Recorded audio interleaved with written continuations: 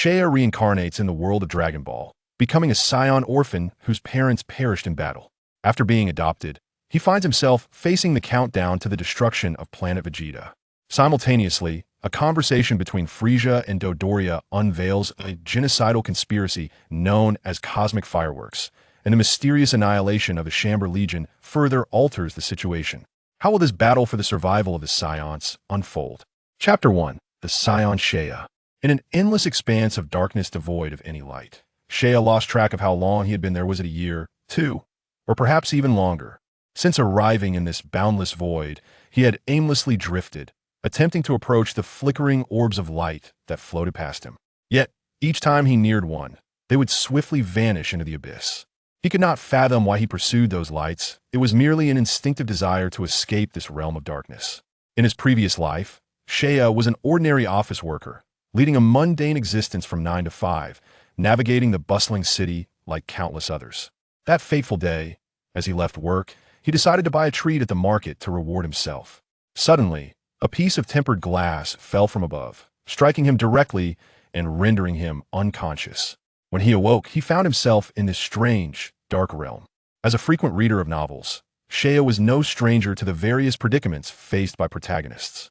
Thus, upon realizing he had inexplicably arrived in this vast darkness, he felt a flicker of excitement. Could it be that fortune had smiled upon him, transporting him to the legendary era of chaos? Shouldn't he seek out Pangu, forge alliances, and encounter gods and Buddhas, vanquishing them as per the narrative? However, as time passed, Shea learned that the tales of novels were deceiving. He encountered neither legendary beings nor treasures, nor even a glimmer of genuine light. Gradually, he understood his predicament. This was not the fabled era teeming with celestial treasures, but rather a hopeless black prison, and he was firmly ensnared within it. A wave of despair washed over him as he contemplated how he might ever escape. Calculating the time, a new light should soon appear. This time, I must exert every effort. Surely I can break free. Shea rallied himself, fixating on the darkness ahead. Suddenly, a brilliant light emerged, expanding rapidly like a colossal orb of luminosity. Shea was certain he had never seen such a vast and radiant orb before. Such a magnificent orb. This is my chance. My escape hinges on this moment. With determination, he bit down on his resolve and propelled himself toward the enormous orb, the searing winds of energy buffeting against him. A profound pain clawed at his very soul. Yet he gritted his teeth and pressed on. Just a little further. I am almost there. Shea's contorted face remained locked on the prize, his eyes shimmering with unwavering resolve as he advanced through the tempest.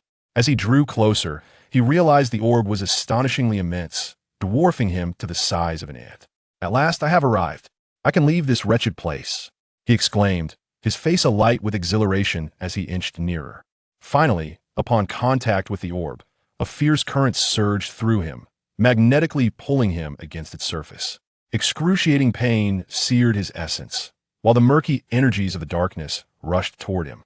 Overwhelmed by two excruciating forces, Shea's visage twisted in agony until he succumbed to unconsciousness. Unbeknownst to him, as he lost consciousness, two powerful gray energies began to converge, meticulously refining his spirit, rapidly elevating his very being. Then, with a swift motion, Shea vanished, absorbed into the colossal orb. The gray, shadowy space settled into silence once more, with only fleeting glimmers of light occasionally appearing and vanishing. On Planet Vegeta, within the infant incubation chamber, a highly advanced facility awaited the newly born Saiyan children, where they would spend time before being assigned to various planets based on their potential. Due to the significance of this location, King Vegeta had deployed extensive forces for its protection, alongside the most sophisticated monitoring systems.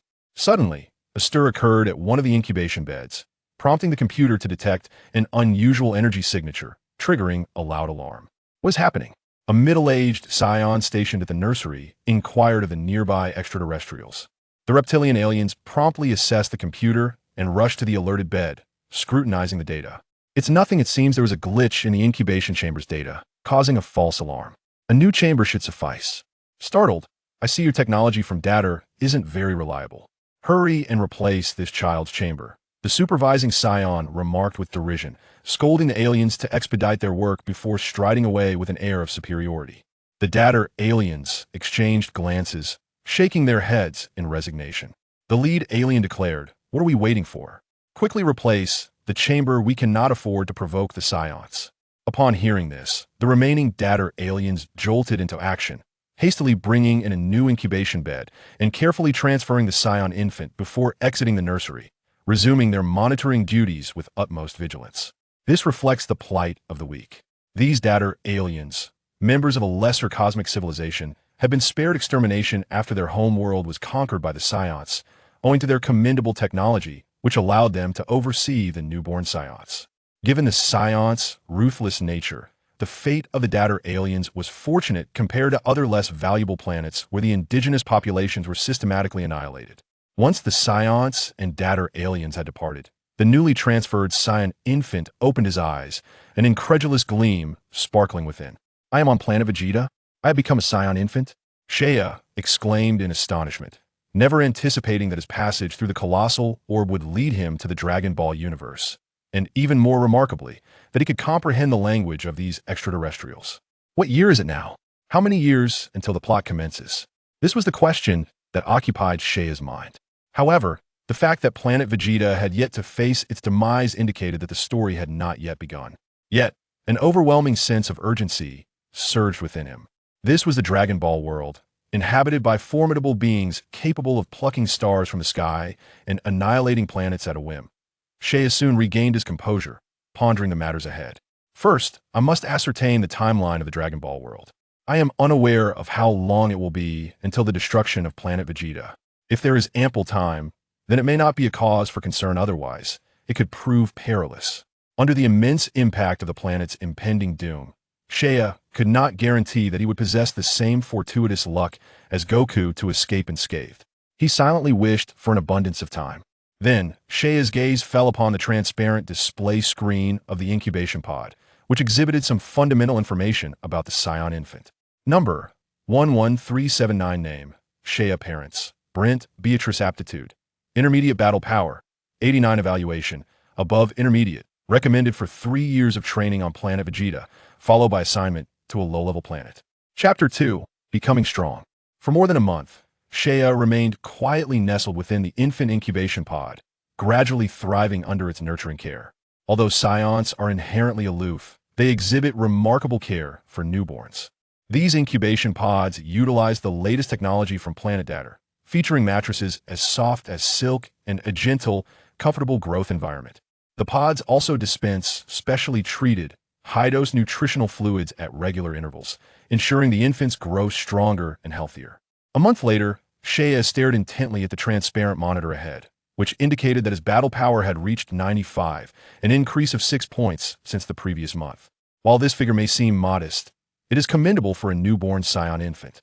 Seiya recognized that his aptitude positioned him among the elite of intermediate warriors. Although he could not compare to those who possessed a battle power exceeding 100 at birth, he was nonetheless exceptional among the newly born. Each year, over 10,000 Saiyan infants are born on Planet Vegeta, with only a minuscule fraction being advanced warriors, fewer than 100, while the vast majority are low-level warriors, alongside a small number of intermediate warriors. Upon completion of their training, these low-level warriors are dispatched to execute missions on lesser planets, while intermediate warriors remain on Planet Vegeta for 3 years of training before being assigned to tasks. As for the advanced warriors, they belong to the esteemed families of Planet Vegeta, treasured like gems. They receive the finest training and care until they become the most formidable warriors among the Saiyan race.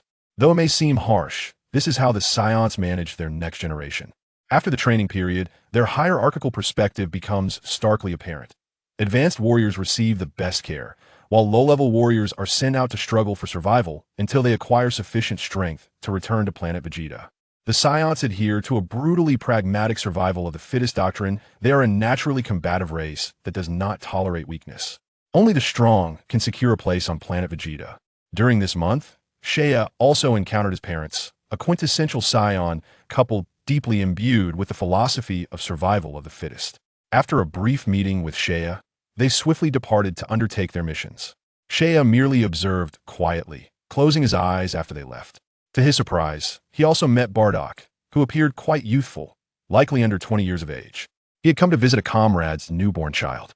Bardock's youth signified that the destruction of Planet Vegeta by Frieza was still a considerable time, at least over a decade. This time frame was ample for Seiya to mature and eventually leave Planet Vegeta. This revelation filled Seiya with elation. There's at least a decade or more until the destruction of Planet Vegeta. This time is sufficient for me to evolve into a formidable warrior. Seiya's youthful face lit up with a joyful smile, and confidence sparkled in his eyes. Next, I will undergo 3 years of training on Planet Vegeta before being dispatched to remote planets for missions. Perhaps I could seize this opportunity to stealthily venture to Earth. Seiya contemplated, then shook his head, dismissing the idea of an immediate trip to Earth. It was simply too soon. He resolved to wait a few more years until his body had matured. Moreover, every Saiyan spacecraft is equipped with a tracking system.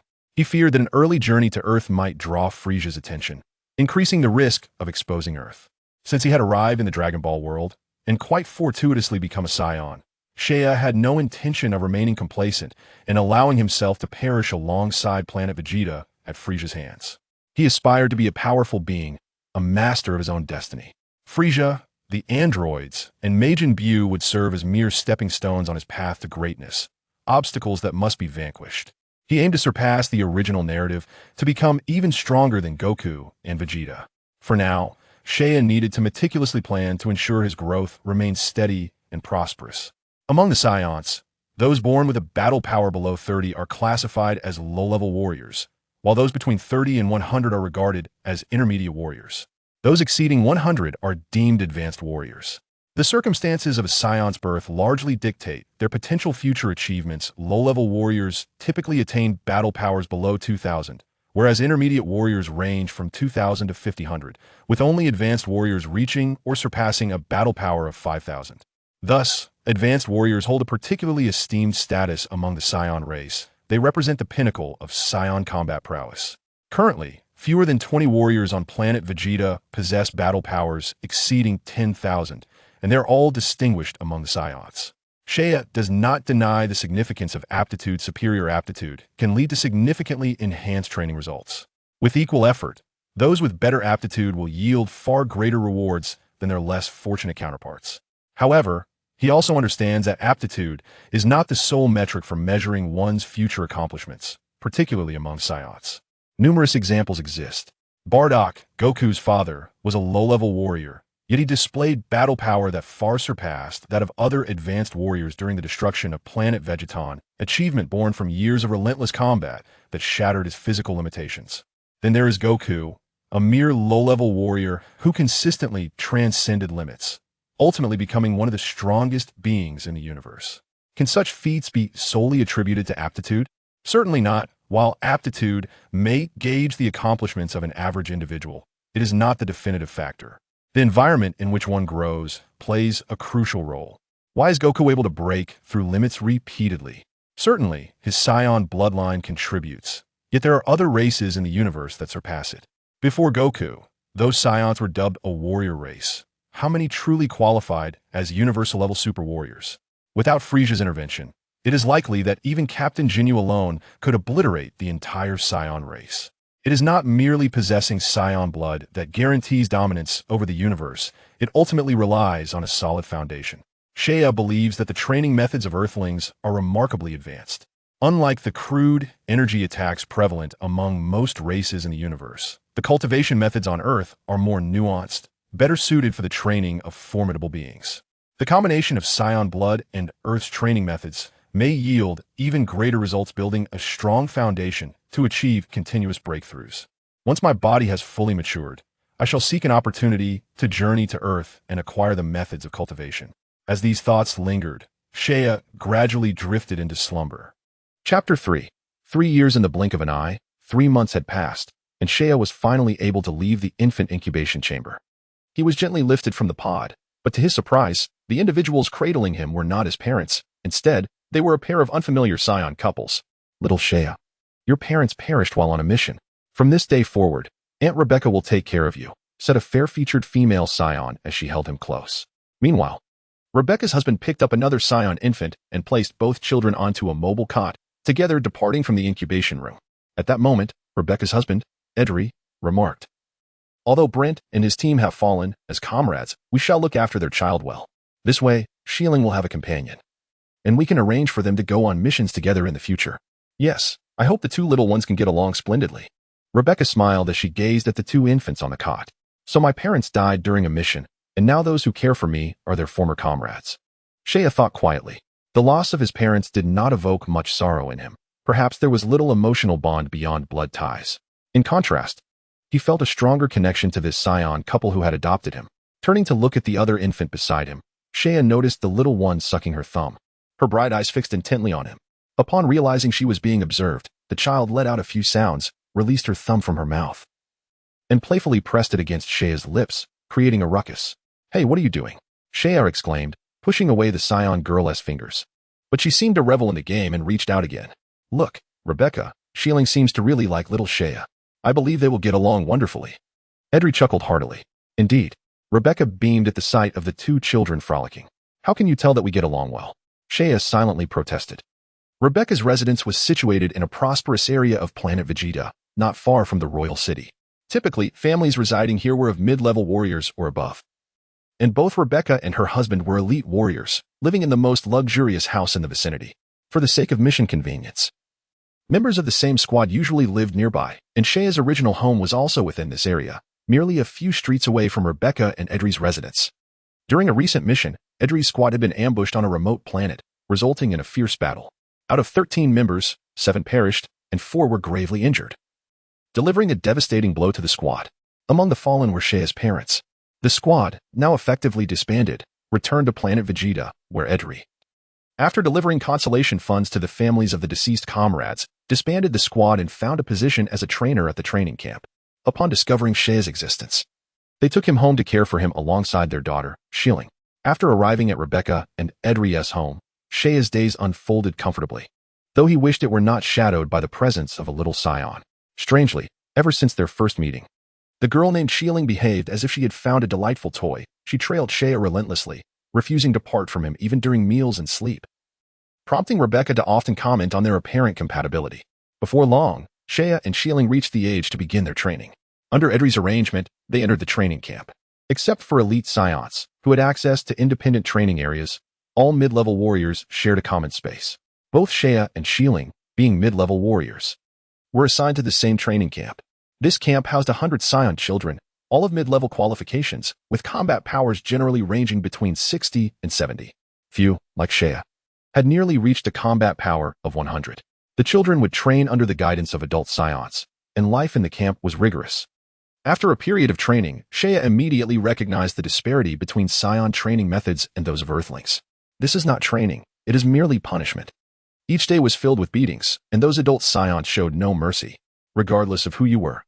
The first thing they did was deliver a harsh beating without any targeted guidance. Is this the training method of a warrior race? If not for the Saiyans' robust physiques, such training would yield no results. Shea shook his head in resignation. During this time, his combat power had not increased significantly, but his resilience had improved considerably. In his view, this training was a complete waste of time. He began to regret whether the cultivation methods in the universe were so primitive. No wonder they couldn't even harness energy. Unfortunately, this routine would continue for 3 years, a veritable waste of life for someone like Shea, who was eager to grow stronger. Several times, Shea inquired with Edry about alternative training methods, only to receive a bewildered look in return. This is the best way for Saiyans to grow. Many life forms in the universe have matured through such training. This left Shea momentarily speechless. Thus, Shea began to perceive the gap between Saiyans and Earthlings in their cultivation practices. Saiyan methods were clumsy, still in a primitive and brutal state. Yet they were the most prevalent training style in the current universe. In contrast, Earthlings had developed a highly intelligent method of cultivation born from their struggles on a lower-tier planet. The starting point was fundamentally different from that of extraterrestrial beings, explaining why most aliens could not utilize energy. Left with no other options, Shea resorted to the knowledge gained from watching Dragon Ball in his past life. Experimenting on his own, he strapped on weights, having no knowledge of more advanced techniques. Fortunately, under the tenfold gravity of Planet Vegeta, he quickly surpassed his peers among the mid-level warriors. Meanwhile, Shieling, the little shadow trailing Shea, found his weighted training amusing and decided to mimic him, tying on several weights of her own, rendering her unable to walk properly. With tears welling in her eyes, she gazed up at Shea with discontent. To this, Shea protested that it was not his fault. Finally, the 3 years of grueling training came to an end. Nearing 4 years old, Shea had reached nearly 1 meter in height, with a combat power of 410, making him exceptionally outstanding among mid-level warriors, whose powers generally hovered just above 200. It is worth noting that a combat power of 410 was significantly greater than that of Son Goku when he defeated the second-generation Demon King Piccolo at the 23rd World Martial Arts Tournament. And Shea had achieved this feat before turning 4. This achievement was attributable to his mid-level warrior potential, of course, but also to Shea's relentless efforts. Following Shea was Xialing, with a combat power of 370, also far surpassing her peers. The accomplishments of the two children were already more remarkable than those of many elite warriors. At the conclusion of the 3-year term, Shea and Xialing received their mission, which, under the orchestration of Adley, was assigned to them jointly. Their objective was a remote planet, Selma, located in the southern region of the North Galaxy. Chapter 4. Selma is a low-level planet situated in the southern star region of the North Galaxy. To date, it is home to only a few primitive races, with no evidence of civilization having emerged. The Saiyans, bound by loyalty to Frieza. Find all tasks issued from Planet Vegeta as serving the interests of FRIEZA'S dominion. This mission was no exception. Shea and Xialing were to eradicate the primitive races on Selma and subsequently hand over the planet to FRIEZA'S forces for exploitation. To put it plainly, the Saiyan race merely serves as enforcers for Frieza, disposable at his whim. It is said that every 1,000 years, a golden-haired Super Saiyan is born among them, a rumor that is often met with skepticism, even among the Saiyans themselves. Nonetheless, Frieza harbors concerns regarding this legend, deeming it prudent to keep the Saiyans under close surveillance while studying their behaviors. Thus far, no individual has emerged among the Saiyans who has caught Frieza's attention. Otherwise, he might have sought to eliminate them at the earliest opportunity. As the impending mission loomed, Shea felt a surge of excitement, for he was soon to depart from Planet Vegeta, marking the inaugural step on his path to greatness. As for the task assigned by Planet Vegeta, he considered it trivial, believing he could postpone it. Once he left Planet Vegeta, who could dictate his actions? He could take his time with the mission.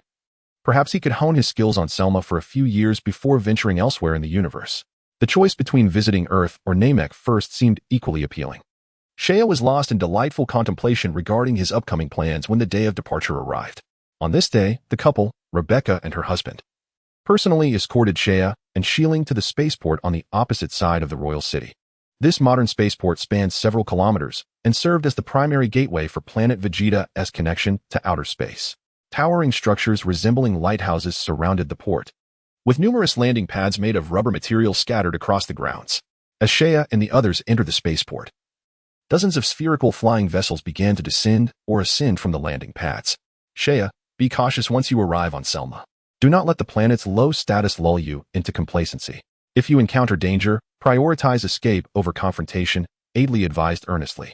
Since the complete annihilation of Adley's team, his perspective on missions and life had undergone a significant transformation. Seeing Shea nod in acknowledgement, he turned to his daughter, Xialing, and cautioned, "Your power is not on par with Shea's, so be sure to listen to him and avoid any mischief." "Understood," Xialing replied with a playful wink, her face alight with a cheerful smile. "Shea, ensure you look after Xialing and return promptly after completing your mission," Rebecca said, her expression tinged with reluctance as she embraced them both. "I will take good care of Xialing," Shea assured, nodding earnestly before boarding his spaceship, a compact, spherical craft. As he settled inside, the hatch sealed automatically. Through the azure glass, Shea glimpsed Rebecca and her husband waving at them from a distance. A wave of bittersweet melancholy washed over him, and his eyes grew misty.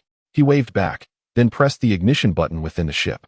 Instantly, a downward force pressed against him as the vessel shot upwards with remarkable speed. In a brief moment, they had pierced the atmosphere of Planet Vegeta, entering the vast and dark expanse of the cosmos.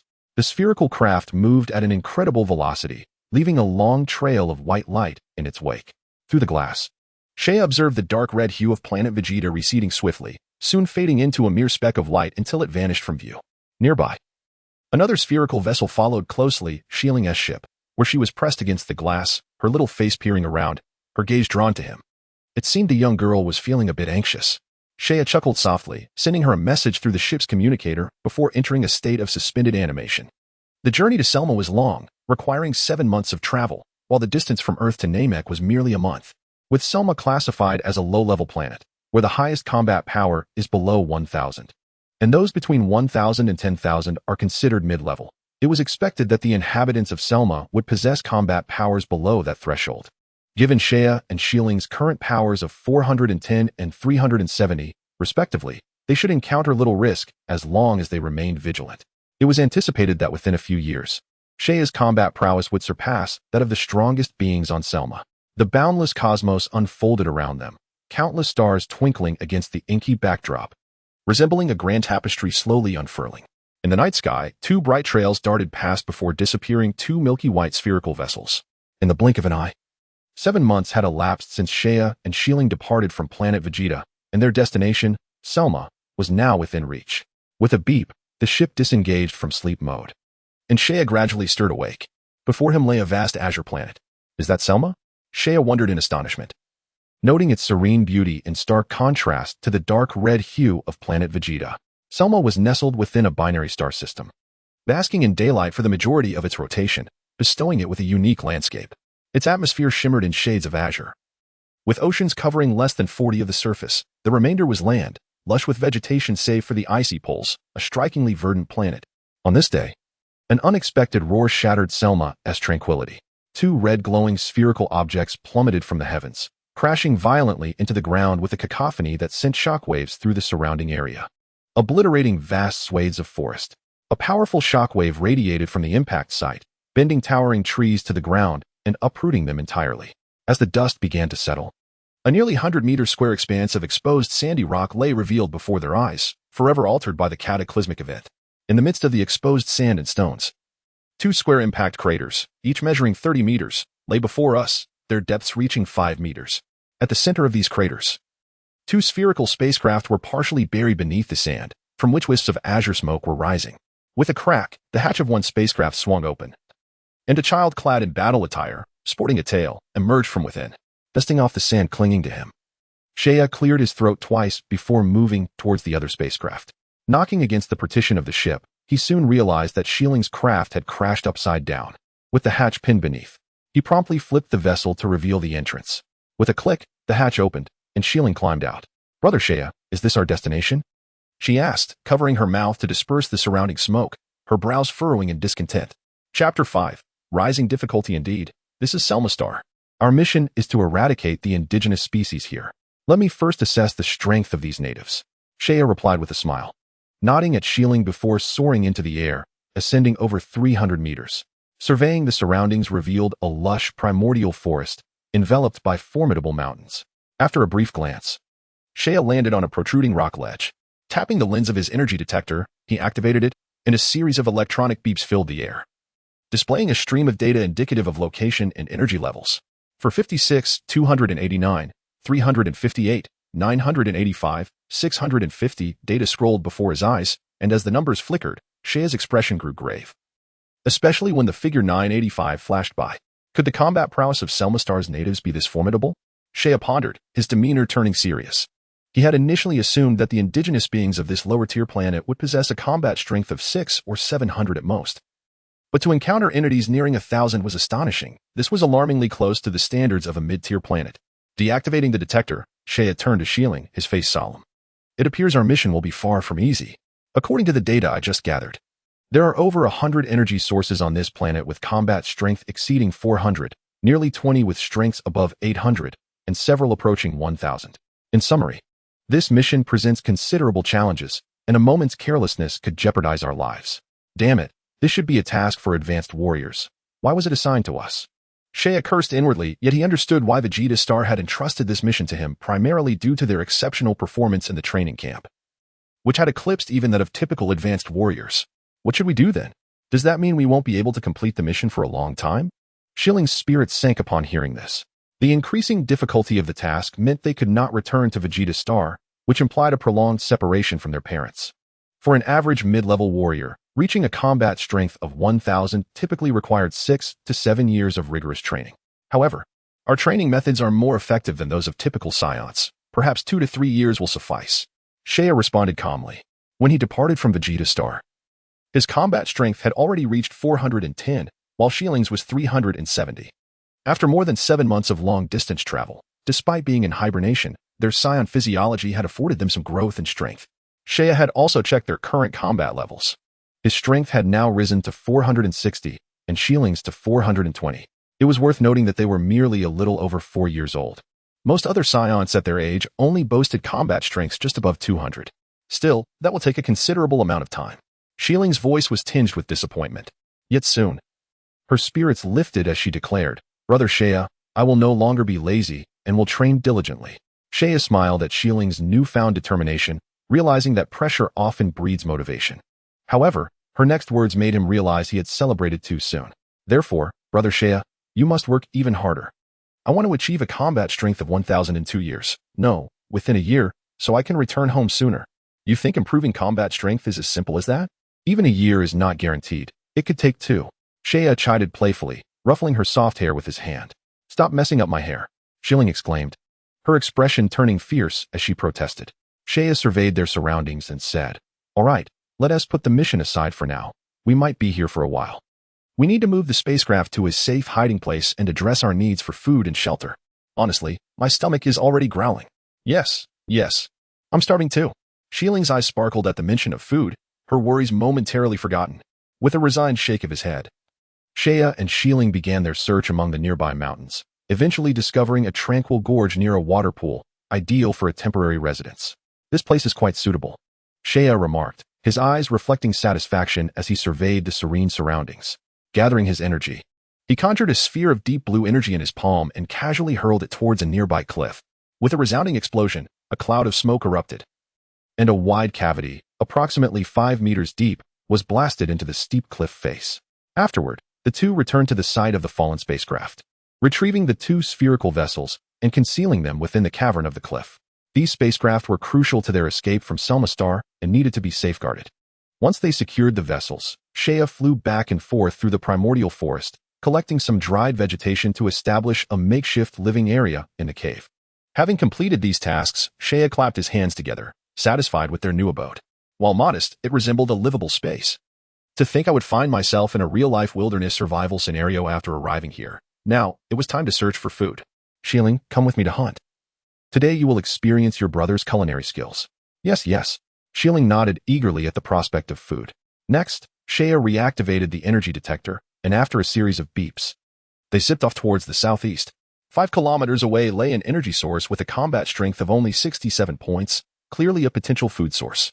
Not long after heading southeast, Shea spotted the energy source, a 10-meter-tall, earthy-colored dinosaur. "A soil dragon. We can feast well today," Shea grinned. The soil dragon, having noticed Shea and Shiling hovering in the air, let out a thunderous roar, as if it had identified its prey as the dominant force in the vicinity. The mighty roar of the earth dragon instantly disrupted the surroundings, startling a multitude of birds. Chapter 6. Chi. The earth dragon had been thoroughly provoked. Its towering form, standing at over 10 meters, reared its fearsome head, its colossal size surpassing the height of the forest. With a furious roar, it opened its gaping maw toward Shea, revealing numerous sharp fangs. Seeking death, a glint of cold light flickered in Shea's eyes as blue energy pulsed in his hands, coalescing into a sphere the size of a fist. "Let me handle this." Just as Shea was about to make his move, Shiling eagerly leaped in front of the earth dragon, her petite frame contrasting sharply with the dragon's massive form. Observing Shiling's eager demeanor, Shea nodded, dispersing the energy sphere and stepping aside with interest. "Then it's up to you. Make it quick." "Got it." Shiling beamed, gazing up at the earth dragon, which was infinitely larger than her, with a bloodthirsty smile. "Now be a good meal." Her innocent voice carried an unsettling chill. No sooner had she spoken than an array of dazzling energy projectiles cascaded from the sky, hurtling toward the earth dragon. Boom. Upon impact, the energy blasts erupted with deafening explosions, accompanied by the dragon's anguished howls and violent tremors of the ground, engulfing the area in a cloud of smoke. As the haze dissipated, the landscape bore the scars of destruction, with cracks and debris littering the ground over a vast expanse.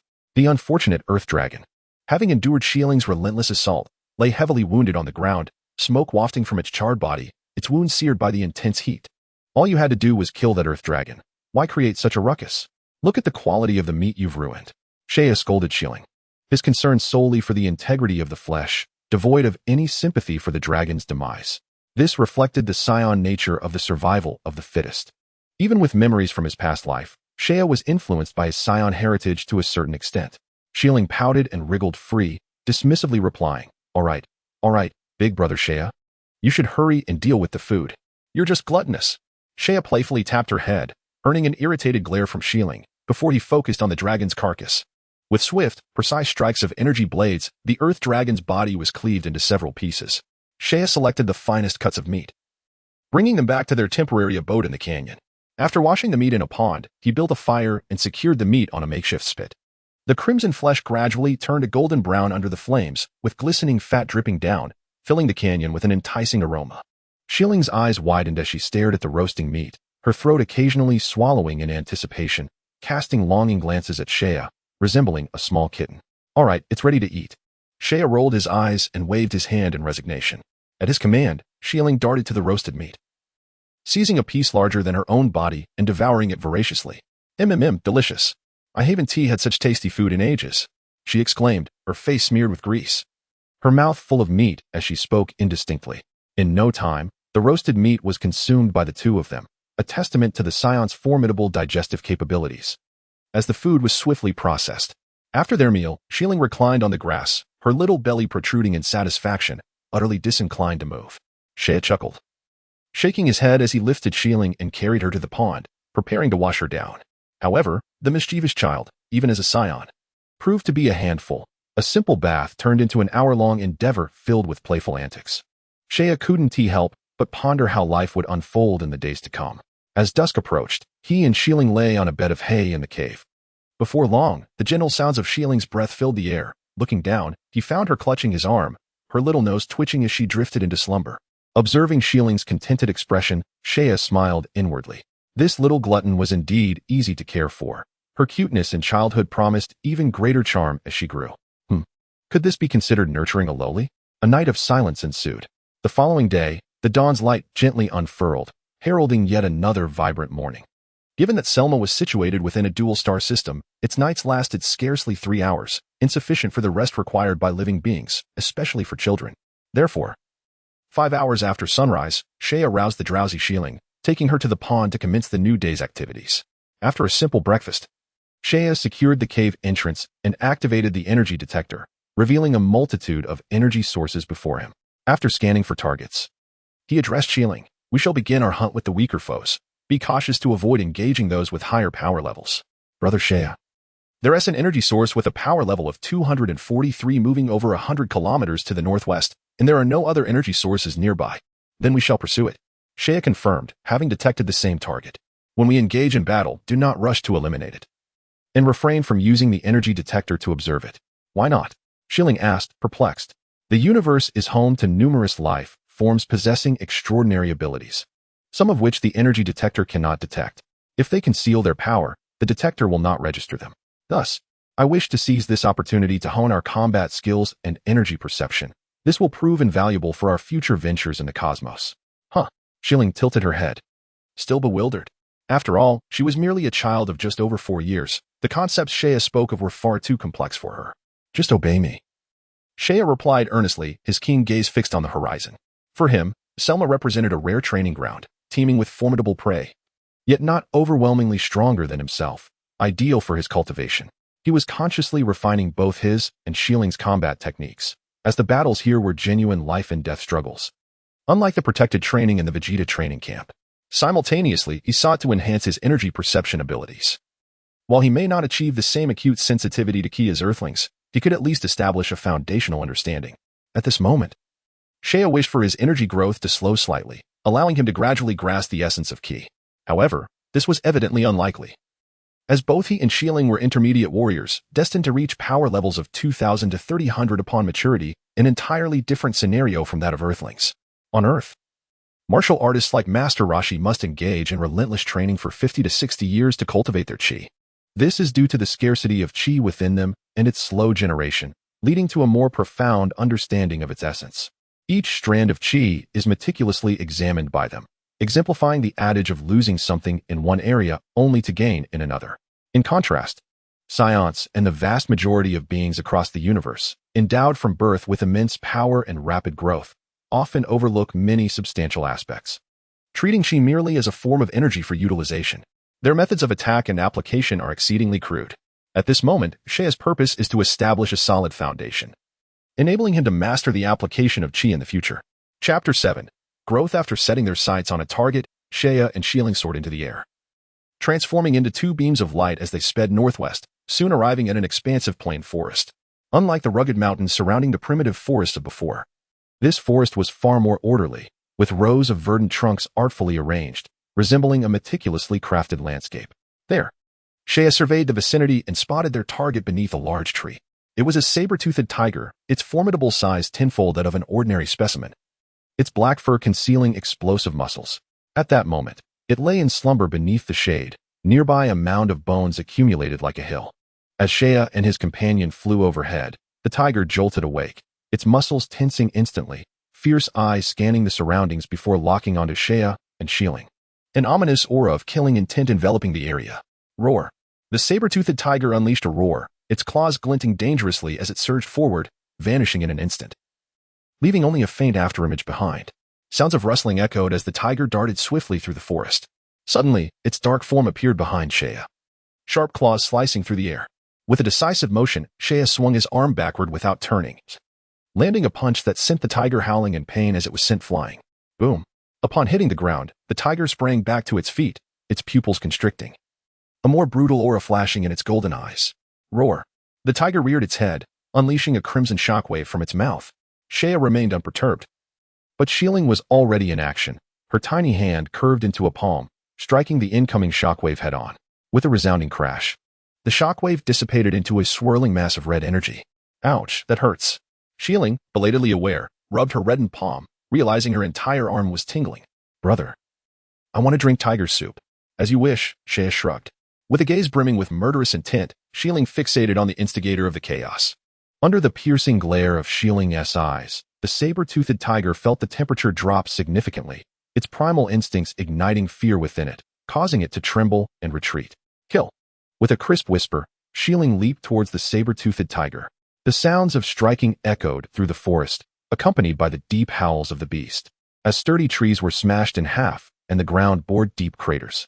Swish, swish, swish. Luminous energy beams darted between the trees, igniting them into flames, thick smoke rising. Laughter rang through the woods as Shieling unleashed her full power, reveling in the chaos. The saber-toothed tiger, despite its frantic attempts to escape, could not evade Shieling's relentless assault. While Shieling frolicked in her playful onslaught, Seiya meticulously observed their movements, gently closing his eyes in an attempt to sense the energy without external aids. Yet, he found himself unable to replicate the Earthling's ability to fight with their eyes shut. How do humans sense the presence of Qi without a concrete method of cultivation? It seemed imperative to visit Earth in the future. After several attempts, Seiya reluctantly conceded defeat. In the original story, Vegeta merely observed Goku and others utilized Qi a few times and soon mastered its application. It should not be so difficult. Why was he struggling? Was Vegeta's talent truly so exceptional that he could learn from a single demonstration? No, there must be some secret he had yet to grasp. Though Vegeta was a genius, Seiya believed his own understanding was equally profound. At that moment, the battle on Shieling's side had concluded. The unfortunate saber-toothed tiger proved no match for her fierce onslaught and was swiftly dispatched. Watching her innocent smile, splattered with blood, Seiya frowned. Realizing the brutality of the Saiyans seemed ingrained in their very essence, even manifesting in a 4-year-old's ferocity. Go wash your face. You look as if you've crawled out of a pile of corpses. Shieling chuckled, allowing Seiya to lead her to the riverbank for a cleanse. In the ensuing days, Seiya took Shieling out daily to hunt, their prey's combat abilities gradually rising from a mere 100 or 2 to nearly matching their own. Beyond the hunting, Seiya prioritized his own training, resolutely insisting that Shieling join him in weight training for more than half a day, regardless of her pleas. At night, he would meditate for over an hour, recalling the training methods imparted by Popo when Goku ascended to the temple. It was a pursuit of tranquility akin to the sky and swiftness like lightning. Perhaps this was a method to sense Qi, despite the hardships. Each day's growth in strength brought him profound joy. The effects of training became apparent. Seiya not only made significant progress in combat power, but also began to sense the flow of energy within others. 2 months later, in a vast plain, the sounds of combat echoed continuously as Seiya and Shieling engaged in a spirited exchange, their movements swift as the wind, both suspended in midair, gazing intently at one another. Seiya assumed an offensive stance, his palms trembling as the energy within him surged like a mighty wave. Buzz. A fierce airflow formed between his palms, compressing the surrounding air, and suddenly, a blue light erupted, dazzling in its brilliance. Kamehameha. with a powerful thrust of his palms forward. Scorching energy exploded forth, a deep blue glow conjuring towering waves that surged uncontrollably into the distance, creating a vacuum in the air. Boom! The vacuum resonated with thunderous explosions. The Kamehameha coiled through the air like a dragon, its menacing energy radiating outward, the force of the wave hurtling towards the horizon. Energy slash! With a commanding shout. Shieling petite form appeared before the Kamehameha, her face alight with a wild grin as she faced the oncoming shockwave. The air collided violently. At the moment when two shockwaves met, a blinding radiance erupted, engulfing everything like the rising sun. Enormous energy surged forth, expanding in an instant, followed by a thunderous roar that resonated through the heavens and the earth. The destructive energy spread unchecked, as if intent on devouring all in its path. As the smoke dissipated and the dust settled, what lay before them was a scorched earth ravaged by artillery, pockmarked with craters as if struck by cannon fire, scattered across the cracked plains. At this moment, Saiya's fighting power had soared to 550, an impressive increase of 90 points compared to just 2 months prior. While Shieling had also made remarkable progress, reaching a power level of 520. Chapter 8. The Transformation into a Great Ape Under the Dark Canopy of Night. The sky revealed a faint glow, resembling a tranquil deep sea without a ripple. Time passed swiftly, in the blink of an eye. Saiyan and his companions had been on the planet Selma for over a year. Not long ago, the planet's mightiest Cyclops had perished at the hands of their combined strength. The mission assigned by Planet Vegeta was nearing completion. However, Saiyan had no intention of returning immediately, as he realized the repercussions of such a return would be immense. For years, Planet Vegeta had never seen a warrior of Saiyan's caliber. His extraordinary prowess at such a young age could easily attract the attention of King Vegeta and the Frieza Forces, which was something Saiyan wished to avoid. With his current strength, he was unprepared to confront the might of King Vegeta and his allies. Fame breeds danger. To evade the scrutiny of King Vegeta and Frieza, Saiyan resolved to remain inconspicuous for a few more years, planning to leave only when Planet Vegeta faced its demise. "Brother Saiyan, I need to use the restroom." Shieling murmured sleepily, rubbing her eyes. Saiyan turned and led her out of the cave. The night was hazy, and the dense forest was alive with the soft hum of insects. In the distance, a full moon rose, illuminating the sky like a bright lantern. "What a beautiful moon!" Shieling exclaimed, gazing at the luminous orb, but her words trailed off as she fell into a trance. "Shieling?" Sensing something was amiss, Saiyan softly called her name. Yet she remained unresponsive, her gaze fixed vacantly on the horizon. A flash of concern crossed Saiyan's mind, accompanied by an ominous premonition. Could it be? His heart trembled violently as he turned to see the brilliant full moon suspended in the night sky, its glassy light filtering through the leaves, mingling with the rising mist, rendering the night particularly ethereal. "This is bad. How could there be a full moon here?" Saiyan gasped, his expression shifting dramatically. The planet Selma was located within a binary star system, with only 3 brief hours of darkness. Although there was a moon, he and Shieling had never encountered a full moon during their time there. Today, however, was indeed a night of the full moon. Panic surged within him. He was uncertain whether he could retain his sanity upon transforming into a great ape. Based on the original manga he had read in a past life, only elite warriors and a select few mid-tier warriors could maintain their intellect while undergoing the transformation. Thump, thump, his heart raced, and his blood felt as though it were boiling in an instant. Saiyan's eyes reddened, and his body began to tremble involuntarily. Turning to glance at Shieling, he noticed that brown fur had begun to sprout from her body. "No, I cannot lose my sanity now." Saiyan gritted his teeth, fighting against the primal instincts of a Saiyan, but the overpowering nature of his lineage was too strong to suppress. In a crucial moment, Saiyan decisively grasped his tail, a flash of blue light flickering as he severed the brown appendage. Thankfully, he acted quickly, narrowly avoiding the loss of his rationality. Indeed, the Saiyan tail posed the greatest uncertainty. He gasped for breath, feeling acute pain at his rear, but he had managed to avoid transforming into a great ape. He could scarcely fathom the catastrophic consequences if both he and Shieling were to become mindless beasts. The transformation into a great ape could amplify power nearly tenfold. Yet it also concealed immense peril. Aside from a few mid-tier warriors and royal Saiyans, most lower-tier and mid-tier warriors would lose their sanity upon transforming, becoming mere instruments of destruction, fully revealing the Saiyans' ferocious nature. Roar. Boom. Boom. In the distance, a colossal mushroom cloud rose, distorting the light, and a tremendous explosion snapped him back to reality. There, a gigantic ape over 20 meters tall was rampaging, wielding a massive tree and swinging it wildly. It unleashed a burst of energy, causing another mushroom cloud to billow forth. They have truly lost their sanity. Saiyan sighed at the horrifying scene before him. A radiant brightness emerged on the horizon, akin to a blazing sun crashing down upon the earth. The ground shuddered violently, and the shockwave from the explosion followed closely behind, bending the trees in the forest and shattering rocks into gravel. The devastation resembled the end of days, with blurred vision rendering it impossible to discern sky from earth. A fierce wind whipped towards him, and Saiyan pressed his hands against his forehead, his black hair flailing wildly. As he sensed the situation, he was astonished to find that Shilling's power level had surged over tenfold. Activating his scouter, he was soon met with a staggering number displayed on the lens: 9,370. Saiyan was taken aback, murmuring to himself in disbelief.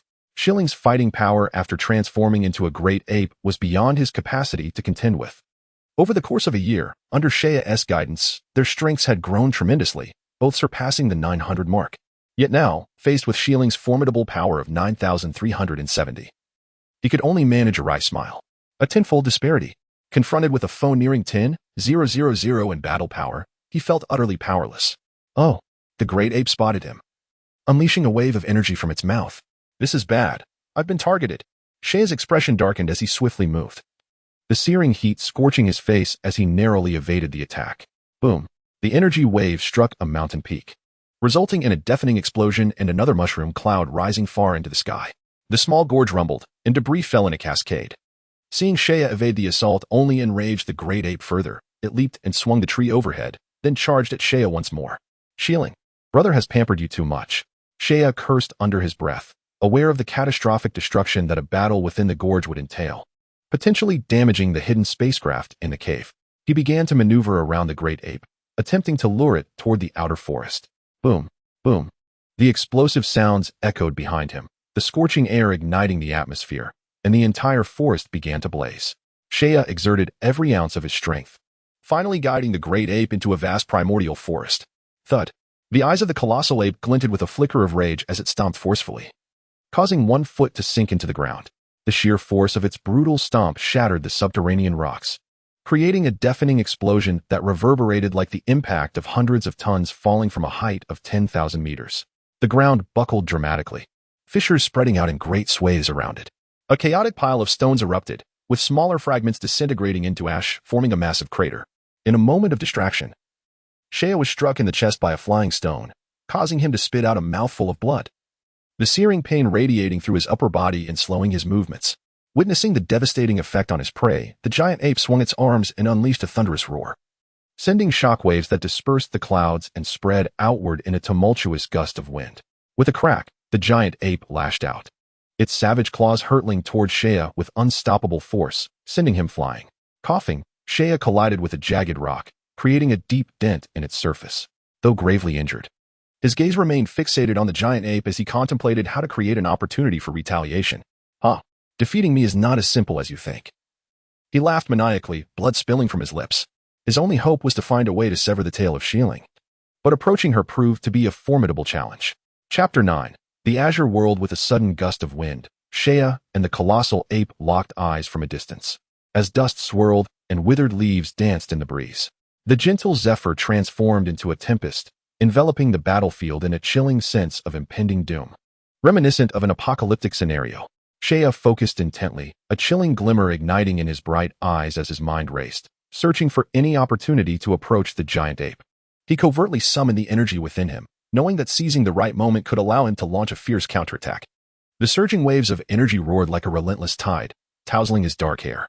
Leaves were shredded to pieces in the wake of the fierce winds, the faint sounds echoing in the air. Suddenly, Saiyan sprang into action. His movements were as swift as the wind, launching a relentless assault on the giant ape.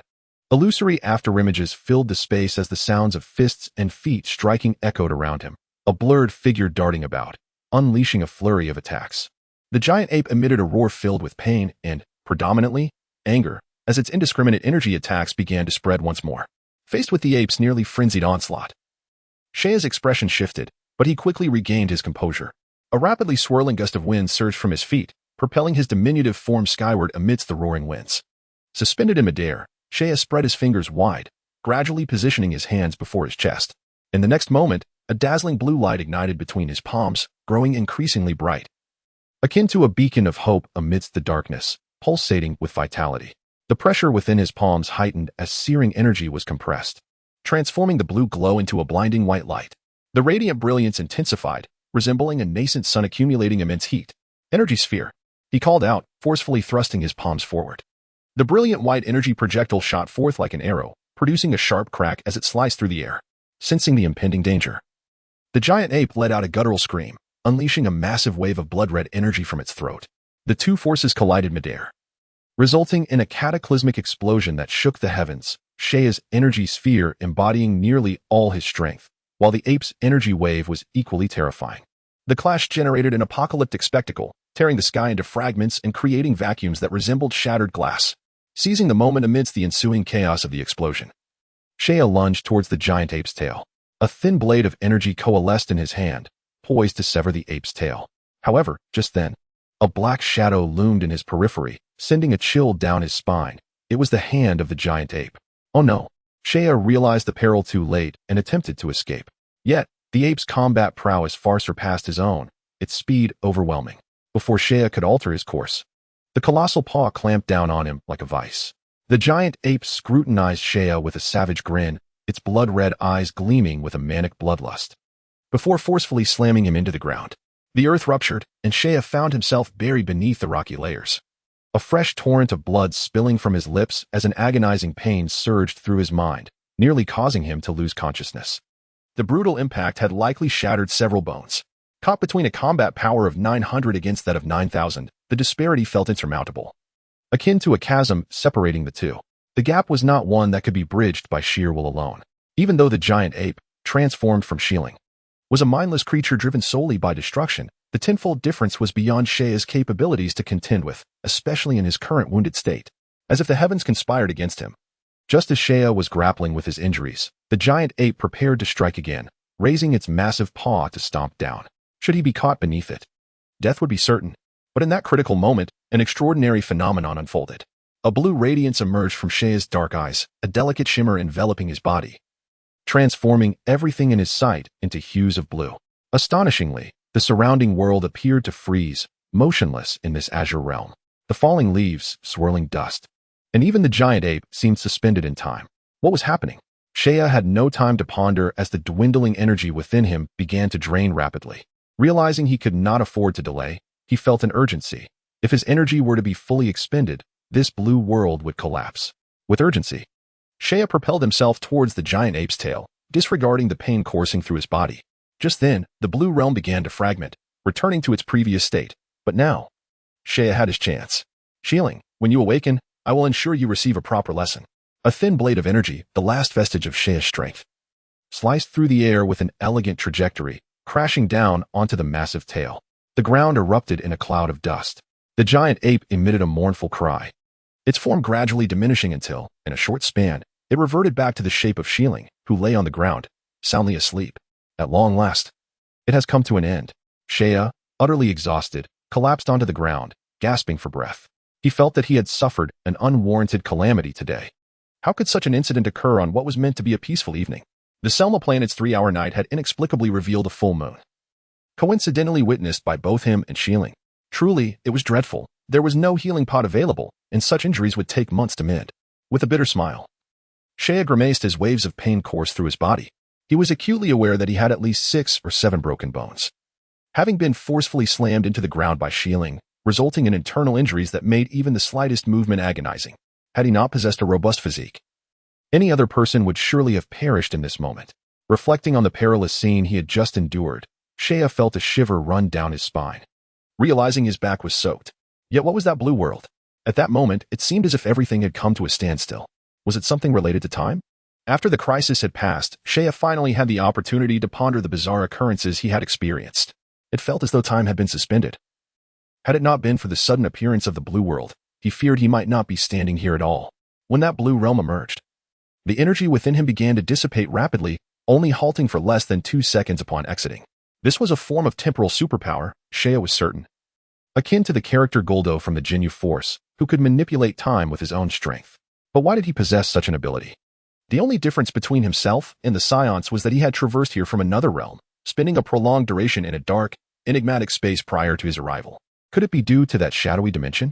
Saiyan pondered quietly, still uncertain about the nature of that mysterious space and how he had ended up there. Perhaps it was best not to dwell on it too much. Possessing this temporal ability could serve as a valuable trump card. Yet, if he had control over time, might there be other undiscovered powers within him?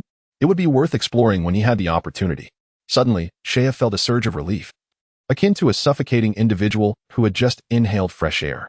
At that moment, not far away, Shilling, who had been dozing, was awakened by a sudden chill. Rubbing her eyes, she rose to her feet, only to be astonished by the devastation that surrounded her, as if a battle had taken place, leaving the ground marred and strewn with debris. Chapter 10. Healing. Shiling's sleepiness vanished completely as she beheld Shea, battered and sprawled on the cracked ground. With a cry, she rushed to his side. "Brother, what happened? Who did this to you?" Shiling's expression was one of deep concern, her hands hovering uncertainly, hesitant to touch him for fear of causing further harm. Cough, cough. "Don't worry, I'm fine." "Shilling, please help me back to the cave," Shea said, his heart warmed by her worried demeanor as he gently patted her arm. Upon hearing his words, Shilling nodded obediently and carefully helped him to his feet, slowly guiding him back toward their dwelling in the cave. Upon returning to the valley they once inhabited, they found it utterly transformed, ravaged beyond recognition. The forest and pond had vanished, and fallen rocks had created immense depressions in the ground, fissures stretching out like dark dragons, tearing at one another as they intertwined. At the cave's entrance, a heap of collapsed rocks blocked the way. Shilling helped clear the debris, and Shea ventured inside to assess the situation. To his relief, though some rubble littered the cave, the area where the spacecraft was stored showed no signs of collapse. After inspecting the two spherical vessels and confirming they were functioning normally, Shea felt a wave of relaxation wash over him. Thank goodness the spacecraft was intact. Otherwise, they would have no means of escape. In this moment, he fully comprehended the constraints that would arise from being without a spacecraft. And he couldn't help but envy the instantaneous movement abilities of the character Sun Wukong from the original story. If he could also harness such teleportation, many of his limitations would vanish. After all, the Dragon Ball world was vast. Even the North Galaxy overseen by King Kai was immense. Not to mention the entire galaxy and even larger star systems beyond. If he were to rely solely on the spacecraft for transportation, the time spent traveling would be a significant hindrance. His newfound superpower appeared to be related to time, since time and space are often intertwined. If his ability had manifested during his traversal, might there also be latent spatial powers within him? This warranted further exploration, and if successful, it would be immensely beneficial. As Shea gazed at the two spherical vessels, his thoughts wandered. The battle had revealed to him that he harbored many unknown secrets within his being, which required further investigation. However, the ability to teleport was essential to his plans. Even if he ultimately could not master spatial abilities, he intended to travel to the planet Adderlant to learn. "Shilling, please gather some hay and fruit. I need to recuperate for a while," he instructed. Shilling, ever compliant, set off to procure the necessary provisions. Once she had completed her task and helped Shea lean against the cave wall, she could no longer contain her curiosity. "Brother, what on earth happened? Why has our home changed so drastically? Who could have inflicted such injuries upon you?" Throughout their journey, Shilling had been filled with questions, but she had refrained from asking out of concern for Shea. Now, however, she could hold back no longer. She could not comprehend how the once lush forest had seemingly endured a cataclysm, leaving behind only endless desolation. Who had grievously harmed her brother? Was there an unknown master lurking on Selma Planet? In response to Shilling's inquiries, Shea could only offer a wry smile and shake his head. It was not her fault, he thought to himself, though he certainly could not articulate that directly. After a moment of silence, Shea resolved to reveal the truth to Shilling, so that she might be prepared for the future, ensuring that such an incident would never occur again. To speak of the true culprit, it was all due to the full moon. Shea bit into a piece of fruit and continued. "You see, our Saiyan race possesses a natural transformation ability. If we gaze upon the moonlight during a full moon, it stimulates the cells within us to mutate, transforming us into giant apes, exponentially increasing our combat power." Shilling's eyes widened in astonishment, her mouth agape as she gasped. "Does that mean Saiyans are invincible with such an ability?" Shea shook his head. "It's not that simple. Without delving into how powerful the Saiyans can become in that state, there is a significant weakness that limits most of us." "What weakness?" "Those Saiyans are a warrior race. Aside from elite fighters and a select few mid-tier warriors, the majority do not possess exceptional potential.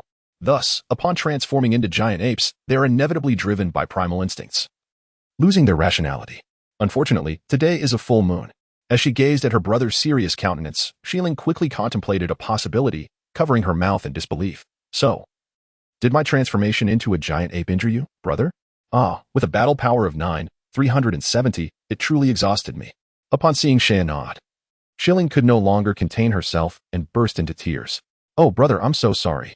It's all my fault." Shea gently patted the little one's shiny black hair, offering comfort. "It's all right. You needn't be upset.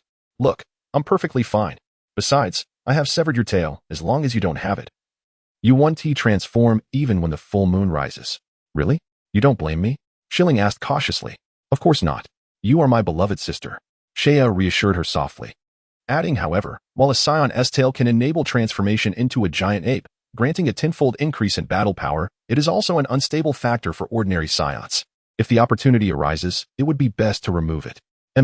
Schilling nodded vigorously, feeling a tinge of regret, but trusting Shea's words. "I must take time to recuperate over the next few months, so I will leave the upcoming tasks to you. However, do be cautious. Although there are no creatures on Selma Star that can threaten you now, one must always exercise caution. There are still many beings in this world, like Saiyans, capable of transformation. These beings may appear weak initially, but can become formidable once they transform." Shea advised seriously. Numerous races in the universe possess transformation abilities. They often suppress their battle powers for various reasons until they face real threats, at which point they unleash devastating attacks.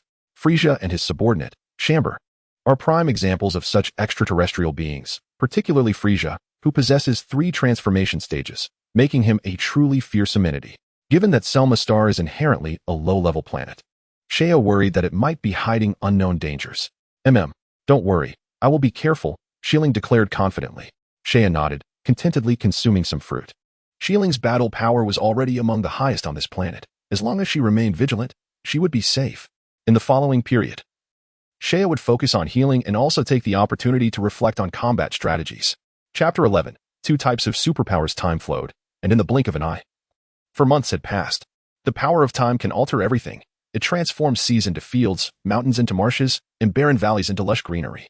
Though not as dense as the original forest, it bore a vibrant appearance.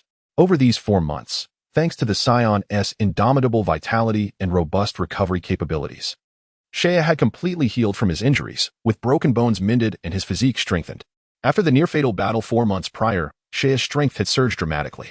Within this brief span, his battle power skyrocketed to an astounding 700, an almost inconceivable feat for a Saiyan under 6 years old. However, the most significant gain during these months was not merely the enhancement of his battle power, but the development of a new type of superpower.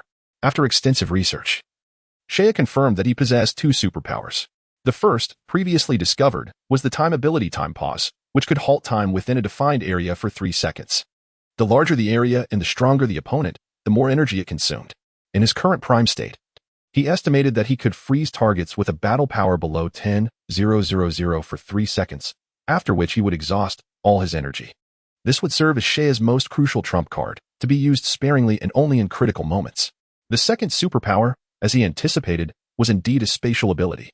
Through this period of development, he could now teleport within a 10-kilometer radius, although many aspects remained imperfect due to it being in its early stages. One day, while Shea was practicing his instantaneous movement ability, he noticed Schilling flying in from the horizon, her arms raised high, dragging a wild boar several times her size, exclaiming joyfully as she flew. With a thud, the boar crashed to the ground, creating a dull thump. "Shea, brother, look what I just caught. Today, I want to eat roasted piglet," Schilling exclaimed, pulling at Shea's arm. "All right, I'll comply, but you must train diligently afterward, if you don't reach your goals." "I won't prepare any treats for you," Shea replied. Upon hearing that she might miss out on delicious food, Schilling immediately puffed up her cheeks, her eyes reflecting dissatisfaction. "Got it." Shea chuckled indulgently, then skillfully gutted the boar, removing its innards and skin, cleaning it, and securing it with wooden sticks. With a flick of his fingers, a key blast ignited the firewood, and soon the enticing aroma of roasted boar wafted through the air. As it neared completion, he sprinkled some unique spices from Selma Star, resulting in a delectable roasted piglet. Schilling's eyes sparkled as she eagerly tore off a large piece of meat, devouring it hungrily. "Brother Shea, when are we going back to Vegeta Star?" she inquired between bites, having long missed their parents back on Vegeta Star. Shea wiped his mouth and set down his food, saying, "According to our mission plan, we only need to eliminate the primitive natives on Selma Star to return to Vegeta Star. However, I believe that returning too early could lead to unfavorable circumstances for us." "What could be unfavorable?" Schilling asked, puzzled. Shea sighed, explaining, "Look at our age and our current battle power. Although Saiyans are a warrior race, greater strength is not always advantageous. There are many political issues at play. If we shine too brightly, even Aunt Rebecca and Uncle Adri would struggle to protect us. At this juncture, Sheia's battle power had reached 1,700, while Shieling stood at 1,080, both still in their juvenile phase. They had not yet entered the Saiyans' rapid growth period, yet their prowess was already remarkable, promising even more formidable strength upon reaching adulthood. They were just beginning to enter the Saiyan Golden Age, and future developments were hard to predict. Would this be a scenario that King Vegeta would welcome? King Vegeta himself had barely surpassed 10,000 in battle power, which clearly posed a threat to his dominion. The elite warriors on Vegeta star with battle powers exceeding 10,000 typically only achieve such levels after the age of 30, their potential largely capped. Such warriors were the ones King Vegeta preferred. If your power were to become a significant threat to him, he would not hesitate to eliminate you. It was known that King Vegeta ordered the death of Broly and his father upon sensing Broly's immense potential as a threat to his reign. It was not far-fetched to think he might do the same to Sheia and Shieling for similar reasons, even if he could not act overtly. Arranging special missions to eliminate them would be all too easy, allowing him to do so without a trace. Shieling absolutely trusted Xiaoyu's words, and upon hearing them, her delicate face furrowed with concern. However, it was not King Vegeta that troubled her. Rather, she was deeply apprehensive about Frieza. Frieza? Shieling pondered for a moment and recalled that this Frieza was indeed the object of loyalty for their Saiyan race. Brother, why are we worried about Frieza? Could he pose a threat to us? A glimmer of ferocity flickered in Xieling's eyes as she spoke. Xiaoyu's expression grew grave as he nodded. Indeed. Frieza is cold-blooded and sinister. He harbors the utmost suspicion towards us Saiyans, fearing the emergence of the legendary Super Saiyan among our ranks. Had it not been for his interest in studying the Super Saiyan phenomenon, he would not have allowed the Saiyan race to endure to this day.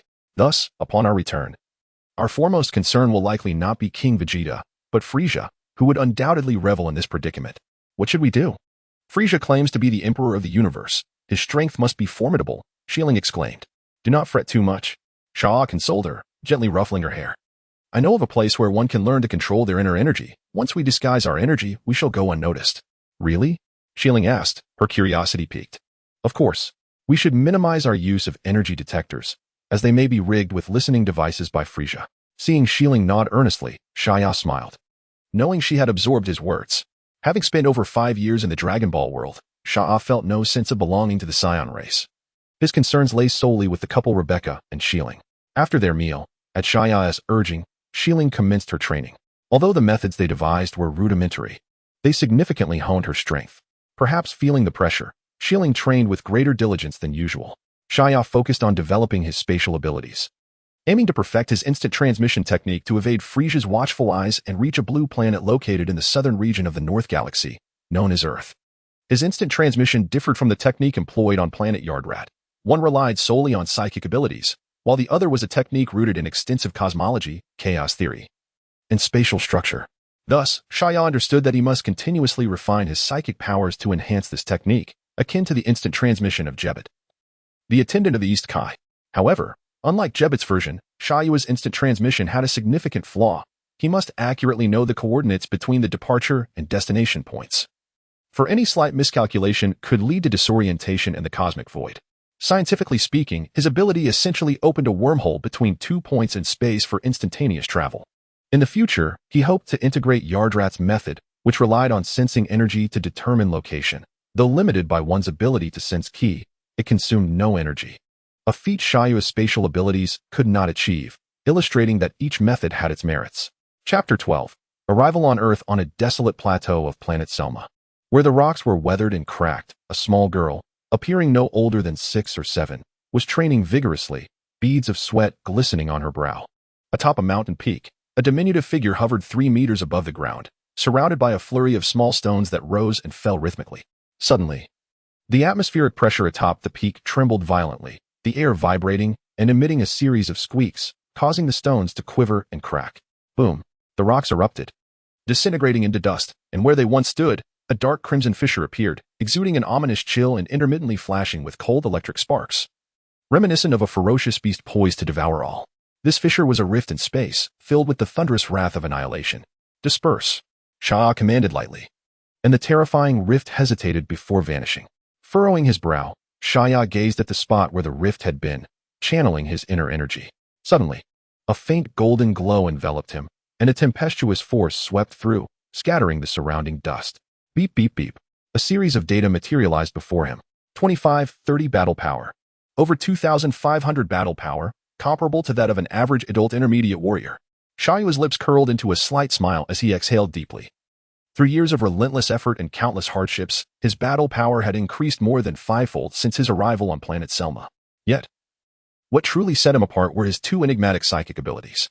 After extensive development, Xiaoya had mastered the application of spatial powers and, building upon instant transmission, had devised a new technique, spatial slash. This formidable technique was nearly as practical as time stop. Deactivating the energy detector, he surveyed the vast, barren plateau located on the western region of Selma, where tawny stones blanketed the earth. As the wind stirred, raising clouds of yellow dust, a sense of grandeur filled his heart, reminiscent of a boundless sky. Having spent over 3 years on planet Selma, it was time to depart. With a thought, Xiaoya abruptly vanished from the mountaintop. On the plateau, Xiling continued her vigorous training, her energy pulsating and swirling, causing the air to hiss as sweat trickled down her hair. Evaporating upon hitting the ground, her beautiful hair danced in the wind, held back by a ribbon, while some strands clung to her flushed cheeks. Suddenly, waves of energy surged and roiled, centering around Xiling as the pressure in the vicinity dropped. Dust swirled like a desert storm, enveloping everything. As Xiling accelerated her punches and kicks, a series of explosive sounds echoed, transforming the area within hundreds of meters into a boiling cauldron. Boom! A figure appeared in the skies above, descending gracefully. As he extended a hand, the raging storm was abruptly dispersed. The fierce wind ceased, and the swirling debris was drawn to the ground by gravity. Xiaoya landed on one foot and approached Xiling. "Brother," Xiling called out, her expression darkening, clearly displeased by Xiaoya interrupting her training. Xiaoya chuckled lightly, brushing off the dust from his clothes. "Do not be upset. I have come to tell you that we are about to leave this planet." Upon hearing this, Xiling's expression brightened slightly as she inquired, "Xiaoya, have you perfected your psychic abilities? Do we not need to travel by spaceship?" Now, Xiling's maturity allowed her to understand the necessity of holding sufficient trump cards and not fully trusting King Vegeta or Frieza. Concealing their battle power was essential, which meant they needed to journey to the distant Earth. Sean nodded earnestly. "Yes, if I harness my full psychic potential while bringing you along, we should be able to reach Earth swiftly. When shall we depart?" "We can set off at any moment once we have positioned the aircraft." Xiling nodded then. With a delicate push from her toes, she soared into the air towards the valley where they resided. Shea followed closely behind. Observing the young girl as decisive actions and lamenting with a shake of his head, little Xiling has grown up, no longer clingy. How is it that she has lost some of her childhood charm? Logically, he usually indulged Xiling's wishes, so she ought to be more attached to him. Why has she become increasingly independent? Has his upbringing led her astray? Or is it simply the distinctive character of the Saiyans that has become more pronounced? Upon returning to the small valley where they had lived for 3 years, Shea confirmed that both aircraft were securely set. He then found a large stone to block the cave entrance. After completing this task, Shea took Xiling's small hand and said, "Hold on tight. I am about to activate instant transmission." Xiling complied, stepping forward to embrace Shea and burying her head in his chest. Shea opened his arms to wrap around her waist, while his other hand pressed a finger against his forehead. With an air of utmost seriousness, he focused his thoughts, and an unusual ripple enveloped them both. A brief flash of light flickered, and the two vanished from the tranquil valley. In the vast cosmos, a gossamer galaxy cascaded from the northeast to the southwest. Stars twinkling like diamonds, dotting the night sky with their luminous brilliance. The Earth, a cerulean planet situated in the southern region of the North Galaxy, is deemed a low-level world, overlooked by other civilizations, as the humans on this planet, even armed, possess combat powers that barely exceed a meager 10. Yet, this unassuming planet harbors profound martial arts. At this moment, in a hilly region of the northern hemisphere, a dazzling light flickered in the sky like a star. Following this brilliance, 2 figures suddenly appeared mid-air, plummeting straight down. Wow! Shea landed on the ground, collapsing onto his back, greedily inhaling the ambient energy. Alas, what a miscalculation. I almost lost my direction in space. I must not be so reckless in the future. Shea lamented internally, having located Earth's coordinates from the aircraft. Yet he had underestimated the complexity of interstellar travel. If not for their good fortune, they might have become lost in the cosmos. After a series of transfers through several planets, they had finally reached their destination. This extensive instantaneous travel was incredibly taxing, although they had transitioned from one planet to another. The entire process nearly drained him of all energy, almost leading to his premature demise. "Brother Shea must think carefully before activating instant transmission again," Xiling murmured, surveying their surroundings with a slight frown. "Is this truly the Earth you spoke of? The gravity here is only 1/10 of that on Vegeta, not even comparable to Selma." Is there really a miraculous method of martial arts cultivation here? After resting briefly and regaining his strength, Seiya stood up and replied, "Do not underestimate Earth. Though it is merely a low-level planet, its martial arts philosophy is intricate. If we can fully comprehend it, we need not fear even King Vegeta, let alone Frieza." Xiling's starry eyes sparkled. She had never witnessed her brother Seiya hold such esteem for a planet before. It seemed this world indeed possessed something of value. Seiya glanced around and said, "Let us first find a populated area to change into suitable attire, and then seek out a place for cultivation." Chapter 13. The sacred land of Karen. The sky was high and clear. A gentle breeze caressed their faces. The azure sky was as flawless as a mirror, with sunlight filtering through the leaves, casting dappled highlights on the forest floor.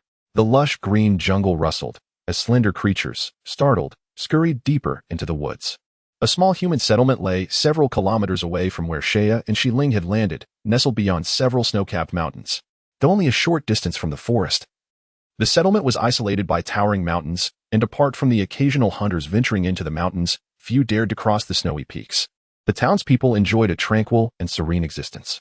As the warm sun shone down, the ice and snow began to melt gradually. At that moment, two straight beams of light traversed the sky as Seiya and Xiling entered the small human town. Upon landing, they beheld a scene reminiscent of Seiya's past, with tractors clattering in the fields and farmers toiling with their hoes. Overwhelmed by nostalgia, Seiya felt a wave of complex emotions wash over him. Despite the world having changed, humanity remained steadfast in their daily toil from dawn till dusk. Yet this way of life felt increasingly distant to him. Seiya smiled faintly and shook his head, saying, "This kind of life is not what I seek." Having experienced the mundanity of life and the helplessness of weakness, Seiya was more resolute in his conviction. He would seize his destiny and not succumb to the world's decline. The path of a strong person may be arduous, but he would persevere.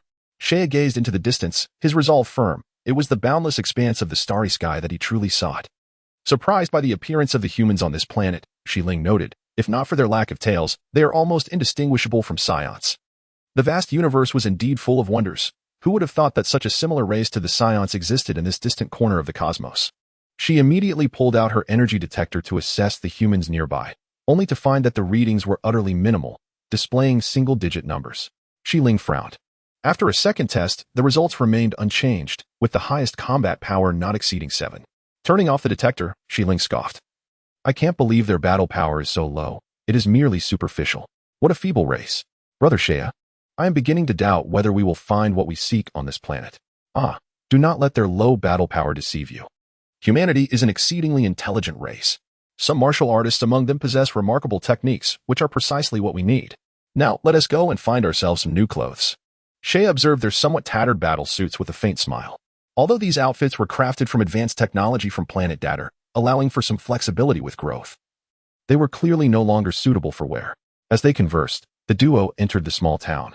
Despite its remote location and distance from larger cities, the shops lining the streets were filled with a dazzling array of goods, rich in variety. Xiling, having never encountered such items, was momentarily dazzled. Flitting about as if she were a beggar entering a marketplace for the first time, captivated by the novelty of everything and eager to grasp it all. Just as Xiling was about to resort to forceful means to acquire what she desired, Seiya intervened to halt her actions. "What are you doing?" Xiling exclaimed, visibly displeased. Seiya grasped her arm and said, "If you want something, you must purchase it with money, not resort to theft." "But I don't have any money," she protested. "Fear not, leave it to me. However, you must also learn how to navigate civilized society," Seiya replied, casting her a sidelong glance. As a warrior race, the Saiyans are inherently brutal and ruthless, driven by the survival of the fittest. This trait is unchangeable, however. Seiya does not wish for Xiling to be tainted by the malevolence of Frieza, who engages in senseless slaughter and forceful plunder, actions that do not align with his principles or the way of existence in the universe. Since Xiling has chosen to accompany him, he feels responsible for guiding her properly. Subsequently, Seiya utilizes instant transmission to enter a primeval forest, hunting down some rare beasts. He trades the pelts of these creatures for currency on Earth and uses the funds to purchase essential items for their daily needs. In this era, the Universal Capsule Corporation has yet to flourish, making it impossible to fit larger items into their compact capsules. Thus, Seiya and Xiling do not acquire many belongings, merely enough to replace their entire attire and tidy their hair. After this transformation, the duo remarkably resembles children just starting elementary school, except for the brown tails trailing behind them. Shea dons a white short-sleeve shirt paired with a black jacket and casual pants, while Shieling wears a unisex top and a gray coat, complemented by a pair of small jeans, her black hair tied into a ponytail, adding a touch of feminine grace. How bothersome. We could have simply taken what we needed, yet we had to make this so complicated, Shieling pouted, displaying her impatience. Pulling at her sleeve, she exclaimed. Why must we dress like this? These garments are hardly durable. They will tear easily in battle. Shea flashed a bright smile, knowing that despite Shieling's outward dissatisfaction, she was secretly pleased. She simply would not admit it. Observing the sky, Shea ascertained a direction and declared, enough complaining. Our next destination is the sacred site of martial arts on Earth, the Kalan Sanctuary, where the Kalan Tower stands. Our goal lies atop that tower. Okay, with that. The two ascended into the air, transforming into two brilliant streaks of light, soaring towards the Kalan Sanctuary. Shea's purpose for visiting the sanctuary was not only to learn the method of energy manipulation from the cat sage, but also to acquire the mystical healing beans known as Senza beans. In the early stages of Dragon Ball, the beans did not display significant value, merely suppressing hunger. However, in later stages, they became life-saving treasures, capable of rapidly restoring stamina and instantly healing any injury. Unfortunately, by the later stages of Dragon Ball, the production of Senza beans had drastically declined, and their supply was limited, leading Goku and others to wish they could split a single bean to share. Thankfully, at this point, the Senza beans had yet to be squandered by the likes of Yakon, and there were likely still many in stock. The Kalan Sanctuary, located on a vast plain on the opposite side of Earth, has long been guarded by the indigenous Indian tribes. In ancient times, it served as the birthplace of martial arts on Earth, attracting countless warriors seeking to challenge the Kalan Tower. Although the martial arts on Earth stagnated in recent centuries, particularly after a cataclysmic event 300 years ago, the spirit of progress among Earth's martial artists has never waned. Every few years, individuals still come to seek out challenges at the Kalan Tower. Today, the tower welcomes two new visitors. In a flash of light, the smooth horizon came into view as Shea and Shieling arrived above the Kalan Sanctuary, gazing at the slender tower that ascended into the clouds, disappearing into the layers of mist. Is the Kalan Tower really this tall? Shieling exclaimed in astonishment. Shea, equally impressed, contemplated the legend that one could only reach the top of the tower by climbing it barehanded. Initially skeptical, he now found himself admiring the ancient ancestors of Earth for what seemed to be a feat only achievable by the divine. Chapter 14. On the temple, Shea and Shieling briefly paused at the base of the Kalan Tower before accelerating along the ivory tower towards its summit. At the top of the Kalan Tower, within a spherical structure, the cat sage stood beside a water basin, his expression grave as he observed the rapid ascent of the two warriors. Their speed was astonishing. The gusts they generated dispersed the surrounding clouds, bringing them ever closer to the tower's pinnacle. Where on earth did these monsters come from? They are about to reach the top so quickly. Compared to them, the Demon King Piccolo from 300 years ago is nothing. The cat sage wiped the beads of sweat from his brow, pacing uneasily as anxiety filled his heart. The arrival of such formidable beings on Earth left him uncertain whether it was a blessing or a curse. Since Shea and Shieling did not conceal their aura, the cat sage and the supreme deity had already detected their presence upon their arrival on Earth. The overwhelming aura radiating from the two left them in a state of shock and helplessness. Such a terrifying presence was beyond anything they had ever encountered, inducing a sense of suffocation. They could only hope that these visitors would not pose a threat to Earth. Considering Shea and Shieling's battle powers of 2,530 and 1980, respectively, it was incomprehensible to the supreme deity and the cat sage, whose powers barely exceeded 260. The impact of such strength was akin to a cataclysm. They're here. The cat sage jolted, his gaze shifting from the water basin to see the two young figures floating outside the tower's summit. I cannot believe they passed the Kalan Tower's challenge so swiftly. They are truly extraordinary. Trembling, the cat sage steeled himself and approached Shea and Shieling. At that moment, Shea was also sizing up the rotund white cat before him, thinking, so this is the cat sage. He truly resembles his depiction in the original story. I hear he is over 800 years old. What brings you two here? The cat sage inquired cautiously. Meanwhile, in the temple atop the Kalan Tower, the supreme deity wore a serious expression, gazing downwards, accompanied by Bobo, who was attentively by his side. Cat sage, I have heard that the Kalan Sanctuary is the origin of martial arts on Earth. We wish to seek your guidance on the methods of cultivation, Shea said with a smile, getting straight to the point. The cat sage relaxed slightly, replying, your strength far surpasses mine by countless folds. I fear I have little to teach you. Such words cannot be spoken so lightly. The truly accomplished serve as mentors, due to certain innate reasons. Our kind possesses immense power, yet this very strength makes it challenging for us to control our energy. Therefore, we seek to learn the methods of mastering our aura. Seiya elaborated on their situation. He did not underestimate the cat sage simply because he had a battle power of less than 200. After all, as a sage who had lived for over 800 years, his experience was unparalleled. Upon hearing this, the cat sage exhaled in relief and nodded. Very well. Let me witness your true strength. Although he could gauge their approximate power from the aura they unconsciously emitted, the true extent of their might could only be understood through direct experience. I shall go first, Seiya declared, channeling the energy within him. Instantly, an overwhelming aura surged forth, transforming into a tempest that swept through the surroundings, causing the items atop the Kalen Tower to topple and scatter. The feline sage was momentarily stunned by the aura emanating from Seiya. When Seiya truly unleashed his power, the energy he had previously exhibited paled in comparison. The sage had never encountered such a formidable presence, rendering him momentarily immobile. After a brief moment, Seiya reigned in his aura, only to find that many items around him had been toppled by the force of his energy. It's my turn now, Shieling softly declared. Although she was skeptical that this plump white cat possessed the abilities Seiya claimed, she nonetheless exerted her energy to its fullest.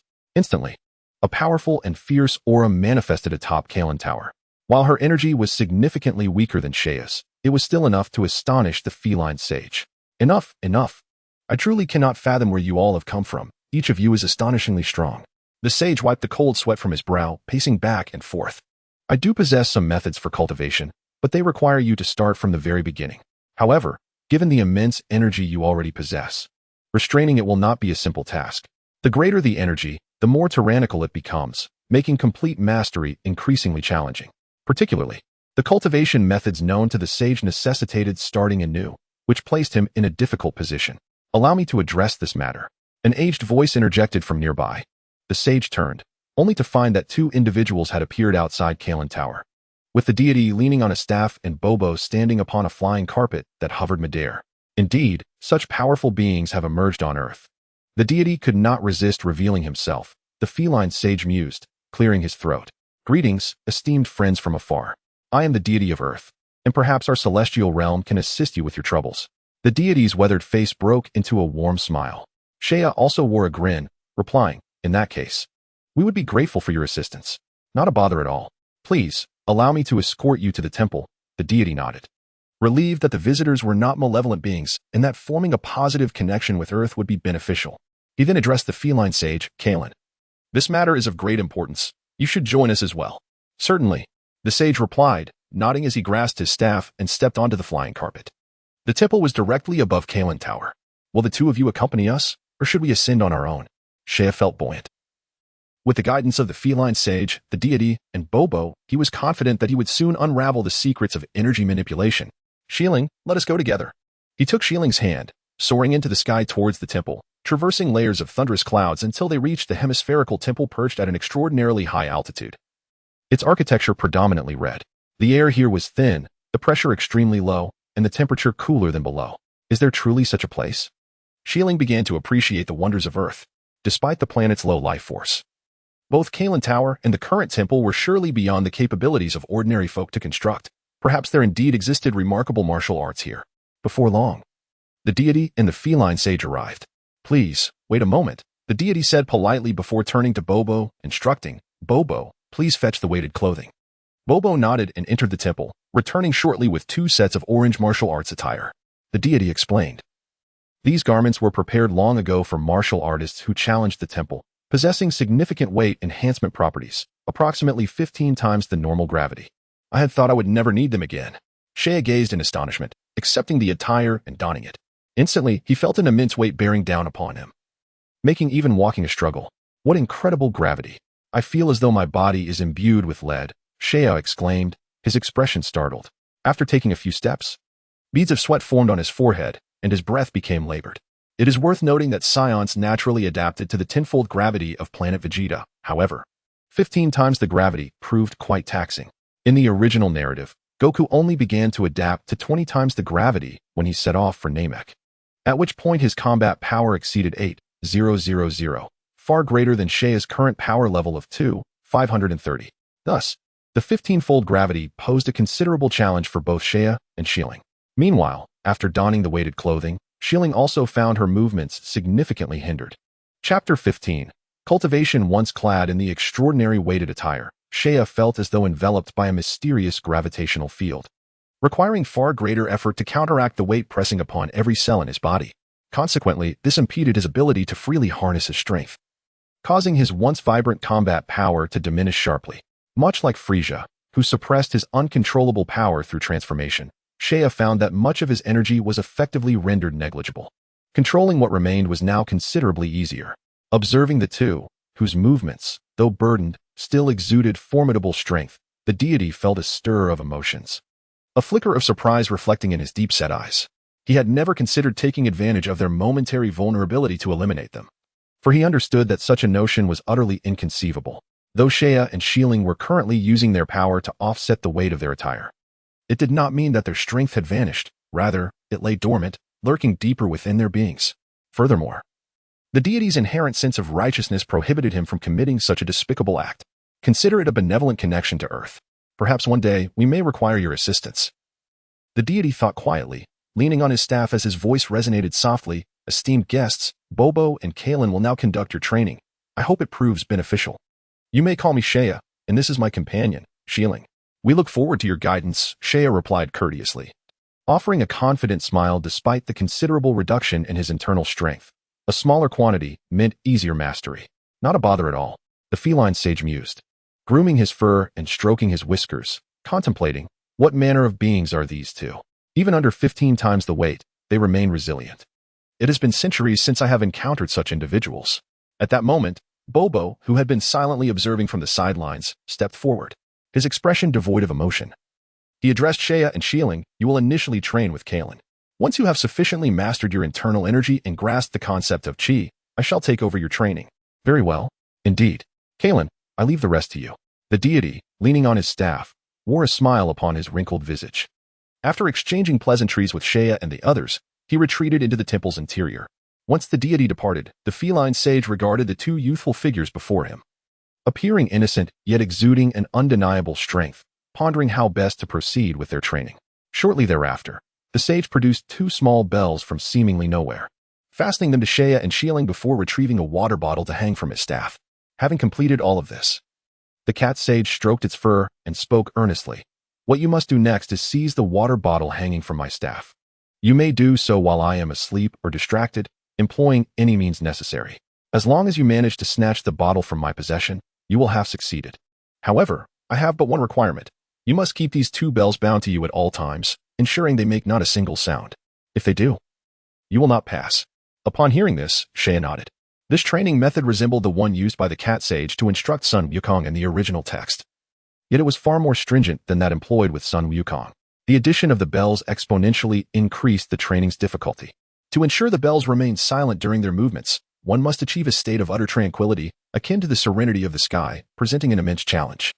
Through such training, one would subtly grasp the essence of chi. In truth, Shea had practiced this method before, but he could not discern where he faltered. Any slight movement caused the bells to chime, leaving him perpetually at a loss. It seemed he required the guidance of someone well-versed in chi. Chi, in essence, is a form of energy, a latent power within a living being. However, the vast majority of individuals fail to recognize its true nature, and their application tends to be crude and unrefined. The cat sage's training, while seemingly simple, encompasses profound principles, marking a distinction wherein earthlings surpass beings from the cosmos. This was precisely what Shea sought to acquire during his time on Earth. Let us begin, Kalen sage, Shea affirmed, nodding towards the cat sage, and alongside Shieling. They commenced their endeavor to secure the water bottle. Although the cat sage's training appeared straightforward, the actual execution revealed considerable difficulty. Each attempt by Shea either resulted in a missed grasp or the bells ringing melodically. To prevent the bells from chiming, they had to meticulously control their movements, compounded by the thin air at the temple's heights and the substantial weights they bore. Before long, both were panting from exhaustion. After a brief respite to regain their strength, they resumed their efforts to seize the water bottle from the cat sage's staff. Yet, time and again, they faltered. On several occasions, they seemed on the verge of success, only for the cat sage to shift, causing them to fail once more. Days passed, 6 or 7 of them, during which life at the temple grew monotonous. Nevertheless, both Shea and Shieling possessed remarkable fortitude against ennui, remaining free from frustration. They absorbed the martial wisdom imparted by the cat sage like sponges, gradually reshaping their understanding and control of power, evolving from instinctive coarse manipulation to a refined and nuanced approach. On the 9th day, while still attempting to seize the water bottle, they had improved significantly, managing, unlike on the first day, to keep the bells silent. The cat sage observed this progress with astonishment. Faced with their extraordinary advancement, even the seasoned cat sage, despite its formidable martial foundation, felt somewhat overwhelmed. The sage was aware that this training method far exceeded previous challenges. Historically, those who ascended Kalen Tower underwent training with the water bottle method, typically taking 2 to 3 years to succeed. Yet, adding the stipulation of silence was unprecedented, as it was generally a trial imposed by the celestial realm on challengers of the temple. This will not do. You must learn to regulate your breathing. A disruption in your rhythm will expose flaws in your movements, the cat sage cautioned, shaking the water bottle in its hand, its feline eyes narrowing into slits. Observe. Suddenly, the cat sage launched an attack at Shea and Shieling, its soft, plush paws striking with a cacophony of sounds, sending both figures flying several meters before skidding across the ground. To master the art of breath control, one must first still the mind. The celestial air is exceedingly thin. Any unnecessary movement increases the burden on the body, thus affecting breathing. When you can achieve a state of tranquility, akin to the calmness of the sky, you will be able to command every action of your body. The cat sage, waddling with its plump form and leaning on its staff, approached. Remarkably, the water bottle atop the staff remained perfectly still, not a drop of water spilled. Shea stood in contemplation, a glimmer of insight flashing in his eyes. Sweating profusely, he called out, "Once more." With that, Shea launched the first strike, moving like a gust of wind, a flash of orange light darting through the air, arriving before the cat sage in the blink of an eye, then shifting positions to assault the target on the staff. The cat sage's gaze sharpened, its eyes squinting in anticipation of movement. Suddenly, the cat sage's expression changed, its white fur bristling slightly. In a mere step away from the cat sage, Shea again altered his stance, leaving a fleeting shadow suspended in the air. His figure mysteriously appeared behind the cat sage, a slender hand reaching out toward the target. In that critical moment, the staff retracted, and Shea's hand grasped at nothing but air. A resounding thud echoed as the cat sage's hefty body momentarily lifted. One foot aimed at Shea in retaliation. He was flung uncontrollably away. After repelling Shea, the cat sage exhaled deeply, glancing at the still wobbling water bottle. Beads of cold sweat forming on its brow. How sudden! Had I not reacted swiftly, he would have succeeded in seizing the bottle. The cat sage's gaze toward Shea became somewhat inscrutable. What an impressive young lad! He nearly achieved it. When the celestial deity ascended the temple, it took decades to wrest the bell from Bobo. These two are no ordinary challengers. Meanwhile, Shieling observed Shea's every movement intently. As Shea approached success, only to falter at the last moment, she felt a pang of regret. Simultaneously, she pondered the cat sage's earlier words, finding them increasingly profound, far more intricate than the teachings of Vegeta's planet. Earth is indeed a remarkable place. A gleam of delight sparkled in Shieling's bright eyes. Perhaps accompanying Shea to Earth was indeed a wise decision. Chapter 16. The humble Earth time slipped by like fine sand, quietly passing without notice. In the blink of an eye, half a month had elapsed since Shea and Shieling began their training under the cat sage. Under the sage's tutelage, both were rapidly evolving, addressing their foundational shortcomings, comprehending the essence of chi, and learning to harness it within themselves. After this half-month, their chi had become more contained, no longer as conspicuous as when they first arrived on Earth. On the 16th day, having mastered the intricate use of chi, Shea was the first to successfully seize the water bottle from the cat sage. By the 19th day, Shieling also accomplished the same feat with this. The cat sage's training reached its conclusion. Your rate of progress has far exceeded my expectations. It is truly remarkable that you have achieved this stage in merely a few days. Now, you may remove your weighted garments and demonstrate the full extent of your strength. Upon the conclusion of the training, the rotund cat sage waddled over with a sway. No problem. Shea responded with enthusiasm, swiftly shedding his weighted clothing. As the weighty garments fell away, the peculiar gravitational field enveloping him dissipated, and the power that had been confined within him began to stir restlessly. Crackling sounds erupted from Shea's body, reminiscent of popping beans. Suddenly, a surge of energy erupted forth with the ferocity of a flood, as if it had found its outlet. In that moment, a formidable force radiated from Shea, sweeping through the entire temple, causing the once tranquil sky to roil as if a bomb had been detonated. And the temple began to tremble slightly. Feeling the overwhelming energy coursing through every cell in his body, Shea could not help but laugh heartily, a satisfied and radiant smile gracing his face. However, he quickly composed himself, and the tumultuous energy intensified once more. The force materialized in an instant.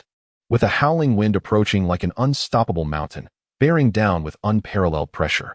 The cat sage, standing nearby, was the first to feel this onslaught. His expression stiffened, and he felt an icy chill as if the very blood in his veins had congealed. Enough, enough. Quickly, rein in your aura, he shouted, bracing himself against the gale with his hand on his forehead. In just 20 short days, Saiyan's combat prowess had soared once more, surpassing even his initial strength upon arriving on Earth, now estimated to exceed 3,000. Having trained from the ground up, he felt his foundation solidifying. Though his previous strength had been formidable from his current perspective, he discerned that past power had been an illusion, like a vast sponge that appeared substantial but occupied little space when pressed.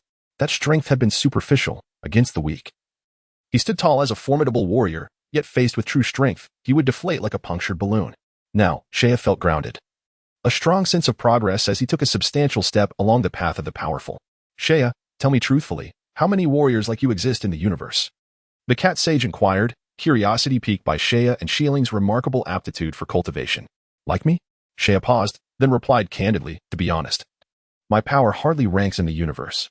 Xialing and I hail from a planet called Vegeta, home to a warrior race known as the Saiyans. We are merely intermediate warriors among the unripe youth of our kind. There are at least 100,000 Saiyans stronger than us. While we are dubbed a warrior race, our influence in the cosmos is only moderate, incomparable to those cosmic overlords who can obliterate worlds at will. The cat sage, absorbing this information, gasped in astonishment, his eyes wide with disbelief. The realization that Saiyan's strength was negligible even among his own people was staggering.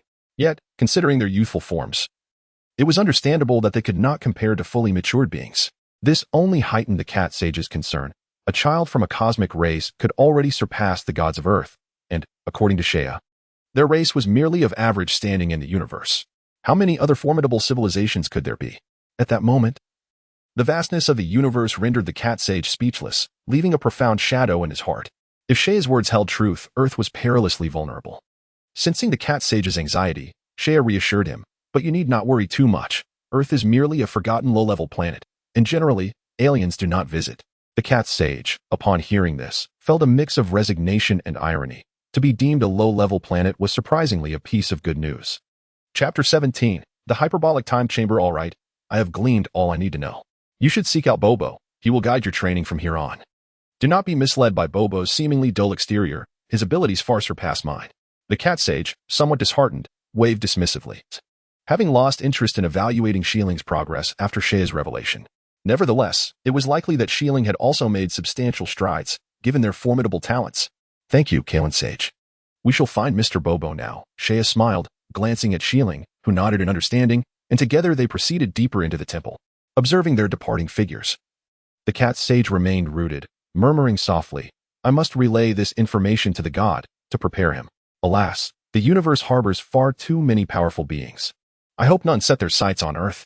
It is rather ironic. Martial arts on Earth have significantly declined over the past few centuries.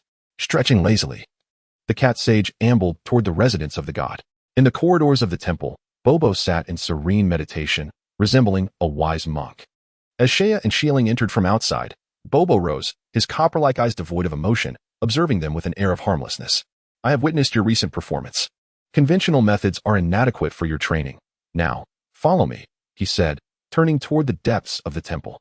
Saiyan and Xialing exchanged glances and promptly followed, trailing behind Bobo through several corridors and branching paths, venturing further into the heart of the temple. Saiyan glanced back, realizing the path they had traversed had become a labyrinthine tangle, easily leading one astray. Where is Bobo taking us? We must be nearing our destination after such a long journey, Saiyan pondered, for they had reached the temple's lower level. Just then, Bobo halted before a grand golden door.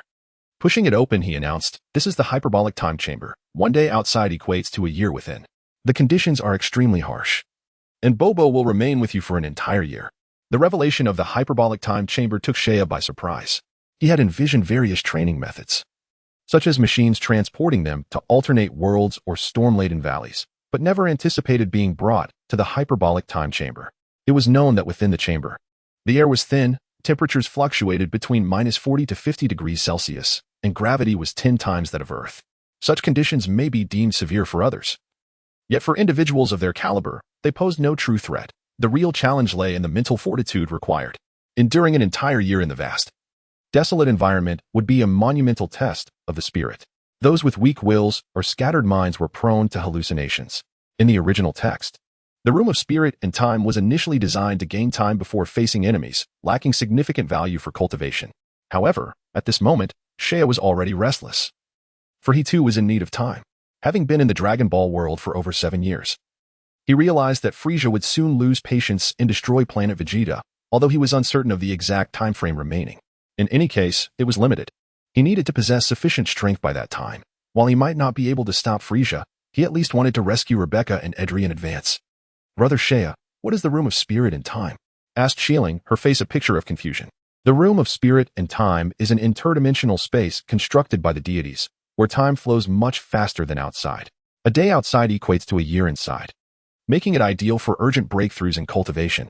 However, one can only enter twice in a lifetime, and each time, only 2 individuals may enter, responded Bobo, who had been standing by. What a wondrous place. At that moment, Bobo opened the golden door, revealing the Room of Spirit and Time. From the outside, it appeared as a dark blur, as if some energy obscured the view. Turning to Seiya and the others, Bobo explained, "Since only 2 can enter at a time, you will need to enter in 2 groups. I'll go first," Shieling declared, stepping forward eagerly. Seiya shrugged. It didn't matter whether it was 1 day or 2. Since Shieling was so eager to enter, he decided to let her go first. Suddenly, he remembered something and asked, "Mr. Bobo, didn't you say one can only enter twice in a lifetime? May I ask how many times you have been inside?" "Since I was present when the deities constructed the Room of Spirit and Time, I do not have such restrictions," Bobo replied calmly. Hearing this, Seiya's pupils contracted. From Bobo's words, he inferred much. If Bobo had been there during its construction, he must be several thousand years old, possessing profound insights from such a long life. However, this raised a new question. If Bobo could enter the Room of Spirit and Time without limits, why was his combat power still so minimal? Could it be due to his status as a divine servant? Perplexed, Seiya shook his head, choosing not to dwell on it further. His gaze returned to Shieling as he said, "Then hurry inside. It will be my turn after a day." Chapter 18. Sinzabine. Shieling nodded. Her curiosity piqued as she followed Bobo into the Room of Spirit and Time. As they entered, the golden door thunderously closed behind them. Seiya understood that the flow of time within the room had now diverged from the outside. While a day passed outside, a year would unfold within. With nothing to occupy his time, Seiya sat alone in the temple's corridor for quite a while before wandering along the circular white jade staircase. The exact time of the temple's construction was lost to history. It could have been several thousand years ago, or even longer. Yet the passage of time had left little mark upon the temple, which was perhaps its most remarkable quality. Along the walls of the spiraling corridor, half-meter-high golden patterns were embedded, their intricate reliefs vibrant and alive, reminiscent of Incan murals, depicting scenes of ancient humans engaging in agriculture and hunting. Seiya noted that every few meters along the winding corridor, resplendent golden doors appeared, leading to various rooms, some mundane storage spaces, while others were magical sanctuaries akin to the Room of Spirit and Time. After wandering for quite some time through the complex pathways, he finally returned to the entrance of the temple. At that moment, the Supreme Kai approached, leaning on his staff. "Seiya, there you are. Kalen has just informed me of your situation. I never imagined there were so many powerful beings in the universe. In comparison, Earth seems exceedingly weak," the Supreme Kai remarked. A hint of helplessness etched on his aged face. Having learned about the strength of other life forms in the universe from Master Roshi, the Supreme Kai was haunted by the fear of the powerful preying upon the weak, dreading the possibility of an alien invasion leading to devastation on Earth. Seeing the Supreme Kai broach the subject, Seiya spoke plainly, "Indeed, the overall strength of Earth is far too low. It is likely one of the most primitive planets in the universe. However, you need not belittle yourselves. While the individual strength of Earthlings may be lacking, you possess certain advantages that other planets cannot match. Your martial philosophy is far more advanced than that of the cosmic inhabitants. If you leverage your strengths properly, I believe Earthlings need not be weaker than those in the cosmos." Seiya's words were not mere comfort. In reality, the weakness of Earthlings was not permanent. When the Dragon Ball warriors truly rose to prominence, pure-blooded Earthlings like Krillin would surpass the vast majority of beings in the universe. Of course, this required the right circumstances. The Supreme Kai was taken aback. He had not anticipated Seiya to hold such a favorable view of Earth's martial arts. Nonetheless, he lamented, "Yet, the number of strong individuals on Earth is exceedingly scarce. In recent centuries, true martial artists have dwindled, and those worth training are few and far between." With that, the Supreme Kai could not help but sigh deeply. In the lower realms, the Turtle School and Crane School were renowned. Yet a generational gap had emerged among the younger martial artists, a phenomenon detrimental to Earth, which might soon face an invasion from the cosmos. Having grasped Earth's predicament, the Supreme Kai began pondering ways to enhance the strength of Earthlings. By the way, I have heard you possess many wondrous spells, Supreme Kai. I require your assistance. Seiya suddenly recalled something, smiling as he spoke. I do know a bit of magic. What do you need help with? The Supreme Kai inquired with curiosity, not finding Seiya's request unreasonable. The universe operates under the law of the jungle, where the strong dominate, granting them numerous inherent privileges. For instance, the weak serve the strong. A notion that seems entirely natural and logical to many, including the strong themselves. Seiya turned around, a brown, furry tail falling from his waist and swaying in midair. Since severing his tail under the full moon on planet Selma months ago, it had regrown. This is the tale of my Saiyan heritage. I hope to leverage your abilities, Supreme Kai, to ensure it does not regrow. The Supreme Kai had never seen a human with a tail and observed it closely, contemplating that it might be a racial trait of the Saiyans. At that moment, an image of an enraged, roaring Great Ape suddenly flashed through his mind, followed by an overwhelming, savage aura that bombarded his psyche. A look of horror crossed the Supreme Kai's face as he quickly averted his gaze. Wiping the cold sweat from his brow, he spoke, still shaken. What a terrifying mental assault. What exactly is that Great Ape? That ominous aura nearly shattered my consciousness. Please sever the tail first, and then I will use my magic to prevent its regrowth, the Supreme Kai instructed. All right. Saiyan nodded in agreement, gathering energy to form a key blade, swiftly severing his tail. Blood flowed from the wound. Seeing Seiya's decisiveness, the Supreme Kai nodded, ready to cast his spell. He extended his arm from the flowing white robe, his fingers poised in incantation as he chanted a spell. A glimmer of radiant light flickered a few times before darting towards Seiya's wound. With a soft sound, the magic enveloped Seiya's body, the warm sensation soothing his flesh. The sparkling green glow pulsated, gradually dimming until it vanished, and the wound at his rear had healed completely. After stretching his limbs, Seiya immediately sensed a difference. He was astonished to discover that his control had slightly improved in the absence of the Saiyan tail. Thank you, Heavenly God. If Earth encounters any troubles in the future, simply inform me, and I shall lend my assistance. Seiya felt elated, generously accepting the promise. Whether this vow would be fulfilled depended on his presence on Earth at the time. However, he was confident that no significant crisis would arise before the events of Dragon Ball, and after that, he believed Goku and the others would have grown stronger.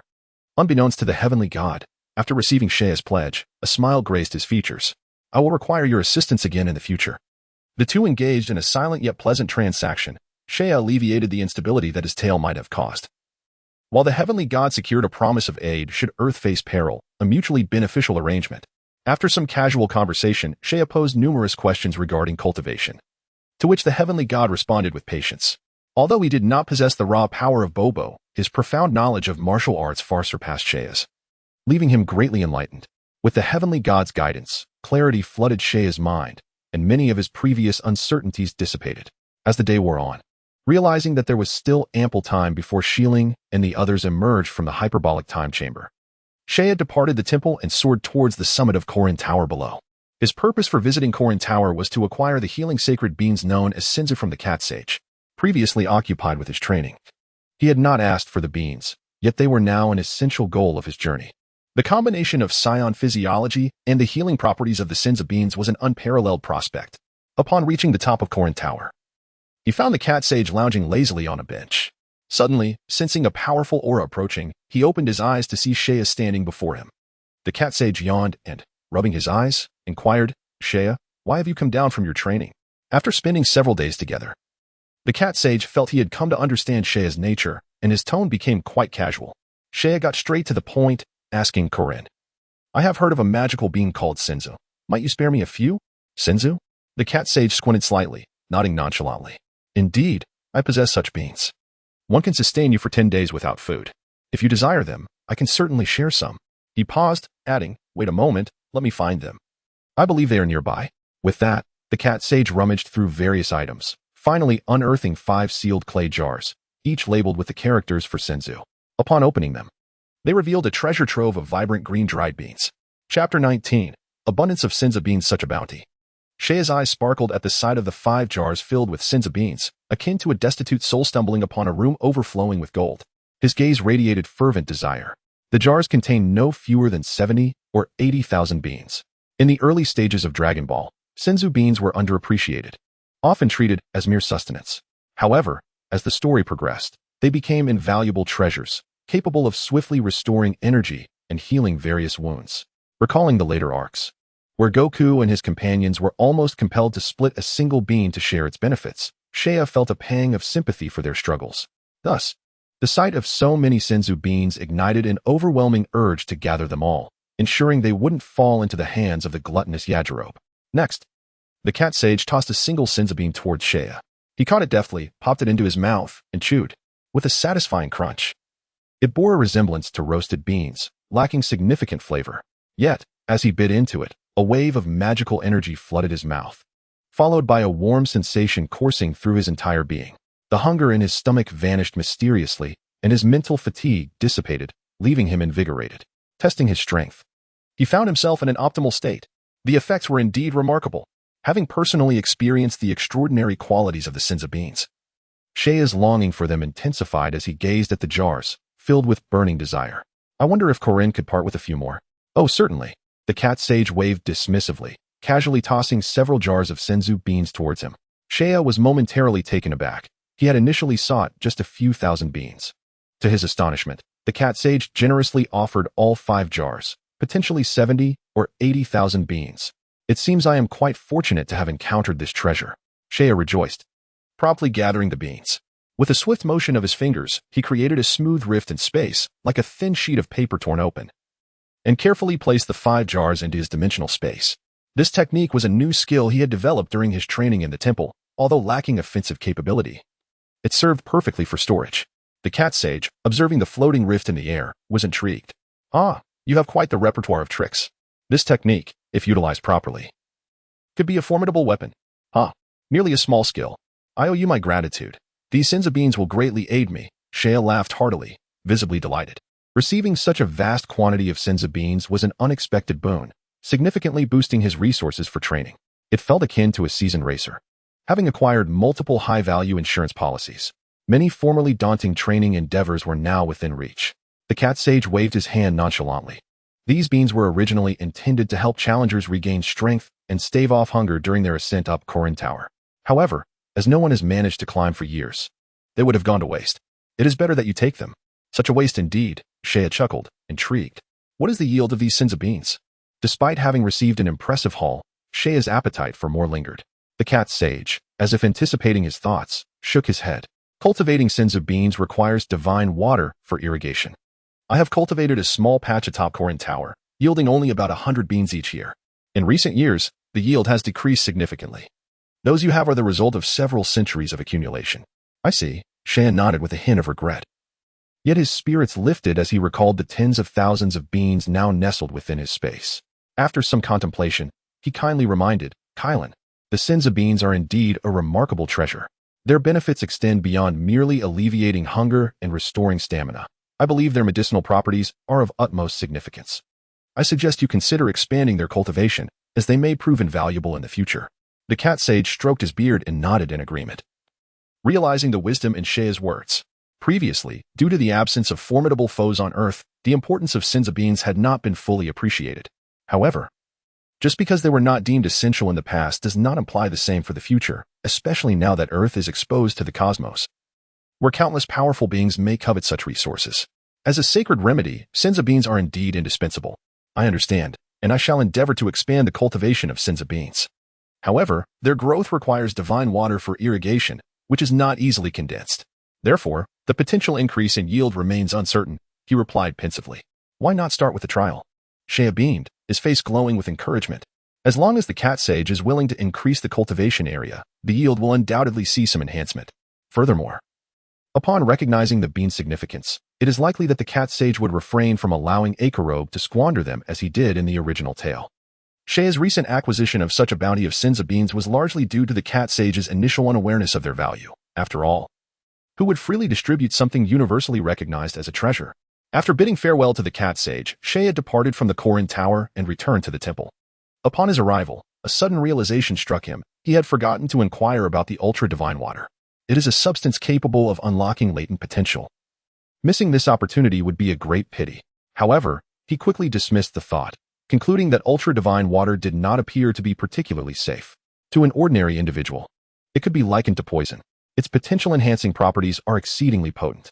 In the original narrative, Goku faced near-death experiences, relying solely on his Saiyan lineage to endure. Seiya even speculated that it was the consumption of ultra-divine water combined with the subsequent overexertion from utilizing the Kaioken repeatedly that led to Goku's early myocardial deterioration, resulting in viral heart disease. Truthfully, as a warrior race, how could the Saiyan heart, the core of their physical prowess, encounter issues? Individuals with exceptional combat strength are typically impervious to common pathogens. Their immune systems are extraordinarily robust. The moment pathogens invade, they are swiftly consumed by the immune cells present in their bodily fluids. Yet, Goku's affliction with viral heart disease likely stemmed from certain vulnerabilities within his physiology. Although this remains merely speculation, Seiya believed it prudent to exercise caution. Neglecting future risks for the sake of immediate convenience would be unwise. There are numerous methods to unlock potential within the universe. Perhaps a visit to Namek to consult their Grand Elder for potential development would be more beneficial, as that would entail no adverse effects. Could it be that the ultra-divine water is the divine water used by the cat sage for irrigating the senzu beans? Seiya found himself lost in thought within the temple. Chapter 20. A year later in Shieling, before Shieling emerged from the hyperbolic time chamber, Seiya floated alone in the air, cross-legged, striving to comprehend the clarity of the sky and the swiftness of lightning in his martial understanding. It is said that the location of the temple transcends the Earth's atmosphere, existing within a special subspace. This area, endowed with divine energy, cannot be approached without genuine skill. In the vast, empty void, a hemispherical structure adorned in a striking red, reminiscent of Incan culture, floated solitary. Due to its elevated position, the surrounding clouds were sparse, and the air was exceedingly thin. At the temple's center stood a magnificent row of resplendent halls, flanked by several lines of plants that appeared somewhat mundane compared to the grandeur of the edifices, with a spacious plaza in the middle. At this moment, Seiya hovered in the air, his eyes closed, his expression tranquil, devoid of any disturbance. The atmosphere was still, yet the distant plants seemed to bend towards a singular direction, as if influenced by an unseen force. With a deep breath, Seiya exhaled a sigh of relief. Upon opening his eyes and lightly touching down, he mused. I intended to emulate Bobo's essence to elevate my martial realm, yet his depth of understanding is profound, leaving me increasingly aware of its complexity. It seems that in the Dragon Ball universe, the divine attendants surpass their deities in strength. Aside from the East Kai's attendant, Jebet, both Bobo and the angel will surpass the gods they serve, and in many respects, they have also played the role of mentors. Upon entering the temple, the Supreme Kai received guidance from Bobo, while the god of destruction, Beerus, was entirely taught by Whis. What manner of beings are these divine attendants? If they possess such power, why remain merely attendants? Lost in thought, Seiya felt a twinge of headache. But he soon shook it off with a faint smile. Why ponder such matters? Their existence, whatever the reason, seems unrelated to me. Perhaps I should return to my training. Just then, the previously tranquil atmosphere suddenly stilled, followed by a sound akin to a silk ribbon tearing, leaving Seiya momentarily stunned. Before he could comprehend the situation, an overwhelming, fearsome energy descended upon him, rolling like a colossal wave, reminiscent of a cataclysmic mountain crashing to the mortal realm. Instantly, the heavens trembled, and the entire temple was engulfed by this forceful wave. In the face of such might, Seiya's prideful strength felt diminutive, and his warrior bloodline trembled in trepidation. This aura was all too familiar to Seiya. Shieling had emerged, and her power had grown immensely, reminiscent of the overwhelming presence she exuded upon transforming into a great ape. The disparity had widened significantly. Seiya's expression bore astonishment, yet excitement coursed through him as his blood surged with fervor. This was incredible. The training within the hyperbolic time chamber proved remarkably effective. No, it was undoubtedly Bobo's guidance. Seiya. Shieling's voice echoed from the corridor as a petite figure emerged from one side of the temple. A cascade of cloud-like hair floated gracefully. Her elegantly arched brows and bright eyes, akin to stars in the moon, adorned her face perfectly. Her flower-like visage glimmered like jade. And though her body had yet to fully mature, it already hinted at the supple lines of a young girl.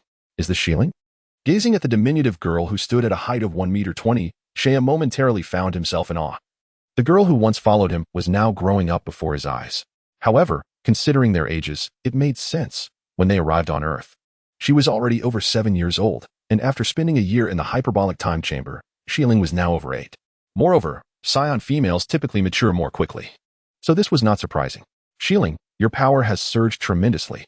Unrestrained by her aura, Seiya felt a potent pressure standing beside her. And if this energy were to be quantified, it would likely approach 10,000 points. which would be considered peak power even on Vegeta. Upon hearing this, Xiling proudly lifted her chin, her delicate features radiating with pride. Indeed, I am now far stronger than you. Hee hee, enjoy your moment of triumph now. When I emerge from the hyperbolic time chamber, I will undoubtedly surpass you. Seiya retorted nonchalantly, unaffected by Xiling's words. He was well aware that he possessed an abundance of Senzu beans, allowing him to train without restraint. In the original narrative, Sun Wukong managed to elevate his combat power to 180,000 in just a month on his way to Namek. While Seiya humbly deemed himself not to possess such extraordinary luck, he was confident in his ability to multiply his strength several times. We shall see. With no praise for her progress, Xiling haughtily snorted and turned her face away. She was becoming less endearing. The charming little Xiling he once knew seemed to have vanished. Seiya playfully tugged at a strand of Xiling's hair and whispered in her ear. His actions incited her anger, and she retorted loudly, "What do you mean by cute? You can talk once you surpass me." Xiling's Saiyan traits were becoming increasingly pronounced, yet she was still better than many other Saiyans. Seiya chuckled to himself, realizing that the influence of the past few years had indeed made a difference. "Xiling, I recently obtained some valuable items from Master Cat, and I'm giving you a few. To use them sparingly," he said, pulling out a small pouch tied with a string containing dozens of Senzu beans. "What is this?" Xiling exclaimed as she opened the pouch, finding some dried beans. "These are Senzu beans. No matter how severe the injury, as long as one is not dead, a single bean can restore them to peak condition, and one can go 10 days without food." "Really?" Xiling's eyes sparkled with excitement as she snatched the pouch and joyfully stuffed it into her pocket. However, she hesitated and asked, "If you've given me all these Senzu beans, do you still have any left?" After receiving the beans, she felt conflicted. Such a precious item could save her life in critical moments, and taking them all meant Seiya would be left with none. Shouldn't she give something back? Noticing her indecision and heartfelt expression, Seiya smiled reassuringly. "Don't worry, I've kept some for myself. Just make sure to take good care of those. They are quite precious." How could they not be precious? He only had about 70 to 80,000 himself. All right. Xiling nodded earnestly, visibly moved. Seiya grinned, relishing her gratitude. He refrained from revealing the true number of beans he possessed, knowing that if she discovered how many he had hidden away, she would certainly confront him, demanding to reclaim her sentiment. "Now, let's save our conversations for when I emerge from the hyperbolic time chamber. We'll see how you behave then." Xiling frowned cutely, sticking her tongue out, and gazed expectantly at Seiya's departing figure. Chapter 21. A Great Breakthrough. "Mr. Bobo, it's my turn to enter now." Upon arriving at the entrance of the hyperbolic time chamber, Seiya addressed the endearingly bumbling Bobo while retrieving several Senzu beans from his spatial pocket. "Well, since Mr. Seiya is prepared, please follow me inside. However, I must clarify that Bobo will only provide guidance. The specifics of your training must be discovered by yourself." As Seiya approached the door, Bobo suddenly reminded him, "I understand that a master can only guide you to the door. The journey of training is a personal endeavor." Seiya responded with a casual smile. As the two entered through the grand doorway, the moment the door slammed shut, the two realms were completely isolated. Possessing both time and space abilities, Seiya was particularly sensitive to temporal fluctuations, and the instant the door closed, he keenly sensed a faint temporal aura. The hyperbolic time chamber earned its name not merely as a time chamber, but rather a spiritual one, likely due to the connection between human consciousness and the differing rates of time flow on a mental level compared to reality. Perhaps the original builders of this chamber had considered this aspect, combining it with the application of temporal energy to create this sanctuary. Could there have been ancient deities skilled in the manipulation of time and space? Seiya pondered quietly. Of course, the structure of the hyperbolic time chamber was not without flaws. Though it stipulated that an individual could only enter twice in their lifetime, this rule applied to the majority, while those capable of breaking through temporal barriers found such limitations inconsequential. For beings as powerful as Super Saiyan 3 or Majin Buu, the rules of the hyperbolic time chamber were utterly trivial, as their might could easily shatter spatial constraints. Was there a space that even Super Saiyan 3 could not breach? Seiya's imagination sparked. He held great confidence in his temporal abilities, believing that with continued research, he would eventually develop an impenetrable temporal cage to confine or seal enemies effectively. However, it was too premature to dwell on that thought, and he shook his head, dismissing it. As they advanced, navigating a narrow corridor, they emerged into a vast expanse of white space. It was a scorching, low-pressure environment with tenfold gravity. They stood within a two-story palace, a place for practitioners to eat and rest, yet even this seemingly magnificent structure appeared diminutive in the expansive void. In the hyperbolic time chamber, the usual sustenance consists of plain water and dry flour, stored in the pantry, Bobo reminded him. Upon hearing about the food, Shea suddenly recalled. The most challenging aspect of training in the hyperbolic time chamber was not the drastic temperature fluctuations or the overwhelming solitude, but the torment of having no food. The only provisions were water and dry flour. As a Saiyan, how could he survive without meat? No wonder Sun Wukong had struggled to endure more than a few months during his first visit. Had it not been for the impending threat of androids to Earth, he would not have returned. Food was indeed vital. Perhaps the deity who constructed the hyperbolic time chamber had limited provisions due to the inability to preserve food, resulting in only water and flour being available. The term dry rations indeed applied here. In the days that followed, Shea began his training under Bobo's guidance. At that moment, in the vast plaza, two individuals stood at the center amidst the white expanse. I have learned about your previous training methods from Shilling. While they were somewhat rudimentary, they were effective to an extent. I believe Kalen has already instructed you on maintaining rhythm in battle and minimizing unnecessary movements. Shea nodded in agreement, recalling Kalen's teachings on mastering the essentials. Now, continue to adapt in this space for a while. Before that, I will elaborate on the essence of martial arts, Bobo stated.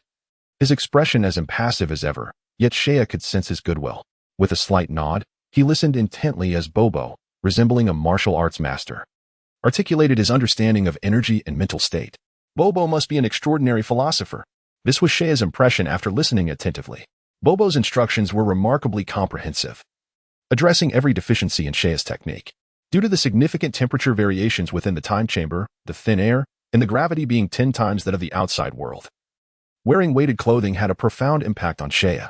In moments once thought perfect, flaws inevitably emerged. Here, and here, all were superfluous. The strikes lacked decisiveness. One must harness their energy, calm the mind, and steady the body, even while in motion. Bobo observed Shea's movements from the side, occasionally offering guidance. Shea, understanding intuitively, continuously adjusted his actions, striving to reach a state of effortless mastery and tranquility. In truth, Shea had already become a remarkable martial artist. Yet he lacked guidance toward a future direction. With Bobo's insights, he swiftly absorbed knowledge to address his shortcomings. As time flew, Shea grew daily, and soon a year had passed within the time chamber. Clad in his orange-red weighted attire, he stood upright, legs straight, suspended in midair, arms crossed over his chest, head bowed in deep contemplation, beads of sweat trickling down his forehead. Around him, transparent waves of energy radiated outward, creating subtle distortions in the space akin to a mirage. Suddenly, a white wave of energy erupted, a fierce cold wind swirling up the dust around him, generating a whirlwind of power. Deep crimson fissures in the space appeared, stretching out like bloodthirsty serpents, their dark red hue sending chills down the spine. Not far off, Bobo watched in astonishment as the spatial rifts manifested. Even his calm gaze betrayed a flicker of shock. Taking a deep breath, Shea opened his heart to embrace newfound strength, satisfied as he retracted his energy. As his aura diminished, the ominous fissures began to vanish, gradually healing under the influence of the space itself, swiftly returning to its original state. The once tumultuous space returned to serenity, the earlier spectacle fading as swiftly as it had appeared, leaving no significant trace within the time chamber. The origins of the time chamber remained shrouded in mystery. Aside from the twin palaces for habitation, it was devoid of life, presenting a stark, white expanse with harsh living conditions. While not comparable to the extreme environments of the universe, it served as an excellent training ground, particularly during critical moments when time for cultivation was of the essence. In the center of the vast, arid plaza, Shea stood motionless, eyes closed, attuning himself to his power. Breathing in and out, it was simple and natural, like a tender sprout yearning for sunlight and rain to thrive. Chapter 22, 12,000 Battle Power. Noticing Shea's continued meditation, Bobo chose not to interrupt and instead settled at a respectful distance. The vastness of the time chamber meant that while Shea's earlier actions had caused localized disruptions, the overall stability of the space remained intact. In all honesty, to truly fracture the structure of the time chamber, he would need to ascend to the level of Super Saiyan 3. The earlier display of spatial rifts, while seemingly grand, was merely a manifestation of spatial powers, resulting in the creation of a small dimensional layer within the time chamber, far from breaking the void to establish new rules. After all, his current strength still fell significantly short of that wielded by Majin Buu. In Shea's understanding, the Dragon Ball universe was a realm teeming with formidable beings. While one might not encounter deities at every turn, the abundance of powerful warriors was an undeniable reality. The criteria for being deemed a strong fighter varied across different eras. However, one certainty remained. Those who stood as top-tier warriors could emerge from the enigmatic corners of the universe at any moment, their motives known only to themselves. Though divine beings were few, the presence of even one could prove fatal. The Dragon Ball world was perilous. A momentary lapse could lead to one's downfall. Thus, Seiya disdained the notion of training reactively, compelled by the threat of enemies. This was contrary to his nature. He preferred to seize the initiative, surpassing all before adversaries even emerged.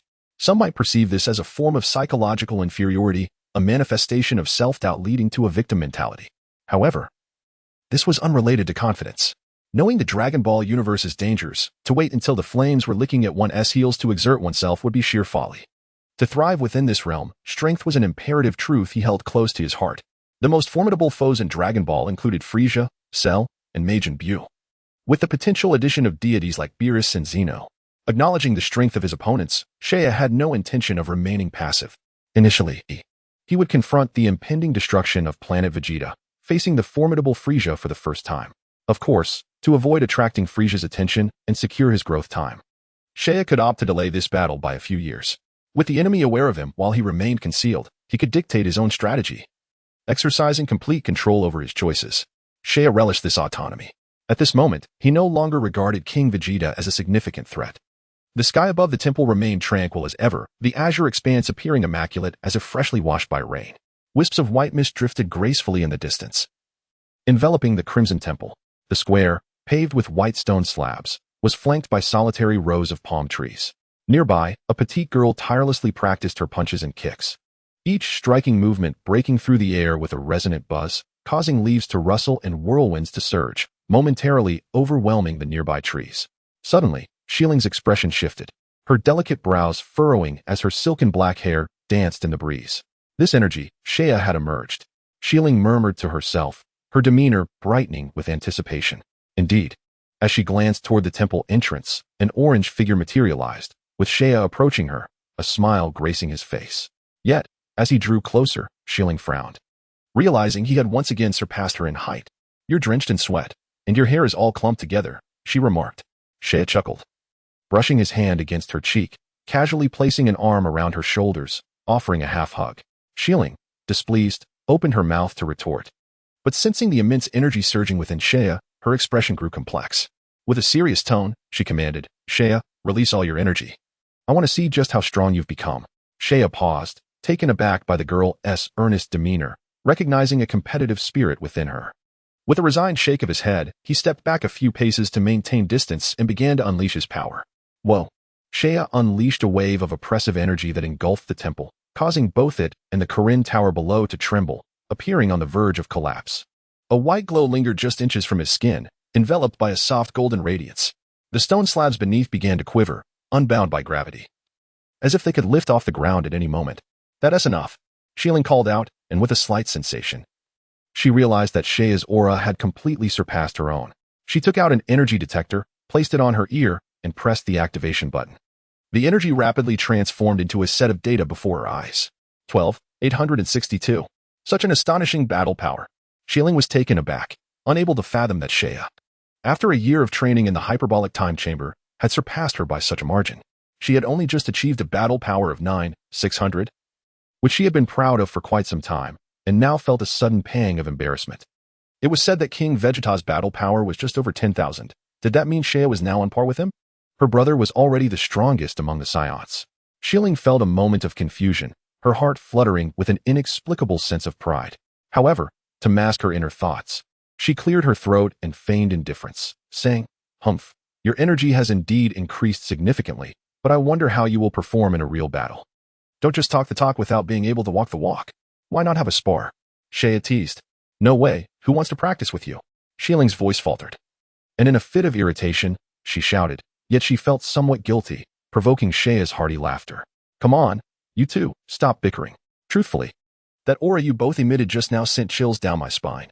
Your progress is truly remarkable," the Supreme Kai remarked, leaning on his staff as he approached, a gentle smile gracing his face as he observed Seiya and Xiling. Despite their noisy quarrels, their bond was undeniably strong. Chapter 23. A culinary adventure. The Supreme Kai couldn't help but feel a sense of wonder. In just a few days, their power had become incomparable. Could it be that extraterrestrial beings possessed such extraordinary talent? It was astonishing how rapidly their strength had surged, thanks to Mr. Bobo and the others' guidance these past few days. We wouldn't have made such swift progress otherwise, Shea said cheerfully, casting a glance at Shieling. By the way, Xieling's tail also needs the Supreme Kai's assistance. Tail? Upon hearing Shea mention it, Shieling shifted her gaze to find that Shea's tail had mysteriously vanished. Shea explained, the Supreme Kai's magic is quite extraordinary. It can seal away the tail like a switch.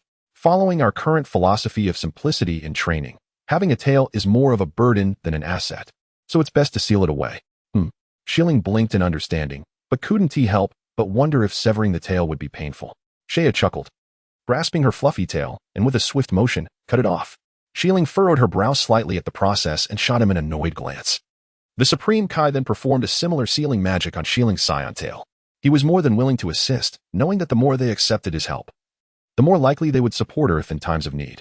There would be many future occasions where Earth might rely on them.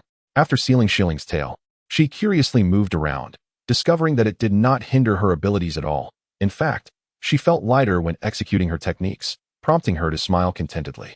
All right, we should be on our way now. Compressing their auras to around 800 or 900, Shea bid farewell to the Supreme Kai and Bobo, then took Xieling's hand and leaped down from the temple, piercing through the dense clouds below. They reached the Korin Tower and greeted the Cat Sage before continuing down the Slender Tower, soon revealing the expansive Korin sacred land spread across the horizon. Where are we headed now? Aren't we going back to Planet Selma? Shieling asked, frowning as she gazed at the vast, lush forest. Shea, with his dark eyes gazing into the distance, revealed a glimmer of something different in his expression. He shook his head. No, life requires a balance of work and rest. Solely focusing on training does not lead to greater insights.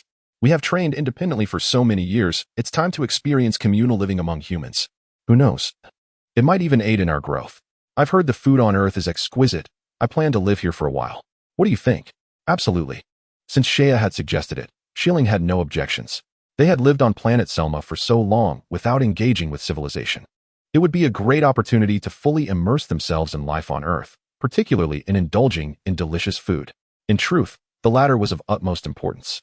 However, before that, they needed to acquire some funds for their living expenses. Shea happened to know of a location buried with treasures. A pirate's hidden vault that Sun Wukong had entered while dealing with the Red Ribbon Army's General Blue. Though this storyline was still years away, it was likely that the treasures had already begun to accumulate. He promptly took Xieling's hand and activated instant transmission, causing them to vanish from the Korin sacred land. After his substantial power increase, Shea's spatial abilities had also enhanced, making instant transmission even more seamless. Yet, while his time-related powers had awakened first, they had not progressed beyond the initial stage, perhaps due to the mystique surrounding them.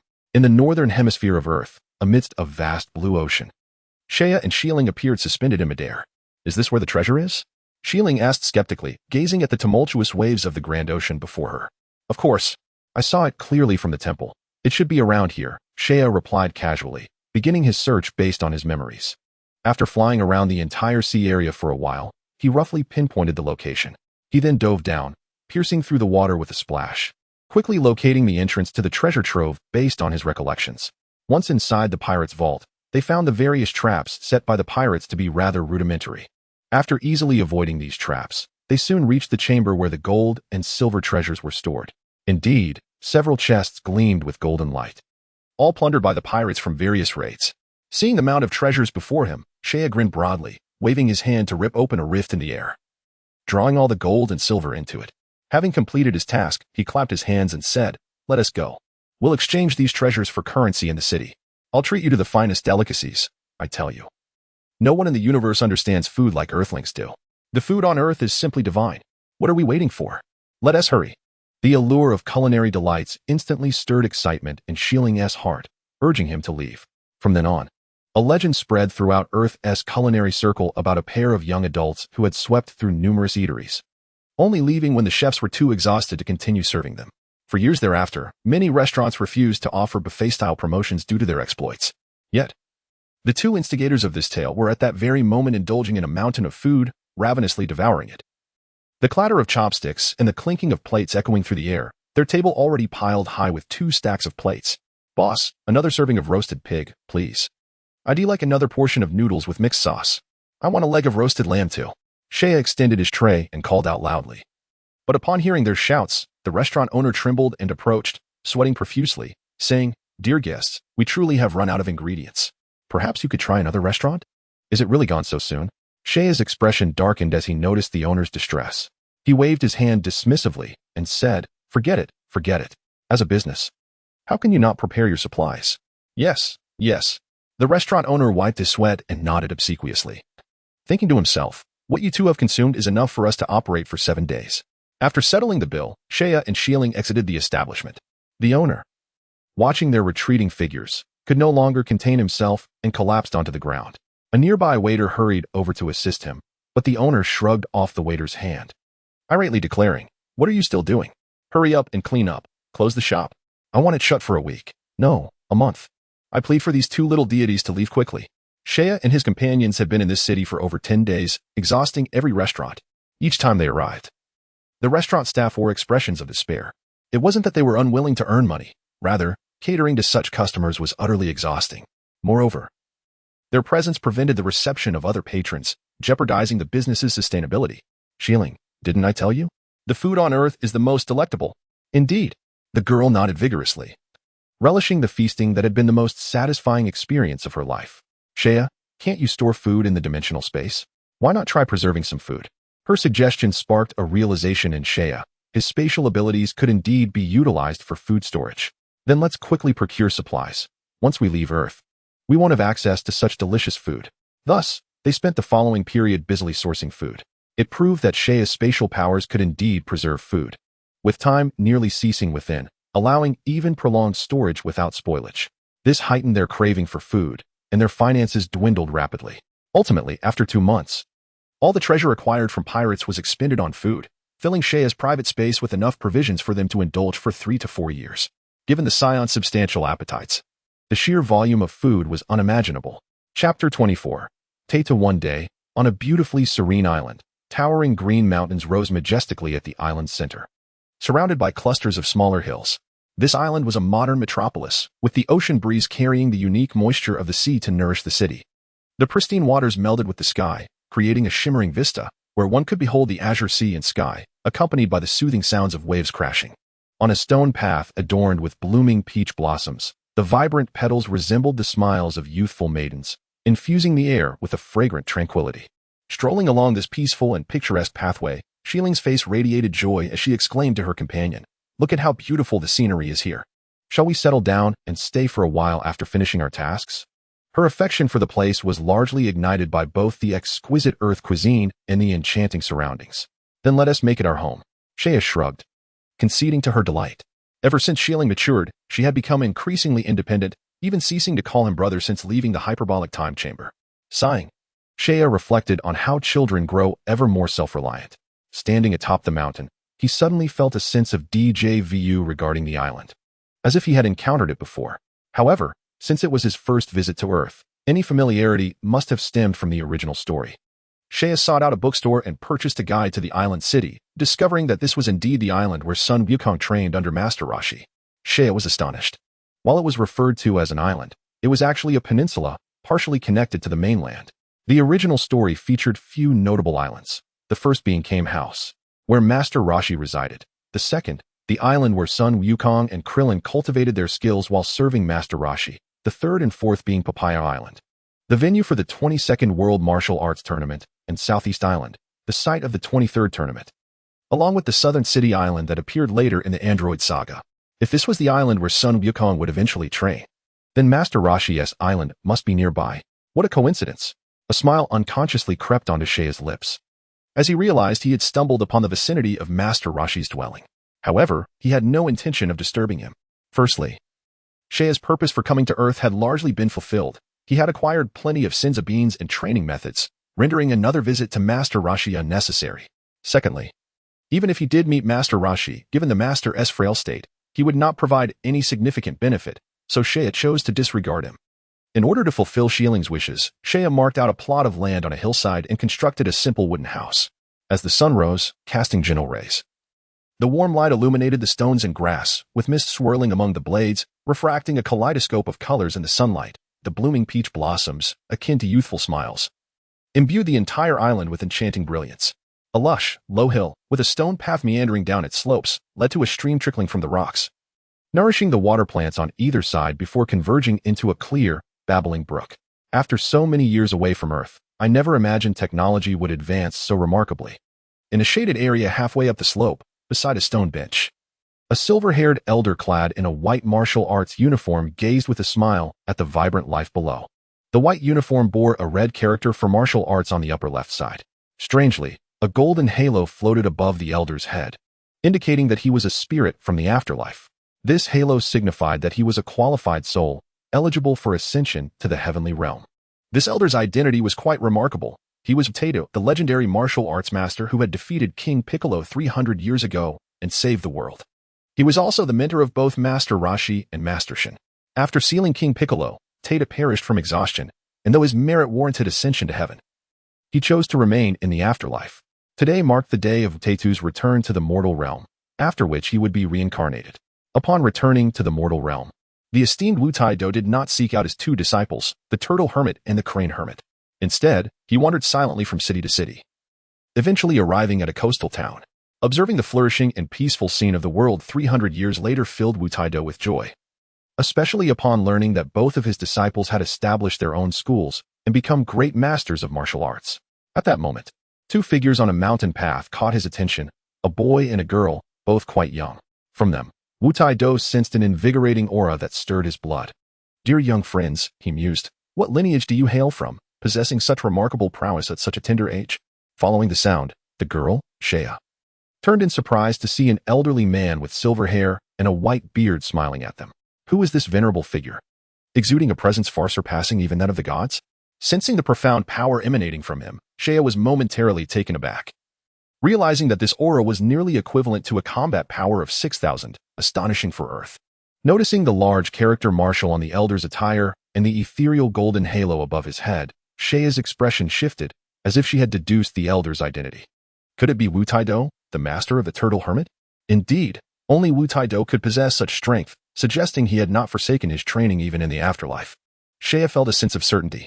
Those who achieve great feats in life have the rare opportunity to carry their physical forms into the afterlife for continued cultivation. And given Wu Tai-Do's current state, Shea concluded that he indeed retained his corporeal form. To Wu Tai-Do's surprise, someone still recognized his name. "Young friend, how do you know my name?" he inquired, astonished. Chapter 25.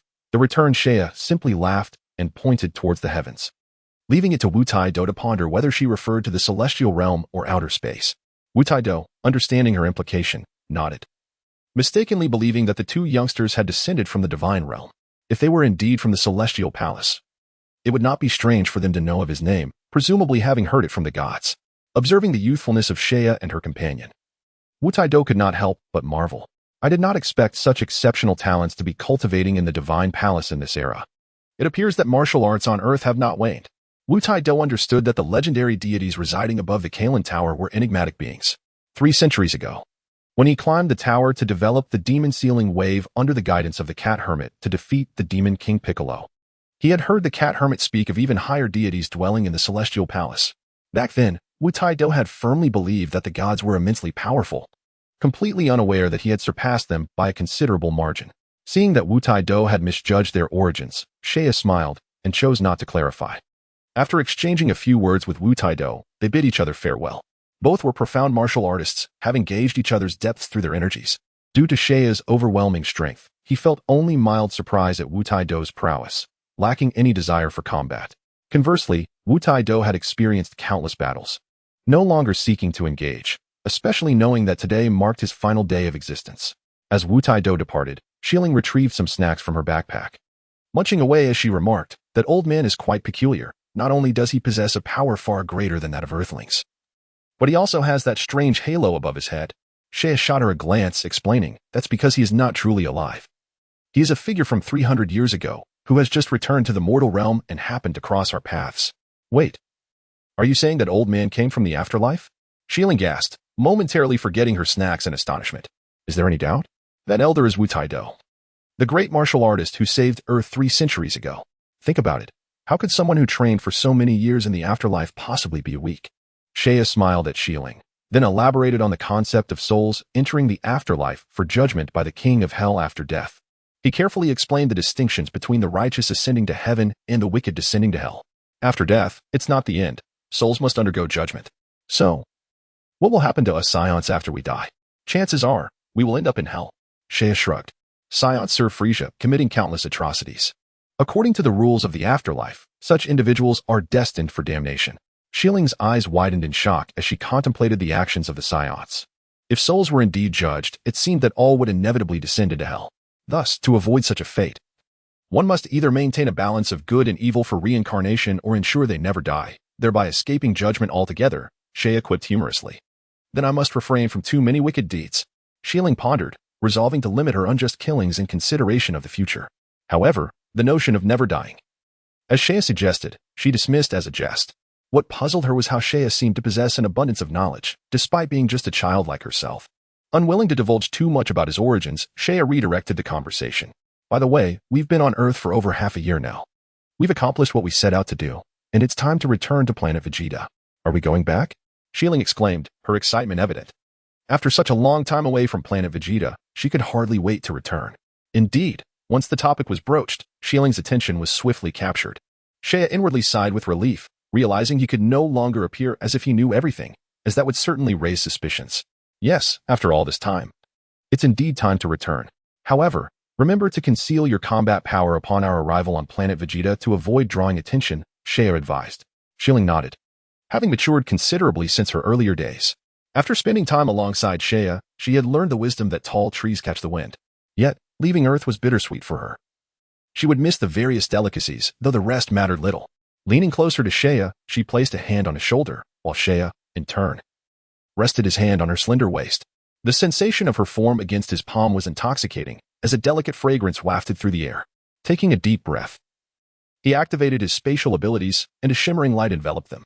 In an instant, they vanished from Earth.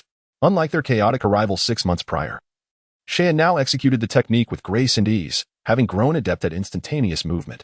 With vast energy backing him, the once daunting task of teleportation had become a mere formality. He leaped back through the planets he had traversed, and half an hour later, the figures of Shea and Xialing emerged on the distant Selma planet. Returning to the familiar Selma, Shea took a deep breath. Although the instantaneous teleportation of his superpower was convenient, it consumed far more energy compared to the instant teleportation of the Atlanteans, and was incomparable to that of the Jebet. Shea contemplated silently. His teleportation ability required prior knowledge of the target area's location and consumed a significant amount of energy for spatial transmission. It lagged far behind the Atlantean method, which merely required locking onto the target's aura.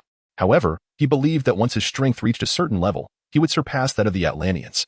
Perhaps in the future, he could integrate the Atlantean teleportation technique into his own, and the combination might achieve the level of Jebet's instantaneous movement. Xialing, let us return and retrieve the spacecraft. Xialing nodded. Shea then teleported her back to the place where they had initially landed. It was still the same familiar valley, but compared to when they left, the vegetation here had become denser. It wouldn't be long before this place returned to its former lush forest appearance. Upon returning to the valley after more than half a year, Shea couldn't help but feel a sense of nostalgia, although they had only been gone for half a year. Considering the time spent in the hyperbolic time chamber, they had actually experienced a year and a half. In terms of power, his combat strength had increased from over 2,000 when he left Selma to nearly 13,000 now, a remarkable enhancement. Chapter 26. Return to Vegeta. Opening the entrance to the cave, Shea moved 2 large spherical spacecraft out from inside. Pressing a button on top, the hatch of the spacecraft opened with a soft puff.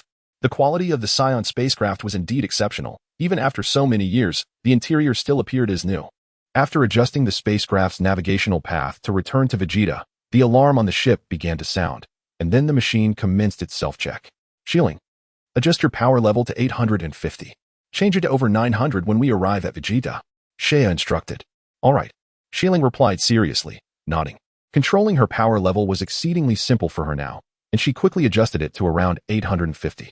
Shea nodded in approval as he observed her actions, then adjusted his own power level. Now, at the age of 8, there would be nearly 9 upon arriving at Vegeta. Achieving a power level of 900 as a mid-level warrior would be commendable, yet it would not attract undue attention. All right, let us return to Vegeta. The two of them entered their respective spacecraft. As these vehicles were of a type common to Saiyans, even adults would not feel cramped inside. Pressing the button of the spacecraft, the hatch slowly closed, and then the vehicle trembled slightly as a tremendous force suddenly pressed down, propelling the spacecraft out of the atmosphere of Selma. Gazing at the receding cerulean planet, Shea gradually closed his eyes and entered a state of slumber, remaining in this state until they reached Vegeta.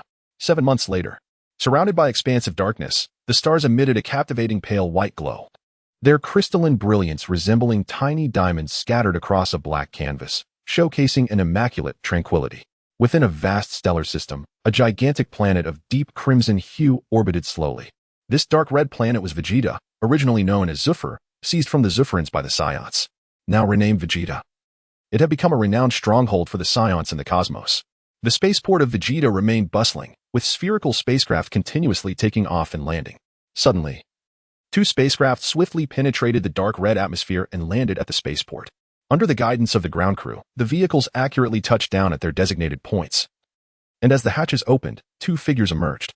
After many years, Saiyan and Xiling had returned to Vegeta. The spaceport was teeming with people. A diverse crowd of Saiyans returning from missions and those awaiting assignments, interspersed with many oddly featured aliens with long noses and large eyes. Most of these aliens were slaves captured like the Dotorans, while some were subordinates sent by Frieza from the headquarters planet to assist the Saiyans in daily management. After all, the technological proficiency of the Saiyans was not high. Aside from combat, they did not possess much advanced technology, resembling savages facing the creations of an advanced civilization. Many high-tech devices still required specialized aliens for operation. Of course, it was unknown how many of these aliens were sent by Frieza to monitor the Saiyans. Saiyan, I just contacted my parents with the communicator. They are waiting for us at home. On the edge of the spaceport, Xiling pressed a button on her energy detector. Her cheeks flushed with excitement.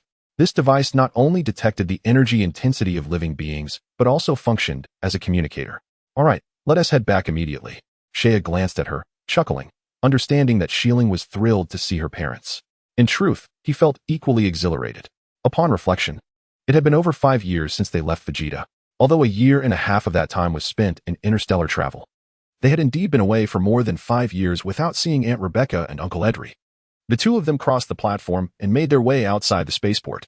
Xieling's home was located in the prosperous area of Vegeta, belonging to the upper-class residential district, not far from the royal city.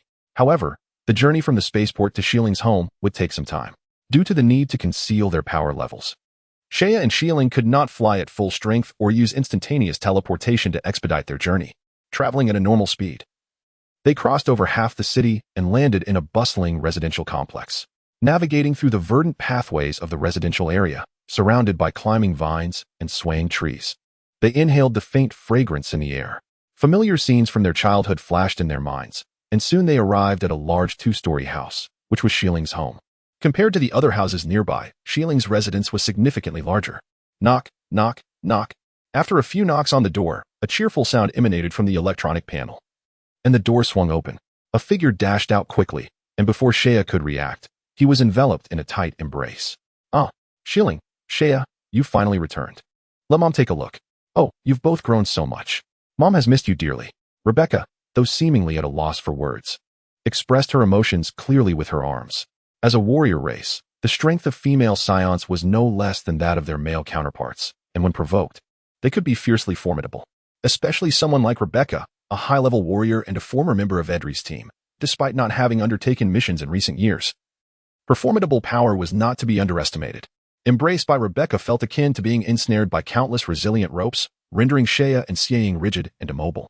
Naturally, given their current prowess, they could have easily extricated themselves, yet they had no intention of doing so. Cough, cough. Aunt Rebecca, you ought to release us now. If you continue this embrace, we shall surely suffocate. Saiyan rolled his eyes, expressing a hint of exasperation. Indeed, Mother, please let us go. Oh, yes, yes, look at me.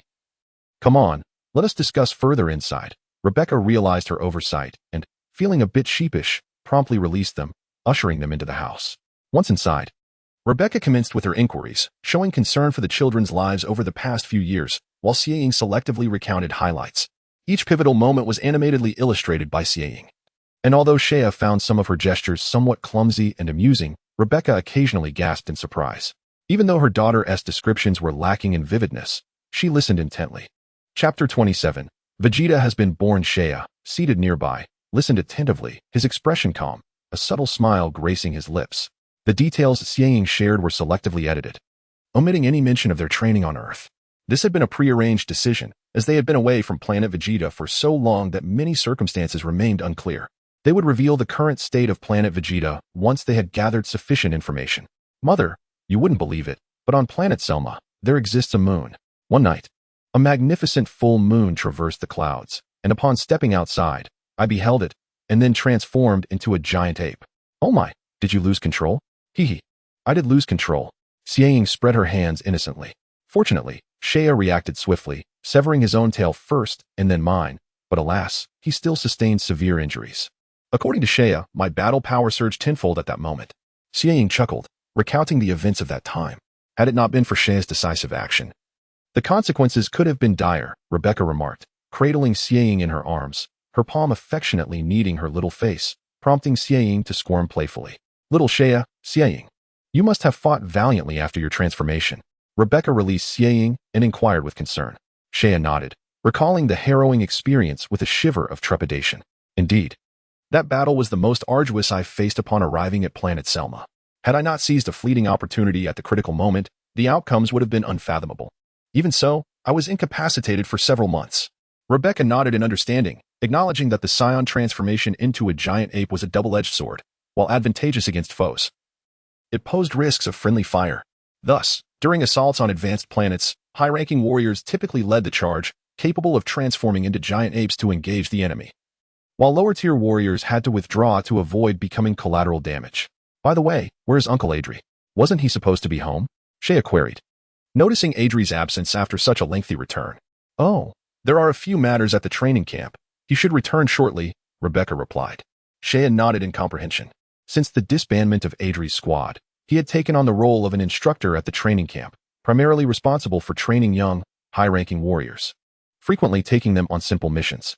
This highlighted the distinction in treatment between mid-tier and high-tier warriors. Shea and the others had spent 3 years in the training camp before being dispatched on missions, a luxury not afforded to them. After some time, Rebecca began preparing dinner. And at that moment, Adri returned from work. Upon seeing his long-absent daughter and nephew, a smile brightened Adri's somewhat tanned face as he approached them warmly, exclaiming, "Ha ha ha. My little ones, it has been ages. Indeed, you have both grown and become quite sturdy. Little Shea, you are increasingly resembling your father." "Daddy," Xieying joyfully called out. "Uncle Adri, very well, haha, you have finally returned. The important thing is that you returned safely," Adri exclaimed, his laughter resonating. Fully aware of the perils associated with their mission on Planet Selma, initially expecting them to take much longer to complete their tasks. Their safe return indicated they had passed the test, much to Adri's delight. The initial trials for Saiyan warriors are crucial, significantly influencing their future developments. One step at a time, I too excelled in my trials and subsequently became the captain of Adri's squad, he mused, patting Shea and Xieying on the shoulders. He then retrieved a simple energy detector from his pocket, placing it to his ear, saying, "Now, let me see what your battle power has reached." With a beaming smile, Adri pressed the device's switch, and it emitted beeping sounds as the data appeared. 962, 987. Upon observing the figures displayed on the detector, Adri paused momentarily before erupting into hearty laughter. "Oh, impressive. Your battle power is surprisingly high. Such strength is certainly comparable to that of high-ranking warriors." "Excellent, indeed. Perhaps our family will produce 2 remarkable individuals in the future." While Adri had surmised the children's battle power would not be low upon their safe return to Planet Vegeta, witnessing the actual readings filled him with astonishment. After all, his daughter and nephew were still under 9 years of age, and yet they boasted battle powers nearing 1,000, an indication of their boundless potential to become extraordinary warriors. In our chatter, I've neglected my hunger. A full belly is a prerequisite for a Scion's battle prowess. Rebecca, quickly bring out the meal. Adri commanded in a fatherly tone, beckoning everyone to dine. The dinner at the Scion table was marked by fierce competition. During the meal, the 4 Scions engaged in a spirited contest for food, resulting in a dramatic showdown. The clattering of plates echoed as an entire table's worth of food vanished at an astonishing pace, a scene that would leave onlookers in awe. The rapidity of their feasting was such that faint afterimages emerged, and any martial artist from Earth witnessing this would surely recognize it as a form of training. The quantity of food consumed by a Scion family in a single day is staggering, without a dedicated food supply system. Planet Vegeta would quickly descend into chaos due to food shortages.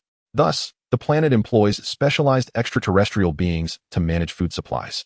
After dinner, in the main hall, the family of 4 gathered on the sofa, with Adri perusing information on a data receiver resembling a tablet, planning the upcoming training schedule while listening to Xieying animatedly recount her achievements.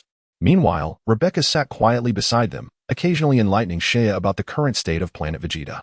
Char's attention was particularly acute, for he needed to ascertain the current situation on Planet Vegeta to devise better plans. Through subtle inquiries, Edry and Rebecca recounted the events that had transpired on Planet Vegeta in recent years to him and Shieling. From Edry's descriptions, Char gleaned that the overall situation on Planet Vegeta had not changed significantly. They continued to assist Frieza in his conquests of various planets. While their misdeeds were not egregious, they nonetheless instilled a sense of dread in their target planets. However, significant events had occurred, notably, the birth of Prince Vegeta, the son of King Vegeta. Over a year ago. Although this news did not come as a surprise, Char's demeanor grew solemn, for he understood that with Vegeta's birth, the annihilation of Planet Vegeta at Frieza's hands drew ever closer. Edry spoke with a hint of envy, recounting how, at the time of Vegeta's birth, his power level was an astonishing 280, marking him as an exceptionally gifted warrior. King Vegeta was elated and named the child after their planet, hosting lavish celebrations in the palace for several days. Remarkably, just over a year later, Vegeta's power level surged to an astounding 420, a rarity among the Saiyan race. Edry mused that Vegeta was a prodigious talent, likely to reach a power level of 1000 within a few years. He had never encountered a Saiyan with such potential. And being the prince, it was evident that King Vegeta had a worthy successor. Glancing at his daughter and nephew, Edry noted that while they were indeed remarkable, they paled in comparison to Prince Vegeta. Char and Shieling would likely reach a power level of 1000 around the age of 9, whereas Vegeta might achieve that milestone by 5 or 6. The 3-year difference promised to yield vastly divergent futures. Nevertheless, Edry maintained a cheerful demeanor. Compared to their contemporaries among the Saiyans, his children were still quite exceptional. He knew he could not compare his offspring to a prince, as the levels of expectation were fundamentally different. If Char and Shieling could surpass him, achieving a power level of 10,000, he would consider himself fortunate. Unbeknownst to Edry, Char and Shieling's abilities exceeded his wildest imaginings, rendering his aspirations for them rather misguided. If he were to learn of their true potential, one could only wonder what expression would cross his face. Chapter 28. The Future of the Saiyans Vegeta. Upon hearing Edry's reflections, Char's eyes narrowed. Vegeta's birth signified that the destruction of Planet Vegeta by Frieza was imminent, likely within the next 2 to 3 years. Recalling the original narrative, Char remembered that Vegeta was around 5 or 6 years old when their planet was obliterated. He also needed to monitor the situation of Bardock's family, as it was likely that Goku's older brother, Raditz, had also been born by this time. Goku's birth coincided with Frieza's assault on Planet Vegeta, but Char found it troubling that Bardock's family resided in a different area, making it difficult to ascertain their status for the moment. Furthermore, Vegeta's exceptional talent was unmistakable. His power level at birth was already remarkably high, and within months, it was expected to exceed 500. At just over 2 years of age, he might achieve a power level of 1000 before the destruction of Planet Vegeta. It was no wonder Frieza considered him a valuable asset in his experiments on Super Saiyans. Char silently calculated that if the plot progressed in this manner, Vegeta's power would undoubtedly surpass 10,000 upon reaching adulthood, aligning closely with the original narrative. In other words, his presence had yet to stir significant changes in the storyline. This was unsurprising, for his origins among the Saiyans were inconsequential. And having departed Planet Vegeta at a young age, his influence was limited. Reflecting on his own training, Char felt a tinge of melancholy. While Vegeta's starting point was significantly higher, their timelines to reach 1000 power levels would be nearly identical. Char had surpassed 1000 at just over 5. And in the original story, Vegeta had also achieved this feat at a comparable age, making their paths strikingly similar. However, Char's journey had begun from a power level below 100. As time progressed, their differences would become pronounced. Char's experiences on Earth and in the hyperbolic time chamber had enabled him to surpass 10,000 power levels well before Vegeta, who would only attain such a milestone in adulthood. Had Char chosen to return directly to Planet Vegeta instead of venturing to Earth, he might have already drawn the attention of King Vegeta and his court. Char mused to himself, feeling a sense of pride in his foresight. Life is not filled with hypotheticals. Even if King Vegeta wished to eliminate him to consolidate his rule, it would depend on his capability to do so. By the way, Uncle Edry, what do you think of Frieza's attitude towards us Saiyans? Char inquired deliberately. Edry, clearly taken aback by the question, regarded him with surprise. After a moment of contemplation, he furrowed his brow and replied, Frieza is undoubtedly the cosmic emperor. The Saiyans have always thrived under his dominion. However, his demeanor towards us is rather cold and even tinged with disdain. Edry was perceptive. He understood that the alliance between the Saiyans and Frieza was driven by mutual need. The Saiyans, with their combative nature, relied on Frieza's expansive network, while Frieza valued the Saiyans' thirst for battle, treating them as mere tools. The notion of camaraderie between them was, without a doubt, unrealistic. Edry had long perceived Frieza's true nature and recognized that, in the eyes of the cosmic overlord, the Saiyans were little more than insignificant pests. Yet, he could not fathom that Frieza's contempt extended beyond mere disdain. There was a fervent malevolence, a desire to annihilate them entirely. What troubles me is that King Vegeta has harbored dissatisfaction towards Frieza's oppressive rule. It is likely that he will eventually lead the Saiyans in rebellion. Edry abruptly ceased. Realizing the topic was no longer appropriate for discussion, Char regarded Uncle Edry with astonishment, surprised to find such insight in a man who seemed so rough around the edges. Such discernment was rare among the Saiyans. What if King Vegeta truly instigates a rebellion? Rebecca inquired anxiously. He is known as the Cosmic Emperor. Can the Saiyans truly secure victory against him? If they succeed, that would be one matter, but if they fail, would there be any hope for their survival? If we cannot win, we can always flee. Shieling remarked nonchalantly. What foolishness! How can Saiyans abandon a fight? Would that still make them Saiyans? Edry chided, furrowing his brow. However, Shea felt that Shieling's words held great truth. As long as the Green Mountains remained, one need not fear the absence of firewood. He realized he should alert Edry and Rebecca, which would also facilitate his future endeavors. After contemplating for a moment, he spoke. I have heard that Frieza harbors ill intentions towards the Saiyans. The only reason he keeps us close is due to his fear that the legendary Super Saiyan may arise among us, thereby threatening his reign. The legendary Super Saiyan, huh? Just a mere myth. Edry chuckled, shaking his head in disbelief. Although such rumors had circulated among the Saiyans, no one had ever witnessed a Super Saiyan, and over time, faith in the legend had waned. Yet, you are not wrong. The Saiyans and Frieza cannot coexist. King Vegeta must have been preparing for this for quite some time. Edry murmured. Unfortunately, they remained unaware of Frieza's true strength. This rebellion was destined to fail, leading to the destruction of Planet Vegeta. Shea's mind was a whirlpool of thoughts. The following day dawned bright and sunny. After a refreshing slumber, Shea rose early and began exercising in the backyard. Though this low-intensity workout offered little benefit, he diligently performed each movement as if it were a well-formed habit. Soon, Shieling joined him, and the two engaged in a spirited exchange of blows, thoroughly enjoying themselves. A powerful gust swept through the backyard, bending the surrounding foliage. Moments later, as the sun climbed high in the sky, they paused, standing still with tranquil breaths. Their faces unflushed and breaths steady, as if they had not engaged in vigorous activity at all. Their earlier motions barely qualified as warm-ups. Rebecca was still in the house preparing breakfast, and the enticing aroma wafted through the air. Shieling, unable to resist, dashed towards the kitchen, leaving Shea behind. What a glutton! Shea murmured softly, settling onto a stone bench in the yard, closing his eyes to meditate in silence. A series of jingling bells broke the quiet. Hey, you. I'm asking if Master Edry is home. A haughty voice called out. Shea opened his eyes, a glimmer of intrigue flashing in his dark pupils. Before him stood a small figure clad in a fitted battle suit. I'm asking you a question. Are you deaf? The figure's voice sharpened with impatience. If you wish to inquire, you might consider adopting a more courteous demeanor. I have no intention of responding to such rudeness, Shea replied, resuming his meditation without acknowledging the intruder further. The figure paused, then huffed disdainfully, humph. So you're the intermediate warrior from Master Edry's household. Just so you know, I am a high-level warrior, someone you cannot afford to offend. If it weren't for you lot, Master Edry would have taken me on a mission today. So she was one of the Saiyan children led by Uncle Edry, a mere child. Chapter 29. Myers Shea studied the small girl, who appeared to be around 2 years old. Her long hair carelessly tied back, cascading down her back. Her delicate face wore an expression of pride and disdain as she regarded him. Is this child among the Saiyans with potential for high-level warriors? Truly precocious. He shook his head, disinterested in engaging in frivolities with such a young girl, and said, Uncle Edry is inside. You can find him yourself. Humph. The little girl scoffed, her prideful visage nearly reaching the heavens. As she walked past him without so much as a glance, staring in astonishment at her retreating figure, Shea couldn't help but chuckle. Whose child is this? Her self-regard is quite amusing. After sitting in the yard for a while, the sun's radiance began to grow uncomfortable, prompting Shea to rise and head indoors. In the kitchen, Rebecca had prepared a lavish breakfast spread. Shieling sat quietly at the dining table, already devouring her meal with gusto. Upon noticing Shea's entrance, she glanced up briefly before returning to her feast. In no time, she had consumed a mountain of food. Where's Uncle Edry? Why has Tiki come out?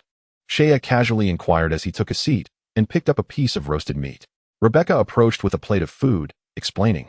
The previously scheduled mission was postponed by a few days, so his students came looking for him. He is currently arranging their subsequent tasks. Students? Shea recalled the haughty little girl from earlier, realizing Rebecca must be referring to her, since he and Shieling had just returned from their mission on Selma. Adri had postponed the training plans for the next few days to spend quality time with his children. That self-important child is one of my father's students? Not that impressive. Really? What is there to be proud of? Shieling remarked disdainfully after finishing her breakfast and wiping her mouth with a napkin. Clearly, she had encountered the girl before and held a strong dislike for her. Shieling, too, was proud, though she refrained from displaying it in front of those she considered beneath her. Yet her innate pride made it intolerable for her to endure such attitudes, especially from someone she deemed inferior in strength.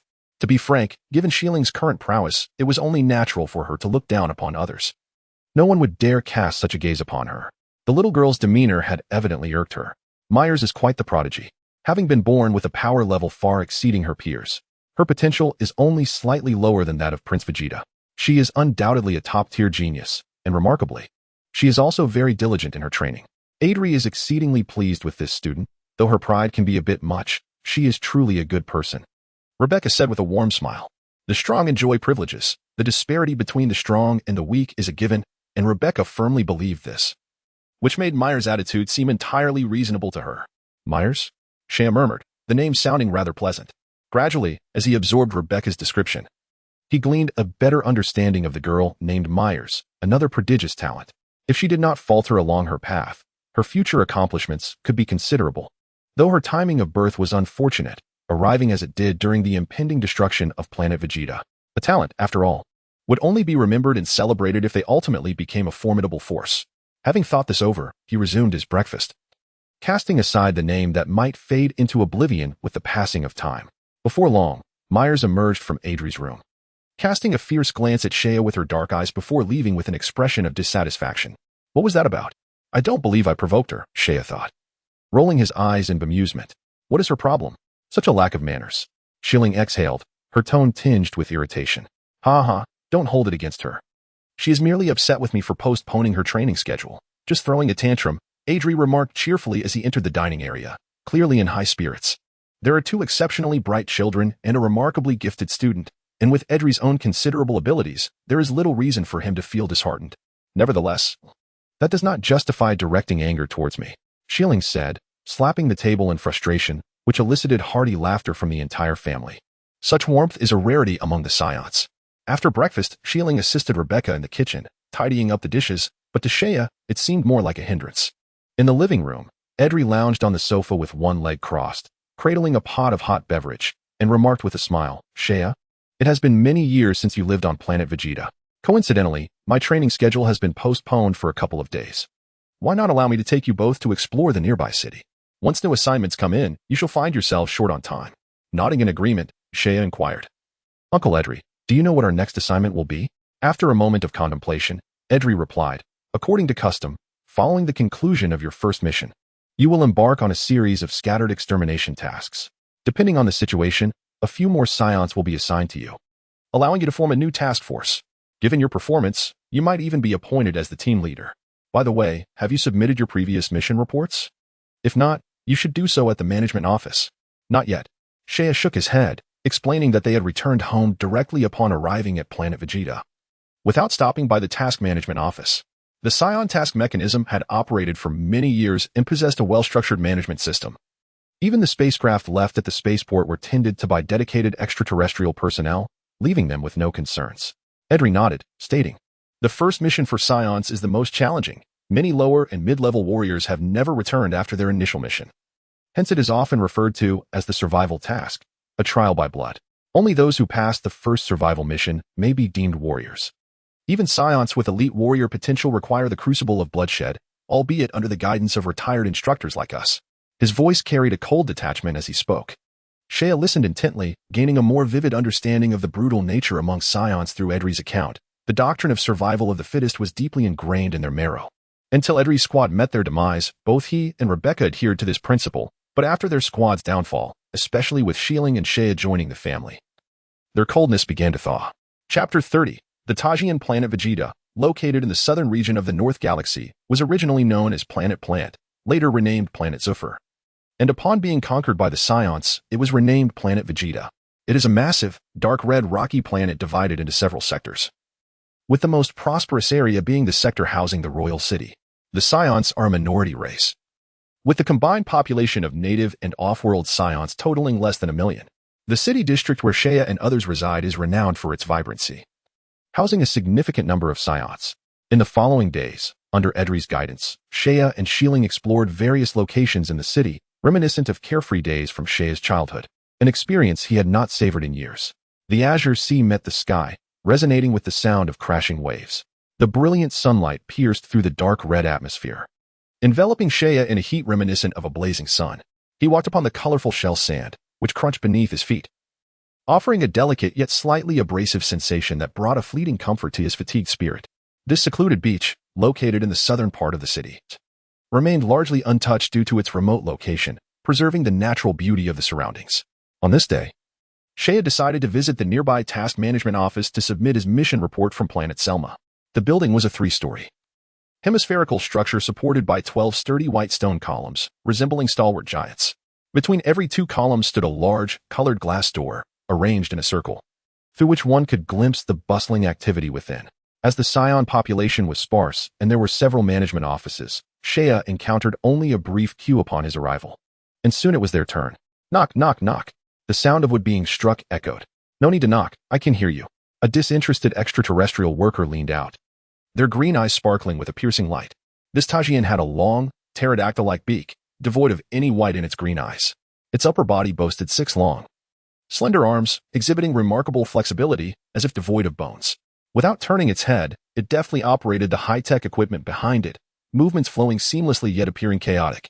The Tajians managing the task office were dispatched from Frieza's headquarters, adept in advanced technologies, representative of a high-level technological civilization. However, their unpleasant demeanor and abrasive speech rendered them unpopular among the Saiyans on Planet Vegeta.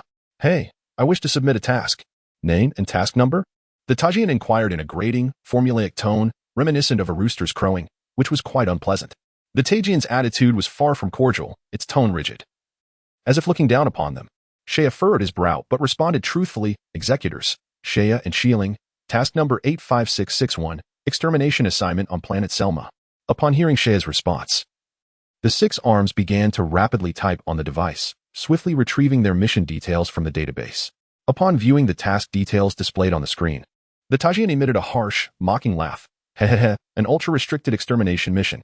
I didn't expect you to be quite formidable, TSK. Managing to return alive from the task. Well, your mission has been registered, and someone will verify it shortly. Oh, and remember to collect your new task record in 5 days. Otherwise, you can only blame yourselves for the misfortune. The Tajian waved its appendages arrogantly, its demeanor consistently unpleasant. How dare you speak to us like that? Xieling's temper flared at the Tajian's insolence. She coldly questioned, her eyes glinting with icy resolve, a palpable aura of menace emanating from her. The temperature in the entire hall plummeted several degrees. Xiling, do not act rashly. A gentle hand rested on her head, calming her murderous intent. Why not? Xiling looked at Seiya in surprise, only to see him shake his head, leading her to reluctantly suppress her anger. Damn Saiyan monkeys. The Tajian muttered under its breath, though it dared not voice its disdain openly. Compared to other extraterrestrials captured by the Saiyans, these Tajians, operating the management offices, undoubtedly held more confidence, knowing they were backed by the formidable King Frieza, sent to Planet Vegeta for daily administration, compared to those self-righteous Saiyans. The Tajians consider themselves the true subordinates of King Frieza. In the hearts of the Tajians, these Saiyans are merely uncivilized, barbaric apes, serving only as muscle for the king. In the eyes of Frieza, the status of the Saiyans pales in comparison to theirs. However, when faced with the wrath of the Saiyans, the Tajians can only yield, for their meager strength is utterly inadequate. Even if they were to be killed, it would likely be in vain. Frieza would not punish the Saiyans for the actions of one individual. Let us return in 5 days, Seiya declared as he exited the mission management office. With a disdainful huff, Xiling shot a fierce glare at the Tajian before following suit.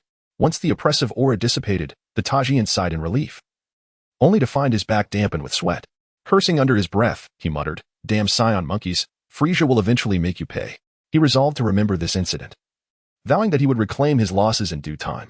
The thought of Frieza's formidable power brought a flicker of satisfaction to the Tajian's heart, as he envisioned the brutal demise of those savage Saiyans beneath Frieza's terrifying might. Upon leaving the management office, Saiyan no longer needed to concern himself with the ensuing matters. Although the Taijians held a haughty disdain for the Saiyans, they dared not openly defy Frieza's directives. The personnel in the office would verify the completion of tasks. The clear sea waves lapped against the shore, and the warm sunlight enveloped Saiyan, yet his good mood was swiftly disrupted. Saiyan, why did you stop me? Those aliens were utterly repugnant. They deserved to be exterminated. Xiling exclaimed, her fists clenched in confusion. Had Saiyan not intervened, she would have undoubtedly struck them. She had encountered many aliens on Planet Vegeta, yet none had been as loathsome as these. Saiyan exhaled deeply, shifting his mood. There is no need. They are ultimately just weaklings. The Taijians may look down upon the Saiyans' barbarism, but he equally scorned their frailty. When Planet Vegeta was destroyed, they would not escape unscathed. Chapter 31. Edri's vigilance. How do you feel? Were you disgusted by the Taijians' attitude? Saiyan felt a gentle pat on his shoulder and turned to see Uncle Edri approaching. With a smile, Edri replied, you need not concern yourselves with what those Taijians say. Their words are forever foul. Were it not for their connection to FRIEZA'S headquarters, they would have perished countless times on Planet Vegeta due to their unreasonable attitude toward the Saiyans. Indeed, it is best to avoid them entirely to prevent misfortune. Edri expressed his disdain for the Taijians. However, given their affiliation with Frieza and their control over communication channels between Planet Vegeta and Frieza's planet, the Saiyans had little choice but to tolerate the Taijians' arrogance for the time being. Yet, the bill would eventually come due. The Taijians remained blissfully unaware that they were digging their own graves while continuing to treat the Saiyans with disdain. So you are aware of the Taijians' demeanor? Saiyan remarked with a roll of his eyes after hearing Edri's words. No wonder they had sent them to submit tasks while they went swimming instead. They simply wished to avoid seeing them. By the way, I will be taking Myers out on a mission tomorrow. I may be gone for quite some time. So if you have any questions regarding tasks, you can consult Rebecca. She has completed many high-difficulty missions in Edri's team and can provide you with valuable insights. Edri explained meticulously. Understood. No worries. If we have questions, we will ask Mom, Saiyan and Xiling replied in unison. In truth, Edri had often led them on training missions when they were younger, often being away for months at a time, so they were accustomed to it. Which planet are you heading to, Uncle Edri, and how long will you be gone? Saiyan inquired.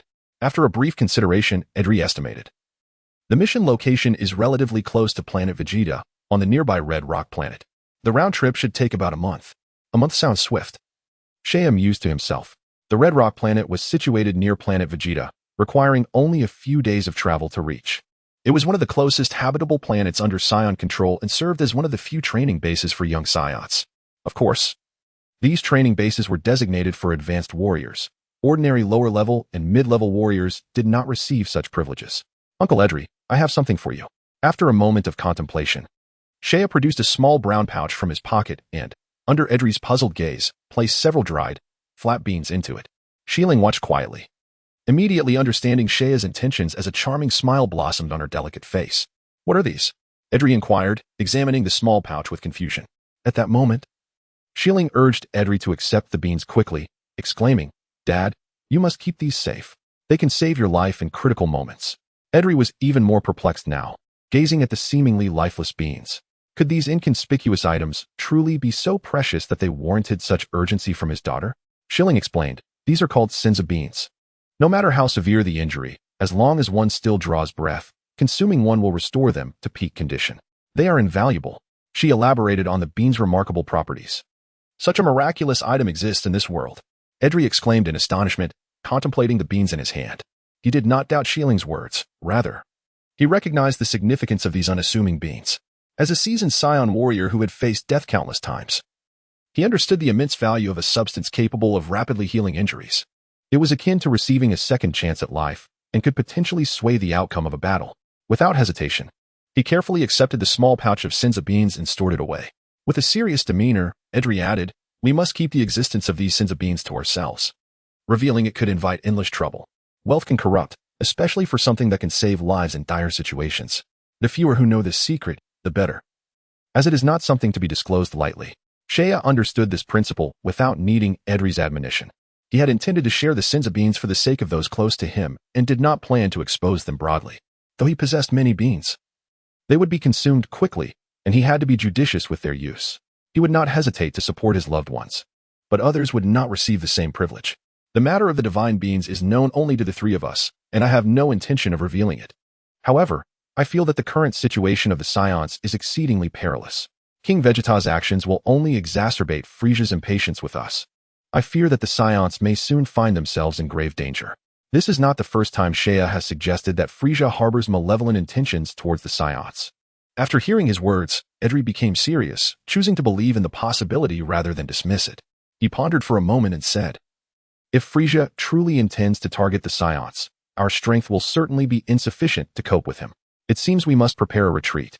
By the way, the energy detectors have been outfitted with listening devices, clearly indicating malicious intent towards the Saiyans." Wesley, who had been listening quietly for some time, interjected, "As for the detectors, if we find someone with a bit of high-tech knowledge, they can easily uncover this." "What did you say? They installed listening devices on the detectors?" Upon hearing that Frieza had indeed placed such devices on the energy detectors used by the Saiyans, Edry quickly grasped the severity of the situation. What is Frieza planning? Does he truly not trust the Saiyans? Edry's expression darkened, and an uncontrollable surge of energy erupted from him, like the eye of a hurricane, whipping up waves of energy around him. The once tranquil sea became tumultuous in an instant, with waves crashing against his face and his long black hair billowing in the wind. Saiyan watched in astonishment. The force emanating from Edry indicated his combat power had reached at least 8,000, a remarkably formidable strength. After a long moment, Edry sighed deeply, dispersing his energy, and everything returned to calm, as if the earlier scene had been nothing more than a fleeting dream. Chapter 32. A new mission. If Frieza has indeed installed listening devices on our detectors, then his hostility towards the Saiyans has likely been long-standing, and our every action may be under his scrutiny. Edry's countenance darkened, and after a moment of contemplation, he gestured to Saiyan and Wesley, saying, "I understand the gravity of this matter. You two children should refrain from getting involved. I will verify this with Rebecca." The rest of the journey was silent, as Edry's thoughts were consumed by the future of the Saiyans, and he did not inquire about the origin of Saiyan's divine beings. Upon returning home, Edry and Rebecca entered a room together, emerging only later that evening, both wearing troubled expressions. The next day, just before dawn, Edry had already taken a student named Merce aboard a spacecraft, departing Planet Vegeta for Red Rock Star to carry out training tasks. Of course, another objective was to attempt to contact some rational-minded Saiyans to discuss their future. He first thought of his former comrades. They needed to ascertain just how powerful Frieza truly was, if they could not accurately assess their opponent's strength and recklessly rebel like King Vegeta. The outcome would surely be disastrous. A war that concerns survival must be waged with a thorough understanding of both oneself and one's adversary. In this regard, Saiyan could indeed provide assistance, but he could not disclose this information directly. The Saiyans are proud and sometimes stubborn. If he were to directly inform them that Frieza's power is such that he could annihilate the entire Saiyan race with a mere wave of his hand, they would undoubtedly reject such advice. Rather than engaging in a futile struggle, they would need to prepare for retreat. Even if Saiyan clarified his sources, they would likely stubbornly hold on to the belief that Saiyan warriors only meet their end on the battlefield and never retreat. Preserving the mountain allows for future endeavors. This advanced concept might only resonate with them once they personally seek the truth and witness Frieza's despair-inducing power. Perhaps, at that moment, Saiyan could subtly guide them to a more prudent decision.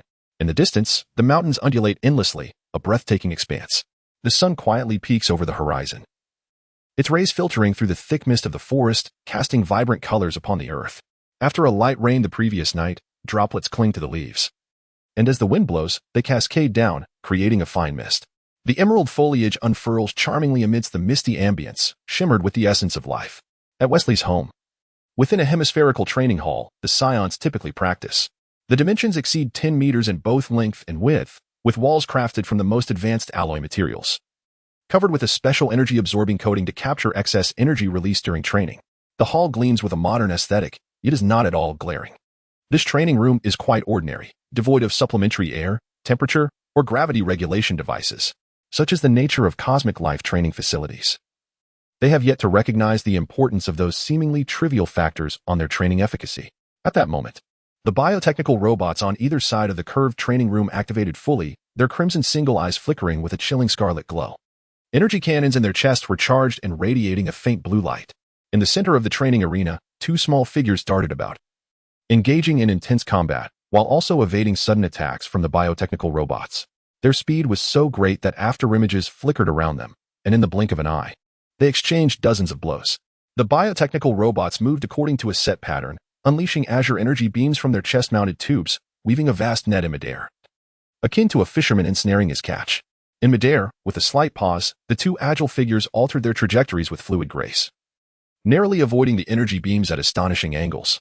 Seiya observed the young girl before him with a sense of satisfaction, a smile illuminating his eyes. Wesley's delicate features bore a serious expression. Though it was merely a casual sparring match, Seiya's stance revealed a different kind of martial artist, graceful, commanding, with an imposing presence that was palpable. With a whoosh, Seiya's figure vanished from before Wesley. Her eyes darted, tracking his movements intently. Suddenly, a fist appeared at her waist. Her eyes sparkled as she leaned slightly, avoiding the punch aimed at her midsection. The force of the wind struck the ground with a resounding thud. She deftly evaded a succession of attacks, which came at her like a relentless torrent, fierce and roaring. Wesley retreated several meters, then steadied herself, diving towards Seiya. Seiya's gaze flickered, his eyes locked onto Wesley's actions.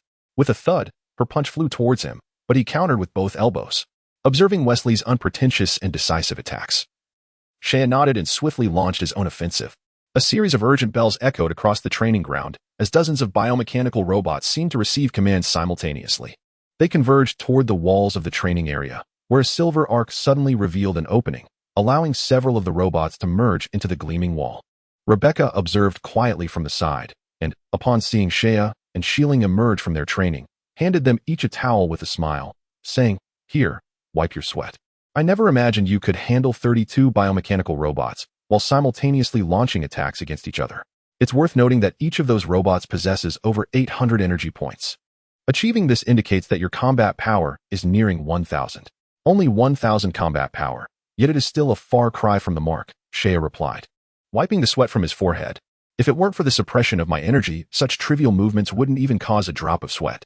By the way, Mother, have our new mission assignments come through? Shieling inquired, opening a bottle of water and taking a sip. Rebecca smiled and presented a form, saying, "Look, this is your new mission, to eliminate a primitive tribe on the planet Dahlia. The mission level is intermediate, so you will need to form a Saiyan team, as listed here with your team members." Seiya took the form, studying it carefully. His brow furrowed slightly before quickly relaxing. Dahlia was a planet nearing intermediate status, with strength comparable to their previous mission on Selma. However, the Task Management Office had specifically requested the formation of a Saiyan team to enter Dahlia. These assignments were directly issued from Frieza's headquarters, and although the Tajians at the Task Management Office were quite bothersome, they dared not contradict Frieza's directives, ensuring no embellishments were added to the mission documents. An intermediate mission means the indigenous life forms there are approaching 1,000 combat power?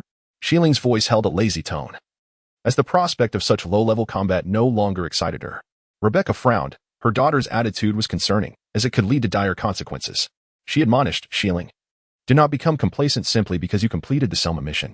The tasks issued by the management office are carefully considered. Since this mission requires a Saiyan team, Dahlia may be more than it seems. Underestimating it could easily lead to trouble." Feeling uneasy, she added, "Seiya, be sure to keep an eye on her." "Yes, I will watch over her," he assured. Shieling set aside her nonchalant demeanor. Although Dahlia might not pique her interest, she understood the importance of not appearing overly careless. Subsequently, Seiya and the others gathered their belongings and bid farewell to Rebecca before heading to the assembly area for their team. In the outskirts of the city, far from the towering technological structures, lay a desolate plain, approximately 100 kilometers from the urban area and even further from the spaceport. Although not the heart of the continent, the environment was harsh. A dull yellow hue dominated the landscape, and the riverbed was cracked and parched. When the wind blew, scattered tumbleweeds rolled aimlessly across the vast, barren expanse, where a few straight, unbranched trunks stood defiantly, their branches forming spherical crowns far above. Resembling gigantic lollipops, a common sight in the desert. Beneath a sprawling tree, a large patch of shade offered respite from the scorching sun. In a cool corner, several Saiyans gathered, 2 males and 2 females, all clad in dark brown battle attire, appearing to be around 11 or 12 years of age. "Hey, Balit, do you know who our captain will be this time?" A somewhat slender Saiyan called out loudly. Balit shot him a glance, retorting, "How would I know who the captain is, Rida? Just make sure you don't drag me down during the mission. I don't want to be hindered before we even complete it." "Oh, how can you say that? My combat power is already at 750. If anyone is dragging behind, it would be you, useless Balit." The slender Saiyan Rida taunted. "You." Balit, incensed, stood up and lunged at Rida, grabbing his tail, and they began to tussle. "Enough. Both of you need to settle down, or you'll regret it." A cold voice interrupted them as a tall girl stepped forward, her clear eyes glinting with icy resolve, exuding a formidable presence. Oh no, Adishia is angry. We definitely can't provoke her. Balit and Rida shivered in unison, releasing each other and standing frozen. Like mice before a cat, Adishia, known as the strongest among their group with a combat power of 840, was not to be trifled with. Casting a cold glance at them, Adishia turned to the other girl beside her, asking, Jelen, do you know anything about the captain? The Saiyan girl named Jelen shook her head, stating, I don't know much beyond the captain. I heard that Shakta is also part of this mission. Shakta? That guy is participating too? The mention of his name caused a stir among them. He must be the captain, given his combat power exceeds 900. Everyone gasped, even Adishia, who exclaimed in surprise. Compared to the prodigious Shakta, Atashia's combat power seemed somewhat lacking. They had all trained together in the same camp, where Shakta had already established himself as a genius. Achieving over 900 combat power at the age of 12, while not extraordinary, placed him among the top of their peers. They felt relieved, as a stronger captain would likely improve their chances of mission success. Otherwise, with their current abilities, they would struggle with an intermediate-level assignment. It must be him. Otherwise, how could we manage this intermediate task? Rida said, confidently slapping his palm, convinced of his deduction. They were not underestimating themselves. With just their 4 combat powers, the extermination mission on Dahlia would prove to be exceedingly challenging.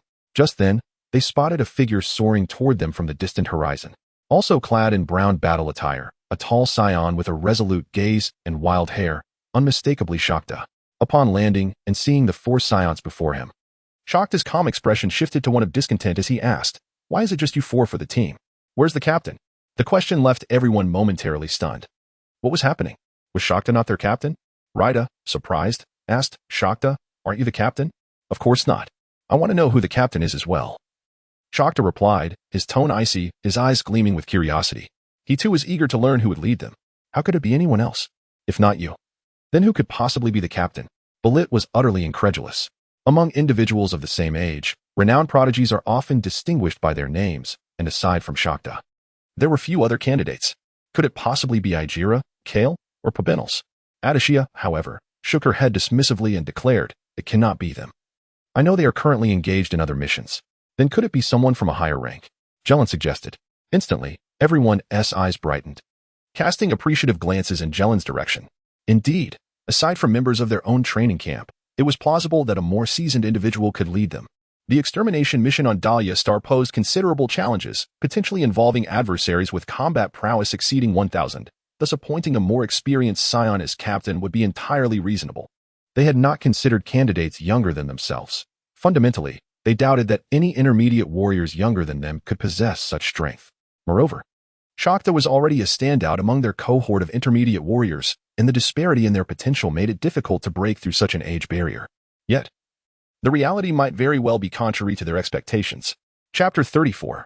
I am your captain, however. Since the captain had yet to appear, their speculation remained unverified, and they could only continue to wait. Shakta found a shaded spot beneath a tree, maintaining a distance from Balit and the others. Familiar with his temperament, the others chose to ignore him and engaged in discussions about the current mission. As their conversation meandered, it eventually turned to their training progress, leading to an inevitable bout of competitive banter. Shakta gazed at the animated group from afar, his brow furrowed with concern, pondering. Do these individuals not grasp the significance of this mission? I wonder who will assume the role of captain. I hope their strength is not lacking. The formation of Saiyan teams for mission execution was commonplace, aimed at enhancing operational efficiency. As they matured, intermediate warriors would typically form specific squads before reaching adulthood. And once established, such teams would rarely disband without unforeseen circumstances, often persisting for extended periods.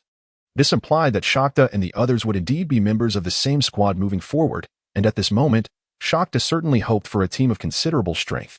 Shaking his head to dispel these thoughts, he exhaled softly, reclined against a cracked stone, and stared dreamily at the sky. The heavens were awash in crimson hues. The atmosphere smooth and unwrinkled, with clouds tinged with red drifting together, shifting shapes in the gentle breeze.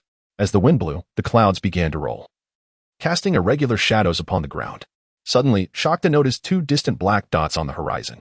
With a powerful push of his arms, he sprang up gracefully, and soon Adishia, Balit, and the others also became aware of the situation. Oh, someone is approaching. Atashia's melodious voice chimed. Could it be the captain? Jelen murmured, her expression tinged with anticipation. Shakta ignored the voices around him, squinting to discern the approaching figures. As they drew nearer, he realized they were 2 diminutive Saiyans, one male and one female. evidently younger than the group. Why are there two children here? Could they possibly be part of our squad? Raida exclaimed, disbelief etched across his face. That seems improbable. The mission management wouldn't be so reckless, would they? Bullet pondered uncertainly. But look, they are indeed coming our way, Raida replied, astonished. Finally, amidst the incredulous gazes of the others, Shea and Shieling landed steadily a short distance in front of them. All signs indicating that these two were indeed members of their squad. Was the management playing a joke by sending two children? At that moment, Shea wore a subtle smile. Keenly observing everyone's expressions, he approached them and, in a deep voice, announced, Shakta, age 12, combat power 925. Adishia, age 12, combat power 840. Raida, age 12. Combat power 750. Jelen, age 12, combat power 788. Balit, age 12, combat power 738. Shea recited each name and combat power, a privilege reserved for the captain. This indicated that he was indeed their leader. The Saiyans were collectively taken aback, particularly Shakta, whose face darkened, his cold eyes glinting with anger. How infuriating. This pair, clearly younger than him, was their captain. Shakta clenched his fists, his fingers turning pale from the strain, his body trembling slightly with rage. His voice was icy and harsh. You are our captain? Let me make one thing clear. I will not accept a weakling as our leader. Adishia glanced at Shakta, her eyes flickering with a similar sentiment. Although not the most outstanding among her peers, she was still exceptional and would not demean herself by following someone significantly younger. Observing Shakta and Datashia's attitudes, the others nodded in agreement. For one to be their captain, strength was imperative. Shea's smile waned slightly. Familiar with Saiyan nature, he found their response unsurprising. In fact, it would have been more unexpected had they accepted his leadership without demonstrating any strength. Nevertheless, being underestimated was undeniably infuriating. As expected, to earn the respect of these Saiyans and be acknowledged as their captain, he would need to manifest some tangible prowess. With that, Shea's smile returned, broad and confident. Beside him, Shieling observed quietly, mirroring his expression, though hers carried an unsettling quality. Indeed, I am your captain, Shea declared in a calm voice as he walked towards Shakta with his hands clasped behind his back. Upon reaching Shakta, he raised his gaze, adopting an air of pretentious superiority. Shakta instinctively felt a sense of foreboding as he opened his mouth to speak, but before he could continue, a tremendous force struck him in the abdomen. Stunned, he looked down to see a fist buried in his gut, followed by an excruciating pain that sent his body hurtling backward like a cannonball, launching him several hundred meters away. Thud, thud, thud. Shakta's body continued to fly backward, crashing through several bushes before finally slamming against a rock formation, which shattered upon impact, leaving him deeply embedded in the stone. This unfolding scene left everyone in shock. Shakta had been ambushed. Ah! He roared in fury, breaking free from the rock, a surge of energy erupting from him, instantly obliterating the entire rock formation. In that moment, he snapped out of his daze, consumed by an unimaginable rage. His hair ruffled wildly, bloodshot eyes narrowing as he dove towards Shea, witnessing Shakta's irrational behavior. Shieling shook her head slightly and mocked. Ignorance breeds fearlessness. With such meager power, he dares to challenge Shea. He truly knows not the meaning of life and death. A fitting lesson is in order. The image of Shakta loomed larger in Shea's mind as he reminded himself that, after all, Shakta was a member of his team, and he ought not to go too far. With a clang, Shea summoned the energy within him, and a radiant energy sphere materialized in his palm, its crystalline brilliance shimmering. The aquamarine hue lended an endearing quality, however. The hissing sound that disturbed the air and the slightly distorted light surrounding it indicated that this energy sphere was anything but ordinary. With a cold smirk, Shea hurled the energy sphere toward Shakta from a distance, as if instinctively alerted by the imminent danger. Shakta regained his senses just in time to evade the beautiful energy sphere. Boom! The sphere detonated beside Shakta, unleashing a spectacle that would be etched in memory forever. The aquamarine sphere ruptured, and orange flames erupted like a newborn sun, scorching the earth as the explosive shockwave sent Shakta flying, sparing him from the most perilous zone. The ground fractured violently, debris flying in all directions. As the brilliant light and thunderous roar subsided, the landscape appeared as though it had been ravaged by hundreds of small nuclear blasts, leaving it utterly transformed. The earth split open, terrifying energy ripples spreading beneath, creating a series of gaping fissures on the surface. Just as it seemed everything had come to a close, boom. The entire terrain unexpectedly collapsed without warning. Puffs of smoke, accompanied by bubbling lava, spiraled upward from the seething magma below. Incredible! This is terrifying. Everyone stood in stunned silence, their gazes toward Shea filled with awe. No one had anticipated that this seemingly diminutive figure could unleash such a fierce and formidable attack in an instant. truly astonishing. Was he some kind of monster? This thought involuntarily crossed everyone's minds, especially Shakta, who, having narrowly escaped, stood dazed, still processing the harrowing scene replaying in his mind. Large beads of sweat forming on his brow. Chapter 35. Departure. So, do I now qualify to be your captain? Shea said with a cheerful smile. Radiating the aura of a successful leader, his grin dazzling in the eyes of all present Saiyans. Shakta shook his head to regain his composure, then glanced at the ravaged ground, particularly the deep crater, shaking his head bitterly. I always thought I was among the best of my peers, convinced that I was not much inferior to the older Saiyans.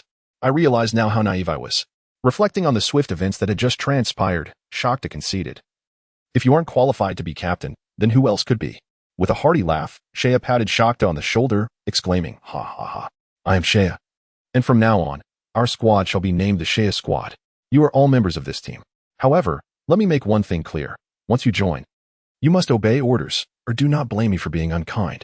Rest assured, Captain, we will follow your commands." Shakta and the others exchanged glances and nodded vigorously. Among Saiyans, obeying the strong is a matter of course. As long as the orders do not lead them to certain death, they will diligently adhere to their captain's commands. Simultaneously, a fiery passion ignited within them. With such a powerful captain, how could they not revel in the thrill of battle? With this thought, manic smiles spread across the faces of the Saiyans, and Shakta's earlier displeasure vanished entirely.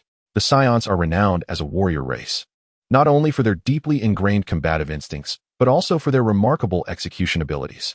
They are born mercenaries, capable of completing missions with great efficiency, not for monetary gain, as money holds little value for them, but for the sheer exhilaration of combat. This was Shea's conclusion. He sometimes wondered whether the Saiyans would still be notorious if they were not employed by Frieza's forces but instead accepted tasks from legitimate institutions in the galaxy, such as the Galactic Patrol. Shaking his head to dispel such unrealistic musings, he turned serious and said, "Now, I will explain the details of our upcoming mission. I believe you are aware that our destination is Planet Vegeta." His gaze swept over each team member, noting the solemn expressions that crossed Shakta and the others upon hearing the name of the planet. This was a planet nearing the classification of a mid-level world, which implied that unexpected dangers could arise at any moment. If that were the case, aside from myself, Shilling, and Shakta, the rest of you would face significant peril. Especially you, Raida and Balit. Your combat power is the lowest, so you must exercise extra caution. Understood, Captain. Seeing that everyone was attentively listening, Shea felt a sense of relief. He then pointed to Shilling and introduced her. "By the way, this is my sister, Shilling, also a member of the squad. And her combat power is not inferior to mine. Of course, that's after suppressing our combat power." Shakta and the others turned their gazes toward Shilling, their eyes filled with admiration, particularly Atakia and Jelen, both female Saiyans, who envied Shilling's formidable strength. "May I ask how old you and the captain are now? And what are your combat powers?" inquired the tall Atakia, who at 12 had already entered puberty, her wavy hair flowing in the wind, her feminine features becoming pronounced, the most mature-looking among the group. With a charming smile, Shilling replied in a clear voice, "Shea and I will soon turn 9.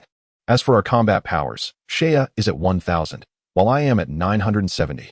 In the days since returning to Vegeta, they had managed to elevate their powers by a few points. Although her voice was soft, those two impressive numbers reverberated like thunder, stunning Atakia and the others into silence. 1,000 combat power, 970 combat power. And you are only 9 years old? The Saiyans looked at them in disbelief, yet the terrifying force from earlier lingered in their minds, compelling them to accept the truth. How can you possess such combat power at just 9 years old? You can't merely be mid-level warriors, surely, you must be advanced warriors, exclaimed Balit, his face a mask of exaggeration. Among them, he had the lowest combat power, reaching only 738 at 12 years of age. The comparison was quite embarrassing. Indeed, I doubt even advanced warriors would exhibit such extremes, Raida lamented, nodding in solidarity. Indeed, with their current strength, they are no longer lacking. Once they enter puberty, their power will experience a remarkable surge, and as adults, they are sure to exceed a combat strength of 2,000, placing them among the intermediate warriors. However, compared to some prodigies, it can be quite disheartening. Shakta chuckled bitterly. I initially thought achieving over 900 combat power at the age of 12 was commendable. But comparing myself to you all, well, it's not even close. Adishia and Jelen nodded earnestly, fully agreeing with Shakta's sentiment. Unbeknownst to them, the bond between the group of Saiyans had grown considerably closer, and with the substantial presence of Shea and Shilling, the minor gaps in their abilities seemed insignificant, uniting them against a common adversary. In their minds, they had already begun to regard Saiyan as a genius on par with Prince Vegeta. All right. It's time for us to depart. I suspect the spacecraft at the spaceport is ready for us, Saiyan declared, his tone authoritative as he looked at the group. Yes. We should set off, they agreed, excitement bubbling within them. With light laughter, the group of Saiyans soared into the air, heading towards the spaceport. Half an hour later, the seven had entered the vicinity of the spaceport. They descended and, following the guidance of the attendants, located the area designated for their spacecraft. On a cleared platform, 7 spherical vessels, each 2 meters in diameter, were neatly arranged in the landing zone. As they opened their respective spacecraft, they climbed inside. Once the hatches closed, Saiyan's voice resonated through the communicator. Let us embark, wishing Saiyan squad a successful first mission. Set off, came the chorus of voices from the communicator. Soon, the 7 white spheres shimmered with a radiant glow before accelerating swiftly, departing from Planet Vegeta and entering a month-long interstellar journey. Chapter 36, Planet Dodoria. The lengthy passage of time flowed by like a fleeting shadow, and in the blink of an eye, a month had passed. Surrounding them was an expanse of profound darkness, with stars emitting a captivating pale glow, sparkling like tiny diamonds scattered across a black canvas, exuding an immaculate tranquility. A flicker of light appeared, strikingly vivid in the serene depths of space, and as they drew closer, 7 spherical vessels gradually materialized within that brilliant illumination. In the grand scale of the universe, the distances between planets are incredibly vast, requiring the traversal of countless light years even for the closest of them. However, thanks to the advanced technology of cosmic civilization, interstellar travel in the Dragon Ball universe is considerably more convenient, allowing for the crossing of several star domains in mere days or even months.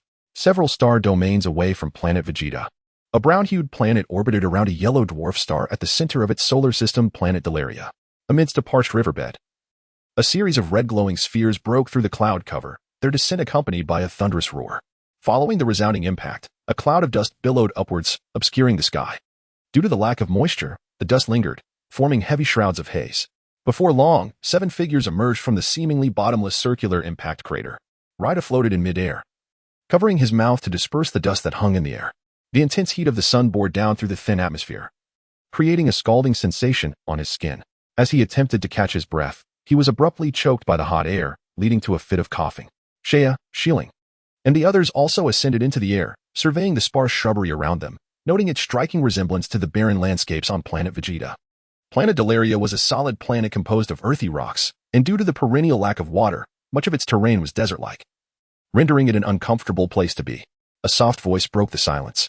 Having done her homework prior to their journey, Adashia expressed her dissatisfaction with the surrounding environment. It was hot, oppressive, and devoid of moisture, which was detrimental to the skin of the girls. Indeed, Shilling and Jelen immediately concurred.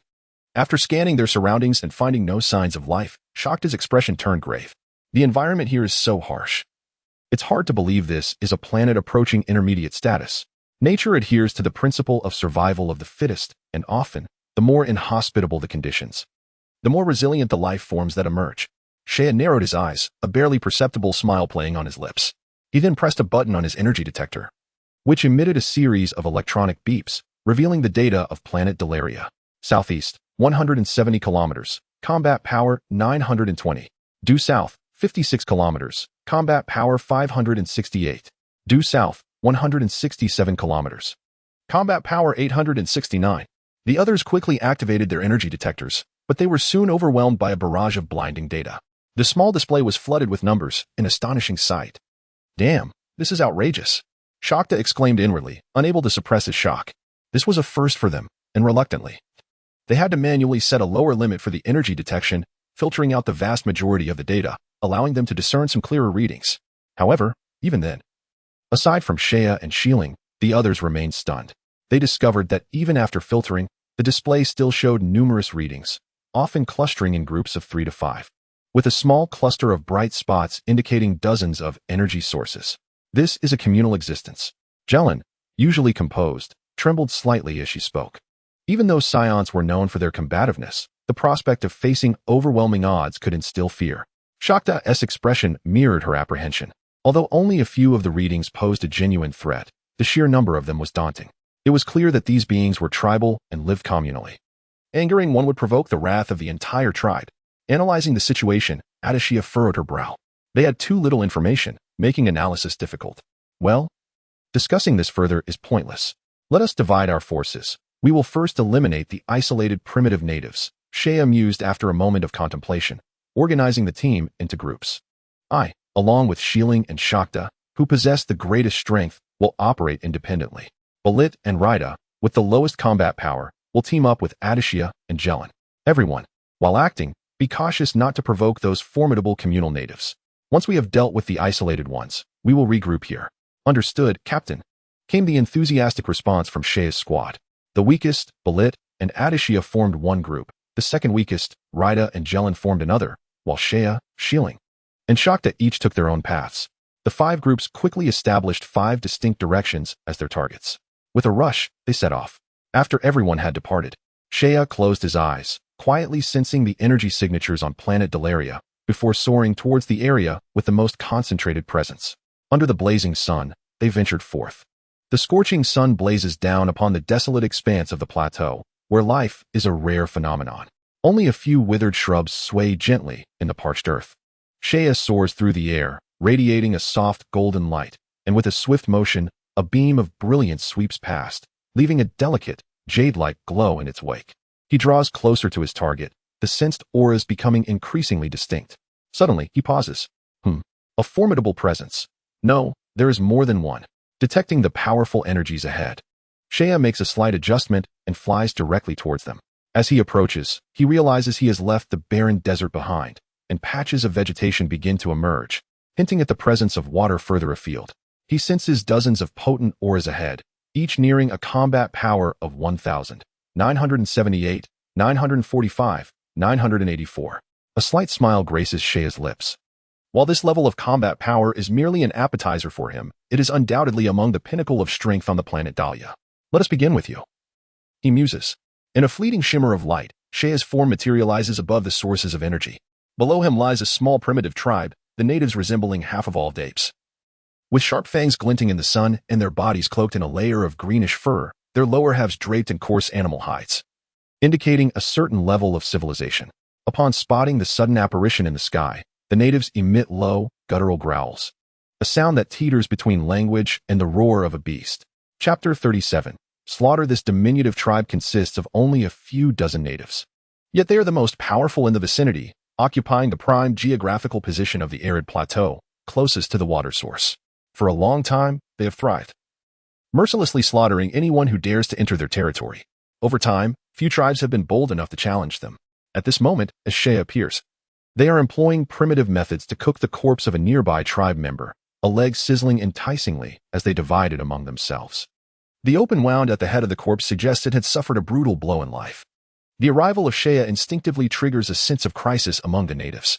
Clad in a dark brown soft armor that shimmers faintly, he appears remarkably luxurious, a sight never before seen on the planet Dahlia. The primitive natives are oblivious to the concept of battle attire, yet they are awestruck by his splendid garb. Cannibalism, indeed, reveals a savagery that even beasts would not stoop to.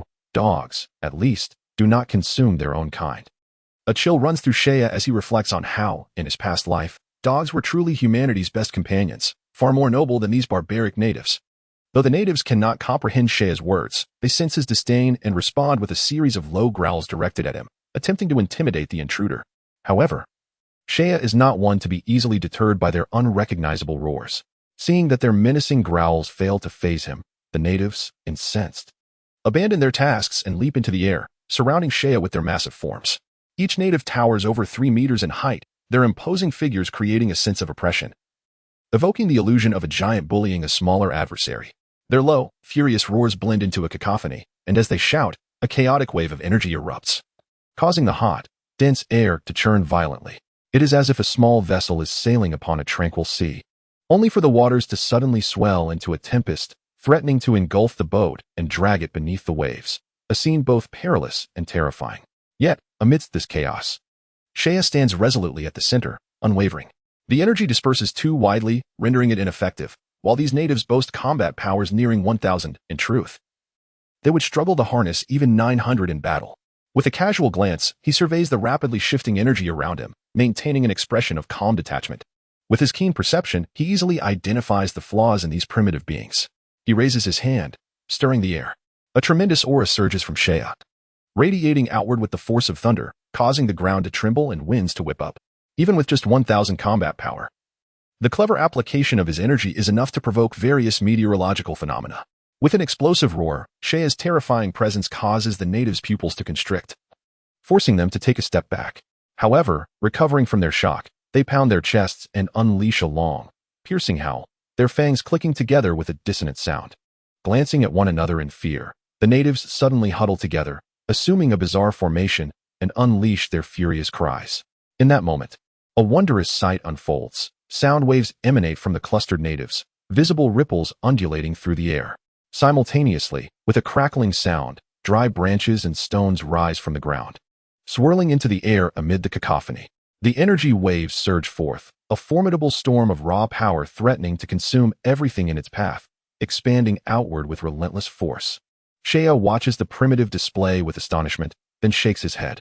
Alas, their execution relies solely on brute strength, lacking any semblance of technique. These natives have yet to learn how to harness their inherent energy, resorting instead to the most savage methods of attack, a tactic that is ultimately the most inefficient and exhausting. Compared to the beasts of Selma, they fall woefully short. The animals fight instinctively, their formidable strength enhancing their ferocity, while these primitives are left wanting. No matter how great their strength, if they cannot strike their foe, it is all in vain. It seems this mission will not be as challenging as he once thought. Saiyan muses inwardly, his demeanor growing increasingly relaxed. Initially anticipating a lengthy endeavor to eradicate the Dalians without revealing his true combat prowess, he now realizes the natives' foolishness. They possess tremendous power, but lack the understanding to wield it effectively. Given their remarkable physiques, were they granted several millennia to develop their martial arts, they might well ascend to a higher planetary status. Yet, their fate is sealed. With a piercing gaze fixed upon the natives, Saiyan's dark eyes glimmer with a hint of brilliance, devoid of any turmoil, akin to a black hole in the cosmos quietly consuming all in its vicinity. With a low growl, Saiyan's power surges once more, ultimately stabilizing at the formidable threshold of 1,000 combat power. Such strength is more than sufficient to deal with these natives. His icy gaze locks onto them as he swiftly advances, unleashing a tempestuous assault. The indigenous people instinctively sensed an impending threat. The aura of death vibrated through their nerves, prompting startled cries as they scattered like birds and beasts. None would escape. Saiyan's eyes narrowed, and the youthful, handsome visage revealed a cruel smile. In this moment, the Saiyans' bloodthirsty nature surfaced. Suddenly, numerous afterimages appeared in the air, while his true form swiftly tracked the fleeing paths of the natives. With a thunderous clap, he struck out, each punch rendering an indigenous person incapacitated. The stark disparity in power pierced the psyche of the primitive natives, who faced repeated, violent impacts. Akin to high-velocity cannonballs, while they were crushed by immense force, they teetered on the brink of annihilation. It was time to end this, Saiyan murmured. This battle bore little value for him, merely a one-sided slaughter. Raising a hand above his head, fingers splayed, he exerted a slight force, gathering a radiant energy sphere. A crimson halo enveloped the sphere's surface, resembling a beautiful miniature sun, radiating searing brilliance. It was a harbinger of death. The energy descended. A thunderous roar erupted like a bolt of lightning, as the sky was shrouded by a wave of potent energy, casting an ominous gloom. The overwhelming pressure blotted out the sun, distorting the air like a lens shielding against the scorching rays. Wisps of blue smoke curled as debris littered the ground. When the smoke gradually cleared, the last remaining oasis on the plateau had vanished, leaving behind a massive circular pit, a kilometer in diameter, its depth unfathomable. Observing the lives he had obliterated with his own hands, Saiyan felt not a flicker of emotion, as if he had merely extinguished a few inconsequential ants. He was not one to pity the heavens, for he was simply executing a task, the strong tower above the weak, akin to deities. To ensure no greater gods existed above him, he must strive to become a god himself. Having completed one objective, Saiyan departed the nearly desertified plateau, advancing toward his next target. The abundant, powerful life forms on planet Dahlia were truly remarkable, and before long, another native life form came into view. It was a towering giant with a single eye, standing over 70 meters tall, resembling a massive wall, its body rippled with muscular strength and explosive potential.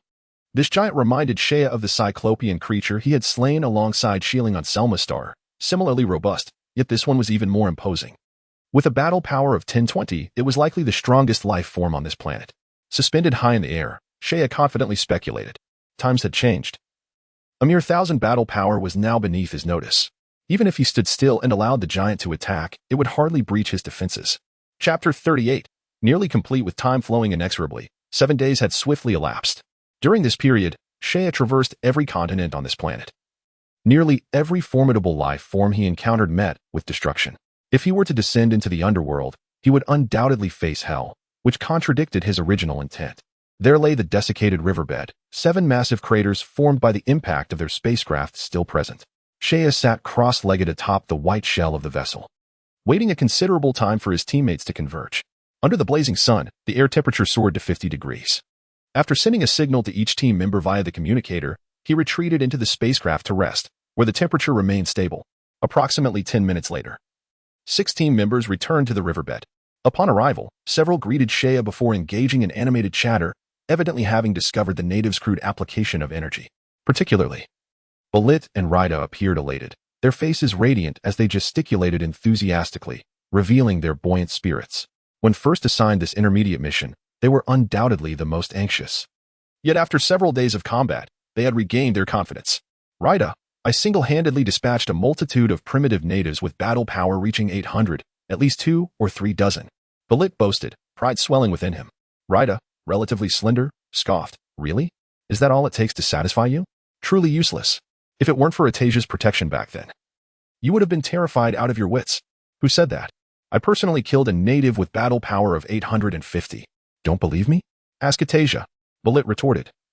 His face flushed, then turned to Atasia with a hopeful expression. Atasia, without a glance, turned her face away. Haha. Look, you've been exposed. Rida laughed triumphantly, as if besting Balit was a remarkable achievement. Balit, indignant, spat in disdain. Don't talk about me. You still rely on Jillian. What is so great about that? In a few years, I could take you down in no time. Humph, that's different. Jillian and I are evenly matched. Our cooperation is true synergy. While you merely hold us back, Rida boasted proudly. At this moment, Shakta, unable to bear the spectacle any longer, interjected coldly. Do you think this is impressive? Have you no ambition? Such behavior among Saiyans is a disgrace. At this, both Balit and Rida fell silent. Shakta's authority, earned during their training camp, rendered them hesitant to speak. Atasia, her eyes sparkling, turned to Shea and asked, Captain, what shall we do next? Shall we decisively eradicate the remaining primitive tribes? After a moment's contemplation, Shea replied, It is evident that the primitive natives of planet Dahlia have not mastered the use of energy, which presents us a significant advantage. Under such circumstances, even Balit can take down foes stronger than himself. We must leverage this advantage. However, why has the task management designated this as an intermediate mission? It seems to fall far short of that standard. Jillian, a relatively quiet female scion with a sharp mind, interjected, often pinpointing the crux of the matter. Hee. That is easily understood. The extraterrestrial beings assessing the planet's level do not descend to its surface. They merely use energy detectors from space. Naturally, they are unaware of the planet's true conditions. Thus, they classify the task at an inflated level. We merely had a stroke of luck this time. Atasia replied with a sly smile, her youthful charm radiating. Yet, anyone who underestimated her as a mere delicate girl would surely remember the feral, violent side of the Saiyans. Shea, what is our next move? Shilling inquired, her gaze fixed on him. Resting his chin on his hand, Shea responded, At present, we hold a decisive advantage. In the past few days, we have obliterated the vast majority of isolated natives and small primitive tribes. Next, we face larger tribes, which will significantly increase the level of difficulty. Very well, from now on, I will team up with Saiyan, while Shakta, you will form a group of 5. Your mission is to annihilate all the primitive tribes on the planet Madalia within 5 days. Shea's voice was cold as he issued the command.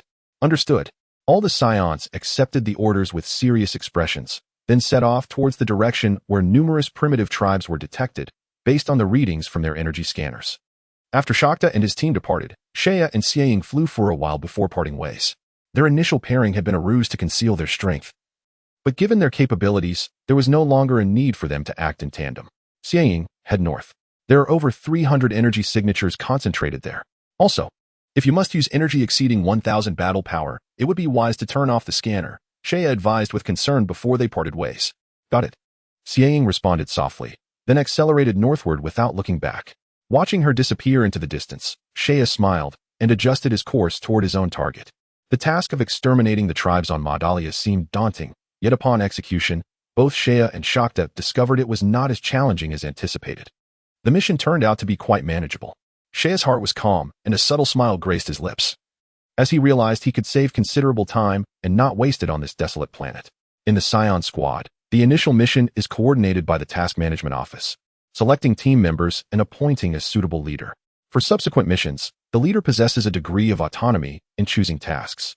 This means that after completing the Madalia mission, Seiya, as the Saiyan squad leader, could select tasks that aligned with his needs. For ordinary Saiyan squads, the autonomy had limited significance, mostly allowing for adjustments in task intensity and duration. After all, every task ultimately involved combat, and Saiyans thrived on the exhilaration of battle. However, Seiya was different. He harbored aspirations of becoming a formidable warrior, and fortuitously, he had several methods to enhance his strength and mind. After emerging from the Room of Spirit and Time on Earth, Seiya's battle power had surged past 12,000, and after more than a year of steady accumulation, he had solidified his foundation. It was time to unleash this latent potential and strive for further breakthroughs. He urgently required a gravity device, preferably one capable of simultaneously altering temperature, pressure, and gravitational parameters. This would necessitate the assistance of a high-tech civilization, although Planet Vegeta had its share of technologically adept extraterrestrials. Seiya was reluctant to trust them, as their loyalties lay with either Frieza or King Vegeta. He feared that the moment the gravity chamber was constructed, they might betray him. The gravity chamber needed to be constructed without delay. The next task should involve a technologically advanced planet. Seiya rubbed his temples gently, pondering. With an abundance of Senzu beans at his disposal, not utilizing them in conjunction with a gravity chamber would be a gross waste. The combination of Senzu beans, a gravity device, and his Saiyan physique already ignited his imagination of exponentially increasing his power. His heart raced with anticipation, yearning to conclude the current mission and return to Planet Vegeta. 5 days later, the familiar sight of the ship's descent awaited. The group of Saiyans reconvened, having successfully completed the task on Madalia, where no life forms with battle power exceeding 100 remained. Though only a few days had passed, they had engaged in countless skirmishes. Regardless of the situation, Madalia was a planet nearing the ranks of a mid-level world, and the foes faced by Shakta and the others were not significantly weaker than themselves. Thus, despite the challenges, their battle powers had indeed risen. Among them, the Saiyan with the lowest battle power, Balit, now stood at 810, an increase of 70 points. The strongest, Shakta, had directly surpassed 1030, largely due to the strength of his chosen opponents. Such an improvement in a matter of days left the Saiyan warriors in high spirits. Even the usually contentious Raida and Balit exchanged jovial banter like good friends. Seiya observed the group with satisfaction, noting their glowing faces and cheerful exchanges. A gentle smile formed on his lips as he declared, "Well done, everyone. Our mission has been successfully completed, and all your battle powers have improved accordingly. It's time to return to Planet Vegeta." "Yes, it's time to head back," Balit implored. "Captain, please select a more favorable mission next time. I was truly worried about failing this one." I have no particular demands for the mission, and I am eagerly anticipating our next task with you, Captain," Atasia chimed in, her long, wavy hair dancing in the breeze as she flashed a bright smile. Exuding a sense of maturity, Jelen remained quietly at the side, her cheeks glistening with sweat in the warm air. Yet her sparkling eyes revealed her own eagerness for the next mission. "Rest assured, the next mission will certainly exceed your expectations," Seiya replied with a grin, then leaped onto the spherical spacecraft at the center of the impact crater. The craft was half submerged in mud, its surface rough and charred in places. "Let us go." "Back to Planet Vegeta," Saiyan cheered, jumping down after him. The remaining Saiyans exchanged glances before entering their respective spacecraft. Moments later, 7 white orbs soared into the sky, rapidly accelerating to an impressive speed, swiftly breaking free from Modalia's gravitational pull and heading into the serene depths of the cosmos. A month later, on Planet Vegeta, the stars sparkled brilliantly, scattered across the night sky. Seiya's squad of 7 emerged from the spaceport, heading directly to the nearest task management office. It was still the same hemispherical 3-story building, with the same cantankerous Tazians. After submitting the report of their mission on Madalia, the squad members prepared to part ways. "Captain, I reside in the northern part of the city. If you need to reach me, just use the communicator," Shakta said earnestly. Following this mission, he had come to fully respect Seiya, who was 3 years his junior. Not every Saiyan possesses the qualities of a leader. True commanders must not only possess strength, but also maintain composure and strategy. Throughout this mission, Seiya had demonstrated remarkable precision in his decisions, which was evident to all. A leader with strategic insight is crucial for the longevity of a squad. "Ah, Jelen and I live nearby. Our homes are quite close to yours, Captain," Atasia said, adjusting her battle attire and playfully linking arms with Jelen. Jelen responded softly. Only Raida wore a mournful expression, lamenting, "I live the farthest away and will take a long time to fly back." Haha, well then, see you all later. We'll reconnect for the next mission. Shea laughed heartily, clasping Xianying's hand to bid farewell before soaring towards home. As night had fallen, the residential area was particularly quiet, illuminated only by the flickering lights in the darkness, accompanied by the delicate rustling of insects. Upon returning home, I was astonished to discover that the lights in the hall were still illuminated. In the living room, besides the Edry couple, there were 4 Saiyans, 2 men and 2 women. I recognized these Saiyans. They were former members of Edry's team, by familial ties. I ought to address them as uncles and aunts. Rebecca, somewhat surprised to see Xia and Xialing return, inquired, "Weren't you supposed to be on a mid-level mission? How come you are back so soon?" "Of course, we've already completed the mission," Xialing replied with a tone of pride, and then called out to the 4 Saiyans in the room, "Uncle Bardock, Aunt Lisa, Uncle Pilati, and Alice, greetings." I also greeted each of them in turn. These individuals were once part of Edry's team and had mostly taken up positions in training camps after the team's disbandment, making them trustworthy allies. Originally, the Edry team comprised 13 members, but many years ago, during a mission, they suffered a devastating ambush from hostile forces, resulting in 6 fatalities and 4 severe injuries. Among the deceased Saiyans were my parents, and with the team suffering such significant losses, Edry subsequently disbanded it. Oh my, little Xia and Xialing have grown so much. I heard you completed your survival mission but hadn't found the time to visit. I can't believe how much you've both matured. And Alice exclaimed, stepping forward to embrace us. Alice, a petite female Saiyan with a slender build and a cascade of ribbon-like long hair, retained a youthful vibrancy despite being in her 30s. Owing to the extended adolescence characteristic of Saiyans, though she seemed to convey her affection, her demeanor was rather direct and robust, reminiscent of a strong woman from a past life on Earth. Ugh, and Alice. Xialing protested, somewhat breathless as Alice's bosom pressed against her. Hiki. Alice chuckled, finally releasing her but keeping one arm firmly around her shoulder. The others also greeted us warmly. Bardock nodded coldly, resembling an iceberg, acknowledging us with minimal effort. Chapter 40. Revelation. Bardock and the others, as original members of Edry's team, shared a close relationship with the Edry family and often visited. However, the unusual gathering tonight hinted at something more significant. "What are you gentlemen discussing so late?" Xialing queried, sidling up to the female Saiyan named Lisa with a curious expression. Edry exchanged glances with the others, their expressions troubled. Xialing furrowed her brow, her eyes glinting with contemplation. "Xialing, you should return to your room. Xia will stay," Edry instructed. "Oh." Xialing pouted at me, then obediently retreated to her room. With a soft thud, the door closed, and an eerie silence enveloped the living room. The group sat around a coffee table, not a word spoken among them. "What is it?" I inquired with a smile. Edry sighed. "Did you not mention that Frieza had installed listening devices on our energy detectors? We took the opportunity during our mission to investigate. And the outcome? I remained impassive. Yet my heart stirred with the dawning realization of their conclusions. As expected, Edry nodded gravely. Indeed, we discovered listening devices on the energy detectors. At that moment, a male Saiyan named Pilati slammed his fist onto the table with a resounding bang, creating a dent in the metallic surface.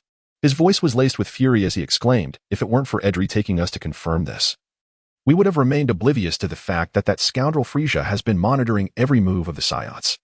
It is evident he has never had our best interests at heart." And Alice shot Pilati a disapproving glance, her expression reflecting disdain for the tyrant they were bound to serve. Edry interjected, "That, however, is not my primary concern. Although Frieza harbors suspicion towards us, it is unlikely he will act immediately.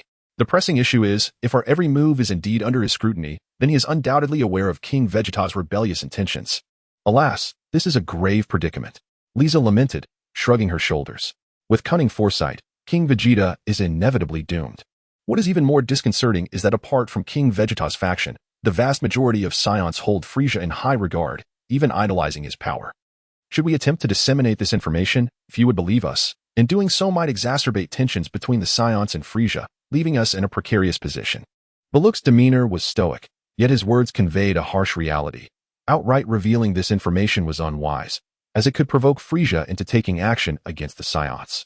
However, if Frieza is fully aware of the Saiyan situation, including King Vegeta's plans for rebellion, why has he not taken any action? Is he unconcerned about the strength of a united Saiyan front? I questioned, perplexed.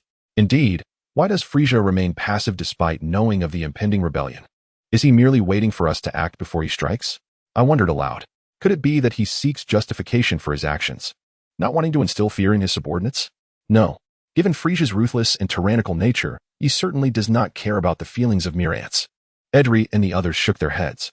They had encountered Frieza during missions, and the chilling, bloodthirsty gaze he possessed seemed to pierce their very souls, leaving an indelible mark. Frieza was undeniably a maniacal and cruel individual. Perhaps he possesses such overwhelming power that he feels invincible. Aunt Alice leaned against the wall, her expression serious. Is it because of the Ginyu Force? Everyone considered Frieza's most formidable allies. The strength of the Ginyu Force was indisputable, eclipsing even that of the Saiyans. And they were renowned throughout the universe. Do you all know just how formidable Frieza's combat power truly is? I interjected lightly. The group paused. Aware of Frieza's strength and the title of Universal Emperor he held, one could not attain such a status without formidable prowess. Yet, no one could specify the extent of his power, as no one had witnessed Frieza in battle, and those who had were long since deceased. Just how powerful is Frieza? This question loomed over us like a dark cloud. Without understanding the strength of our adversary, the notion of rebellion seemed futile. Shia, do you know something? Edri inquired, sensing I might have insight. Especially since I had initially raised the issue of the listening devices. Yes, I possess some understanding of Frieza's strength. It is indeed beyond your imagination. However, before we proceed, Uncle Edri, may I inquire how much you know about Frieza's elite team, the Ginyu Force? Edri shook his head. I have not witnessed the full extent of the Ginyu Force's power, but I have heard that each member possesses a combat power of at least 10,000. The Ginyu Force is a super elite unit selected from the universe's finest warriors, each possessing extraordinary skills and formidable strength. In the realm of cosmic civilizations, a battle power of 10,000 is indeed a remarkable strength. Thus far, only a handful of the Saiyan race possess such power. Each of them is a seasoned warrior, a cornerstone of the Saiyans' illustrious reputation as they traverse the vastness of the universe. Apart from their engagements against advanced planets, they seldom venture beyond Planet Vegeta. Gazing into the boundless starry sky, it becomes apparent that the primary forces in the universe are relatively modest. There are not as many advanced planets as one might envision. Beings with battle powers exceeding 5,000 are exceedingly rare, often reigning supreme on their respective planets. Many worlds lack even a single formidable warrior with a power over 1,000, relegating them to the lower echelons of the cosmic hierarchy. In the original narrative, when Vegeta first arrived on Earth, his battle power barely exceeded 18,000. Yet at that time, he could dominate the universe with little resistance. While there may lurk formidable beings in the depths of space, capable of cataclysmic destruction, it is undeniable that the predominant forces in cosmic civilization remain rather subdued. The Ginyu Force follows an elite model comprising merely 5 members, each possessing exceptional skills that cannot be overlooked. The Saiyans rank moderately high within the Milky Way and are feared throughout the northern galaxy. Yet they still fall short compared to the Ginyu Force. As Frieza's elite squad, their strength is indeed formidable. Without delving into the powers of the other Ginyu Force members, it suffices to say that their leader, Ginyu, boasts an astonishing battle power of 120,000.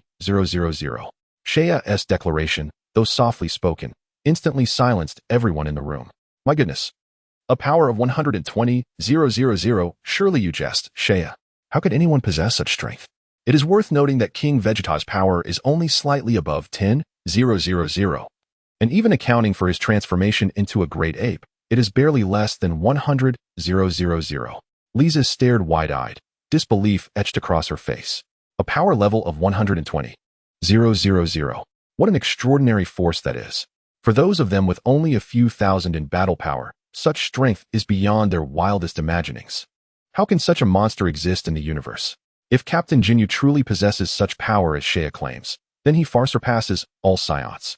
At that level, numbers become irrelevant. With a mere wave of his hand, he could obliterate all life on a planet, rendering the Saiyans utterly powerless against him. Chapter 41. The terrifying power of Frieza. There is no mistake. Captain Jinyu's battle power is indeed 120,000. Saiya asserted with unwavering confidence. In the Namek Saga, Ginyu Force member Good explicitly stated that their captain's maximum battle power is 120,000. Although that was over 2 decades ago, the current power level should not deviate significantly from that. Saiya's certainty rendered everyone speechless. Adri's countenance darkened. If the captain of the Ginyu Force wields such terrifying power, what then is the strength of Frieza, their ruler? In the universe, the weak are subjugated by the strong, an immutable law. It is evident that Frieza's power far exceeds that of Captain Ginyu. The astute individuals present quickly grasped this, and a chill ran down their spines. Cold sweat trickling down as a foreboding silence enveloped the room. After a prolonged silence, Adri sighed. Saiya, tell us everything you know. Saiya nodded. his gaze sweeping over the assembled company, and spoke in a calm voice. Frieza hails from an exceedingly rare race known as the Frost Demons. There are but a few of them. Upon birth, they are encased in ice until they reach maturity. To my knowledge, there are only 3 Frost Demons in the Northern Galaxy, Frieza and his family, each formidable enough to dominate the cosmos. Due to the overwhelming power inherent within them, Frost Demons often resort to transformation to suppress their battle power, akin to the Saiyans' Great Ape transformation. However, while Saiyans enhance their power through transformation, Frost Demons utilize it to restrain their own strength. Saiyan shook his head, reflecting on the extravagant nature of such transformations. What a luxurious ability. The expressions of Adri and the others morphed into astonishment. Other beings in the universe strive to elevate their battle power, and transformation is an evolutionary adaptation to specific environments. Yet the Frost Demons must restrain their power due to its sheer magnitude. How enviable. Surveying the faces around him, Saiyan continued, aware that his next words would deliver a heavy blow. However, failing to reveal the truth would not sit well with the Saiyans' pride.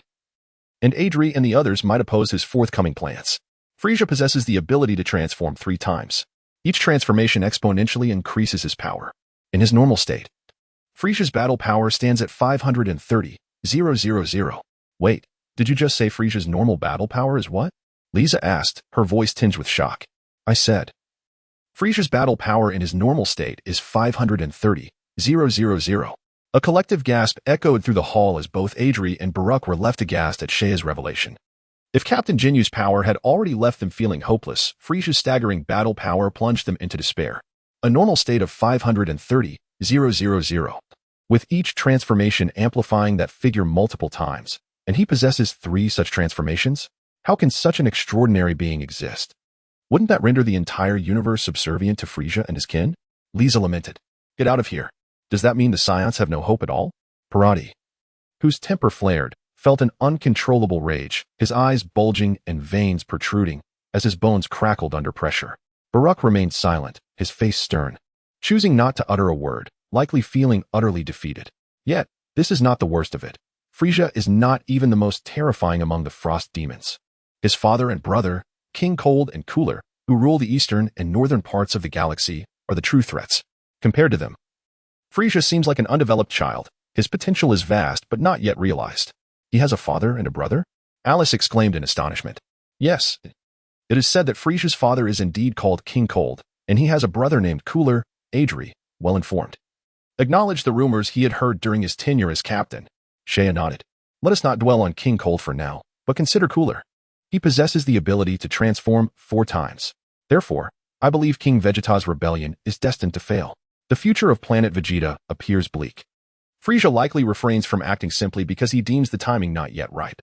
Once the moment arrives, the Saiyans will surely face annihilation. Oh, what are we to do? Who could have anticipated that the once bright future of the Saiyans would suddenly plunge them to the brink of extinction? This revelation was difficult for Adri's team to bear. Thus, I propose that we must prepare ourselves to evacuate a portion of the Saiyans. After laying the groundwork, Saiyan revealed his plans. The Saiyan race is remarkably extraordinary. Their bloodline empowers them to grow stronger when faced with formidable foes, constantly transcending their physical limits. Although not every Saiyan possesses this innate talent, it is still a rare gift. It would be a grave loss if such a lineage were to vanish into the cosmos along with Planet Vegeta. Saiyan did not dare to claim he harbored vast ambitions, yet he understood that to better survive in the universe, he must establish his own influence. And the Saiyans would be the foundation of his future. However, a pressing question arose. If Frieza was so powerful, why did he harbor suspicion towards the Saiyans from the outset? Alice asked, perplexed. The Frieza clan has long feared the emergence of a golden Super Saiyan among the Saiyans, which signifies that a Super Saiyan possesses the capability to confront the Frost Demons head-on. Out of fear, destruction must ensue. We must preserve the Saiyan bloodline. We cannot allow the Saiyans to vanish from existence. Saiyan laid his thoughts bare, and upon grasping the situation concerning Planet Vegeta, he had already devised a plan. He divulged all he knew about Frieza, believing that in the face of such a formidable adversary, Adri and the others would heed his words. Although the Saiyans are proud, even to the point of arrogance, they would not recklessly charge towards certain death if they understood the futility of their efforts, right? Of course, it cannot be ruled out that such individuals do exist. Yet, these individuals would clearly not be of use to him. And Saiyan did not expect those stubborn souls to join his ranks. Chapter 42. On the desolate planet, Adri furrowed his brow, his already dark complexion deepening.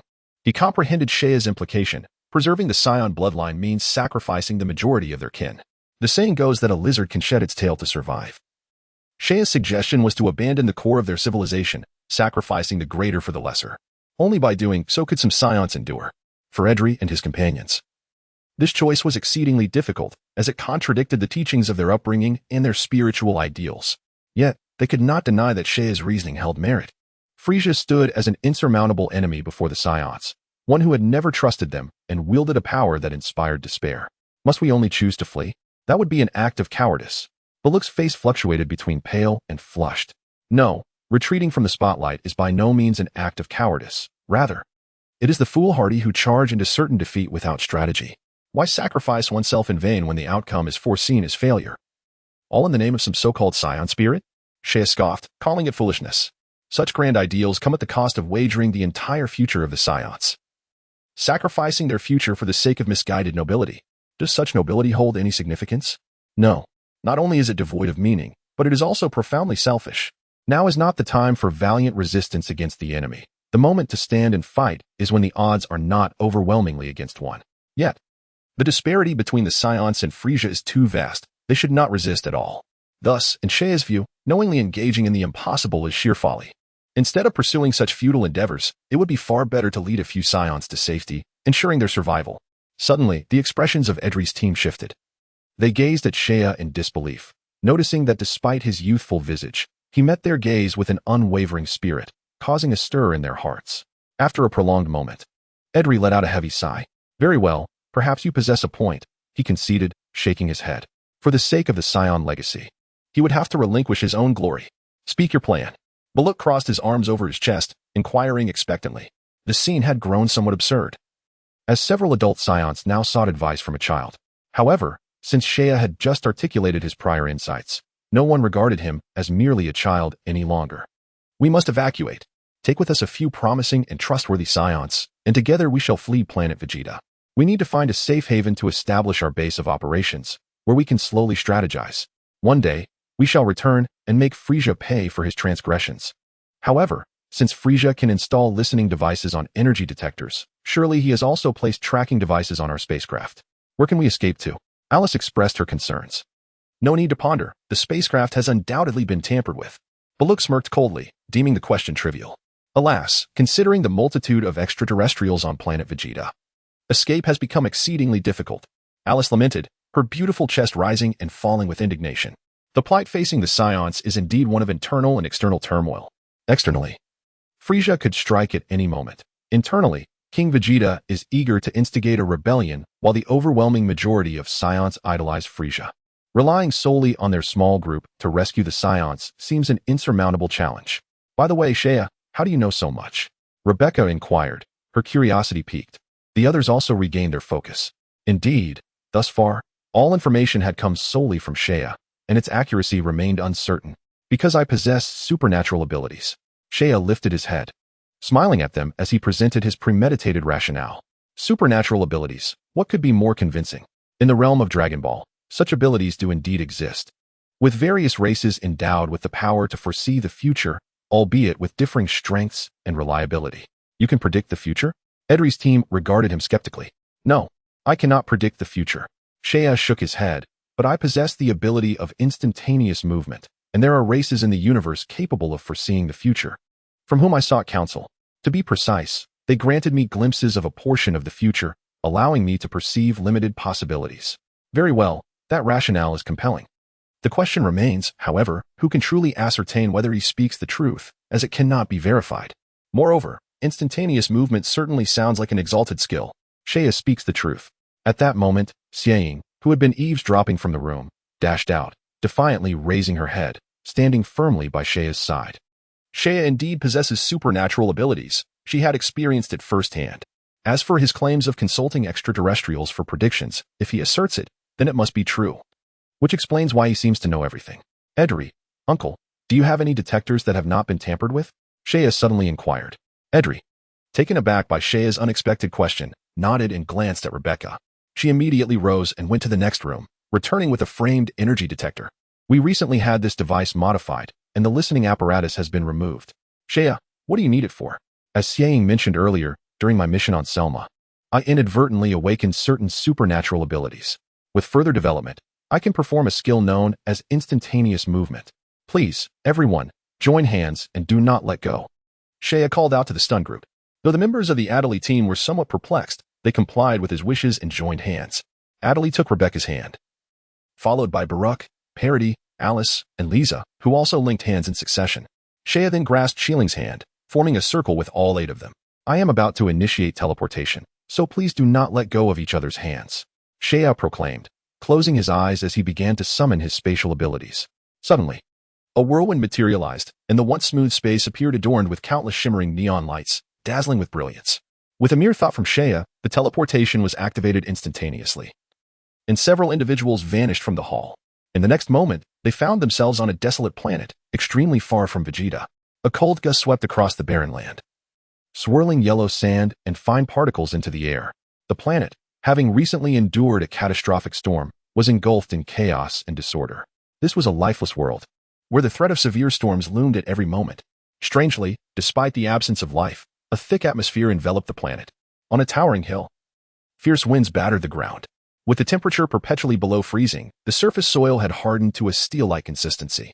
Rocks, gradually eroded by the frost, began to crack and loosen. A slight tremor could send large boulders tumbling down the slope. Suddenly, a subtle, radiant light appeared atop the hill. And then 8 figures emerged where the light had vanished. Alice, feeling a brief wave of dizziness, opened her eyes to find herself in a bleak and desolate scene. Where are we? How did we end up here? She exclaimed, bewildered. This was not a familiar sight, nor was it Vegeta. Had they truly departed from Vegeta? They were on a barren star, at least 10 days' journey from Vegeta. Bardock scanned the surroundings, relying on his past experiences to gauge their location. The barren star was a lifeless planet only a few days away from Vegeta, yet due to its harsh conditions and frequent planetary storms, it held little value for the Saiyans, not even qualifying as a transit station, and thus remained abandoned. Is this the capability of teleportation? It has brought us here in an instant, Rebecca remarked incredulously. Just moments ago, they had been conversing on Vegeta, and now they found themselves on a distant barren star. It was known that even traveling by spaceship would require at least 10 days. The wonder of teleportation was truly remarkable. Suddenly, a flush of color appeared on Adderley's face as he struck his palm with a fist, as if an important thought had occurred to him. Shea, how many people can you teleport at once? If we find a suitable planet for life, could you bring many Saiyans there? His words sparked excitement among the group. Indeed, if we locate a discrete planet, we could quietly relocate numerous Saiyans. However, this all hinges on Shea's ability to transport a large number of people. The enthusiasm in Adderley and the others ignited, and they turned their eager gazes towards Shea. Clearing his throat, Shea did not disappoint them. With a radiant smile, he affirmed, I can currently teleport 10 individuals at a time, requiring a resting point on an intermediate planet, although the number may not be vast. The distance covered in each teleportation is considerable, far beyond what a spaceship could achieve. As my strength increases, so too will my abilities. At this, laughter erupted among them. The distance Shea could cover in a single teleportation would take a spacecraft over 10 days of travel, while the number of individuals transported might be slightly limited. It was still preferable to being unable to transport anyone at all. Moreover, as Shea's power grew, so too would his teleportation abilities. With this realization, Adderley's worries began to ease. Strangely, each member of the Adderley team felt an odd thought brewing within them. Do Saiyans believe in deities? Perhaps they do. Or perhaps they do not, but they have greater faith in their own strength. If a god were stronger than them, then belief would be acceptable. But if a god were weaker, what purpose would belief serve? In this moment, with the mature Shea present, they felt a flicker of reverence towards the unseen forces of fate. Indeed, as the Saiyans faced a looming extinction, the sudden emergence of someone like Shea, possessing extraordinary abilities, felt like divine intervention. If so, they were truly blessed. It seemed they could no longer regard him as an ordinary child, Adderley mused to himself. Shea, however, remained oblivious to the thoughts swirling in Adderley's mind. He was preoccupied with the teleportation abilities he had encountered on the planet Yatarat. It seemed that on Yatarat, there was no limit to the number of individuals that could be teleported, as long as they held hands, and there were no apparent distance restrictions. It was a remarkably perfect technique. Sighing, Shea acknowledged the inherent differences between secret techniques and superpowers. He resolved to visit Yatarat when he had the chance to learn their teleportation skills, but first, he needed to ascertain the spatial location of Yatarat. On the barren star, the biting winds howled fiercely, icy air moving at astonishing speeds. The gale struck their faces, and their black hair danced wildly. Yet each Saiyan present possessed a battle-hardened physique, rendering them unaffected by the harsh environment. By the way, Shea, why did you ask me to bring the energy detector? Rebecca recalled the energy detector Shea had mentioned earlier and held up the frame-like device.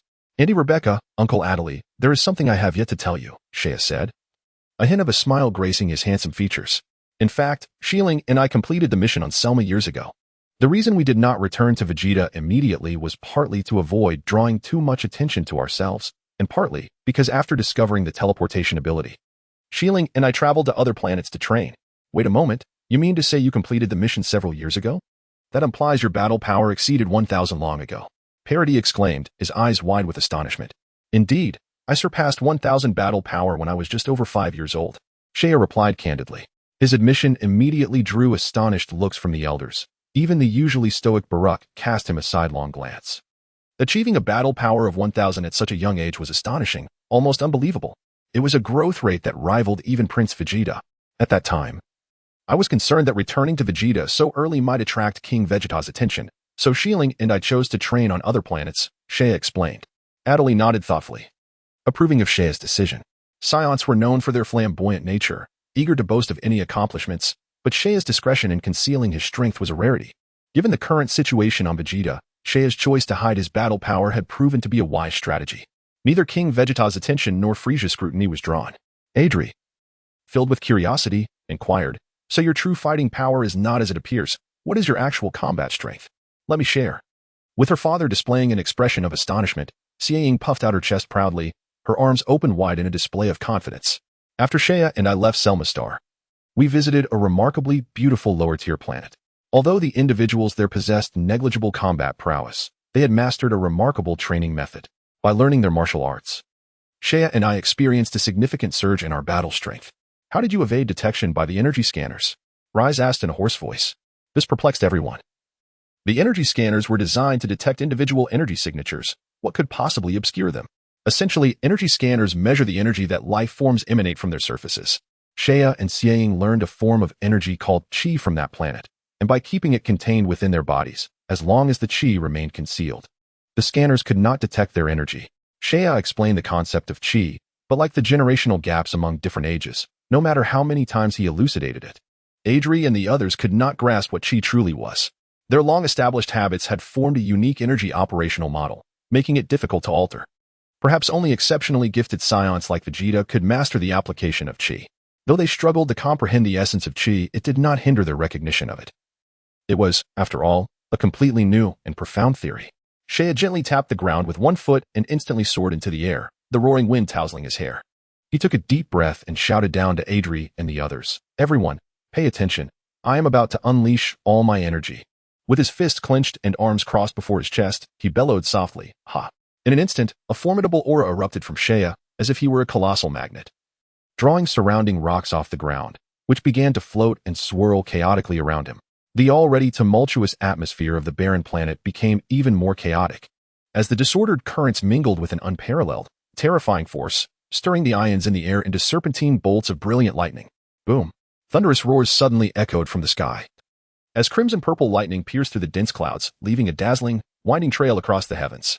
Beep, beep, beep. The energy scanner detected this newfound power, emitting a rapid series of electronic beeps as the readings began to rise. 2,000, 3,000, 6,000. The numbers continued to climb. The expressions of Adri and the others shifted from surprise to seriousness, and finally to a weighty concern. The figures were truly staggering. Yet, the readings on the scanner showed no signs of plateauing. They continued to ascend. Was this not Shea's true strength? How high could his battle power possibly be? Would it surpass 10,000? Adri gazed at Shea, enveloped in a dense aura, filled with anticipation. Soon enough, 9,000, 10,000. Shea's combat strength swiftly exceeded 10,000 and continued to rise, causing both Adri and Bardock to become exceptionally grave, their blood surging with excitement. Shea is incredibly strong. Alice's voice trembled slightly, her beautiful eyes glimmering with astonishment. In the distant sky, Shea shone like a newly risen sun, the overwhelming aura enveloping the entire continent, causing the earth to tremble. The released energy crackled and buzzed as it attracted the ions in the air. Chapter 44. The Future of the Race Boom. A massive fireball ascended into the sky, Shea finally unleashed all the power within him. The sheer exhilaration of releasing every ounce of his strength was a profoundly enjoyable experience, and a faint smile graced his face. 14,000 combat power. Adri's voice quivered as he stared at the numbers displayed on the scanner, rendered momentarily dazed. Good heavens, Shea possesses such immense battle strength. This must be the highest known among Saiyans. No Prince Vegeta can compare. Alice covered her mouth, her lovely eyes sparkling even brighter. When Shea emerged from the hyperbolic time chamber on Earth, his combat power had already reached 12,862. After a year and a half, it had now climbed to 14,000, nearly reaching the upper limit detectable by older energy scanners. Given that most civilizations in the universe had combat powers below 10,000, an older scanner capable of detecting up to 20,000 was more than sufficient. 14,000. Parati, upon seeing the data, appeared even more excited than Alice, letting out a fervent roar as if he were releasing all the pent-up frustration within him. To possess 14,000 combat power, this makes Shea the foremost talent among Saiyans. Bardock muttered, akin to a ship lost at sea suddenly spotting a lighthouse, his heart racing with emotion. At that moment, he no longer dared to underestimate this young Saiyan, who was decades his junior. Perhaps he was indeed the true king of the Saiyans. Bardock gazed at him, his eyes reflecting a blend of fervor, excitement, and admiration. Once Shea felt he had fully displayed his power, he retracted his aura, descending lightly to the ground before the others. So what do you think of my strength? Wonderful. Adri exclaimed, visibly excited, then recalled Shea's earlier mention of the Super Saiyan. He had previously dismissed the ancient legends of Super Saiyans as mere myths from a bygone era. However, witnessing Shea's divine prowess at merely 9 years of age sparked speculation within him. Could Shea be the fabled Super Saiyan? If Shea knew of Adri's thoughts, he would undoubtedly shake his head vigorously. He was no Super Saiyan. The true legendary Super Saiyan had yet to be born. He simply advanced further than other Saiyans, still far from achieving that status. Of course, Shea was confident that he would one day become the genuine Super Saiyan, since Shea possessed such formidable combat power. What about you, Saiyan? Rise noted the eager young girl beside her. I too possess great strength. Under the expectant gazes of her elders, Saiyan appeared slightly bashful, a rosy hue blooming on her delicate face, and slowly began to rise amidst their anticipation. Whoosh! Another powerful whirlwind formed, stirring the atmosphere into a chaotic tempest, akin to a witch's brew. Beat, beat, beat. The detector began to pulse vigorously once more, with the displayed value continuously escalating until it finally stabilized at an astonishing 11,200. Shilling had surpassed the threshold of 10,000 in combat power. After the initial shock, Edri couldn't help but feel a surge of joy. However, given that Shilling's position was not as elevated as Shea's before, and appeared to be an intentional display of her might, her aura was directed almost directly towards the members of Edri's team. Under such immense pressure, Edri was drenched in cold sweat, and in an effort to shield himself from Shilling's overwhelming presence, he shouted loudly, enveloping himself in a buzzing aura. The detector then indicated a new energy source, albeit significantly weaker than those of Shea and Shilling, measuring only 8,560 in combat power. In a flurry, the rest of the team unleashed their full energy to counter the tremendous pressure, their combined might capable of obliterating the very planet itself, manifesting an unparalleled force. Bardock's combat power stood at 8,369, Parity at 8,095, Rebecca at 7,966, Lisa at 7,750, and Alice at 7,457. Each of them possessed the potential of elite warriors, rendering their strength nearly on par with Edri's. Instantly, small suns ignited upon the towering hills, fierce winds surged forth, and waves of energy clashed against one another, demolishing every obstacle in their path with relentless force. The ground trembled violently. The towering hills could no longer withstand the overwhelming energy, beginning to crumble. All right, everyone, retract your powers, Shea called out, surveying the chaotic scene around them. As soon as he finished speaking, the others began to diminish their auras, though the residual effects of the storm continued to wreak havoc across the barren planet. At that moment, Shilling joyfully approached Edri. Father, what do you think of my power compared to Shea? As elite warriors, you are both weaker than us. How pathetic, she remarked, her disdain evident in her gaze. Edri chuckled silently, realizing that her latter comment was likely her true expression. This girl was indeed overwhelmed with pride, which was quite unbecoming. However, upon reflection, it was understandable. Both Edri and Rebecca were elite Saiyans, yet their daughter had turned out to be a mid-level warrior. One could only imagine the deep-seated insecurities Shilling harbored. Now, Having exceeded her father's elite status as a mid-level warrior, she naturally felt a sense of triumph, a form of rebellion that deserved to be showcased. Edry recognized this sentiment, and, seeing the gleam in his daughter's eyes, coughed lightly and offered her some well-deserved praise. He then turned to Shea, speaking earnestly, "Little Shea, the hope of the Saiyans rests upon your shoulders. Should you have any thoughts or plans, do not hesitate to share them with us. Indeed, whatever decision you make, we will undoubtedly support you." Bardock nodded in agreement, affirming his stance. The other members of Edry's team echoed their support as well, particularly Alice, the youngest in the group, who held a fondness for both Shea and Xialing. She was genuinely delighted at Shea's burgeoning strength. Shortly thereafter, Shea initiated a teleportation, and within moments, they found themselves back in their home on Vegeta. They needed to deliberate on how to preserve the living force of the Saiyans right under Frieza's nose. First, we must consider the option of evacuating the planet, steering clear of Frieza's sphere of influence, ideally distancing ourselves from the frozen demon's reach, Edry mused, seated on the couch in contemplation. Once evacuated, the Saiyans could not simply remain stagnant on a single planet. They would inevitably need to select a location beyond the grasp of the frozen demon clan. The vast cosmos is filled with innumerable planets, scattered like grains of sand across the dark canvas of the starry sky, creating a breathtakingly beautiful tapestry. Among them, countless planets are suitable for sustaining life, especially within the North Galaxy. Regrettably, apart from a few areas, much of the North Galaxy had already been consumed by the Frozen Clan. If Edry and his companions sought to locate a suitable planet, they might need to venture beyond the North Galaxy's confines. Leave the matter of the planets to us. Shea and Xialing's primary task is to enhance their combat abilities. Bardock spoke coldly, his demeanor as frigid as ice. Edry and the others nodded in agreement. In a universe governed by the law of the jungle, the Saiyans desperately needed formidable warriors. Possessing super-strong protectors capable of safeguarding their lineage would deter many threats. If the Saiyans were sufficiently powerful, they would not have to flee from Frieza's oppression. As Shea and Xialing possessed enviable new beginnings, their foremost goal was to bolster their combat prowess. Regarding the personnel for evacuation, you must be meticulous in your selection. We cannot take many with us, and it is critical to avoid drawing the attention of King Vegeta and Frieza. Otherwise, our efforts will be in vain, Shea cautioned. Since they aimed to discreetly evacuate a portion of the Saiyans, it was imperative that their actions did not attract widespread notice. Otherwise, the pressures from King Vegeta and Frieza would leave them overwhelmed, and any discovery would lead to relentless pursuit from Frieza and his ilk. We will carefully vet the personnel. The group responded solemnly, nodding with serious expressions. Chapter 45, Training on the Barren Planet. Selecting personnel was a meticulous and serious endeavor. First and foremost, they needed to remain rational and clearly understand the current situation, ensuring that information did not leak before the evacuation was completed. Furthermore, these individuals should ideally remain out of King Vegeta's sight, which eliminated a majority of elite warriors and particularly gifted Saiyans from consideration.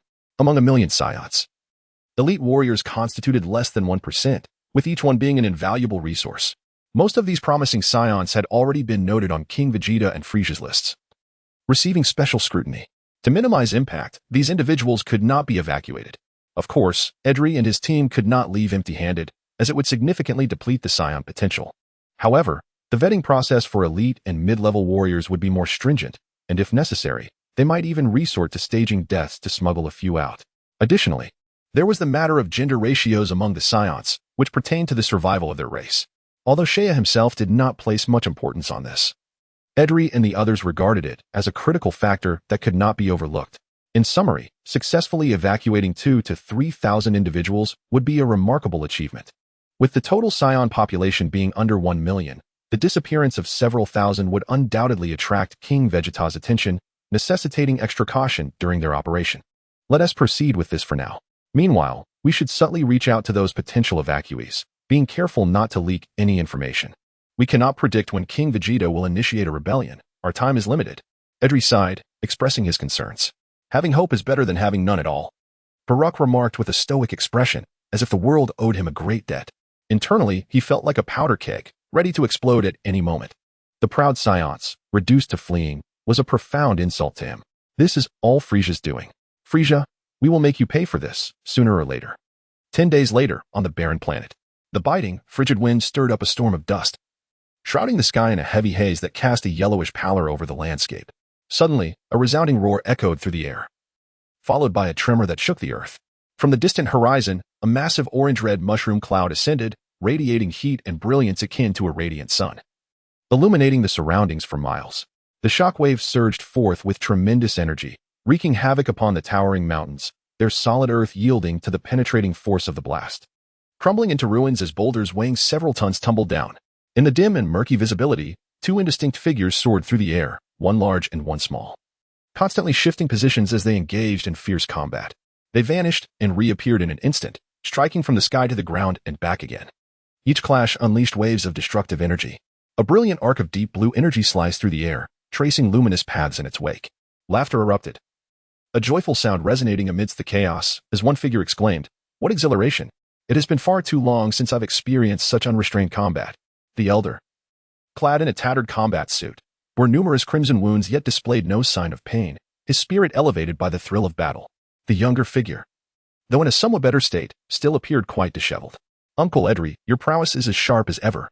"Indeed, combat is the finest form of cultivation," exclaimed Shea. His complexion flushed, the blood within him surging like boiling water. "Ah, that is only natural. I, Edry, am still quite youthful," he replied with a hearty laugh. "But had you not suppressed your power, I fear I would have been defeated in mere moments." With a wide grin, Edry moved, causing the wounds on his body to twinge, yet he dismissed the discomfort. "Here." Shea tossed a mystical bean towards him. Edry caught it and quickly consumed it, chewing and swallowing. Instantly, a surge of vitality coursed through him, healing his wounds and restoring him to peak condition. "This little bean is truly miraculous. I hesitate to use it," he lamented, feeling a pang of regret for having squandered such a precious item on minor injuries. Shea chuckled. "Using the bean during training is precisely its purpose. So, Uncle Edry, how much has your power increased?" Clenching his fist and feeling the abundant energy within, Edry grinned. "I am nearing 8,800. In just 10 days, my power has risen by over 200. Such progress would have been unimaginable before." Shea nodded in agreement. Indeed, the previous training methods employed by the Saiyans had been rudimentary at best, yielding poor results. Now, with the technique Shea had imparted, Edry's latent potential had erupted forth, resulting in remarkable advancements within just 10 days. However, Shea understood this growth was temporary. Once Edry exhausted his current reserves, his rate of improvement would inevitably slow. "Unfortunately, the theories of energy you mentioned are too profound for me to grasp," Edry confessed, scratching his head in frustration, his ingrained thought patterns making it difficult for him to adapt. "Energy must be instilled from a young age, otherwise it is challenging to comprehend," Shea remarked, brushing off the fine grains of sand from his combat suit. He then retrieved a large bag of mystical beans from another dimension, even more than he had previously given Edry. "Take these beans and distribute them to Uncle Bardock and the others when you have the chance," he instructed. Edry examined the bag, astonished to find over 100 beans within. "So many beans. I suspect you have hidden quite the stash." "Not too many. But please, do not mention this to Shieling, otherwise she will surely pester me for beans again." The thought of Shieling's greedy desire for the beans made Shea wary of revealing his supply. "I'm not getting involved. You can explain that to her yourself," Edry replied with a smile, showing no intention of curbing the playful banter between the two young ones, even encouraging their camaraderie. "Uncle Edry, which civilizations in the universe excel in advanced technology, particularly capable of creating large training facilities?" "Well, that is quite a tall order. If we are to speak of the highest technological prowess in the Northern Galaxy, it would be the Galactic Patrol. However, they have never had a favorable view of us Saiyans, and our interactions are minimal. Other technologically advanced planets tend to fall under Frieza's influence or belong to rival factions, making them difficult to approach," Edry explained thoughtfully. Shea frowned at this news. While the Galactic Patrol was indeed advanced, they prided themselves on maintaining peace in the galaxy, which did not bode well for their relations with the Saiyans. Other factions recognized the importance of technological civilization early on and acted swiftly to conquer such planets, leaving most under Frieza's control or that of opposing forces, making the search all the more daunting. By the way, there is one planet that is quite famous, though it has recently suffered a natural disaster. I am uncertain if any life remains," Edry suddenly recalled. "What planet is this?" "It is called Fidaya, home to a humanoid technological race, located far from Vegeta," Edry replied. Initially, the administration intended to send Saiyans to conquer it, but upon learning of severe geological upheavals on Fidaya, the mission was scrapped. "Fidaya," Shea murmured, inquiring, "how advanced is their technology?" "I cannot say for certain, but it should be quite high. When the mission was established, it was classified as a high-level task, so I presume the administration would not have exaggerated its significance." "That is a valid point," Shea acknowledged with a nod. In this vast galaxy, locating a technologically advanced planet was no simple feat regardless of the situation there. He felt compelled to investigate. Perhaps life still thrived on that distant world. Subsequently, Seiya and Edri exchanged insights regarding their training, sharing combat experiences. As Edri's extensive battle knowledge was something Seiya greatly lacked.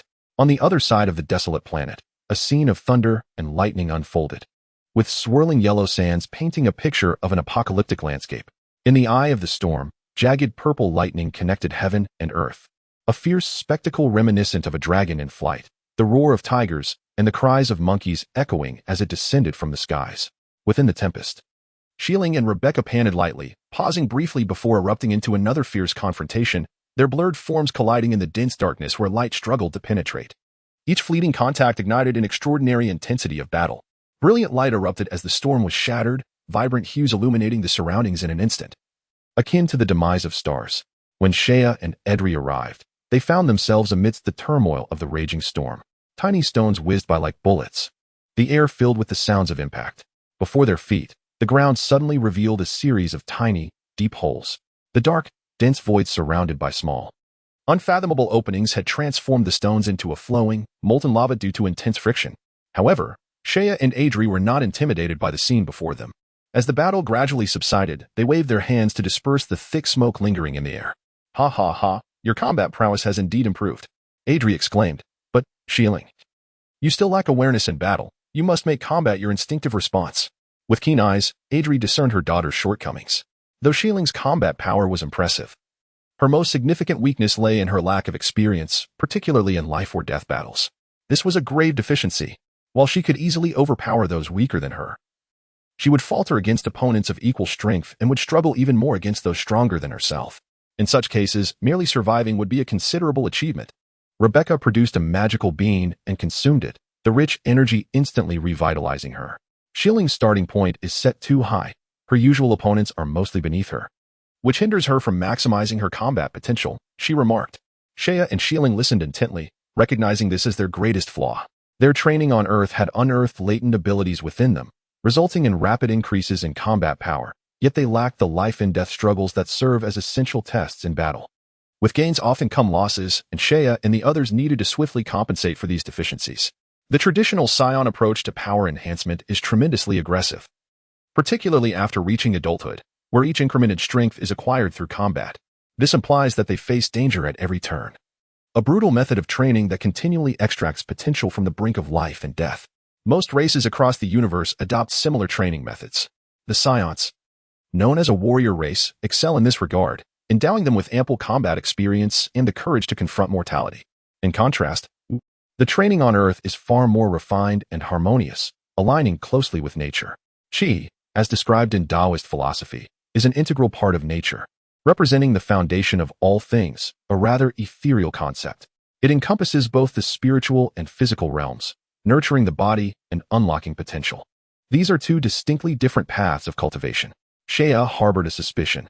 In the original tale, Sun Wukong repeatedly surpassed his limits, not only due to facing life and death trials, but also because of the pivotal role of Qi cultivation. Otherwise, why would Saiyans on Vegeta, who possessed superior potential to Sun Wukong, seldom break through the 100,000 combat power mark? It would be implausible to argue that they had fewer combat encounters than him. Shieling listened attentively, nodding occasionally. The recent spar with her mother, after suppressing her combat power, had proven immensely beneficial.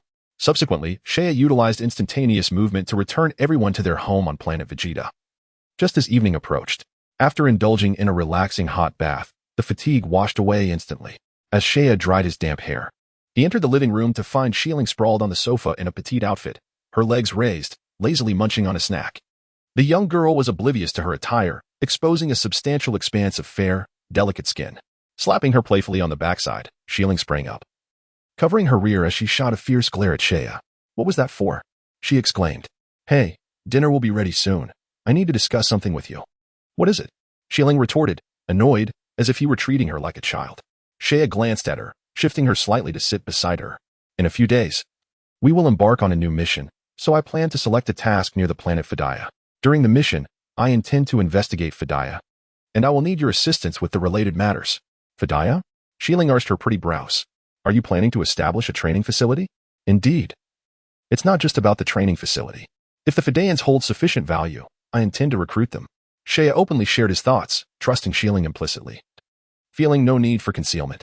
If he aimed to establish a faction in the universe, researchers would be indispensable. Saiyans, being straightforward warriors, were ill-suited for scientific endeavors. Thus, specialized technological beings were required. His sights were set on the Fidayans, who had yet to be claimed by other factions. Understanding the importance of the situation, Shieling confidently declared, "Rest assured, I will handle the mission." Chapter 47. Choosing a new task. The night had deepened. During dinner, Shea retrieved food procured from Earth. The family feasted heartily on a mountain of food. The plates rapidly emptied, leaving only a few empty dishes and scattered remnants of bones. All that food had vanished into the bellies of the 4 Saiyans. Ah, so satisfying. Shaya, this food is simply exquisite. Rebecca reclined ungracefully in her chair, having lost all interest in the cuisine of Planet Vegeta after indulging in Shea's offerings. Aunt Rebecca, I didn't bring that much food. You should pace yourself, Shea chuckled. Realizing that the provisions he had brought could have lasted 3 to 4 years, yet a mere few days had seen a tenth of it consumed. The appetite of adult Saiyans was astonishingly vast, and he regretted bringing so much food. At this rate, my supplies will dwindle quickly. Will I need to return to Earth for more? Shea pondered, questioning whether such a trivial matter warranted another trip to Earth. After dinner, Adri approached with a stack of documents detailing the Fidayans and relevant mission information. Shea, here are the coordinates of the Fidaya planet. The nearest task point is approximately a 7-day journey. Additionally, these are several other nearby missions. Adri handed over a mission list published by the Task Management Office. Shea skimmed through the tasks, comparing them briefly, then thoughtfully replied, "Let us select the mission at Longju Star. Its intensity is just right for our team." Adri nodded, handing over the information on Longju Star. This is beneficial. If Saiyan teams do not undertake missions for an extended period, it raises suspicion. You can also test your team members. They may become your future backbone. Adri recognized that once a portion of the Saiyans departed, Shea would undoubtedly lead them. Firstly, he possessed the unique ability of instantaneous movement, having saved the lives of all the Saiyans. Secondly, Shea's combat power was the highest among them. Saiyans respect strength, making him the ideal candidate for their new leader. As the time approaches, it becomes evident that he cannot undertake every task personally. He must establish his own team. Currently, the members of the same squad are all intermediate Saiyans, and if they perform commendably, they will be the ideal candidates. Indeed, Adriel's diligent support for Shea transcends his familial ties as an uncle and guardian. It is also driven by his consideration for his daughter, Shieling. Presently, both are among the most distinguished warriors within the Saiyan race, fortuitously paired as a man and a woman. In Adriel's mind, should Shea and Shieling eventually unite, they would form a perfect couple. Ultimately, however, their fate will hinge upon their own desires. Shea nodded slightly, preparing to proceed. Shakta and his companions were the first Saiyans he had encountered, and he found their personalities agreeable despite their occasional arrogance, a minor flaw in the grand scheme. As long as they met his criteria, he was ready to nurture their potential. The following day, the dawn was shrouded in a delicate mist, resembling a gossamer veil enveloping the residential area, creating an ethereal atmosphere. Early in the morning, Shea utilized his communicator to dispatch the details of the new mission to all squad members, urging them to gather promptly at the designated location. Soon after, Atasia was the first to arrive at the meeting point. Upon seeing Shea and Shieling, she greeted them and then engaged in cheerful conversation with Shieling. As their discussion revolved around typical girl talk, Shea lost interest and settled onto a rock to patiently await the arrival of the others. The second arrival was Shakta, who approached in a new, sleeveless combat uniform, greeting Shea with utmost courtesy. "Captain, I apologize for the wait." "Not at all. We just arrived," Shea replied with a smile. Shakta, known for his haughty demeanor, bore a resemblance to Bardock from Adriel's squad, both embodying a rebellious spirit. Such Saiyans, once they yield, would serve with unwavering dedication, devoid of any grievances. "Ha ha ha, we are off on another mission.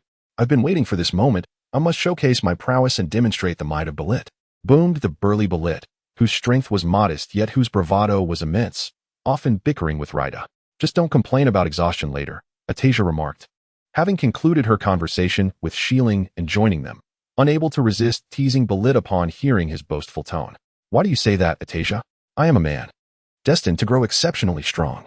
Belit's expression fell at her words, for he dared not retort against Atasia. Shortly after, Jelen and Rida arrived, exchanging brief pleasantries before Shea led them towards the spaceport. They boarded their spacecraft and set off towards their target, the planet Longju. located in the southeastern region of the North Galaxy. The journey would take over 2 months due to its proximity to the eastern territories of the North Galaxy, which is why the planet had not been overtaken by other forces. The lengthy voyage passed swiftly, and as the dark brown target planet loomed closer, Seiya and the others awoke from their slumber. 7 searing fireballs descended through the atmosphere, creating a tremendous shockwave upon impact that stirred up clouds of dust, which gradually dissipated to reveal 7 small figures near the point of collision. Upon arriving at Lungju, Seiya turned to Shieling and instructed, Shieling, the upcoming mission is now entrusted to you. After receiving her affirmation, he ventured alone into the dense rainforest, soon disappearing from sight. Coming back to herself after watching Seiya vanish, Shieling addressed Shakta and the others. The difficulty of this mission is not high. It primarily serves to test you. Thus, neither Seiya nor I will intervene, allowing you to fully demonstrate your capabilities. With a steady heart, Shieling spun a tale for Seiya, presenting the mission as a challenge for Shakta and the others, an important reason behind Seiya's choice of Lungju among various potential tasks. The overall power structure of Lungju was not particularly formidable, making it suitable for Shakta and his companions to hone their skills. I wondered why the captain disappeared. It turns out this is a test for us. We shall not hold back, Balit exclaimed, realizing Seiya might be observing them from a hidden vantage point. Ha! Then we must perform exceptionally well. I shall fight with all my might. Raida laughed heartily, throwing a teasing glance at Balit, who was naturally incensed, leading to another round of their playful rivalry. You too, when will you ever take things seriously? Atasia sighed, though she acknowledged that since the captain selected Lungju for their trial, they must not disappoint him. Indeed, the gap between them and the captain was significant. They needed to strive harder. Shakta felt a surge of determination, his eyes gleaming with ambition. Jelen too resolved to give her all. The group harbored no suspicions.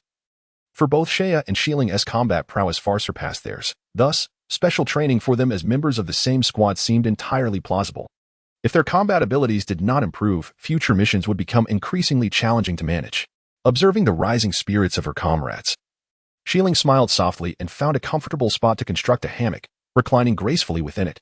Chapter 48. The people of Fidaya meanwhile, having separated from the team, Seiya traversed the thick primordial rainforest, dispatching several local beasts attempting to attack him with a few well-placed energy waves. He meticulously surveyed his surroundings, and upon confirming the absence of threats, began to concentrate and activate his instant transmission.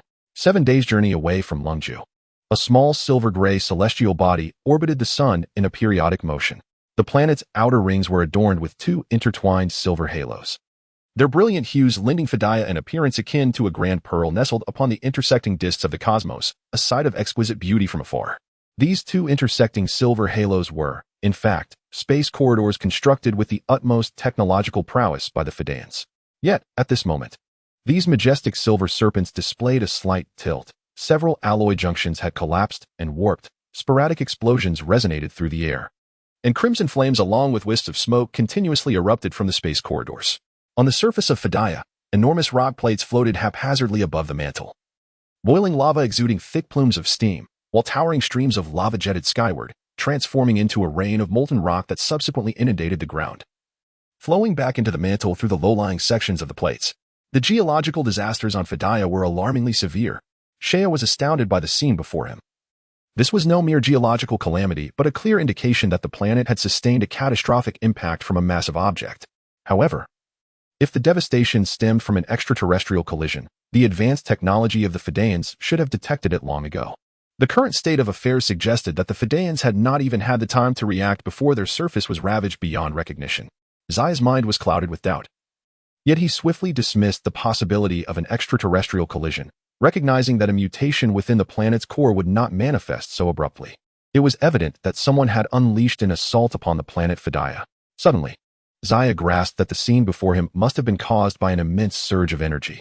What kind of energy could inflict such catastrophic destruction upon a planet? It is worth noting that Fidaya is a colossal, hard-shelled world, with every vulnerable point reinforced by advanced technology.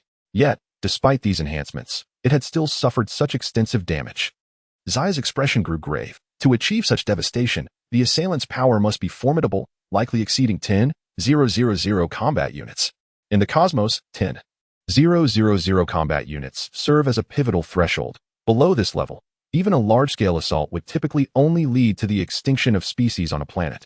But complete annihilation is no easy feat. Only those with powers surpassing 10,000 combat units could inflict such severe harm on Fedaya, and indeed, beings like Frieza could unleash a full-force strike capable of erasing an entire planet from existence.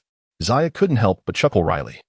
He had merely sought to recruit a cadre of high-tech talents as subordinates, yet he found himself embroiled in such turmoil. However, this situation might also ease the difficulty of his recruitment amidst impending disaster. He then began to attune himself to the energy fluctuations on Fedaya. Before long, he detected thousands of faint auras, which undoubtedly belonged to the indigenous Fedayan people, his intended targets. The energy of the Fedayan was feeble, resembling tiny flickering candles against the overwhelming tempest of raw power that enveloped the planet, any moment at risk of being extinguished.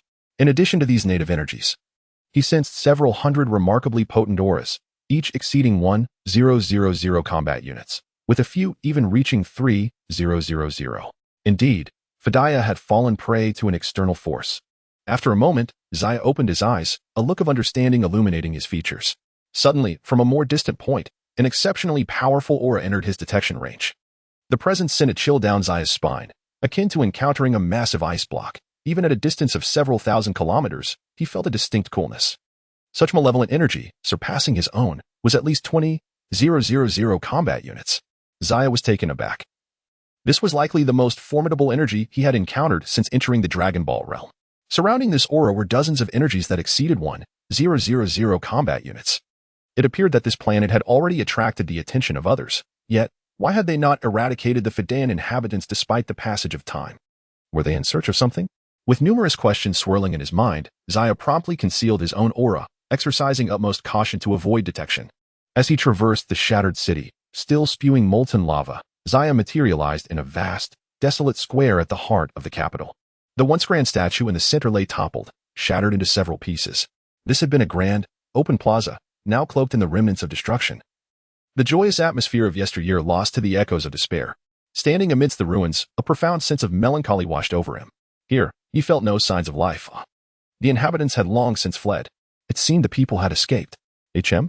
Zaya paused, sensing a considerable congregation of energy 300 kilometers to the northeast, where an aura exceeding 1,000 combat units was wreaking havoc, diminishing the lives of the weaker beings one by one. Within a massive metallic shelter, the diminutive Fedayan people huddled for protection. Outside, a scaled extraterrestrial donned traditional battle attire, with a tubular energy weapon affixed to its arm. Waves of dark red energy erupted from the launcher. Boom. The metal shelter was breached, exposing thousands of Fedayan to the alien's gaze. Ah, so you were hiding here.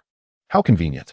Reveal the location of the ancient warriors, and perhaps I might spare your lives, the alien boasted, its scaly skin crackling ominously. The Fedayan recoiled. Terror etched upon their faces as they gazed up at the alien in despair. We truly know nothing of these ancient warriors.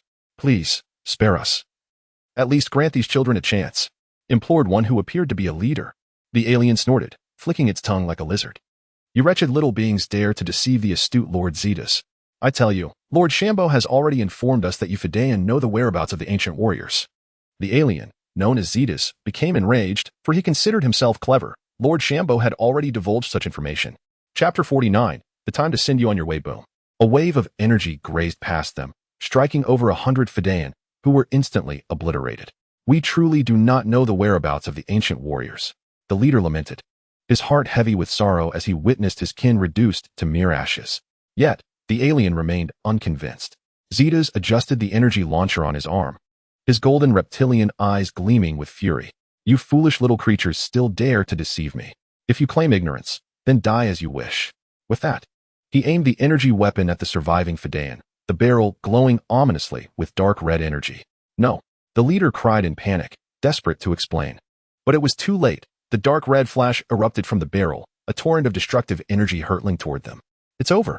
The Fedayan closed their eyes in despair, the adults shielding the young in their embrace, covering their eyes. With a thunderous explosion, the ground trembled violently for several seconds, yet the anticipated agony did not arrive. The Fedayan opened their eyes in astonishment, only to behold a handsome youth with black hair standing like an indomitable mountain before them.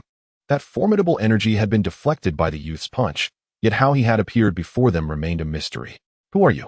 Zeta stammered, taken aback by the sudden apparition, especially as this stranger had managed to redirect the energy wave. The alien hastily raised his weapon toward Zaya, instinctively retreating a few steps. Relying solely on external weapons in critical moments? A cold smirk graced Zai's lips, his gaze flickering with disdain as he turned to the shaken Fidaean. It was a subhuman creature, less than a meter tall, with azure skin. Its ears were short, revealing only a ring of soft tissue, resembling fleshy balls, while a row of pointed black horns protruded a mere 2 to 3 centimeters from the sides of its head.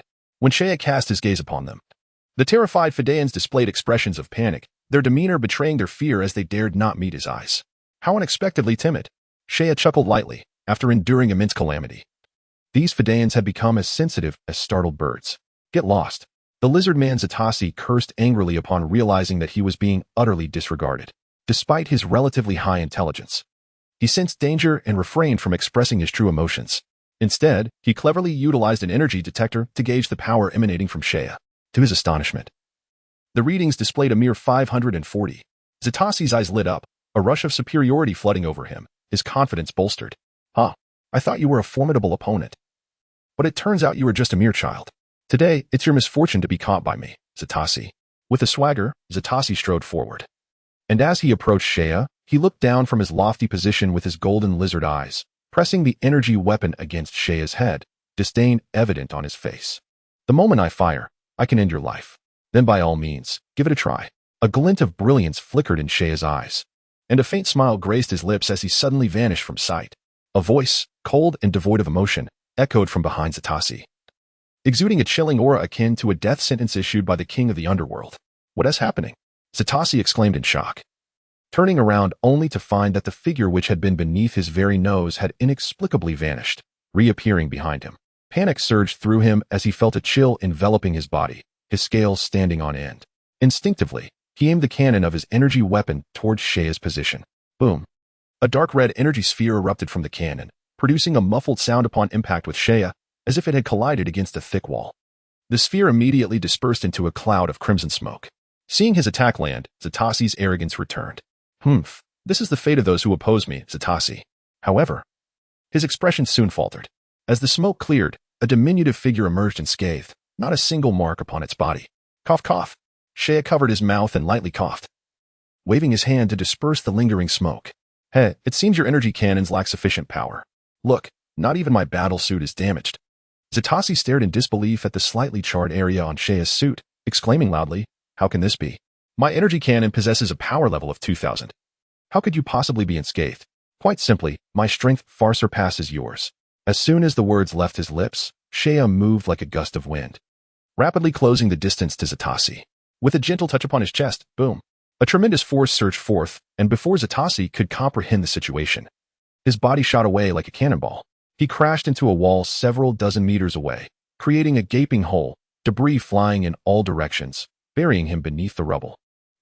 A cry of despair escaped Zatasi as he struggled to rise from the wreckage, his body covered in wounds. He looked up in terror, only to meet Shea's dark eyes, which regarded him with the same indifference one would reserve for an insect. A wave of icy dread coursed through him, and he felt his throat go dry, his mouth opening but unable to form words. I will be killed. Zatasi screamed internally, yet his body remained paralyzed by fear. You cannot kill me. I am a subordinate of Lord Shambo. If you slay me, Lord Shambo will not let you go. Zatasi shouted in desperation, invoking his superior in hopes of mercy. Shambo? Upon hearing that name, Shea paused slightly, pondering whether the powerful evil aura he sensed was indeed connected to Shambo. Reflecting on the descriptions of Shambo from the original narrative and correlating them with the aura he had felt, it became evident that the one orchestrating the energy attack on Fidaea was none other than Shambo. But why had he ventured to this remote planet, instead of remaining alongside Frieza? Was he acting on Frieza's orders? Yes, my lord.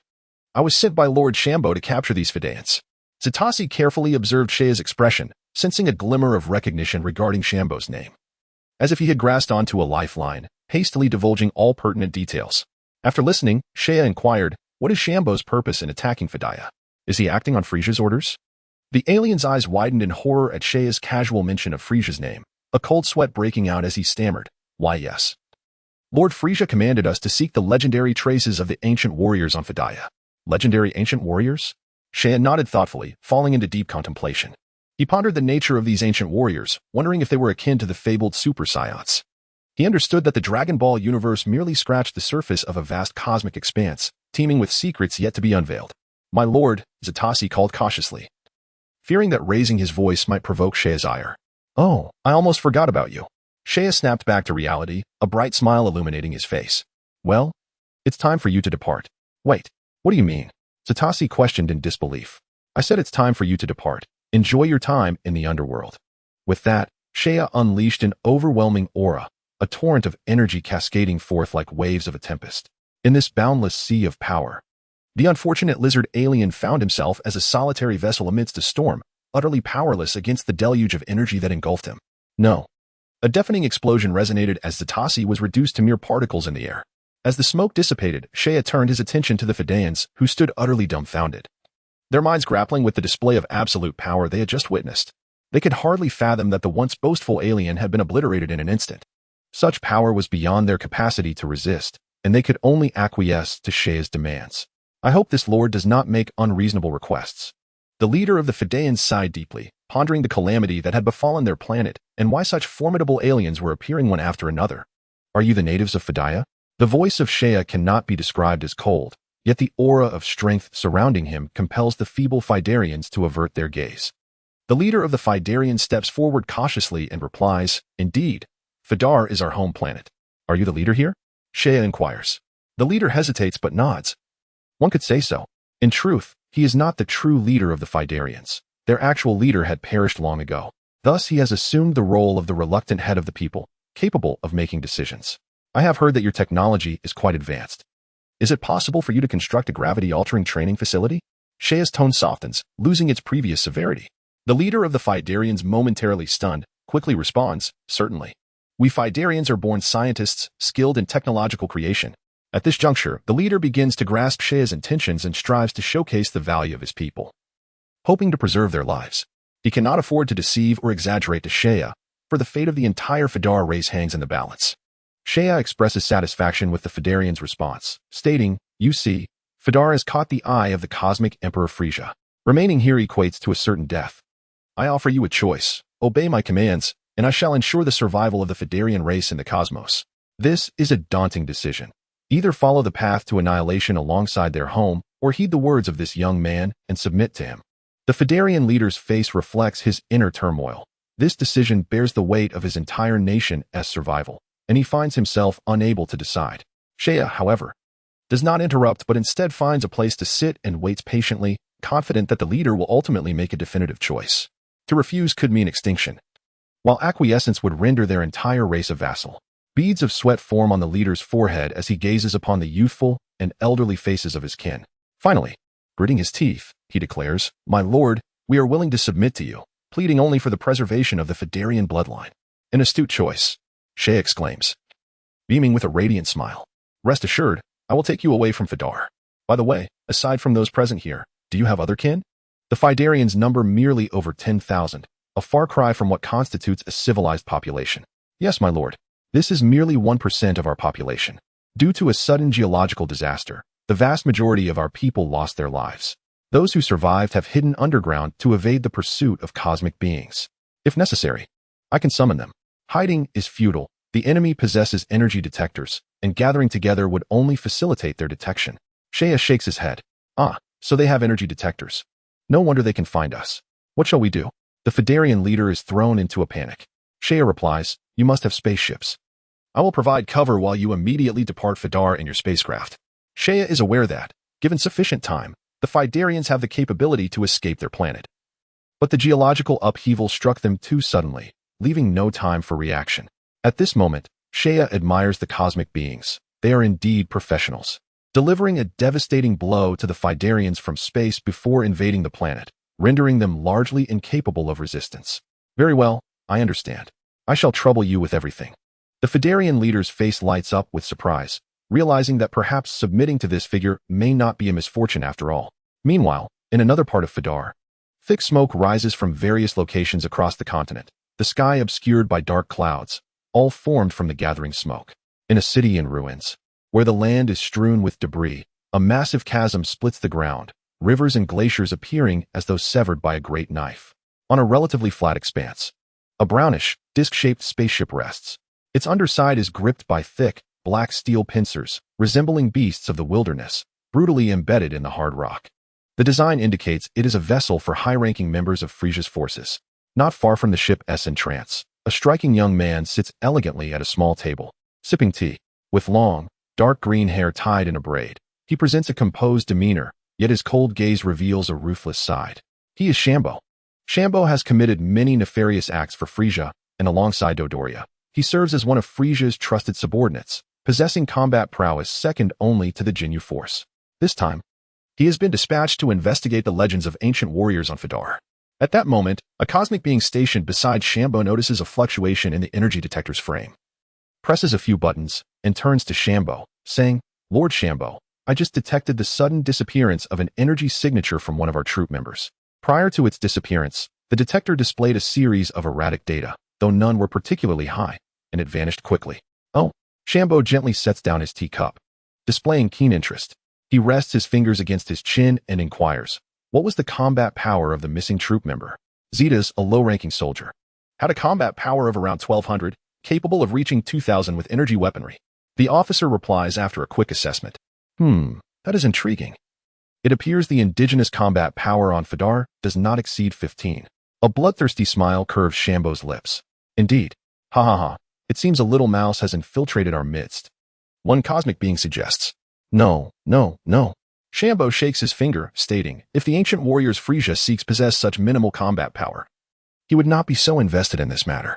Relay my orders. All members are to proceed immediately to the location where the energy signature appeared. I haven't played a game of cat and mouse in quite some time. A glint of malevolence flickers in Shambo's dark golden eyes as he commands everyone to head towards Sheia's last known position. Chapter 51. Encounter in the western ruins of Fedar. Remnants of collapsed buildings litter the landscape. The once pristine mechanized roads are now fractured, resembling a spider's web, with sparks erupting from the cracks and sporadic explosions sending fireballs soaring into the air. Amidst this desolation, a large group of people trudges forward, navigating the perilous terrain. As the once thriving city lay in ruins, the eyes of all the Fidarians were filled with sorrow, and the bitterness of their weakness lingered in their hearts. Dokra, is your spaceship nearby? Sheia inquired in a calm tone, addressing the leader of the Fidarians. Yes, my lord, it will arrive shortly. That ship is a contingency vessel meant for emergencies, currently docked in the underground dock ahead. Dokra, the Fidarian leader, promptly responded upon hearing Sheia's question. The sudden assault from the extraterrestrials had caught the Fidarians off guard, and calamity had already befallen them before they could react. Consequently, the ships stationed at the spaceport and large fortresses were swiftly destroyed, leaving only the emergency vessel capable of takeoff on Fedaria. Please hurry, for those aliens possess energy detectors.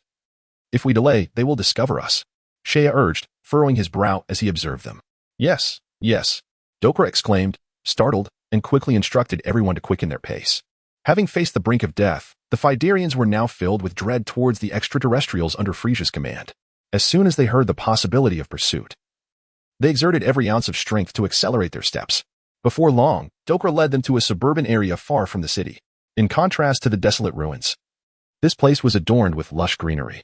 The forest here was densely packed, with rows of towering trees standing in perfect order, seemingly untouched by the tectonic shifts. My lord Sheia, beneath this forest lies a metal-structured underground base, where the contingency ship is docked. Dokra pointed towards the orderly trees ahead. Sheia nodded lightly, narrowing his eyes in realization. It became clear that the entire forest was built atop a massive metallic base, explaining its immunity to the continental drift. Make haste into the base. Delays could lead to unforeseen consequences. Yes, my lord. All the Fidarians sprang into action, rushing towards the entrance of the base under the guidance of a few young and robust Fidarians. In no time, over 10,000 Fidarians had entered the base. They would soon undertake the crucial task of debugging and maintaining the contingency ship, a substantial workload, yet for the Fidarians, who were predominantly scientists, it was as effortless as drinking water. Sheia wandered within the base for a while and soon laid eyes on the spaceship hailed by the Fidarians as their last hope. It was a colossal vessel, stretching over 10 kilometers, emanating a silvery gray sheen. Mechanical arms crafted from alloy extended from its underside and surroundings, resembling a gigantic white monster from a distance. Upon first sight, he was taken aback by the advanced technology of the Fidarians. They seemed to have a particular fondness for the silvery gray hue, as reflected in their planet and space corridors, even their spacecraft. It was a marvel that despite their advanced technology, the Fidarians remained physically frail, yet had not been conquered by other powers until now. Sheia mused internally. Fedaria was situated at the junction of the eastern and southern regions of the North Galaxy, which had shielded it from being wholly consumed by other factions. However, in the end, Fidaria could not escape the fate of conquest. It is indeed peculiar. With the intelligence of the Fidarians, they should not lack vigilance. Seiya shook his head in confusion. After developing for so many years in this universe, it was impossible for the Fidarians to be unaware of its darkness. Yet they appeared to have made no preparations. Dokra, what was that ancient warrior mentioned by the extraterrestrial? Seiya directly inquired of Dokra. Dokra displayed a look of bewilderment and shook his head, saying, I am not entirely sure. It seems to be a super warrior developed by our Fidarian ancestors in ancient times. The specifics have long been lost to history. The super warriors created by their ancestors to protect their people had ultimately become the very source that nearly led to the destruction of the Fidarians, a bitter irony indeed. Seiya sighed softly, choosing not to elaborate further, suspecting that these ancient warriors were akin to bioengineered beings. Like the Saiyans, the Fidarians may have forgotten the ancient legends due to their migratory past. Yet, perhaps this was for the best. In facing the brink of survival, the Fidarians could be more easily rallied. Suddenly, Seiya's expression shifted. He sensed several powerful auras approaching them, one of which was exceptionally cold and formidable, towering over the others like a mountain. It's Shanbua. Seiya's countenance grew serious as he furrowed his brow. Dokra, immediately instruct everyone to take refuge in the spaceship and activate all defensive mechanisms of the base. Without hesitation, he commanded Dokra decisively. My lord, what is happening? Dokra, sensing the gravity of the situation from Seiya's expression, recalled Seiya's earlier mention of the extraterrestrials possessing energy detection devices. Could it be that the aliens were attacking? Dokra's face turned pale. Seiya nodded. Shanbua is leading his extraterrestrial subordinates towards us. They will arrive in approximately 3 minutes. Do not ask questions, simply execute my orders.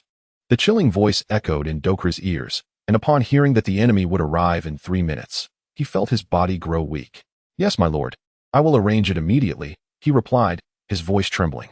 As Dokra hurried away, Seiya gazed upward at the sky, instantaneously teleporting to a location over 300 kilometers from the underground base, a necessary path to the base. Seiya intended to intercept Shanbua here. Shanbua, let me see just how much power you possess as Frieza's right-hand man.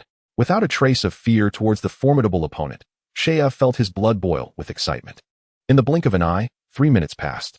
From a distance, dozens of figures soared through the sky, with none other than the strikingly handsome Shanbua, adorned with dark green hair, leading the charge. Upon spotting the black-haired youth blocking the path, Shanbua gestured for his subordinates to halt, intrigued by the encounter. What is this youth's background? A cold, indifferent smile graced Shanbua's lips as he floated in midair with arms crossed. Due to the vast array of humanoid species in the universe, and the subtle differences between them, Shanbua could not immediately discern which race Seiya belonged to, especially since Seiya donned the most popular battle attire in the North Galaxy. How delightful. I hope this youth can provide me with some amusement, Shanbua mused, his handsome visage breaking into a faint smile. Chapter 52, The Great Battle with Shanbua. My lord Shanbua, this energy response was detected by the device when Zeta's disappeared. However, we are uncertain why the energy intensity is only showing a combat power of 540. One of the extraterrestrials pressed the energy detector and reported the findings. Young one, you cannot possibly be a Fidaean, can you? Might you reveal how you managed to vanquish that cetacean? Shanbua moved with grace, his voice calm and composed, reminiscent of a well-bred nobleman. Were it not for the knowledge of his true nature, one might easily be deceived by his acting. You refer to that lizard man? If you wish to know, you may certainly try for yourself. Char's face bore a faint smile, yet his heart was alert to the utmost degree. He was acutely aware of the significant disparity between himself and Shanbua. Despite knowing he was at a disadvantage, Char chose to confront Shanbua directly, harboring his own objectives. Firstly, to gauge the extent of his power compared to the mainstream masters of the cosmos. Secondly, to disrupt Shanbua's plans, thus granting the Fidaeans more time. After all, the Fidaeans were among the first subordinates Char had recruited. It would be regrettable for them to face total annihilation here. Moreover, a pivotal reason lay in Char's ability to teleport. In critical moments, this was his talisman for survival. Should the opportunity arise, Char would be most willing to engage Shanbua in a fierce battle. For a Saiyan, only through genuine combat could one truly grow. Ha ha ha. Indeed, ignorance breeds fearlessness. Young one, you must understand that not everyone is as agreeable as I am. Shanbua chuckled softly, his tone remarkably tranquil, seemingly unperturbed. Yet the malevolent glint lurking beneath his golden pupils was already stirring. Hee. Char let out a cold laugh, his entire being on high alert. The energy within him subtly shifting. Whoosh. A sharp sound pierced the air. Char opted for the offensive, his figure abruptly vanishing from sight. followed by a cacophony of combat sounds. The surrounding aliens cried out in anguish, plummeting from the sky. At that moment, the energy detector emitted a rapid series of alarm beeps, the data flashing on the screen before swiftly returning to normal.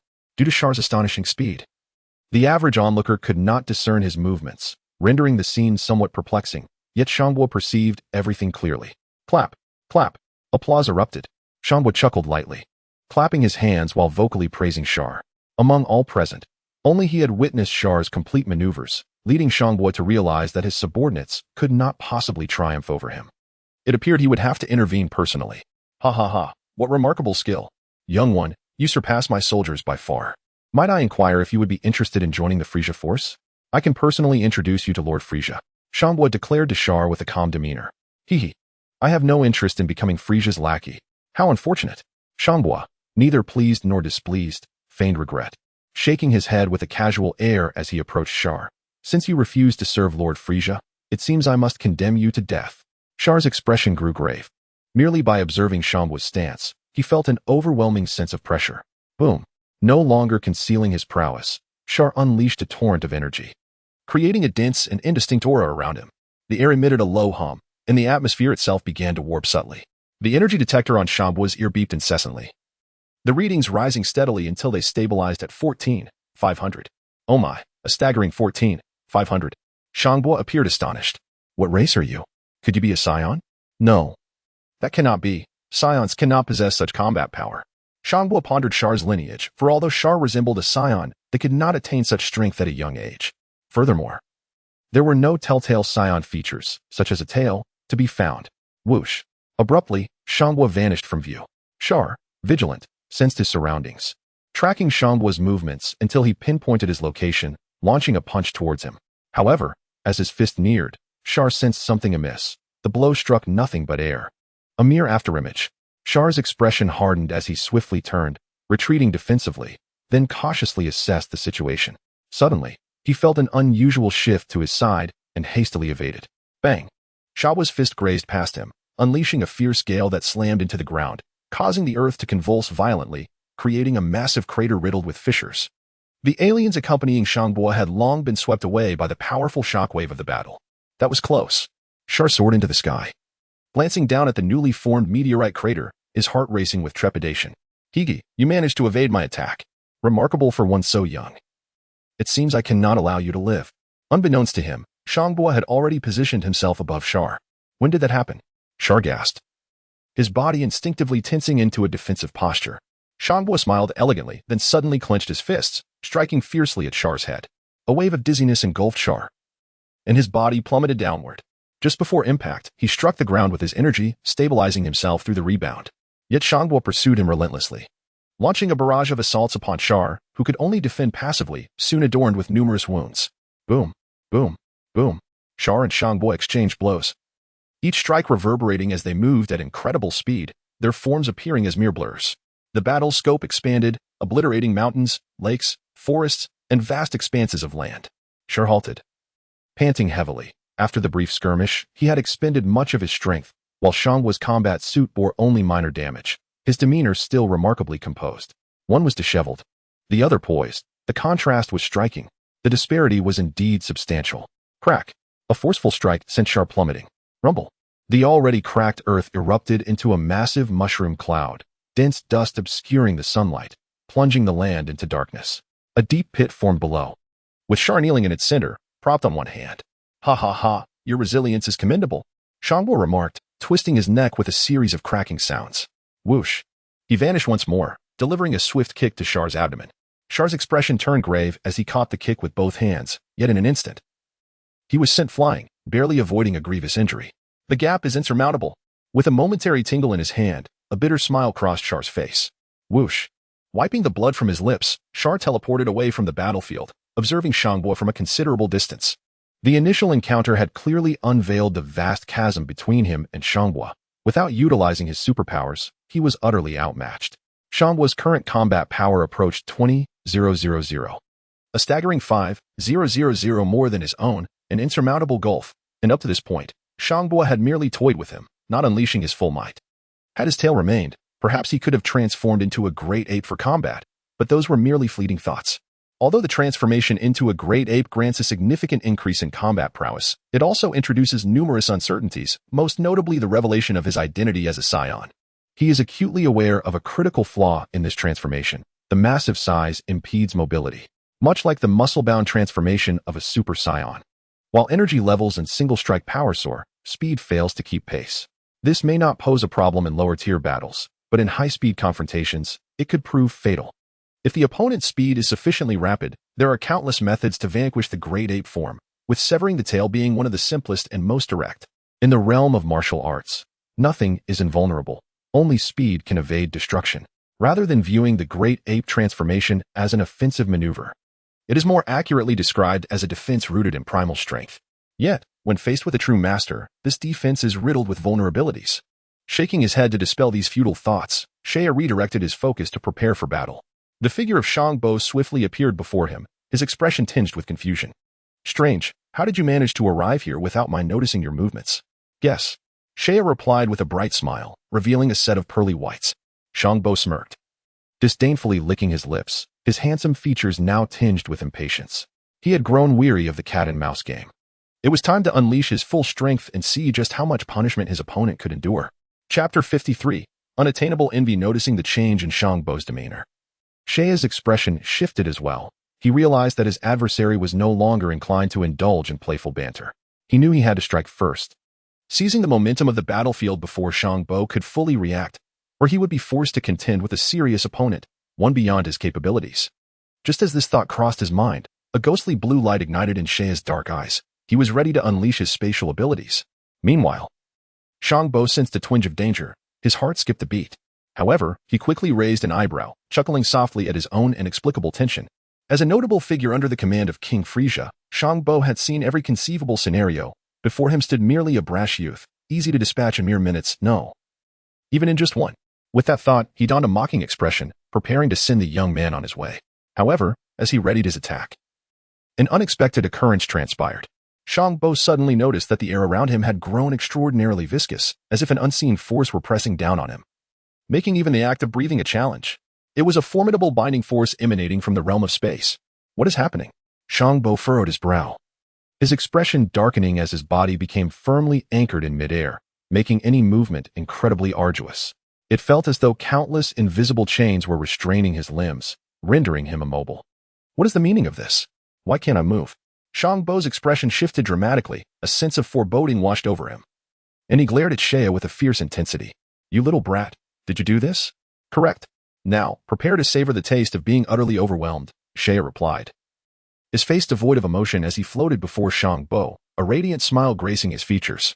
No sooner had he spoken than his expression transformed into the chilling visage of an icy lake in winter as he launched his assault.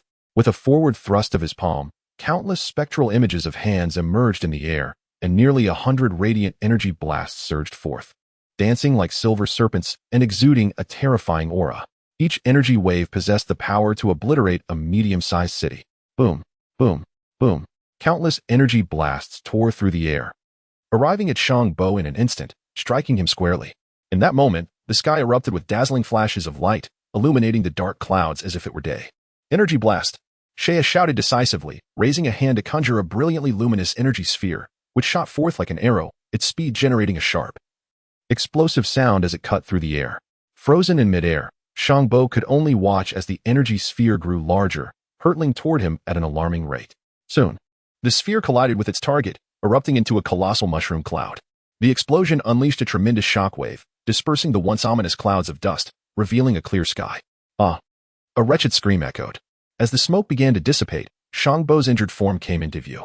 He appeared utterly disheveled, his dark green hair in disarray, his armor in tatters, and his body marred with injuries. Every part of him was a testament to the ferocity of the attack, with his arms hanging limply, clearly broken. Curse it, I will not let you escape. His anguished roar was laced with unbridled hatred. As Frieza's right-hand man, Shangbo had never faced such humiliation. Even when confronting the Ginyu Force, he had engaged in equal dialogue.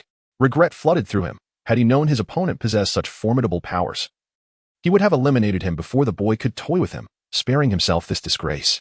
Very well, you have successfully incited my wrath. The more he reflected, the angrier he became, until he could no longer contain himself, his expression twisting into a snarl as his aura began to intensify. Shangbo also possessed the ability to transform, yet he hesitated to utilize it unless absolutely necessary. A glimmer of realization flickered in Saiya's eyes. He detected a tremor in the spatial binding surrounding Shangbo. A sense of unease settled in his heart as he felt Shangbo's energy surging. Alarmingly, his own spatial abilities seemed to falter against this escalating force. The potency of his powers was insufficient. Saiya understood the root of the issue. Although his spatial abilities had gradually strengthened alongside his own power, his combat capabilities required further enhancement. When confronted with a true powerhouse, his abilities were of little consequence. Soon, cracks began to appear in the sky, writhing like tadpoles in a desperate struggle, a disquieting signal. Then, a series of sharp sounds erupted, as if a smooth mirror had shattered, scattering countless glimmering shards into the void. Saiya's body trembled, a wave of nausea washing over him. His spatial abilities had been breached. Where the space fractured, a grotesque toad-like alien stood, blood streaming from its limbs and head, its body riddled with ghastly wounds. Shangbo had finally shattered Saiya's spatial control after transforming. Yet, in his current state of disarray, he was far from the imposing figure he once was. You wretched creature. Today I will ensure that you find no solace in life or death. The twisted visage of Shangbo exuded a curse from the abyss. Despite his injuries and broken arms, he radiated an oppressive aura that bore down upon every cell in Saiya's body. 25,000 battle power. This is nearly twice the combat power of Saiya himself. It is evident that Shangbo, transformed, is indeed formidable, capable of breaking free from his spatial constraints. As he resisted the pressure from above, Saiya let out a maniacal laugh, his blood boiling with fervor. Accompanied by a surge of momentum, Shangbo's muscles tensed.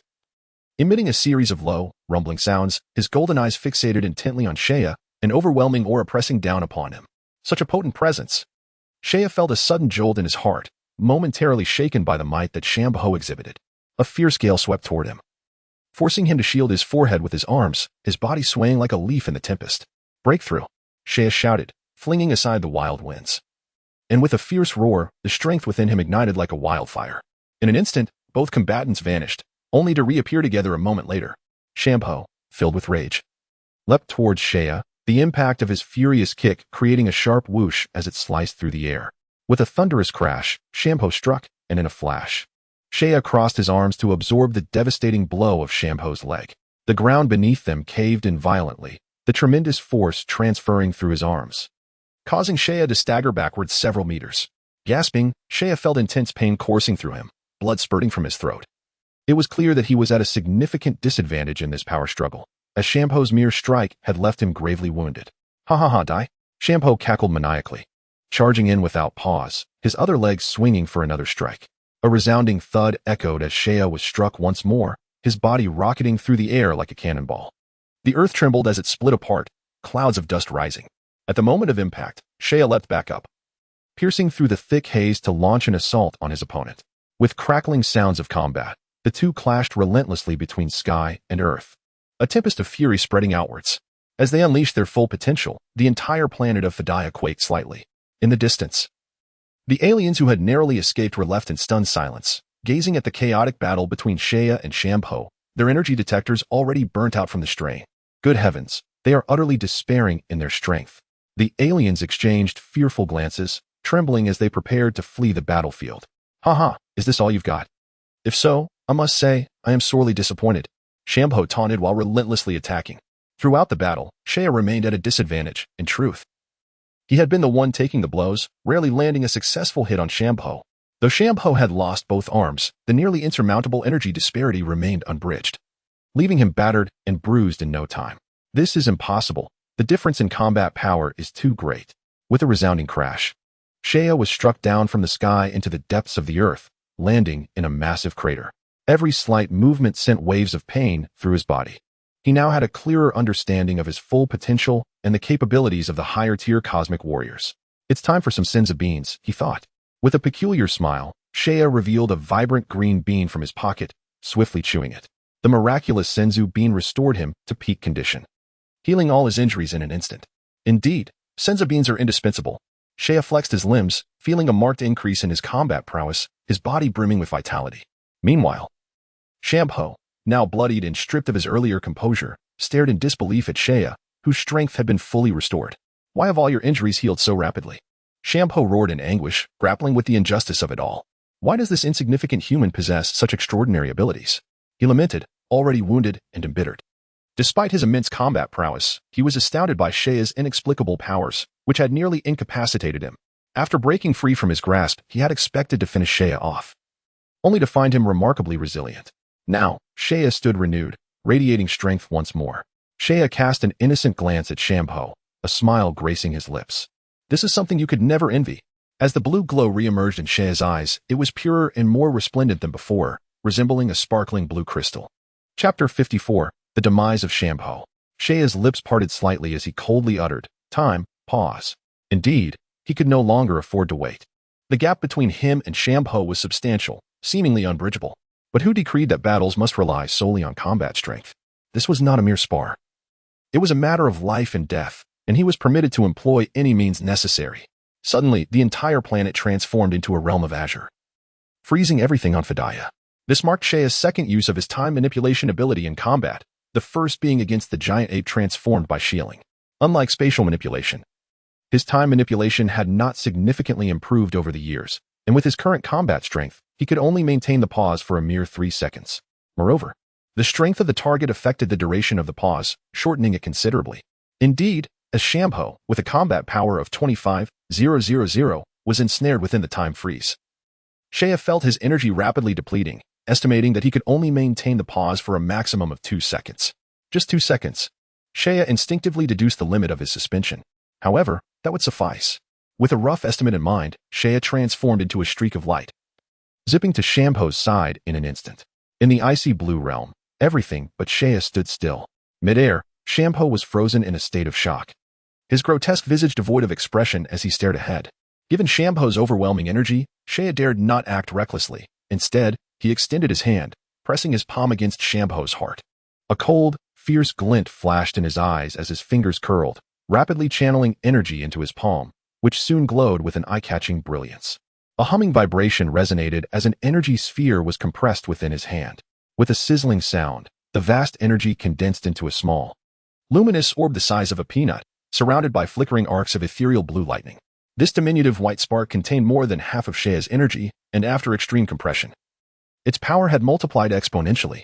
He believed that if unleashed, it would be capable of obliterating everything within a 10-kilometer radius. Shampo, you may meet your end now. A chilling voice echoed as Saiyan regarded him impassively. With a shattering sound, the icy blue realm fractured. In that moment, Shampo regained his senses. For him, time had not truly paused. From his perspective, the enemy who should have stood before him had mysteriously vanished. A foreboding sensation rose from the depths of his heart, and with instinctive awareness, Shangbo felt a sudden shiver course through him. Suddenly, a slender beam of light, no thicker than a pinky finger, pierced through his chest and emerged from his back. A sharp, agonizing pain gripped his heart as he slowly lowered his gaze, only to be met by the chilling, ebony eyes of Saiyan. How did he come to be standing before him like this? Shangbo's mouth hung open in disbelief, and he looked down to see his heart charred and blackened, hot blood gushing forth with the scent of cooked flesh. Was his heart truly pierced? The thought was incomprehensible to him. For most beings in the universe, a pierced heart signified a common fate, death. Shangbo's constitution was not robust enough to endure such an injury and survive. How could this be happening? His eyes widened in shock. He could not fathom how this diminutive figure before him had accomplished such a feat. As he moved his throat, blood erupted from his mouth. Oxygen deprivation caused his mind to spiral into dizziness, and his lips trembled with a profound sense of injustice. I never imagined I, Shangbo, would meet my demise at the hands of an insignificant nobody. You have only yourself to blame for your arrogance, Saiyan replied coldly. The circumstances surrounding Shangbo's defeat were rife with coincidences. Had he not initially underestimated his opponent, treating their encounter as a game of cat and mouse, but instead employed his full strength from the outset, Saiyan might never have had the opportunity to unleash his extraordinary powers. Ah, yes, indeed, I was too arrogant. Shangbo coughed weakly, but I refuse to accept this. Frieza will not let you go.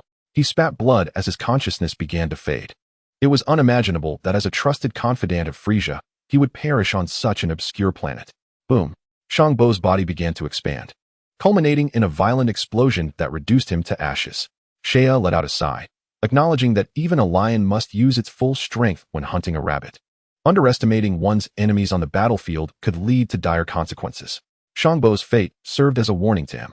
Regardless of the strength one faces, maintaining a baseline of vigilance is paramount. As Shangbo lamented, His death was indeed unjust, had it not been for his earlier carelessness. Had Saiyan not possessed an array of peculiar supernatural abilities, and had he not fortuitously consumed a senzu bean, the outcome might have been different. Alas, Shangbo was left with no what-ifs. Several dozen kilometers away, those who had followed Shangbo witnessed in disbelief the fall of their once mighty leader at the hands of a mere boy. They stood frozen, their expressions blank, and a heavy silence enveloped the scene. After a moment, one particularly hairy alien finally snapped to attention and shouted in astonishment, "Shangbo is dead." Ah! Shangbo is dead. As the cries echoed, panic spread like wildfire. The aliens, filled with dread at the sight of Seiya, began to flee in all directions. Yet Seiya would not permit their escape. Dealing with such weaklings, whose battle power barely reached 1 or 2,000, required little effort. With a swift movement, Seiya positioned himself before the aliens. "You have committed enough misdeeds. It is time for you to join Shangbo in hell." With that, he waved his hand through the air, and the sky responded, a vast energy rippling outward. The aliens found themselves inexplicably immobilized, suspended in midair.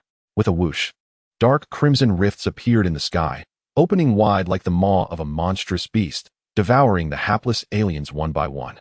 These rifts were mere fragments of space, and the experience within was nothing short of torment. In no time, the aliens were ground to dust by the forces of the cosmos. Done and dusted. Seiya clapped his hands, and the rifts vanished without a trace. He descended onto the ravaged earth, which bore the scars of battle as if it had endured the detonation of countless nuclear warheads.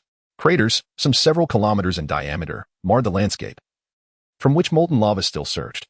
Following Shangbo's assaults and his fierce confrontation with Seiya, the tectonic plates of Fidaya had become utterly destabilized, and it was only a matter of time before they would inevitably slide into the mantle.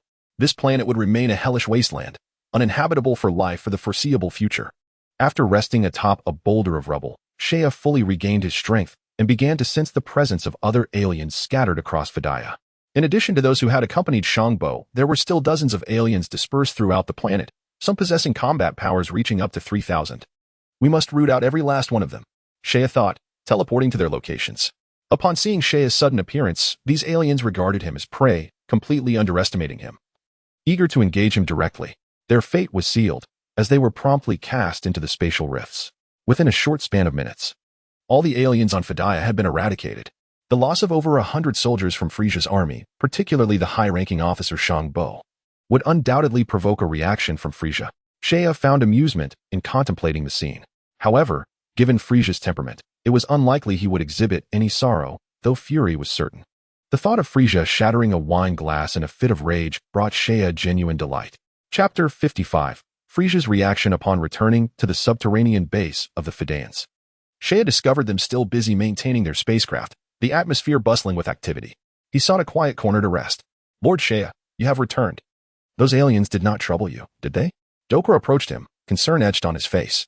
In truth, Dokra had been deeply worried during Seiya's engagement with Shangbo and the others, haunted by the memory of the earth-shattering chaos that had ensued, as if the very sky had been torn asunder.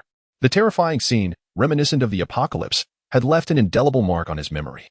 Dokra had never witnessed such horror before, and it had frightened him profoundly, causing him to sweat for Seiya's safety, fearing he would not be a match for the aliens. In that moment, Seiya represented the Fidayans' only hope. If he fell, their extinction would surely follow. The aliens were too powerful, and the thought of defeat was unbearable for Dokra. Seeing Seiya return unscathed, Dokra finally relaxed, exhaling deeply as his anxious expression transformed into one of relief and joy. "Those weaklings were my opponents?" Seiya replied coolly, casting a glance at Dokra. It was not arrogance, but a calculated display of strength. He understood that to gain the trust of the Fidayans, he must assert his dominance, proving that aligning with him was their best option, while the aliens had merely served as stepping stones to solidify his position. Dokra paused, momentarily stunned by Seiya's chilling demeanor. Yet he was enveloped by an overwhelming sense of elation. "Does this mean, Lord Seiya, that you have defeated those aliens?" "Indeed, that must be the case." Dokra found himself momentarily stunned, but soon his eyes sparkled with realization. He attempted to speak several times, yet the words lodged in his throat. "What is it?" Seiya inquired with a subtle smile. "Lord Seiya, there have been sudden and violent explosions across various regions of Fidaya Star, causing the entire planet to tremble. I wonder if it is a result of your battle with the enemy," Dokra cautiously asked, keenly observing Seiya's expression. "Indeed. Those explosions were caused by the energy impacts from my battle with the extraterrestrials," Seiya confirmed without hesitation. "Just as I suspected." Dokra's pupils constricted sharply. his face betraying a look of horror. He had never imagined that humans could unleash such terrifying power through sheer physicality, a feat beyond the realm of technology. Dokra's breath quickened. Lord Shea, what was the final outcome? As I mentioned earlier, I emerged victorious. There are no extraterrestrials left on this planet. Shea replied, casting a displeased glance before casually waving a hand, adding, I merely did not expect the enemy to be so weak. They fell before they could even warm up. Such a response was difficult for Dokra to accept. The weak adversaries Shea referred to were the very ones responsible for the devastation of FRIEZA'S. Suddenly, an uncontrollable wave of emotion surged within him, tears welling up in his eyes as he collapsed to the ground, weeping loudly. How wonderful! The invaders are all dead. Lord Shea has avenged us, and our fallen kin can finally rest in peace. Enough, your kin will find peace, Shea remarked, a hint of amusement in his eyes, offering a casual comfort. Once Dokra had calmed, Shea furrowed his brow. Although I have annihilated the extraterrestrials that invaded FRIEZA'S, it is regrettable that due to the collapse of the crust, the planet is no longer suitable for life. No, Lord Shea. Your ability to eliminate those invaders is already remarkable. Thank you. Thank you for avenging us. Dokra suddenly stood upright, bowing solemnly to Shea, his expression earnest.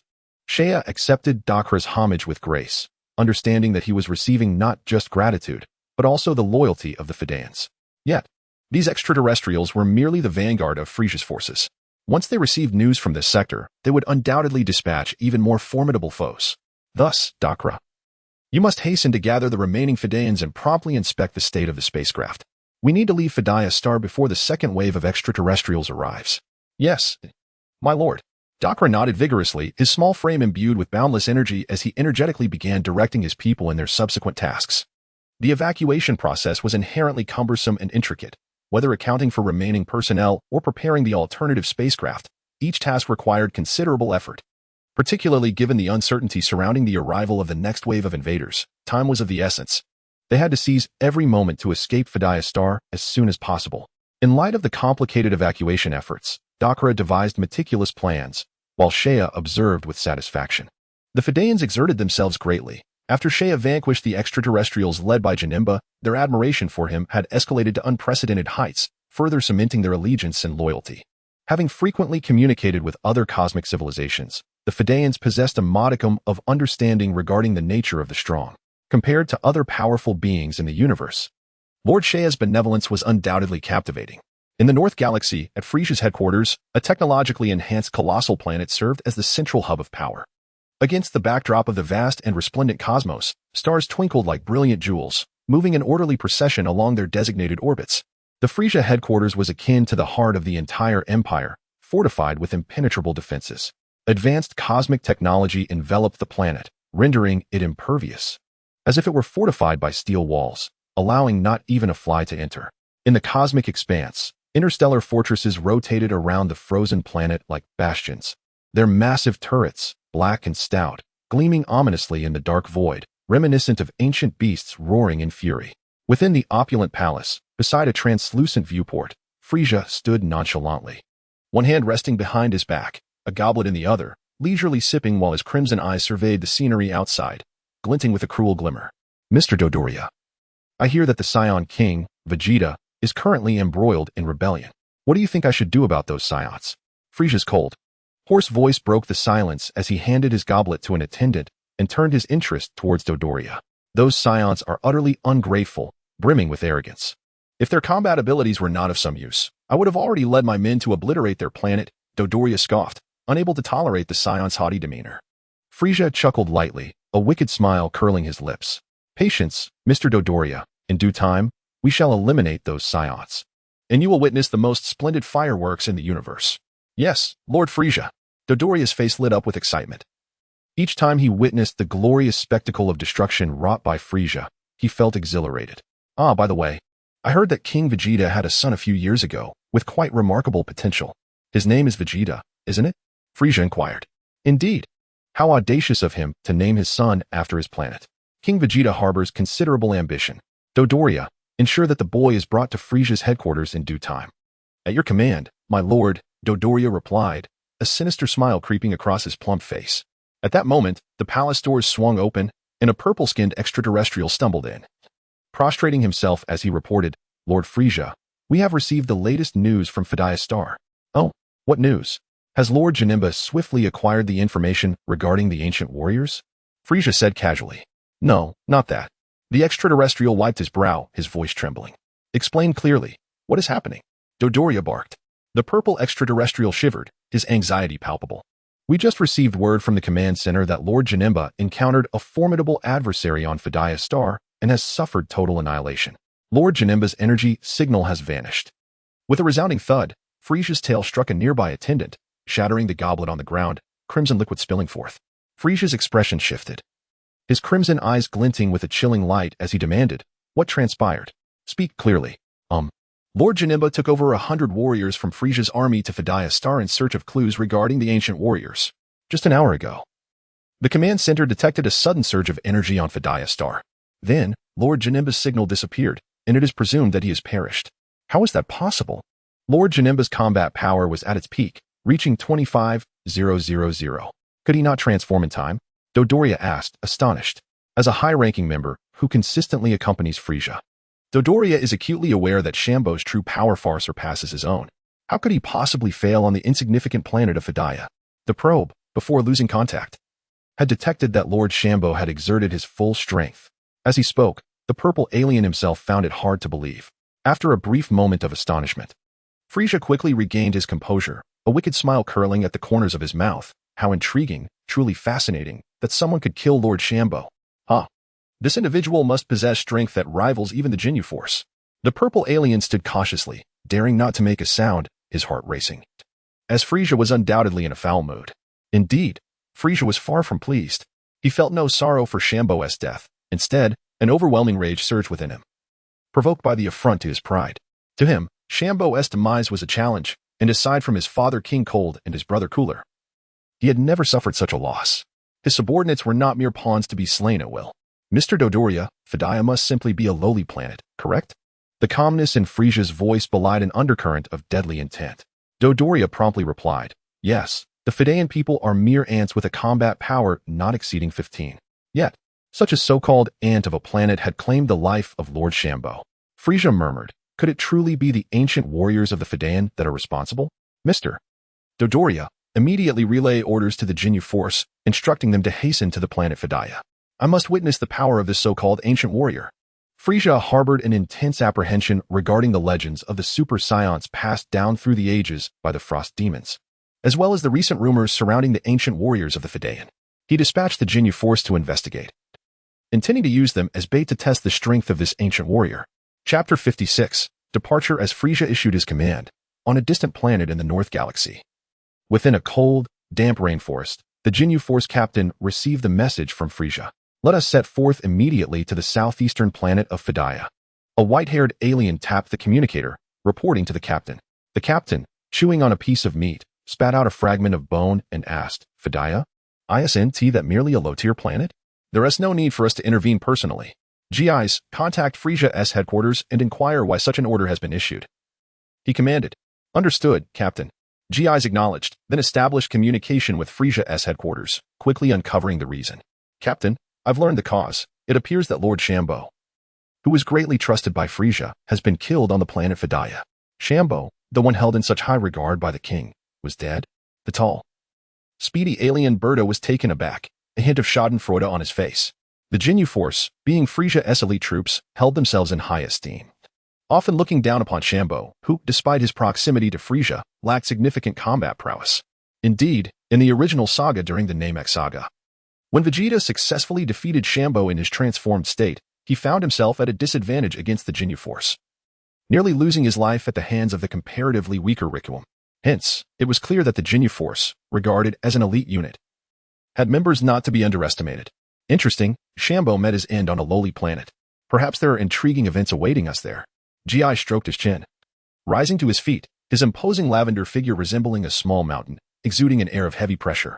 The two large and two small eyes of Goldo were still munching on food, and upon noticing the captain's interest in Frieza, he set down his meal and asked, Shall we depart now? However, it would take at least 2 months to reach Frieza, and time was of the essence. GIs frowned. Who cares if we make it on time? It's a task assigned by Lord Frieza. We simply need to arrive. Berta replied nonchalantly. for their long lifespans rendered them indifferent to the passage of a month or two. Most of their strength was accumulated over time, and avenging Shambo was of no concern to them. Then let us be off. We must not keep Lord Frieza waiting. The Ginyu Force erupted into laughter, relishing the freedom to act as they pleased under Frieza's command, uninterested in anything else. In the southeastern part of the North Galaxy, on the planet Fedaya, due to its proximity to the planet Longju, where the CHAR'S squad was conducting operations, only a 7-day journey away, the CHAR'S squad was also nominally under Frieza's command. To prevent Frieza from sending reinforcements from nearby planets into Fedaya, Shea ordered the Fedayan people to complete their evacuation within 7 days and immediately launch their spacecraft to leave the planet. Time flowed swiftly, and in the blink of an eye, 7 days had passed. The adjustments to the spacecraft were completed on schedule.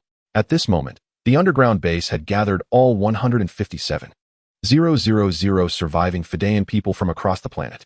This number was exceedingly meager, representing only a fraction of the original population. Yet it constituted the entirety of the remaining Fedayan populace. Gazing at the drastically reduced number of his kin, Dokra's heart ached, and his hatred for Frieza's forces deepened. He looked at the imposing figure of Lord Shea nearby, steeling himself, and respectfully stated, "Lord Shea, all surviving Fedayan have assembled here. We can now depart from Fedaya." Dokra was immensely grateful to Lord Shea for granting them 7 days to rescue their kin. He understood that a strong individual's time was invaluable, and for the sake of the Fedayan people, Lord Shea had selflessly spent 7 days here, a tremendous kindness. Without this time, the number of survivors reaching the underground base would have been even fewer. "Very well, let us depart." Shea waved his hand gently, his expression calm as he regarded the massive silver spacecraft before him. The ship, measuring several kilometers in length, was awe-inspiring no matter how many times one gazed upon it. Indeed, Dokra replied solemnly. With Shea's command, the underground base erupted with urgent beeping sounds, and red alarm lights began to flash. Upon hearing the alarm, all Fedayan people sprang into action, entering the spacecraft in an orderly manner under the guidance of the commanders. Buzzing, the green forest above the base trembled, likely the last remaining patch of greenery on the planet Fedaya. As the continents endured repeated bombardments of ultra-high energy, the stable geological structure had been irrevocably altered. Earthquakes, tsunamis, and volcanic eruptions occurred incessantly, each more powerful than the last, transforming the entire planet into a hell on Earth. With a sharp crack, the forest began to undulate. From a distant vantage point high above, the once flat expanse of trees started to rise in the center, splitting open like a great maw. Along this fissure, 2 rows of earth inclined upwards, resembling a grand door that slowly creaked open. Approximately 10 minutes later, a colossal gateway, over 20,000 meters long and more than 10,000 meters wide, swung wide. The ground trembled as the verdant forest could no longer withstand the pull of gravity, sliding apart to reveal gleaming silver alloy structures.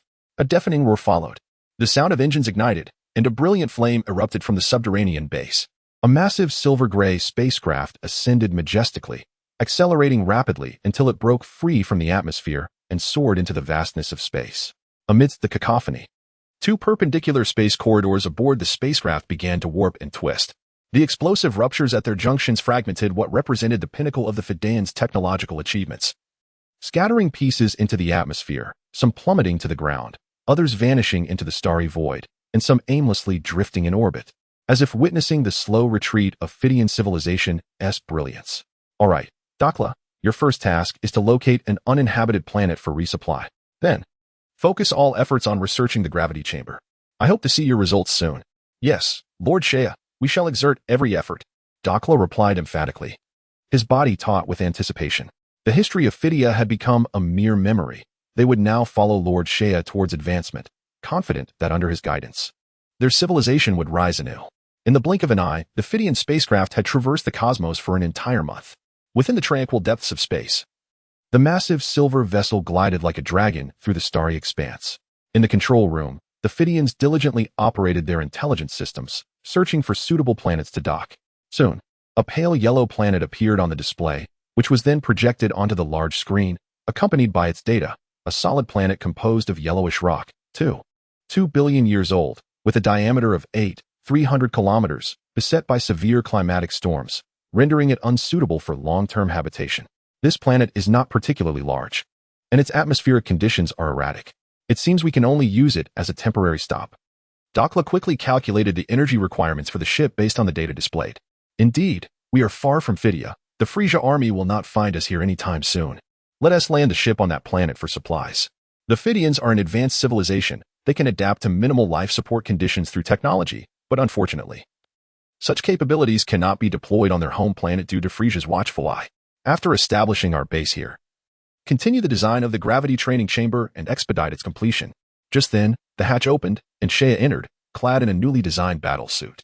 This exquisite attire, crafted from a pristine white material, conformed closely to his form, allowing for maximum freedom of movement during combat. Lord Seiya, Dakla greeted reverently, a glimmer of joy on his azure-skinned face. The preliminary design of the gravity chamber has been completed. Once the ship lands, we can assemble the scientists for its construction.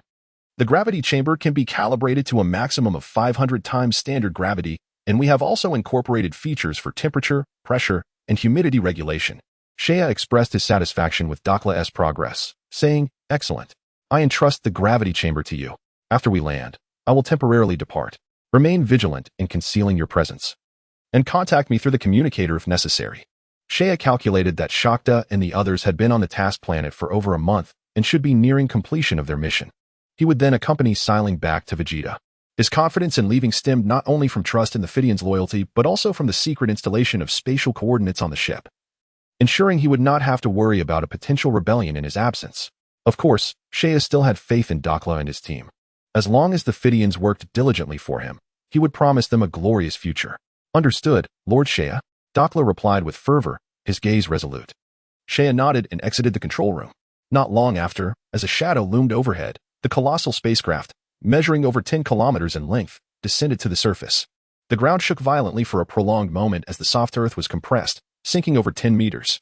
Subsequently, countless engineering robots swarmed out of the ship like locusts, commencing foundational construction on the nearby continent. Seiya stood on the observation deck, observing the Phidians and robots industriously at work, nodding in appreciation. After assigning the next tasks to Dakla, he vanished from sight, much to Dakla's astonishment. On the task planet, within a primitive jungle, Seiya carefully sensed the presence of all team members, noting that each had experienced varying degrees of enhancement in combat capabilities over the past month. In a flash, he appeared beside Sailing. After more than a month apart, Sailing seemed to have matured significantly. She lay asleep on a hammock, her fair, unadorned thigh dangling freely. Perhaps sensing the approach of a powerful aura, Sailing sprang up, her eyes fluttering open, a glimmer of light flashing in her gaze. "Seiya, you've returned," she exclaimed with delight, moving to embrace him. However, as she sensed the energy radiating from Seiya, her eyes narrowed in surprise. "How is it that your power has increased so much in just a month?" She recalled that a month prior, Seiya's power level was just over 14,500. It was astonishing that he had experienced such a significant rise. Her perceptive abilities surpassed those of energy detectors, even though Seiya had diligently concealed his power. Some energy inevitably leaked, revealing his strength, which he could not disguise. It was akin to a super expert with a power level of 10 million. No matter how he suppressed his abilities, his exterior would still betray a minimum of 10,000 invisible energy, an unavoidable truth. The higher the energy, the more pronounced the leakage. Of course, it was not to say that powerful beings could not completely mask their presence. Such masters did exist. Deities like Beerus were certainly capable of this feat, but that was beyond Seiya's current reach. Long story short, Seiya smiled as he approached Sailing. His battle with Champ was not as straightforward as it appeared. Though he ultimately triumphed and outsmarted Champ, the perils he faced were not for the faint of heart. Had it not been for his spatial abilities allowing him to escape from the brink of death and the timely consumption of a Sensabine, the outcome could have been vastly different. Seiya was acutely aware that he had narrowly evaded death on several occasions. However, the battles that Seiya engaged in proved to be immensely fruitful. Not only did he manage to win over the Fidaya tribe, but his combat prowess also soared significantly, conservatively estimated to have reached an impressive 18,000. Upon hearing Seiya's account, Xiling couldn't help but feel a mix of astonishment and envy. Realizing that within just a month, so much had transpired, and Seiya's strength had surpassed hers by a considerable margin. With a hint of defiance, she pouted and remarked, "So, does this mean the Fidaya tribe will soon complete the gravity chamber?" "Indeed, if all goes smoothly, it shouldn't take long," Seiya replied. "Once we acquire the gravity chamber, I won't be outdone by you," Xiling declared, seemingly unimpressed. Among the Saiyans, only Seiya managed to ignite her competitive spirit. She regarded the others with indifference. "Then you must strive hard," Seiya encouraged her. "By the way, how has Shakta and the others been progressing in their training?" Taking the conversation seriously, Xiling responded, They have all improved to varying degrees over the past month. I've allowed them to slow down their task progress and discreetly imparted some of the secrets of energy manipulation. The strongest among them, Shakta, has already reached a combat power of 300. Shaya nodded to himself. At just over 12 years of age, possessing a combat power of 300 meant that by adulthood, he could easily surpass 3,000, making him exceptional among mid-level warriors. Chapter 58. Accumulation. Subsequently, Shaya and Xiling discussed training matters further. At this point, Shaya's combat power vastly exceeded Xiling's, and his horizons had broadened considerably, leading to a wealth of insights. The training methods on Earth emphasized the simultaneous development of body and mind, reflecting a certain Taoist philosophy of life, all of which required practical experience to comprehend. As the saying goes, a single leaf can obstruct one's view of Mount Tai. Plugged ears may not hear the thunder. Each period has its own limitations, particularly for the weaker, who find it even more challenging to grasp the essence of the strong. Thus, having a powerful mentor guide them could help them avoid many detours. As night approached, Shaya summoned Shakta and the others. After some time of training and with Xiling's intentional guidance, these young Saiyans had solidified their strength, especially Shakta, whose power was already nearing that of an adult Raditz. Upon seeing their captain, who had been absent for a month, Shakta, Atasia, and the others displayed expressions of curiosity. Yet they refrained from inquiring about Shaya's whereabouts, believing he had concealed himself to assess their capabilities. I am quite pleased with everyone's performance over the past month. Oh, even Balit and Raida have reached a combat power of 1,000, Shaya teased as he surveyed the group. Balit's expression instantly fell, and he protested, "No way.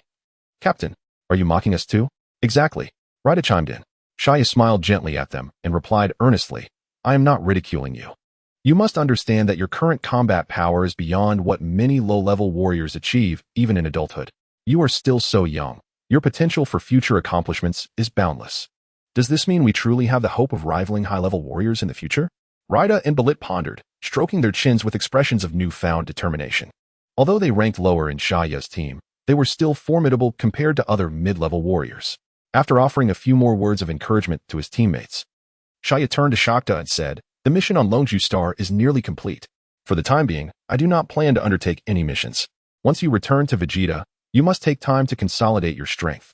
Incessantly seeking battles can sometimes be counterproductive." "Why is that?" "Saiyans grow stronger through combat. Fighting is where the joy lies," Balit exclaimed, his face falling in confusion. Even Atasia and Jelen appeared somewhat disheartened. Days without battles are utterly dull. Observing their reactions, Shaya couldn't help but smile. Indeed, Saiyans were a combative race, and even the female Saiyans shared this trait. He then stated, "Xiling should have taught you how to cultivate energy by now. I want each of you to master your energy within a year. I do not expect you to control it with precision, but you must at least wield it with ease." "But are those techniques truly effective? Isn't it overly focused on details?" Atasia questioned, puzzled. "Breathing and rhythm during combat, do those trivialities really matter? Shouldn't we just fight freely?" Shaya shook his head. "A solid foundation is essential for future breakthroughs." But Atasia began, wanting to argue further, but she was met with Shaya's stern gaze, causing her to swallow her words. Despite being a few years younger than her, she felt an inexplicable fear of him, likely due to his overwhelming combat power. Not only Atasia, but even Balit, Raida, and Jelen held a subtle apprehension towards Shaya. Among them, only Shakta nodded earnestly. He believed that Shaya and Xiling's strength stemmed from more than just physical prowess. Otherwise, with the talents they exhibited, they would have reached the standard of high-level warriors long ago, yet they were not. Energy manipulation is a profound and intricate discipline that requires structured learning. What Xiling taught them was merely a fraction of the control methods. More complex concepts would be beyond their grasp. Shakta felt immense gratitude for being imparted such advanced training methods. With this newfound knowledge, he envisioned a bright future where surpassing high-level warriors was not merely a dream. "We vow to meet the captain's goals," Atasia declared, standing at attention with a serious expression. "Indeed, who says mid-level warriors cannot rival high-level ones? We will astonish them." Balit and Raida chimed in, with even the usually reserved Jelen expressing her determination. Each of them brimmed with ambition, as if a fire were igniting within them, eager to achieve great feats. Shaya and Xiling exchanged glances and nodded in agreement. By the time their accomplishments attracted the attention of other Saiyans, the destruction of Vegeta would likely be imminent, and Shaya would no longer need to hold back. The night passed quietly, and the following day, as dawn broke, a thin mist enveloped the damp rainforest, the wind brushing against their faces and quickly dampening their hair tips. After conducting a final sweep of Longju Star, Shaya and his team departed aboard their spacecraft. For an extended period thereafter, Shaya's team refrained from undertaking missions, allowing the members to focus on their individual training and solidifying their existing strengths. 2 months later, the spacecraft entered the vicinity of Vegeta. Exiting the spaceport and bidding farewell to his teammates, Shaya and Xiling returned to their home located in a bustling area. It was lunchtime, and under the intense gaze of Edri, Shaya adeptly retrieved a plethora of Earth foods from the dimensional space. Noticing that the supplies were dwindling, he pondered whether it was time to procure more from Earth. After a hearty meal, Shaya settled on the sofa in the hall, engaging in conversation with Edri and Rebecca, recounting the experiences of the past few months. Meanwhile, Xiling found a comfortable spot beside Shaya, engrossed in a magazine. Upon learning that Shaya's combat power had reached 18,000, both Edri and Rebecca were taken aback with delight, their gazes towards Shaya filled with increasing satisfaction. Subsequently, Shaya inquired about the matter of evacuating the planet, a choice of considerable importance as it pertained to the survival of the Saiyan race. Regarding this issue, Edri shook his head and remarked, "We have exhausted all our connections to find a suitable planet for the Saiyans, yet the results have been far from ideal. Most planets are unsuitable for our evacuation. It is true that there are numerous habitable planets within the northern galaxy, countless in number due to the vastness of its territory. However, the options diminish significantly when it comes to planets that can sustain the Saiyan race, as they are a warrior race for whom combat is not merely essential, but often deemed more critical than life itself. This implies the necessity of nearby planets conducive to large-scale battles. Furthermore, it is paramount that these planets do not attract the attention of Frieza's forces or the Frost Demons. Such planets are exceedingly difficult to locate. With the connections that Edri and his group possess, finding one is not a task that can be accomplished swiftly. Perhaps only by leaving the northern galaxy can they discover a suitable planet for the Saiyans," Shaya pondered. With this thought, he suddenly exclaimed, "By the way, I currently have a group of technologically adept Fidayans under my command. Their expertise may assist us in locating a viable planet for the Saiyans. I shall ensure they are informed." "That would be excellent." Edri breathed a sigh of relief upon hearing this. The fact that Shaya had a technologically advanced civilization at his disposal made the search for a planet considerably easier. He continued, "Over the past 6 months, we have covertly contacted a group of Saiyans, and we currently have over 1,000 Saiyans who have joined us." "Only over 1,000? Shaya frowned slightly, dissatisfied with this figure. The Saiyan population exceeds 1 million. How could only 1,000 believe in their cause? Rebecca explained, to avoid drawing the attention of King Vegeta. "We narrowed our contact range. These individuals were selected from our familiar circles." Shaya understood now. Indeed, with the evacuation of the planet still unresolved, it was not easy to openly declare Frieza's nefarious intentions, for it could easily lead to their annihilation. The 1,000-plus Saiyans chosen were primarily comrades whom Edri and his group had previously encountered and fought alongside. Another detail emerged. King Vegeta had been increasingly frequent in his personnel deployments. This might serve as a signal that they must hasten their search for a suitable planet. Edri was unaware of the precise timing of King Vegeta's rebellion, causing him to furrow his brow, as he felt time was slipping away. In contrast, Shaya's worries were considerably lessened, knowing that Frieza would likely launch an attack on Planet Vegeta when Vegeta was around 5 years old, which meant that King Vegeta would not rebel in the immediate future. They still had 2.5 years left. In the ensuing days, Shaya and Xiling remained at home to solidify their foundation, engaging in the most basic of exercises daily. During this time, Edri's student, a boy named Mels, visited their home a couple of times. Each time, he regarded Shaya and the others with an air of superiority, his small face brimming with arrogance.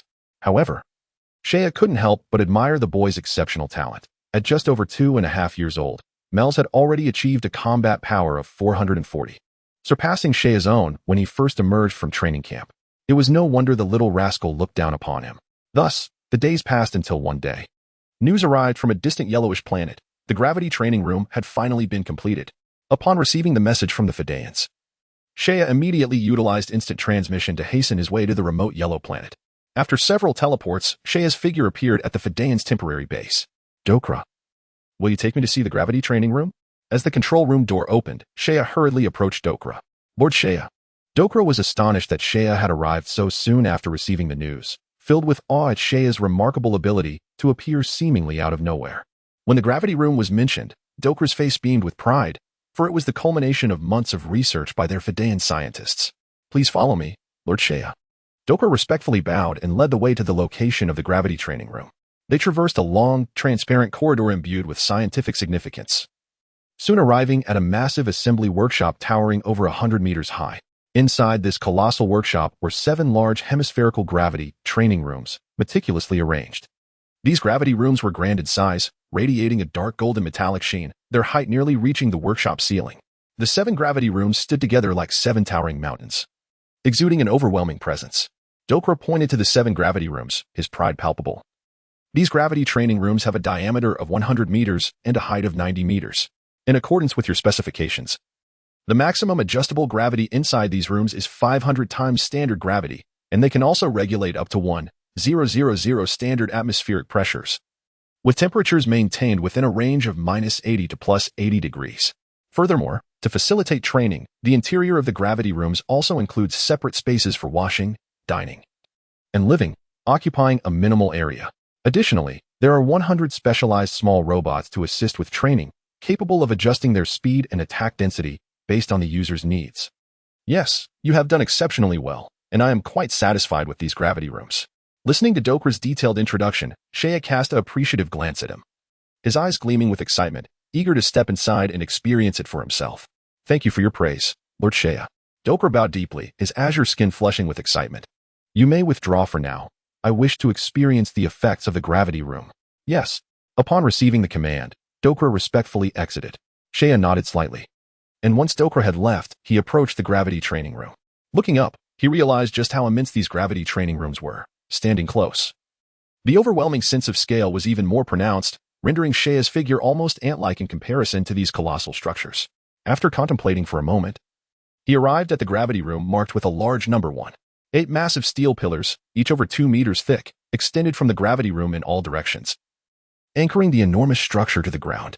Pressing the button at the entrance, a soft humming sound ensued as a vertical disc-shaped structure descended from the apparatus. Shea stood upon the circular platform and entered the gravity training room. The interior space of the training room was exceedingly vast, divided into 2 levels. The lower level was relatively small, primarily consisting of washing, dining, and living areas. The upper level was the true training area, boasting a diameter of 100 meters and a height of over 80 meters, making the training room resemble a gigantic arena, with the floor marked by shallow grooves akin to stone slabs. Both the floor and walls were constructed from a special alloy capable of withstanding intense energy impacts. Approaching a control panel, Shea began to adjust the parameters of the training room based on the numerical symbols displayed, initially entering 15 in the gravity section. As soon as the numbers were confirmed, the training room suddenly buzzed with energy, and a tremendous downward force enveloped him. Indeed, it was a gravity level of 15 times that of Earth. After a brief moment of acclimatization, Shea nodded with certainty. The gravity within the entire training room had reached 15 times the standard gravitational force, reminiscent of his earlier training in weighted gear at the Earth Sanctuary. Following this, Shea meticulously adjusted the temperature, atmospheric pressure, and other parameters. After experiencing the setup, he was exceedingly satisfied with the gravity training room's efficacy. To a certain extent, the gravity training facility crafted by the Saiyans had surpassed his initial expectations. Although the construction took several months, every moment had been well worth it. Upon exiting the gravity room, Shea summoned Dakla. My lord. Dakla, I am thoroughly pleased with the gravity room your people have constructed. I called you here to discuss another matter. Lavishing praise, Shea then adopted a serious demeanor. Please, speak, my lord. Dakla straightened, leaning slightly forward to listen intently. The current state of the Northern Galaxy is dominated by Frieza's overwhelming power, further bolstered by the support of King Cold and Kvila. Our situation is rather precarious. Therefore, I need you to employ all available means to locate a suitable planet for habitation, preferably one far removed from Frieza's influence. Shea's expression was grave. Now was not the time to confront Frieza directly. He still lacked the necessary strength and could only bide his time. My lord, we Fidayans possess a comprehensive star map of the galaxy obtained from the Zephyrians. We might be able to identify a suitable planet from it. Dakla interjected unexpectedly. The Zephyrians? Have they not been eradicated? Shea inquired, astonished. The Zephyrians once cohabited with the Saiyans on Planet Vegeta but were annihilated by them long ago. Chapter 60. A battle power of 120,000. This star map is several centuries old, as the Fidayans have had no intention of leaving our home planet. Consequently, it has been preserved within the Central Intelligence Database. Dakla elucidated, his mood dampening at the thought of their homeworld. However, celestial movements tend to change minimally over time. Thus, this map should still hold some reference value. Upon hearing this news, Shea felt a spark of hope, akin to a traveler lost in a desert for days who suddenly stumbles upon an oasis, igniting a desire to explore. Dakla, Organize a team immediately to sift through the map. Notify me as soon as you have results. I shall conduct an on-site investigation. Understood. After giving Dakla a few more instructions, Shea departed from the temporary Fidean base, accompanied by the 7 large gravity training rooms. Transporting these 7 devices proved to be an arduous task, requiring all of Shea's strength. Ultimately, he had no choice but to move them one by one, spending several hours relocating the gravity rooms from the Fidean base to a desolate planet near Vegeta. Planet Vegeta, as night gradually descended. Shea instructed Adley to gather all members of the Adley squad. Little Shea, why did you call us? Upon entering, the boisterous parody exclaimed. Following closely were Bardock, Alice, and Lisa. Having recognized Shea's maturity and no longer viewing him as a child, Bardock calmly asked, Little Shea, is there something important you wish to discuss? Shea smiled gently at each of them before nodding. Indeed, this matter is quite significant. I had the Fideans construct something, and it is now complete. I want to show you. I believe you will be quite impressed. Could it be the gravity room you mentioned before? Lisa queried, a moment of realization dawning upon her. Does that gravity room truly enhance our battle power? Bardock furrowed his brow. It had been years since these elite warriors had seen any increase in their strength. They had envied Adley and Rebecca's rapid ascension in power not long ago. It certainly does. Shea grinned broadly, revealing a row of white teeth. However, you must be prepared, as a sudden surge in battle power may attract unwanted attention. That is of no concern. We merely need to test whether it genuinely enhances our strength. We can utilize it after leaving Planet Vegeta. Shea nodded in agreement, then gestured for everyone to hold hands, preparing to initiate a teleportation. The members of the Adley squad, accustomed to the process, quickly formed a circle. In the next moment, the teleportation activated. On the desolate planet, yellow sand swirled amidst an unpredictable climate.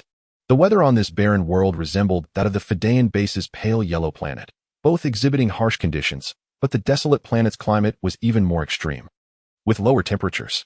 Shielding their eyes from the sun, Adley and the others were taken aback by the sight before them. 7 towering structures, reminiscent of mountains, loomed ahead, their dark golden hues radiating a shimmering glow.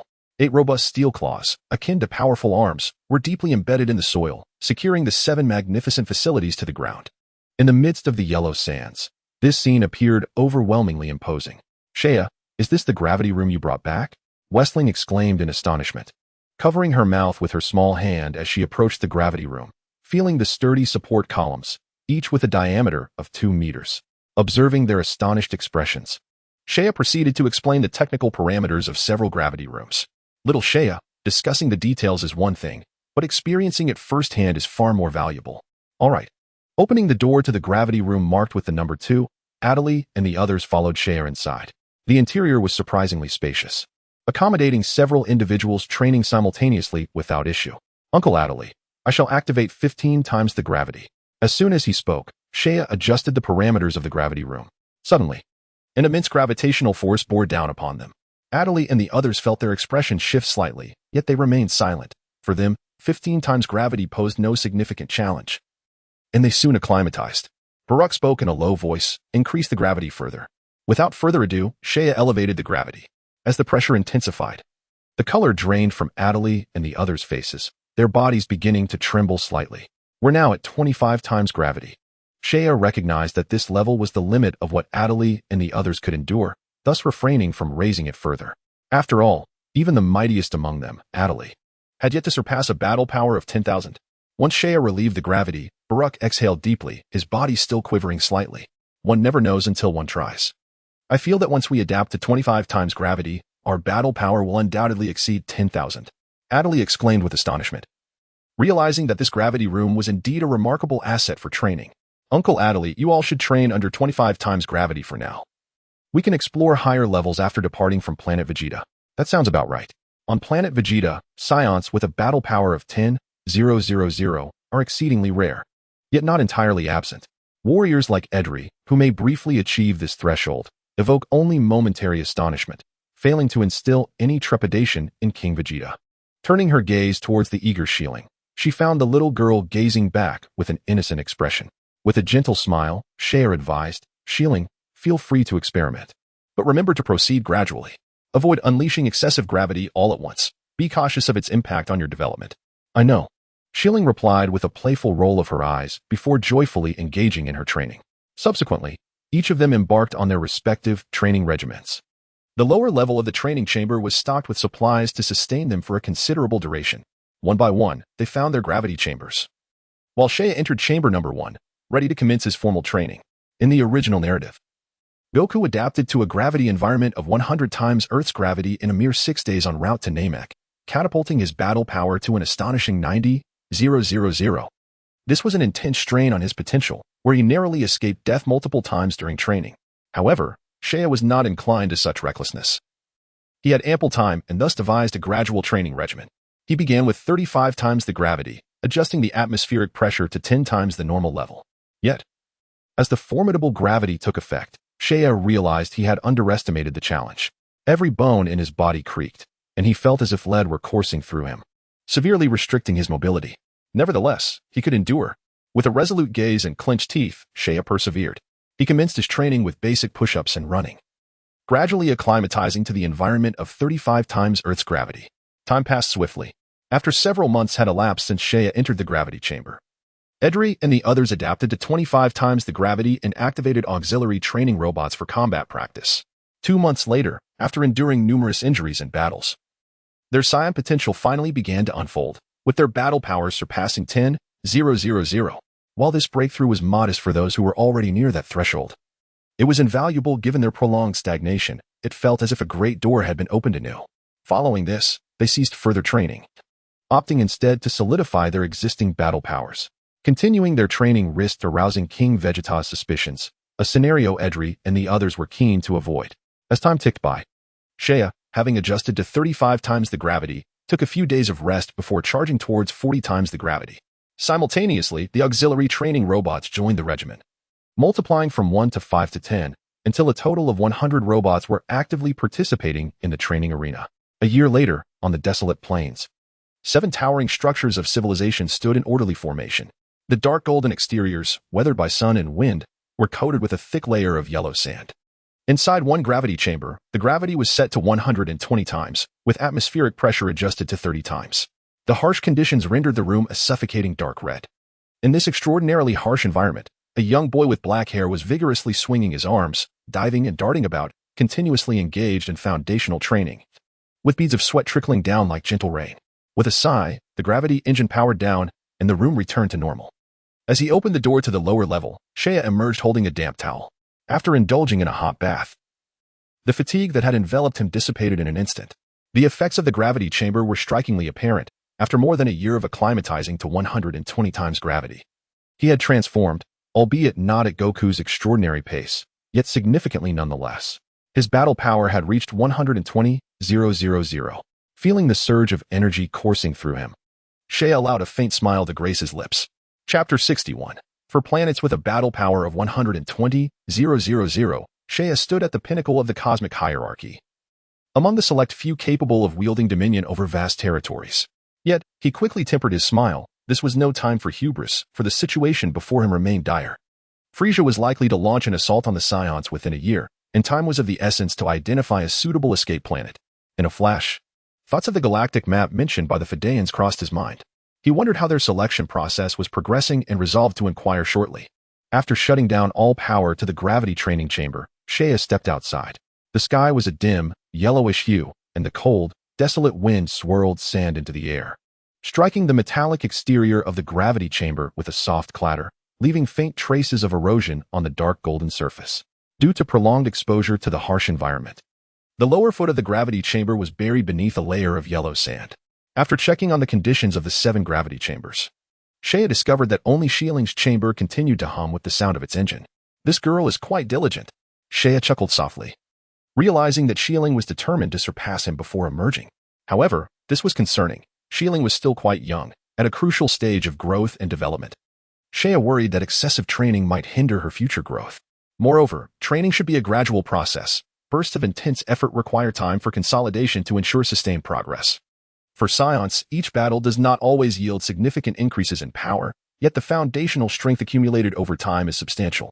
Thus, in moments of life and death, that accumulated strength surges forth, enabling Saiyans to experience remarkable growth. Conversely, without sufficient accumulation, even multiple brushes with death might not yield considerable improvement. The principle is akin to the continuous refinement of energy cultivation practices on Earth. While methods may differ, the essence remains the same. After such prolonged training in the gravity chamber, Shiling's foundational strength was nearly depleted and required a period of consolidation. With this in mind, Shea opened the door to Shiling's gravity chamber and stepped inside. The upper training room radiated a dark red hue, and the air was stifling. In the center, a slender young girl was drenched in sweat, laboriously executing various exercises, throwing punches, jumping, and diving. The special training suit, crafted from resilient material, had been reduced to tatters in the severe environment, barely clinging to Shiling. As Shea approached Shiling, he felt the immense gravity pressing down upon him, 100 times Earth's gravity. Frowning slightly, he noted that Shiling had clearly overestimated her limits. This level of gravity posed a significant risk to her health. Maintaining a composed demeanor, he walked to the control panel and gradually reduced the gravity engine's output until it was completely shut off. With a sigh of relief, the room immediately returned to its normal state. Shiling cast a glance at him, her hair tips dampened by sweat, and she collapsed onto the floor, gasping for breath. Taking out a magical bean, he fed it to her, while Xiaya reproached her with a displeased expression. Did I not instruct you to act according to your capabilities? Look at you. You nearly lost your life. But my battle power is only 90,000 now. If I don't do this, I will never catch up to you. Shiling replied, her bright eyes gazing earnestly at him, her expression stubborn. Xiaya was momentarily at a loss for words. Understanding her strong-willed nature, he reached out and ruffled her hair until she pushed his hand away in annoyance, then spoke gently. From now on, you will use the same gravity chamber as I do. If I am not watching you, you will certainly go overboard again. Shiling's eyes flickered as if she had thought of something, her charming face slightly flushed. She acquiesced, lowering her head. Subsequently, Xiaya instructed Shiling to take a shower. After a moment of hesitation, she shyly made her way to the bathroom. Surprised by her newfound shyness, Xiaya shook his head in disbelief. He then recalled Shiling's slightly developed figure, realizing she had grown up and was no longer the little girl who could cling to him without restraint. A short while later, Shiling emerged draped in a bathrobe, her damp hair cascading down her back. Fresh from her bath, the mist rising from the bathroom added a touch of ethereal beauty to her youthful form. After changing clothes, Shiling approached him, and Xiaya instinctively placed a hand on her shoulder, wrapping his arm around her waist, feeling the delicate softness against him. He then activated his instant transmission and returned to their home on Planet Vegeta. After sharing lunch with the Adelphs and discussing the recent developments on Planet Vegeta, Xiaya used his spatial abilities to arrive at the base of the Fidayans. After more than a year, the results of Dakla's selection were finally ready. In the main control room of the Fidayan spacecraft, Dakla pointed at the galactic map displayed on the large screen. Lord Xiaya, after more than a year of analysis by Fidayan scientists, we have identified 4 planets that meet the evacuation criteria. On the expansive screen, the grand map of the Milky Way was projected, and 4 red dots stood out prominently on the massive spiraling arms, representing the findings of over a year of research by the Fidayan scientists.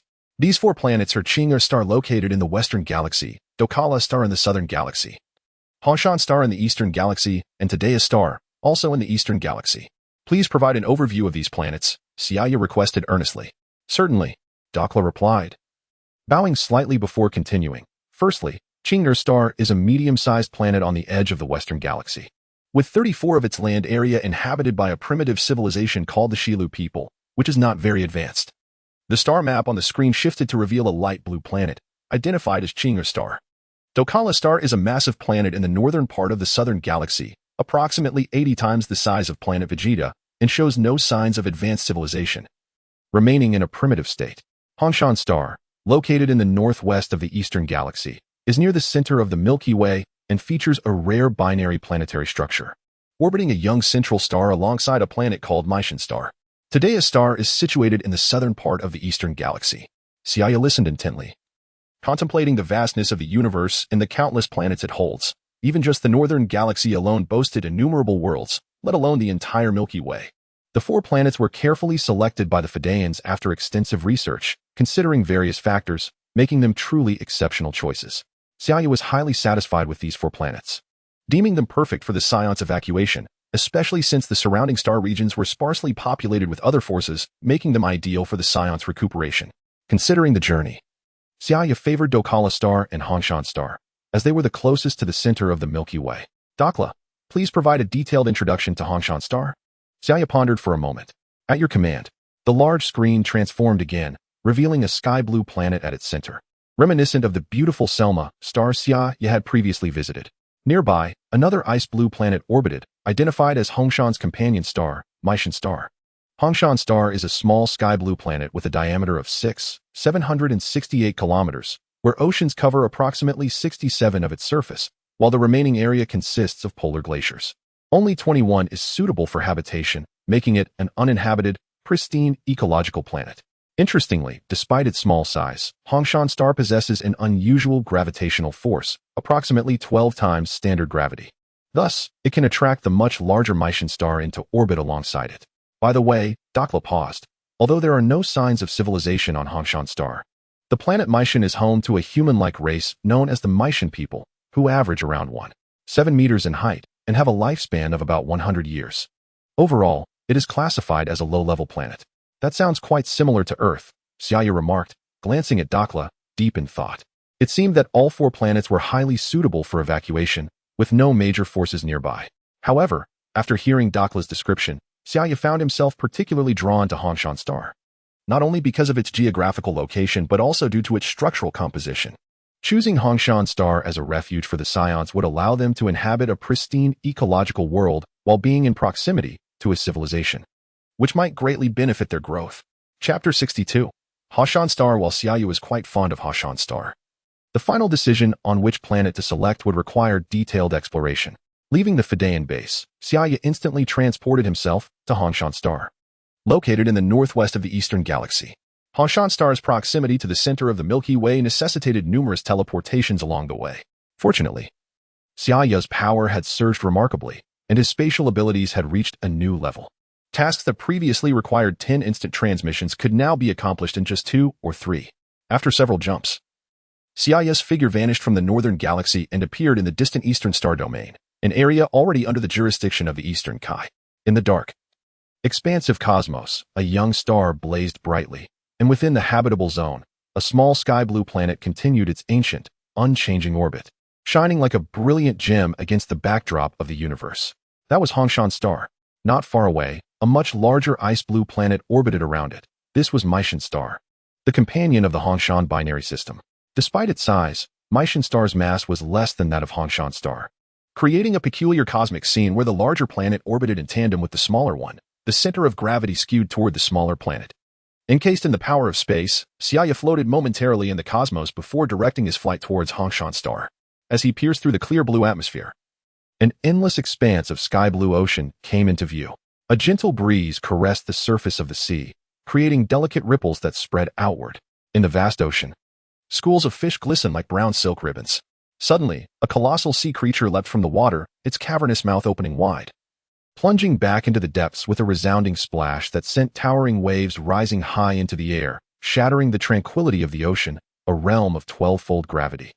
Slightly larger than Planet Vegeta. Shea observed this with a sense of wonder, his body effortlessly suspended in midair as he inhaled the moist, refreshing air of Red Mountain Star. With a swift acceleration, he became a streak of brilliant light, akin to a fleeting shadow, leaving behind a faint afterimage that vanished into the horizon. Ahead lay the land.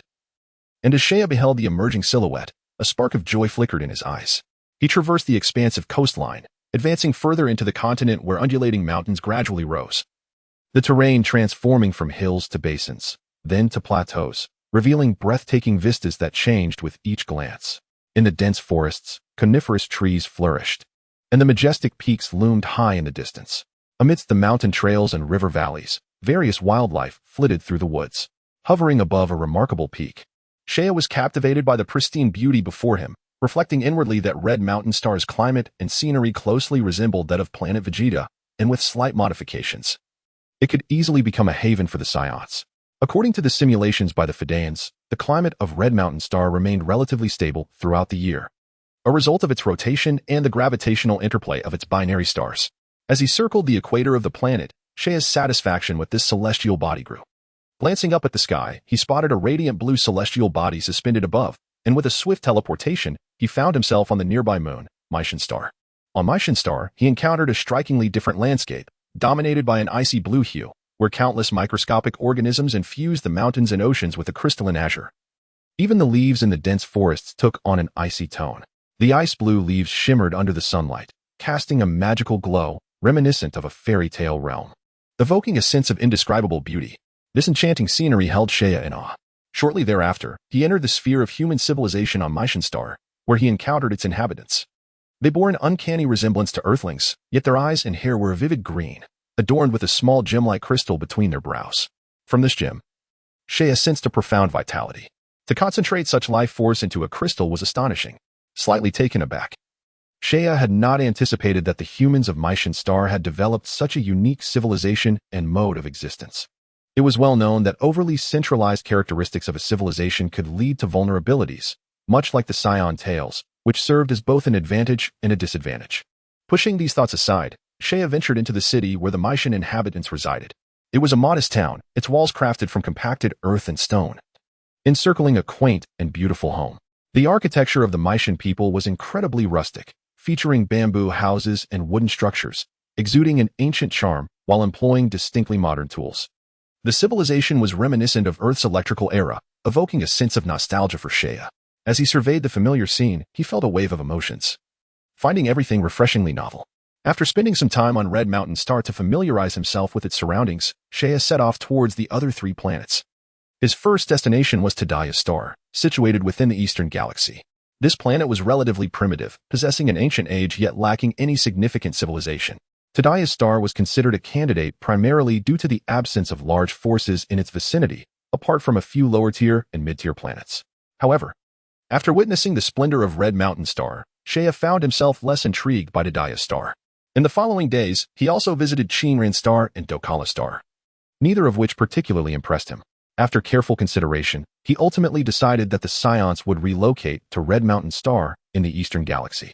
That night, Seiya summoned Adoptive and others, personally guiding them to Red Mountain Star. Adoptive and the others were quickly enchanted by the sights of the twin stars, expressing their satisfaction with Seiya's choice. If it weren't for the slightly stronger gravity and the more beautiful scenery, I might have thought I was still on Planet Vegeta. Rebecca exclaimed, her eyes wide with admiration at the pristine landscapes of Red Mountain Star.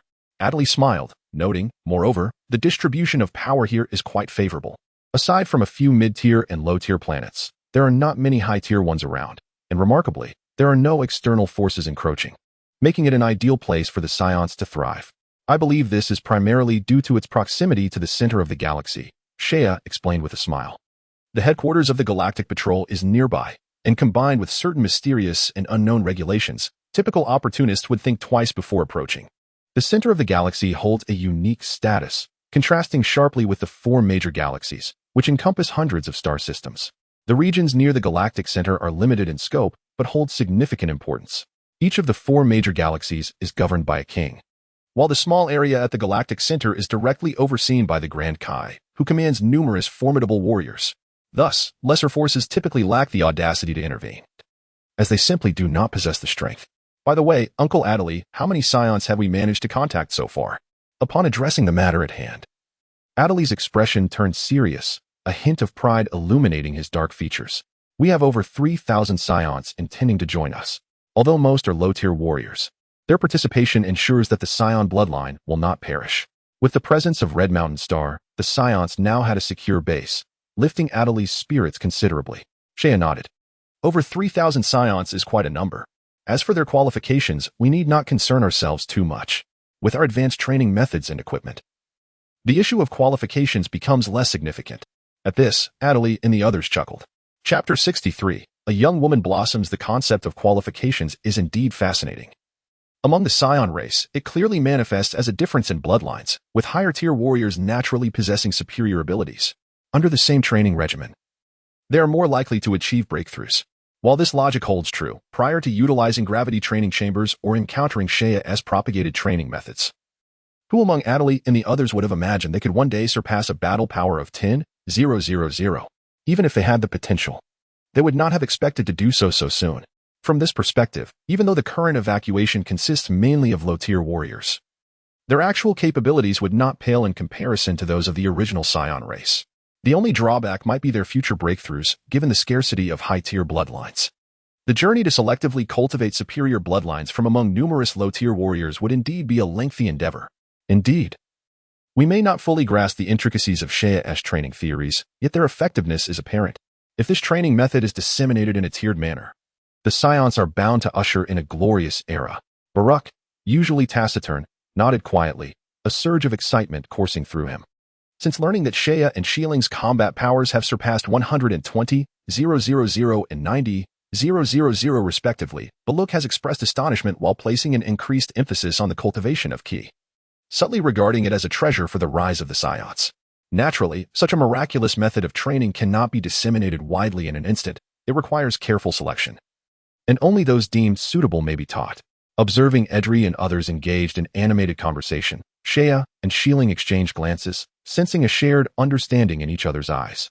While the cultivation of ki can infinitely enhance the foundation of the Saiyans, the extent of this enhancement remains uncertain. Seiya estimates that elevating the average Saiyan to a combat power of 100,000 would be the utmost limit. Beyond this threshold, it would depend on individual potential. However, achieving such a level would undoubtedly represent a monumental opportunity for the Saiyans. A combat power of 100,000 is exceedingly rare within the cosmos, let alone for an entire race. If the Saiyan population could collectively reach this level, they would undoubtedly be regarded as a pinnacle race. Yet, Seiya's aspirations extend far beyond such modest combat power. He yearns to achieve the status of a Super Saiyan. This ambition cannot be realized solely through the cultivation of ki. It demands various fortuitous encounters and trials. In the original narrative, both Son Goku and Vegeta endured tremendous hardships to attain the Super Saiyan form, of course. One cannot include Son Goten and Trunks in this equation, as their exceptional genetics have deprived them of the arduous journey typical of a Super Saiyan's evolution. Seiya is well aware of the formidable challenge that lies in breaking through to Super Saiyan, yet he harbors unwavering confidence in himself. Since arriving in the Dragon Ball universe, Seiya has set his sights not merely on achieving the Super Saiyan level, but on ascending to an even loftier realm akin to that of the god of destruction, Beerus. Uncle Edri, I believe that after a period of transformation, Red Mountain Star will soon become suitable for Saiyan habitation. Should we not begin relocating the first batch of people? Seiya stated earnestly. Edri nodded in agreement. Indeed, the matter of relocation should not be delayed. The situation on Vegeta Star is becoming increasingly complex, and I sense that King Vegeta is on the verge of initiating a rebellion. It is prudent for us to expedite the relocation process. Upon returning, I will reach out to them and strive to facilitate a gradual migration to Red Mountain Star. Subsequently, Bardock, Rebecca, Alice, and others expressed their views, advocating for an early commencement of the evacuation efforts. Very well. I will promptly arrange for the Saiyans to construct living quarters to ensure that the Saiyans can reside here safely, Seiya continued. By the way, I intend for all Saiyans to eventually reside on Red Mountain Star, while the Saiyans will migrate to the nearby Meshin Star. This is certainly feasible. The conditions on Red Mountain Star are quite favorable and represent the best option available, Edri affirmed. Additionally, we Saiyans are a race that reveres combat. But I hope everyone can exercise some restraint to avoid turning our new homeland into a chaotic battleground, Seiya cautioned, ringing the alarm. At this juncture, both Edri and Bardock frowned, recognizing the gravity of the issue. Given the Saiyan temperament, it would be challenging to avoid conflict. We can only strive to impose some constraints. They responded. Nodding slightly, Seiya understood that such restraint merely addresses the symptoms rather than the root cause. Excessive suppression would be ineffective. However, with no clear solution at hand, they could only proceed as such for the time being, contemplating future strategies. Subsequently, everyone returned to Vegeta Star. Meanwhile, Seiya visited the Saiyans to arrange for their spacecraft to navigate towards Red Mountain Star. Given the technological level of the Saiyans, crossing from the northern galaxy to the eastern galaxy would require at least 2 years, which is prohibitively time-consuming. Thus, to expedite the preliminary construction on Red Mountain Star, Seiya utilized his instantaneous movement ability to transport a contingent of Saiyan scientists and equipment ahead of time. Witnessing Seiya's instantaneous arrival on the distant Red Mountain Star, the Saiyan scientists looked at him with admiration, as if they regarded him as an omnipotent deity. Alo, please establish a living area along the coastal continent that can accommodate 3,000 residents and ensure that a food supply system is well prepared, Seiya instructed a petite Saiyan scientist. As the Saiyans have a prodigious appetite, necessitating early preparations. This scientist, Alo, served as the deputy to Dokra, who had to manage the Saiyan people and thus sent Alo to Red Mountain Star. As you command, Lord Seiya, the diminutive Saiyan replied, standing tall with his voice resonant, his azure skin taut with determination. Pleased with his attitude, Seiya then observed as hundreds of Saiyans maneuvered massive machinery to clear pathways and construct bridges, embarking on the construction with fervor. In no time, a broad and level construction site emerged, followed by the activation of larger, precision machinery. Amidst the rumbling cacophony, colossal machines swung robust steel arms to compact the foundation. With each operation, the ground trembled in response. The Fedayans, true to their nature as innate scientists, though small in stature and relatively weak, were exceptionally suited for mechanized operations, explaining their success in establishing 2 grand space corridors on their home planet. Hours passed, and as twilight descended, the framework of a small living area capable of housing over 3,000 individuals began to take shape. After inspecting the site and finding no issues, Shea activated his instantaneous movement and departed from Red Mountain Star, entrusting the construction to Alo, confident in his ability to complete the task. Upon returning to Vegeta Star, Shea discovered that Edry and the others were no longer home. Only Shieling remained in the training room, engaged in basic exercises. It appeared she had heeded Shea's advice and ceased using the gravity chamber for her training. Dad and the others have gone to contact the others, Shieling said, wiping the sweat from her brow, her delicate features slightly flushed from exertion. Offering her a damp towel, Shea remarked, "You don't need to rush your training so much. It's beneficial to relax a little, but I don't want to fall too far behind you," Shieling replied with a mischievous smile. Shea chuckled, gently tapping her on the head, then coaxed her to sit on the sofa, where he began to gently knead the joints of her neck. "You little one. Don't be so tense. It's easy to injure yourself. Let me ease your muscles a bit." The technique of muscle relaxation was an excellent way to alleviate stress. Shea had been influenced by an elderly Chinese medicine practitioner in his previous life and possessed a modicum of skill in this regard. Under Shea's ministrations, Shieling closed her eyes in comfort as the joints in her body responded with satisfying clicks, soon succumbing to sleep. "This little girl is quite competitive," gently lifting Shieling. Shea carried her toward the bathroom. Her soft form naturally nestled into his embrace, and as he removed her outer garments, she was left in only simple undergarments. Shea grabbed a towel soaked in clean water, preparing to wipe her down, but he was struck by the graceful curves of Shieling's slender figure. Little Shieling has begun to mature. Momentarily taken aback, Shea had always viewed Shieling as a child, and even bathing her felt wholly unproblematic. However, he suddenly realized that she had blossomed into a young lady. Unsure whether to continue cleaning her, he hesitated, pondering the propriety of tending to a girl's body. Memories of the little one who had followed him like a shadow since childhood flooded his mind, evoking a surge of mixed emotions. Regardless, he shrugged off his concerns. After all, he had seen her body before. Shaking his head, he picked up a damp towel and resumed gently wiping the girl's smooth skin. Once finished, he carried her to the bedroom, delicately tucked her in, and quietly closed the door behind him. Unbeknownst to him, as he exited, Shieling's closed eyes suddenly fluttered open. And upon seeing the door shut, she let out a soft sound and pulled the sheet over her pale, porcelain-like face, revealing only her starry eyes, twinkling with curiosity. Chapter 64. The first batch of evacuation. As dusk descended, the sky darkening, the Edry couple returned from their errands, weary from their travels. Upon entering their home, they spotted Shea seated in the living room, engrossed in an electronic reader, perusing news from Planet Vegeta. Edry approached with a gentle smile, saying, "Shea, we have successfully contacted a group of Saiyans. They are set to assemble 2,000 kilometers west in the desert in 2 days. What about your end?" 2 days, you say? Shea set down the reader, contemplating. The Fedayans have already begun constructing living quarters on Red Mountain Star. By then, it should be completed. Then we shall commence the first evacuation in 2 days, Edry replied, excitement evident in his voice. Given the increasingly precarious situation on Planet Vegeta, he believed that delaying even a day could enhance the peril. Thus, he resolved to act swiftly, evacuating a portion of the Saiyans without delay. Shea nodded in agreement. "Very well, I will ensure preparations are made on Red Mountain Star. By the way, where is Shieling? She hasn't come out yet, and usually that girl would be bursting with energy," Rebecca inquired, noting the absence of their daughter. "She was exercising earlier and must have tired herself out. She's likely sleeping now." Shea replied with a gentle smile as he straightened a few cups that had been overturned on the coffee table. "She doesn't know her limits. What if she injures herself?" Rebecca frowned, concerned. As a seasoned warrior, she understood the necessity of balance and training. Relentless practice and hopes of rapid improvement could lead to detrimental consequences. Much like a spring that has been overcompressed, her worry for their daughter's intense dedication to training lingered, especially as she was still young and in a crucial phase of development. However, Edry admired their daughter's tenacity. Shieling's determination is commendable. Her rapid progress is unmatched among the Saiyans. Rebecca shot Edry a disapproving look, as if questioning whether Shieling truly took after him.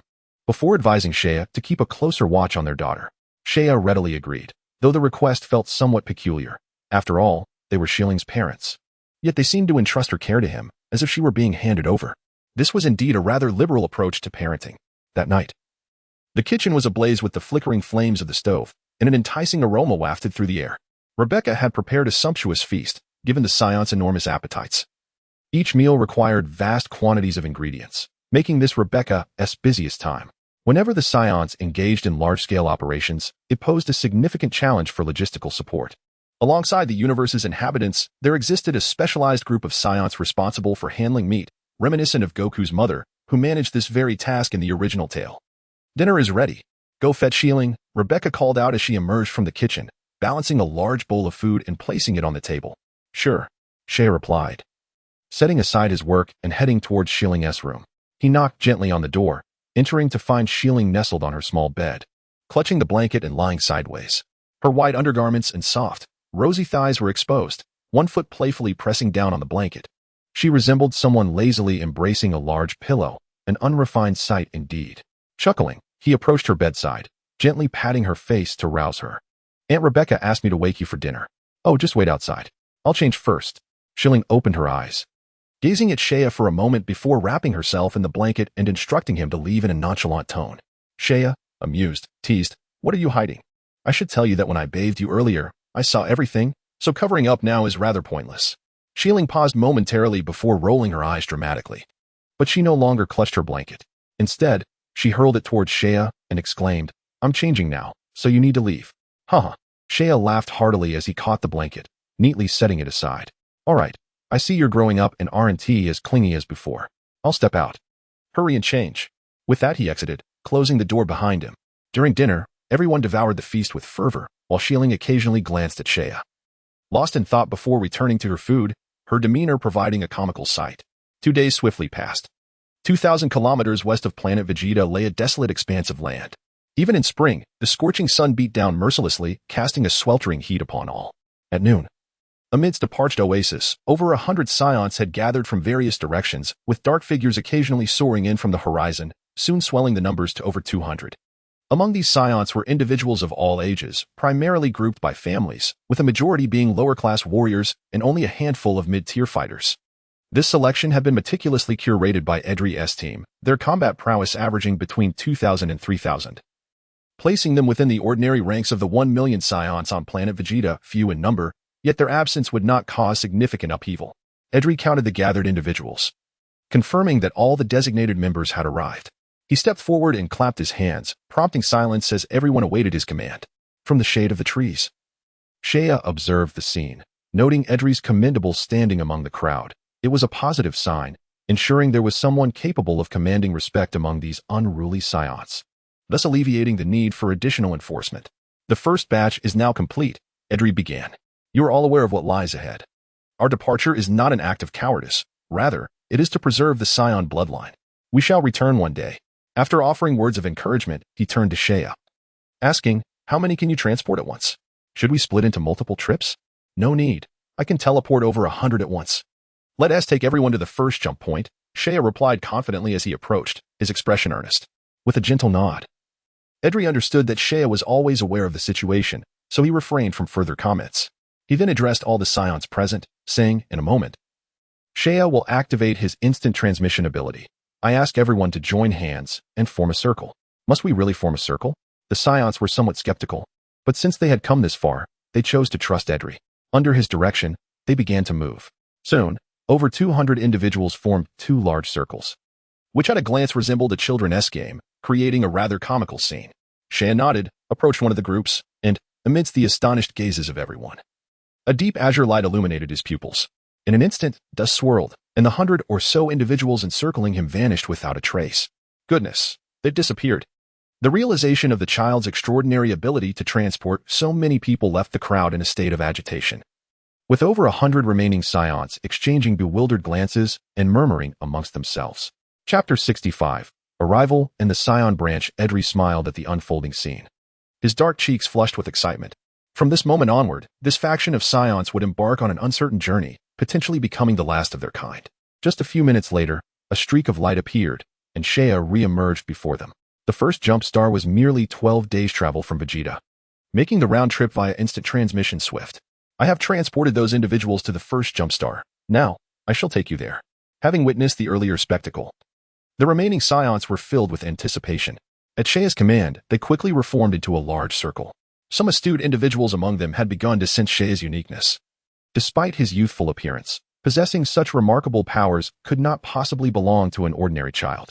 The gazes directed at Saiyan were imbued with wonder and a fervent longing. How wonderful it would be if they too could wield such extraordinary abilities. Saiyan noticed their looks but merely smiled faintly, aware that earning the true loyalty of these Saiyans would be a long journey. Haste would lead to failure. He lacked the innate aura of a king, so who would bow before him? Such a scenario was utterly implausible in reality. The Saiyans' rebellious nature was a mark imprinted in their blood as a warrior race. Although they appeared fearless, deep down, they revered strength. As long as he demonstrated formidable power, their disobedience would be quelled, and power was precisely what Saiyan possessed in abundance. Following the same procedure, Saiyan used instant transmission to relocate the remaining Saiyans from Vegeta. Several hours later, the first group of evacuated Saiyans successfully arrived on Red Mountain Star in the Eastern Galaxy. Continuous use of instant transmission had drained Saiyan. Despite his vast energy reserves, utilizing the Fedarian spacecraft would have been the most expedient method, but the long distance required over 2 years of travel. It seemed he would need to consider alternative methods for transporting people to Red Mountain Star in the future, a thought that lingered in Saiyan's mind. Upon their arrival, the Saiyans had little time to rejoice before the planet's 12-fold gravity overwhelmed them. Fortunately, the Saiyans were naturally adapted to 10-fold gravity, and their robust physiques allowed them to endure the discomfort, quickly acclimating to their new environment. However, some weaker Saiyans struggled with heavy breaths, indicating they would require time to adjust. As all gathered in the living sphere, the sight before them left them astonished. Not far ahead, an ecological dome sufficient for 3,000 inhabitants had been completed, resembling a quaint city nestled among the mountains. Surrounding it, countless construction crews were fervently expanding the city's perimeter. Within the city, massive, hemispherical structures stood uniformly, each a standard 4-story design. The living sphere included training, living, and recreational areas, catering to the diverse needs of the Saiyans. Saiyan couldn't help but admire the advanced technology of the Fidarians. A small city had risen in mere days, an efficiency that was almost unbelievable. He summoned Ilo through his communicator to introduce the living arrangements to the Saiyans. This Red Mountain Star will be our new home. I hope everyone will protect it. After Ilo concluded his introduction and stepped down, Edry stood up to earnestly address the crowd, declaring that he was the only high-ranking warrior there, the strongest among them, and the most authoritative figure. Rest assured, Mr. Edry, we shall safeguard our new homeland. They replied. Indeed, we cannot allow it to meet the same fate as Vegeta. Edry scanned the assembly with a serious expression and stated, now that you are here, I must inform you that the Saiyans of Red Mountain Star will sever ties with those of Vegeta, and your new leader is the one beside me, Saiyan? Seeing the murmurs ripple through the crowd, Edry cleared his throat to draw their attention. Of course, some may wonder why I chose Saiyan as your leader. Merely because he possesses the ability of instant transmission? While that is indeed one factor, what is more vital is his combat prowess. I believe he is capable of leading us. Edry surveyed the crowd, then unleashed his full aura. Instantly, a tremendous pressure enveloped everyone, leaving the Saiyans, each with combat power of only 2,000 to 3,000, pale with fear. What a powerful presence. This force rivals the peak warriors of King Vegeta, they thought, astonished at Edry's apparent strength. Having previously destroyed all energy detectors, the Saiyans could only estimate Edry's combat power through the overwhelming pressure. I can tell you that my current combat power is 11,600. Moreover, every member of Edry's squad possesses a combat power exceeding 10,000. Edry reigned in his aura, yet his words fell like a massive stone into a tranquil lake, causing a stir among the assembled Saiyans. Goodness, does this mean the Saiyans of Red Mountain Star will have 6 warriors with combat powers over 10,000? Vegeta had only about 20 in all those years. Some Saiyans expressed doubts, questioning why Mr. Edry would appoint his nephew as leader. They instinctively dismissed the possibility that Saiyan's combat strength could surpass Edry's. It seemed too absurd. While Saiyan's extraordinary abilities marked him as a prodigy, many viewed him merely as a fortunate individual who had awakened such powers, without considering his combat potential. However, Edry's next statement struck them like a thunderclap. I chose Saiyan as our leader not because he is my nephew. Truthfully, I may consider my combat strength adequate, but it pales in comparison to that of my children. As Edry revealed a radiant smile, he proudly proclaimed, how could the flicker of a candle dare to compete with the brilliance of the sun and moon? Since we Saiyans revere strength, it is only natural that the leader be the mightiest among us. And Saiyan's combat power has reached an astounding 120,000, making him the most formidable among the Saiyans. What? A combat power of 120,000? Surely there's been a mistake. How could such a power exist? The hearts of all present trembled, their expressions reflecting shock and disbelief. questioning whether their ears had deceived them. If Edri's earlier words had merely stirred the waters of the lake, this revelation detonated like a massive explosive, flattening the entire expanse before them. No one had misheard. Seiya indeed possessed a combat power of 120,000. With a knowing glance towards Seiya, Edri was clearly setting the stage for him, ensuring he secured the position of Saiyan leader. Although Seiya preferred not to be the center of attention, the simplest and most direct method to subdue these unruly Saiyans was to demonstrate overwhelming strength. Thus, Seiya nodded and stepped forward without hesitation. A terrifying aura surged forth, enveloping the surroundings. At that moment, the sky seemed to freeze, and the scattered leaves were torn to shreds by the sheer force of his presence. Accompanied by a resonating hum, Seiya emanated a crystalline, profound radiance, his hair slightly lifted by the gust of energy. In that instant, the gravitational pull of Red Mountain appeared to vanish, stones and dust floated away, and the earth cracked open with numerous fissures. All present turned pale, their bodies trembling beneath the weight of Seiya's overwhelming aura, yet their eyes burned with fervor. Chapter 66, Dragon Ball's time swiftly flowed. And 2 months passed in the blink of an eye. In the northern galaxy, on Earth, the sky was clear, the sun shone brightly, and the dawn's light illuminated the land, creating a picturesque and vibrant scene. Everything seemed so splendid. Amidst a continuous range of steep mountains in the northern hemisphere, a figure suddenly darted through the forest, agile and elusive, appearing and disappearing, sometimes seemingly right before one's eyes, only to reappear on a distant peak in the blink of an eye. The Bowsy Mountain should be nearby. Seiya lifted his gaze to the towering peaks ahead, feeling a sense of tranquility. Here, the mountain stood tall, the environment serene and peaceful, with dense ranges that offered only a narrow path leading into the heart of the mountains. Due to its remoteness, few ventured here, allowing it to become a sanctuary for wildlife. After 3 years, Seiya returned to Earth just as Planet Vegeta was on the brink of destruction, driven by his own purpose.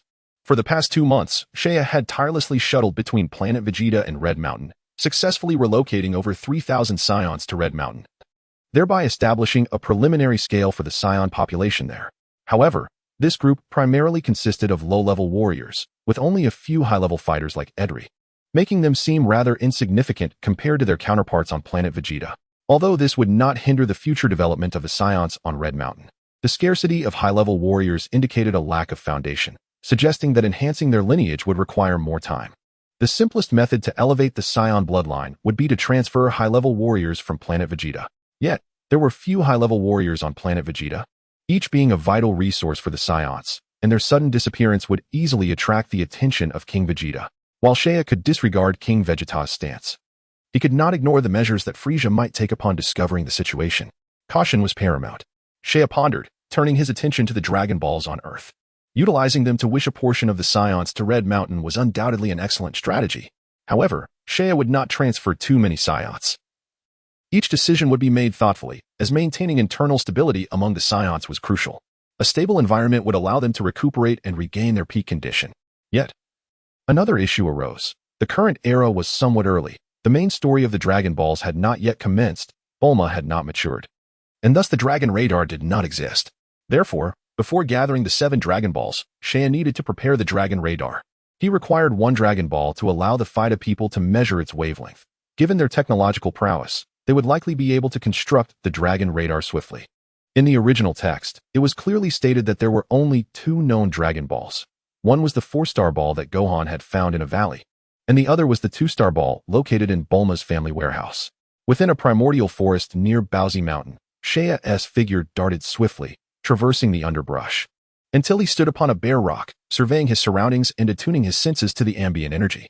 At that moment, rustling sounds emerged from nearby, as wolves and leopards lurked in the undergrowth, glaring hungrily at Seiya. With a deep growl echoing through the forest, a flock of dark birds took flight in alarm. Seeking death?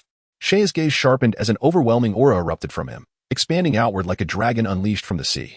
A gust of energy was cast forth, followed by a resounding boom, as the forest was flattened in swathes, and the beasts let out whimpers of fear, retreating in terror.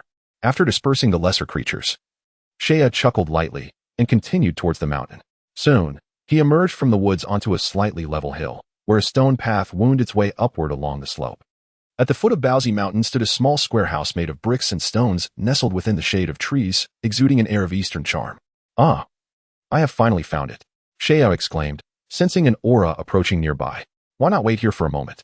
A smile graced his face as he admired the tranquil and elegant surroundings, remarking, "Gohan certainly has an eye for choosing a residence in such a serene locale." The remoteness of Baozi Mountain, coupled with its beautiful and tranquil environment, filled the air with a refreshing fragrance.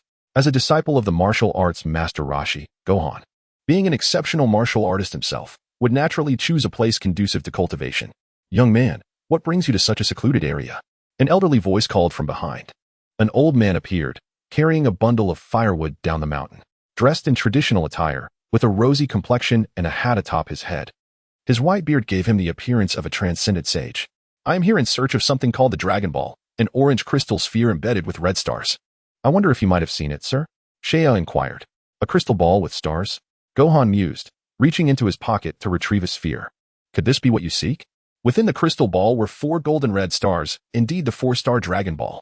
"Indeed, this is the Dragon Ball I have been searching for. Might I borrow it from you? I promise to return it once I have used it." Seiya spoke earnestly, gazing at the 4-star Dragon Ball in Gohan's hand. "Ah, so this is called the Dragon Ball. I found it in a valley a few years back. If you wish, you may have it," Gohan replied, extending the 4-star ball to Seiya. "Thank you immensely."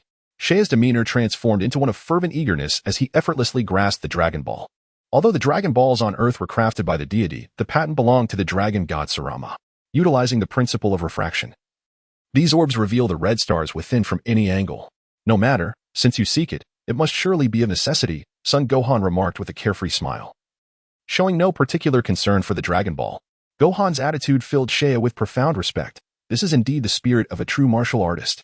After acquiring the 4-star ball, Seiya chose not to disturb Gohan's tranquil meditation and swiftly departed from the peaceful Baozi Mountain, teleporting to the bustling metropolis of West City. At this time, more than a decade remained before the narrative commenced, yet West City, as one of the foremost super cities on Earth, had already flourished magnificently. When discussing West City, the most renowned entity was undoubtedly the recently ascendant Capsule Corporation, founded by Dr. Briefs. Within mere years, this innovative company had swept the globe with its remarkable capsules. Thus, in West City, the names of Capsule Corporation and Dr. Briefs were known to all. Casually inquiring of a passerby, Seiya soon located Bulma's residence. Evading the guards of an opulent villa, Seiya leapt into an old warehouse. After a thorough search, a gleaming orange crystal sphere revealed itself, and upon counting, he noted it contained 2 stars. This was a 2-star Dragon Ball. Placing the 4-star ball alongside the 2-star ball, the 2 orbs began to resonate with a mysterious energy, glowing with a golden light. With the successful acquisition of the 2nd Dragon Ball, Seiya felt a surge of joy and swiftly utilized his teleportation to depart Earth. Aboard the spaceship of the Fidean people, the vessel was traversing the cosmos at remarkable speed, gradually approaching Red Mountain Star.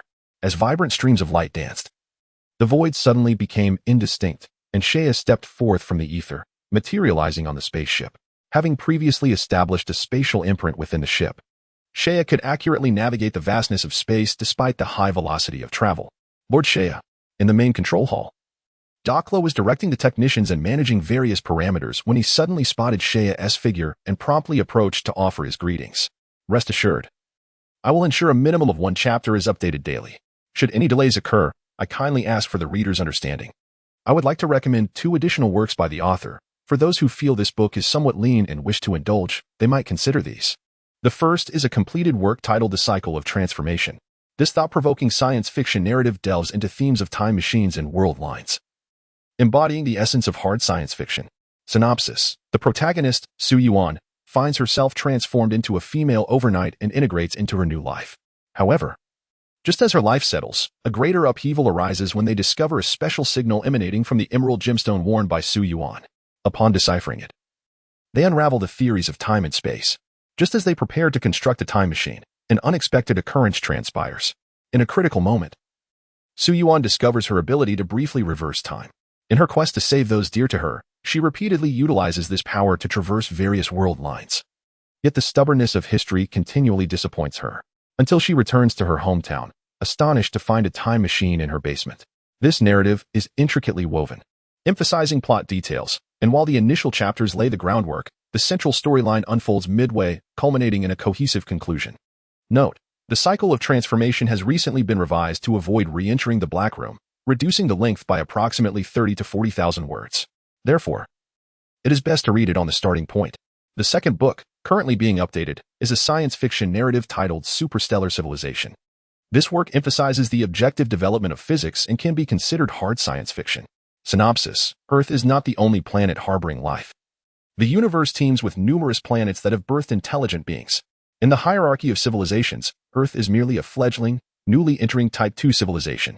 One day, Zhou Chen, a graduate student at the Chinese Academy of Sciences, comes into possession of a derelict fleet from outer space and becomes its new commander.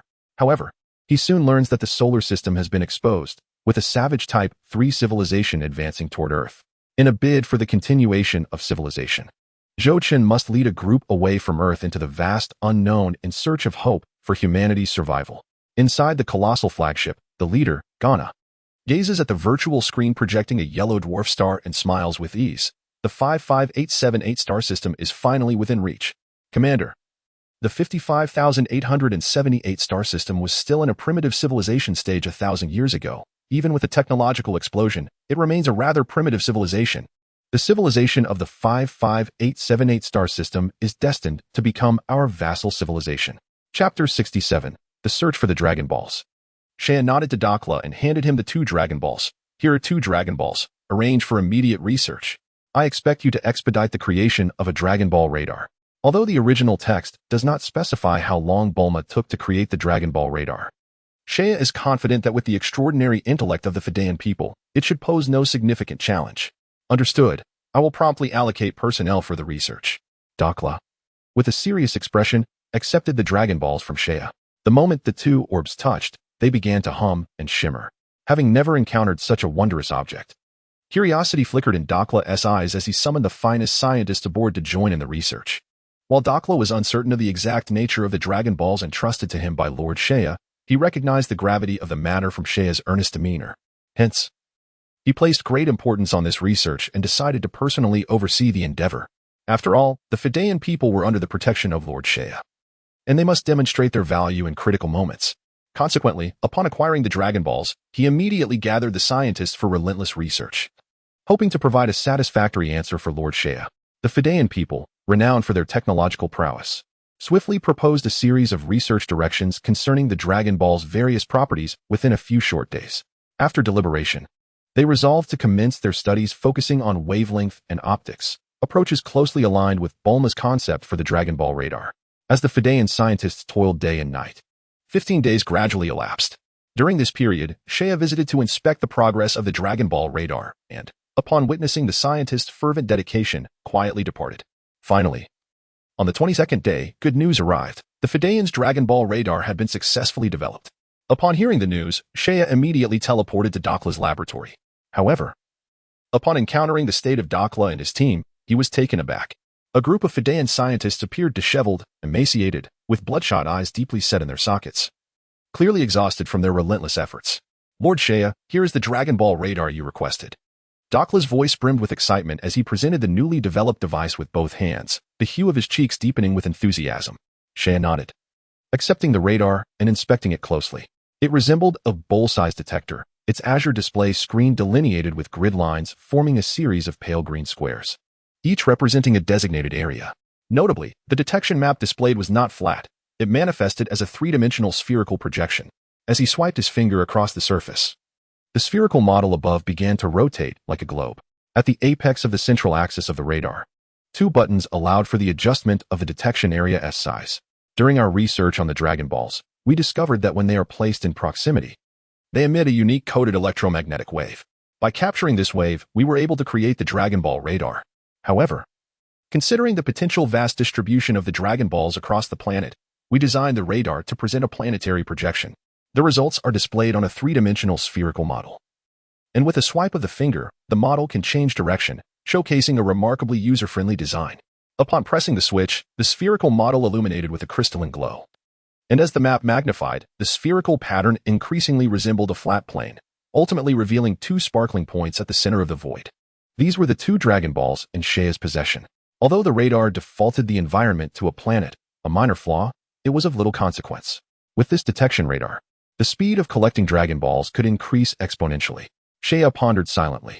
He was immensely pleased with the performance of the Fidaeans and thus lavished praise upon Dakla, saying, "You have done exceptionally well. Indeed, You are a civilization adept in technology, capable of creating the Dragon Ball radar in such a brief span. I am thoroughly impressed. Upon receiving Saiya's commendation, Dakla and his fellow Fedayans felt as if they had savored a chilled watermelon on a sweltering summer day. Their pores relaxing and the fatigue of recent days dissipating. Lord Saiya, you are too gracious. It is our honor to serve you.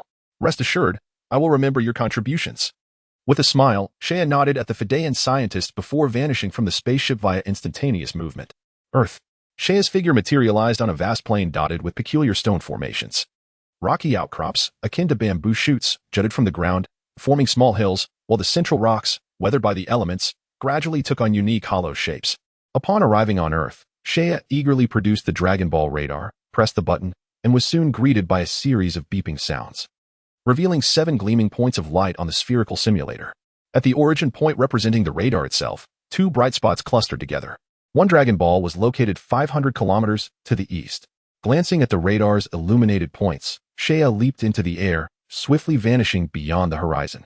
He found himself in a severely eroded plateau, where the harsh conditions rendered the area nearly devoid of flora, yet some life managed to persist. With a furious roar, Saiya witnessed a gray dinosaur chasing a wild dog, its colossal form thundering across the ground, causing tremors beneath. Such raw, unrestrained wilderness. Casting a brief glance at the dinosaur, Saiya's interest waned as his priority lay in locating the Dragon Balls. Unless hunger struck, he had no desire to engage with the creature. With a swift motion, Saiya's form flickered, and he reappeared several hundred meters ahead, soon reaching a thicket. It should be nearby, he mused, surveying the surroundings for potential hiding spots of the Dragon Balls.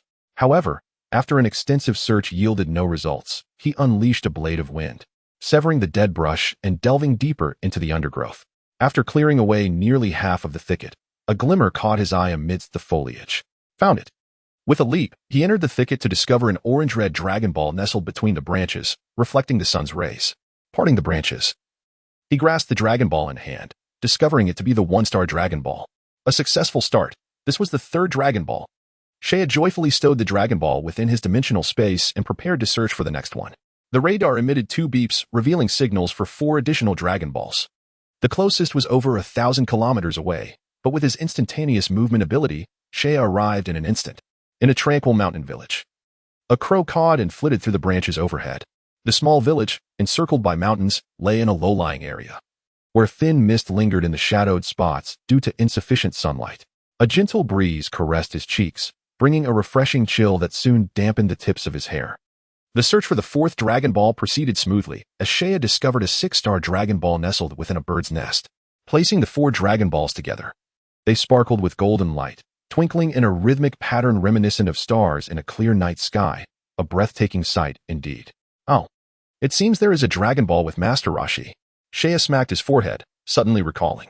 In the original tale, Bulma and Goku first sought the Dragon Balls and obtained a 3-star Dragon Ball from Master Roshi in exchange for a favor. Given the passage of time, he had completely forgotten this detail. Saiya took out the Dragon Ball radar once more. It appeared he would need to pay a visit to Roshi's abode to retrieve the Dragon Ball hanging from his neck. I recommend my 2 other books. The first is a completed work titled The Cycle of Transformation. It is an intellectually stimulating science fiction narrative that delves into themes such as time machines and world lines, requiring some mental engagement, especially in the latter stages involving time travel. Synopsis: the protagonist, Su Yuan, unexpectedly transforms into a female overnight, struggling to integrate into life with her new identity. However, as life settles, a greater upheaval arises when Su Yuan and her companions discover a special signal emanating from the emerald gemstone she wears, leading them to decipher time theory. Just as they prepare to research time machines after creating a world line detector, unforeseen events unfold. At a critical juncture, Su Yuan discovers her ability to temporarily reverse time. To save those around her, she repeatedly utilizes her power to rewind time, traversing various world lines, yet the stubbornness of history often leads to disappointment. Until one day, Su Yuan returns home, only to be astonished by the discovery of a time machine in her basement. This narrative is intricately woven, emphasizing plot details, with the initial chapters laying the groundwork, the midsection advancing the main storyline, and the latter part wrapping up the tale cohesively. Note: The Cycle of Transformation has recently been released from a temporary suspension, and to avoid future issues, I have revised approximately 100 chapters, shortening the overall length by 30 to 40,000 words. Therefore, it is advisable to view it on the original platform. The second book is currently an ongoing science fiction work titled Ultrastellar Civilization. This narrative emphasizes the objective development of physics, and I consider it to be a solid work of hard science fiction. Introduction. The Earth is not the sole planet harboring life. Indeed, the cosmos is replete with numerous celestial bodies that have birthed intelligent beings. Within the hierarchy of civilizations, Earth is but a nascent entity, barely having ascended to the status of a Type 2 civilization. One fateful day, Zhou Qin, a graduate student from the University of the Chinese Academy of Sciences, stumbled upon a dilapidated fleet from beyond the stars and assumed command of this celestial armada. However, he soon learned that the solar system had become exposed to the predations of a savage Type 3 civilization, which was rapidly approaching Earth. In a bid to preserve the legacy of humanity, Zhou was compelled to depart from Earth with a select group, embarking on a quest across the vast expanse of the universe in search of hope for human survival. Our ambition is to traverse the stars and oceans. Within the grand flagship, the leader Ghana gazed upon a virtual screen displaying a yellow dwarf star, a smile gracing his lips. The 55878 star system is finally within reach. My lord, the 55878 star system was still in its primitive civilization stage a millennium ago. Even with a technological explosion, it remains a rather rudimentary civilization. The sentient beings of the 55,878 star system are destined to become our vassal civilization. Chapter 68, A Wish to the Divine Dragon. Having made up his mind, Saiyan soared into the skies once more, directing his course toward the next destination. With the aid of an advanced Dragon Ball radar, he swiftly located the 5th and 6th Dragon Balls amid the primordial forests and arid deserts. Notably, one of the Dragon Balls discovered in the desert was the 7-star ball from the original Tails Bull Demon King's castle. Once he gathered 6 Dragon Balls, Saiyan swiftly proceeded toward the location of the final Dragon Ball. According to the original narrative, Kame House was not far from the island city where Saiyan had previously encountered Master Roshi. It was accessible by speedboat. In an instant, with a swift motion, Saiyan found himself thousands of kilometers above the ocean, where the azure waters roared in tumultuous waves. After confirming his position with the Dragon Ball radar, he set his course toward Kame House. Soon, a small black dot materialized on the horizon of the endless ocean, a diminutive island, scarcely over 100 square meters in size. Aside from a quaint pink cottage, there were only a handful of coconut trees. At last, I have found Kame House. A smile illuminated Saiyan's face as he accelerated toward the island. On Kame Island, the sea breeze wafted gently, and the calls of seabirds filled the air. The warm sunlight bathed the surroundings, creating a delightful atmosphere. Beneath the coconut trees, dappled sunlight fell like celestial stardust, where Master Roshi, clad in sunglasses, reclined on a sun chair, basking in the warmth of the sun while comfortably dozing off, clutching a Risku magazine. What a blissful scene it was. Suddenly, a fierce gust of wind arose, whipping up sand and obscuring the view, causing the coconut trees to sway vigorously. What in the world? Such a strong sea breeze. Startled from his slumber, Master Roshi peered at the chaos unleashed by the wind sweeping across the island. After a few glances, he dismissed it and returned to his nap. Such winds were commonplace over the ocean and hardly warranted his concern. It was not until evening that Master Roshi discovered that the crystal ball he always wore around his neck had vanished, leaving only a frayed cord behind. Where could it have gone? He pondered but ultimately shrugged it off, though he felt a pang of nostalgia for the crystal ball he had worn for over a century.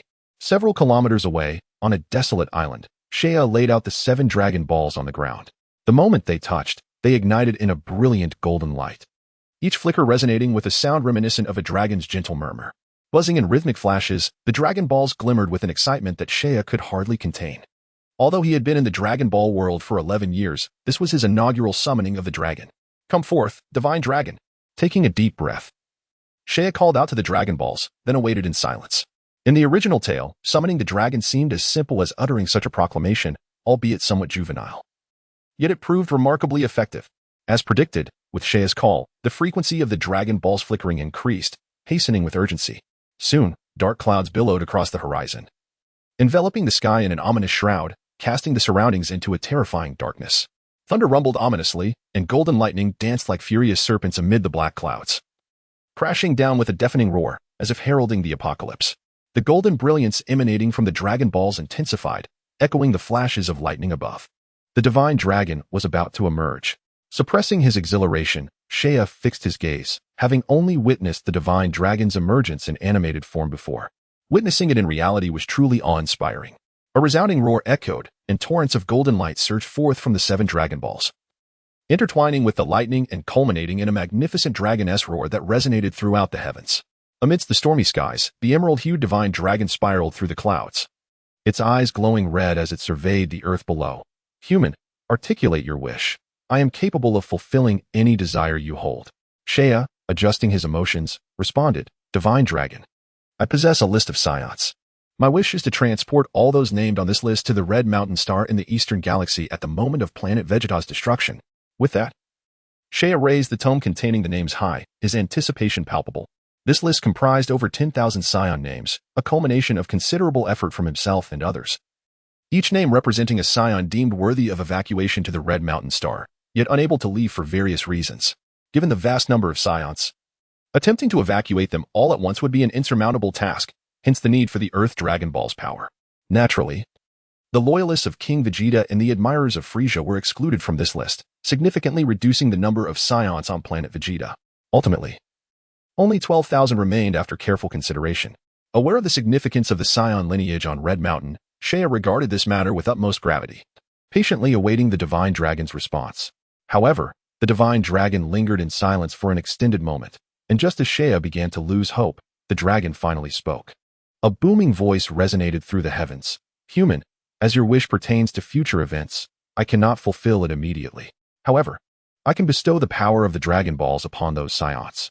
When Planet Vegeta meets its end, this power will activate automatically, but this is contingent upon their survival. Should any of them perish before the destruction of Planet Vegeta, the Dragon Ball's power will not be invoked. The Divine Dragon's response aligned perfectly with Shea's intent, prompting him to assert, Divine Dragon, please grant my wish. It shall be done. The resounding voice echoed, and the Divine Dragon's eyes glowed with a radiant red light. Shea recognized that the dragon was utilizing the power of the Dragon Balls. As for how many would reach Red Mountain Star, it depended on whether they could survive until the destruction of Vegeta's star. Human, your wish has been granted. Farewell. Upon finishing his words, the dragon coiled and transformed back into the 7 Dragon Balls, which then spun a few times in the sky before preparing to disperse across the world. At that moment, Shea, already prepared, leaped high into the air, activating his spatial powers to seize the soon-to-fly-away Dragon Balls, the 2nd, 4th, 3rd, and 7th. Upon inspection, he found that these 4 Dragon Balls had turned into white stones, which would only revert to their original form in a year. Shea chuckled nonchalantly, creating a rift in midair to toss the Dragon Ball stones inside, intending to return them to Gohan and the others later. With his primary mission on Earth accomplished, Shea felt a wave of joy wash over him. He then took the opportunity to explore the various environments of Earth and procured a substantial amount of food before departing. Chapter 69, King Vegeta's Star, Royal Palace. A resplendent palace illuminated with bright lights. The ivory-white stone walls, devoid of any embellishments, revealed alternating patterns under the illuminations, presenting a grand and imposing aesthetic that felt both majestic and harmonious. The Saiyans, as a warrior race, scorned triviality and pretense. They demanded a grandeur that could swallow mountains and rivers. In the palace hall, a crimson carpet extended from the entrance to the throne. On the elevated throne, King Vegeta sat clad in a dark red, splendid battle uniform, one hand propping his head against the armrest, eyes closed in contemplation. The armor on his chest gleamed like white jade, faintly shimmering with radiance, exuding an air of opulence. Suddenly, King Vegeta opened his eyes and summoned his aide, Pudar, asking, How prepared are our forces? Pudar, a robust bald Saiyan and a high-ranking warrior responsible for all matters within the palace, replied, My king, we have gathered over 200,000 Saiyans, all responding to your call, eager to face Frieza in a battle to the death. A fierce glint sparkled in Pudar's eyes. His excitement barely contained. Only 200,000 Saiyans? That is far too few. Have the others forgotten our pride? Frieza is not one to be easily dealt with. Look at those who once followed him. How many remain now? The Saiyans cannot perish by his hand. King Vegeta abruptly rose, his voice filled with anger and dissatisfaction. His dark brown hair standing defiantly, a powerful aura sweeping through the entire palace. Ambitious as he was, King Vegeta devoted himself wholeheartedly to the Saiyan race, unwilling to witness their decline. Years ago, during the great battle with the Zephyrians, the Saiyans seized Vegeta's star, but the reconstruction faced immense challenges. At that time, Frieza's forces appeared before the Saiyans, attempting to hire them. In retrospect, accepting Frieza's employment was a grave mistake. King Vegeta had sensed long ago that Frieza's surveillance over the Saiyans was gradually intensifying, which he regarded as a profound insult. As a warrior race, The Saiyans could accept death on the battlefield but could not tolerate being treated like livestock. Thus, King Vegeta had begun to accumulate strength, awaiting the moment to confront Frieza. However, many within the Saiyan race failed to comprehend this, with a significant number even developing a sense of admiration for Frieza, which King Vegeta would not allow. He could tolerate their non-participation in rebellion, but could not accept them standing alongside the enemy. Once King Vegeta successfully revolted, these individuals would need to be dealt with. Is there anything else? He inquired. My king, I have recently discovered that someone is secretly engaging in dubious activities, seemingly plotting something. Putter flipped through the documents in his hand. Despite his robust physique, his mind was sharp, quickly catching on to the subtle movements of Ader and the others. Another matter? King Vegeta's gaze sharpened. Putter, investigate this thoroughly. Yes. Putter stood tall and responded loudly before turning to exit the palace. In the opulent palace hall, only King Vegeta remained. Seated on his throne, eyes closed in meditation, lost in thought. Days later, Putter returned to the palace holding a thick list of missing persons. My king, the investigation is complete. This is the list of Saiyans who have mysteriously disappeared from Vegeta's star over the past few months. It appears they have left the planet. Oh, they managed to vanish from Vegeta's star without a trace. Did the Tajirians not notice? King Vegeta's eyes suddenly sparkled, a smirk playing on his lips. The Tajirians controlled the transportation to and from Vegeta's star, and all vessels leaving the planet were documented by them. King Vegeta harbored discontent towards the Tajirians. Were it not for the desire to avoid Frieza's attention, they would not have survived on Vegeta's star. They seemed to have left without using spacecraft. Putter was perplexed. How could they have departed without a vessel? Who are these individuals that left Vegeta's star? Primarily low-ranking warriors, along with about 100 mid-ranking warriors. Only 5 or 6 high-ranking ones led the group. Only these useless individuals? King Vegeta perused the list, his face contorting into a scornful sneer as he incinerated the documents with an energy wave. Forget them for now. Erase their names from the Saiyan records. Humph. They are unworthy of being called Saiyans. Our focus must remain on gathering strength. Now is not the time for distractions. We shall deal with them after the confrontation with Frieza. Putter, witnessing King Vegeta destroy the list, was left wondering what the king was truly thinking, hesitating to speak. Logically, such rebellious intentions should be dealt with first. Yet, King Vegeta chose not to act, instead erasing their existence from the Saiyan records, perhaps leaving a path for the Saiyan race. Should he succeed in rebelling against Frieza, those who left Vegeta's star would inevitably face death, but if he failed, those individuals might represent the last hope for the Saiyans. Yet, this hope rested upon a few frail low-ranking and mid-ranking warriors, a rather desperate gamble. 4 months later, on a bustling street of Vegeta's star, a continuous stream of people flowed, various Saiyans donned in simple battle gear carrying bags filled with assorted foodstuffs. The shops lining the street were run by peculiar extraterrestrials, as Saiyans were generally ill-suited for commerce beyond combat. On this day, Shea ventured alone into the marketplace, strolling from the eastern end to the western end, purchasing only a few necessary garments, passing by a jewelry store. It occurred to him that Shieling had yet to acquire any jewelry or accessories, so he decided to buy some for her, glancing through the shop's window before stepping inside. The shop predominantly displayed an array of earrings, pendants, and similar adornments, alongside belts and brooches designed for wear. Shea wandered through the establishment, perusing the items, yet remained uncertain about what Shieling would truly appreciate. Consequently, he opted to purchase several aesthetically pleasing ribbons, pendants, and bracelets. After all, he had an abundance of task points at his disposal. If left unused, they would become irrelevant upon the destruction of Vegeta's star. As Shea was about to conclude his transaction, an enthusiastic alien approached, meticulously placing each piece of jewelry into exquisite little boxes and securing them with silk ribbons. I sincerely hope Shieling will cherish these gifts. Shea mused with a smile as he gathered his purchases. Not long after exiting the shop, he spotted a small figure wobbling toward him, clutching something resembling a candied hawthorn in hand. Chapter 70, The God of Destruction, Beerus. Upon recognizing the approaching individual, Shea paused momentarily, his eyes narrowing slightly.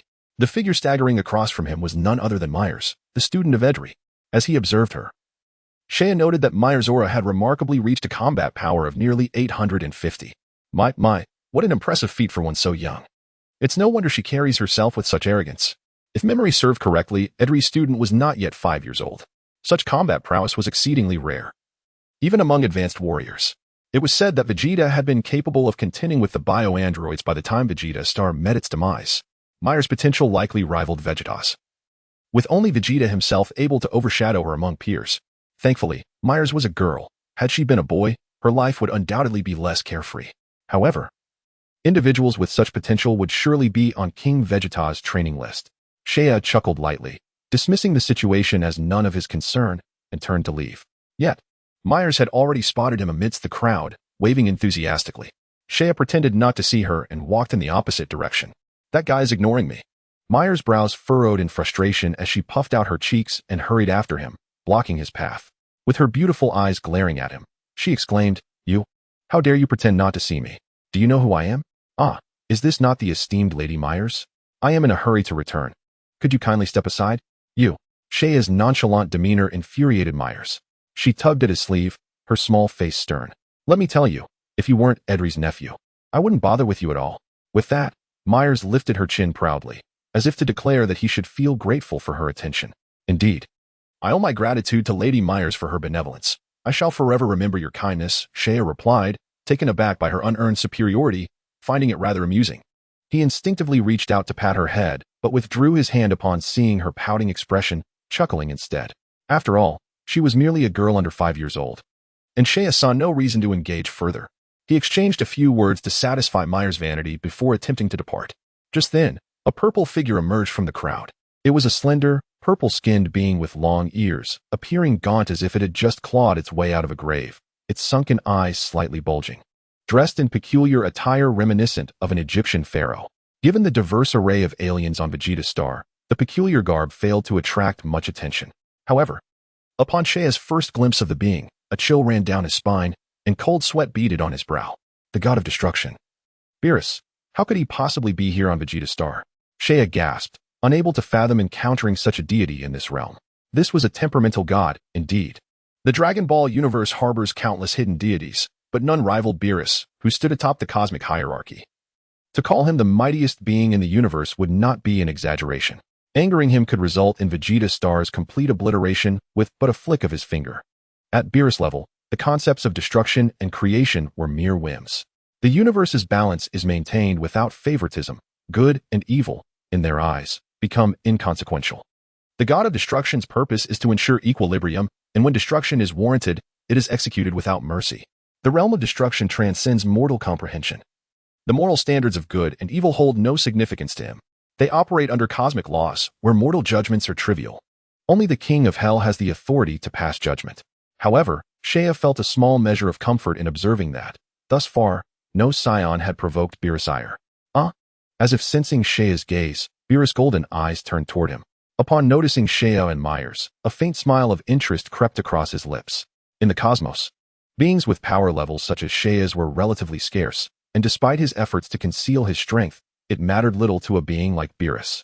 Interesting. I never expected to find someone among these wild monkeys who is cultivated to this level. With that, Beerus began to approach Seiya and Myers. The god of destruction was advancing. Seiya felt a wave of despair wash over him. What transgression had led to this encounter? He had merely set out to purchase a few items, only to stumble upon such a formidable deity. Locked in Beerus' aura, Seiya found himself unable to summon any power. The surrounding space felt as though it had solidified. Beerus approached Seiya, resting his chin on his hand, surveying him like a country bumpkin admiring an exquisite artifact.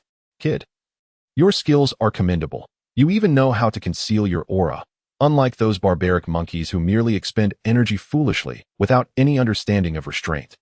In the eyes of the god of destruction, the Saiyans' lack of restraint was akin to shining a spotlight in the night, their brightness easily discernible. A testament to their ignorance of civility. "Thank you for your kind words, Lord Beerus." As soon as the words left his lips, Seiya mentally chastised himself for uttering Beerus' name so carelessly. Indeed, Beerus' eyes glimmered with intrigue. "You know my name? During a past mission, I encountered your likeness in an ancient temple on a distant planet," Seiya fabricated, attributing Beerus' origins to a fictitious temple. "Very good, very good." Beerus nodded, evidently pleased. Although deities of his caliber rarely ventured out, it was plausible for someone to know his name and have his image preserved. "Hey, Seiya, what exactly is this peculiar being? You seem quite fearful of him." A tender child's voice suddenly shattered the atmosphere, causing a palpable tension to envelop the surroundings. Seiya's heart skipped a beat, rising to his throat. Chapter 71. A chill runs down the spine. "Oh, peculiar beings, do you wish to vanish from the cosmos?" Beerus's expression darkened, his demeanor turning frigid. His voice, devoid of warmth, resonated with an unsettling calmness, while his golden eyes betrayed no emotion, yet his words sent shivers down Seiya's spine. "Oh dear, my lady. Could you refrain from complicating matters? Shea felt a wave of dizziness wash over him, every hair on his body standing on end. Aware of the destruction that the god of destruction could wield, he desperately wished to silence Melis. For a deity, obliterating a planet was as simple as snapping one's fingers. By such means, Shea would scarcely have time to employ instant transmission to rescue Shieling and the others. He swiftly covered Melis's mouth, ignoring her frantic struggles. Repeatedly apologizing to Beerus, "Lord Beerus, I implore you, do not take the child's words to heart."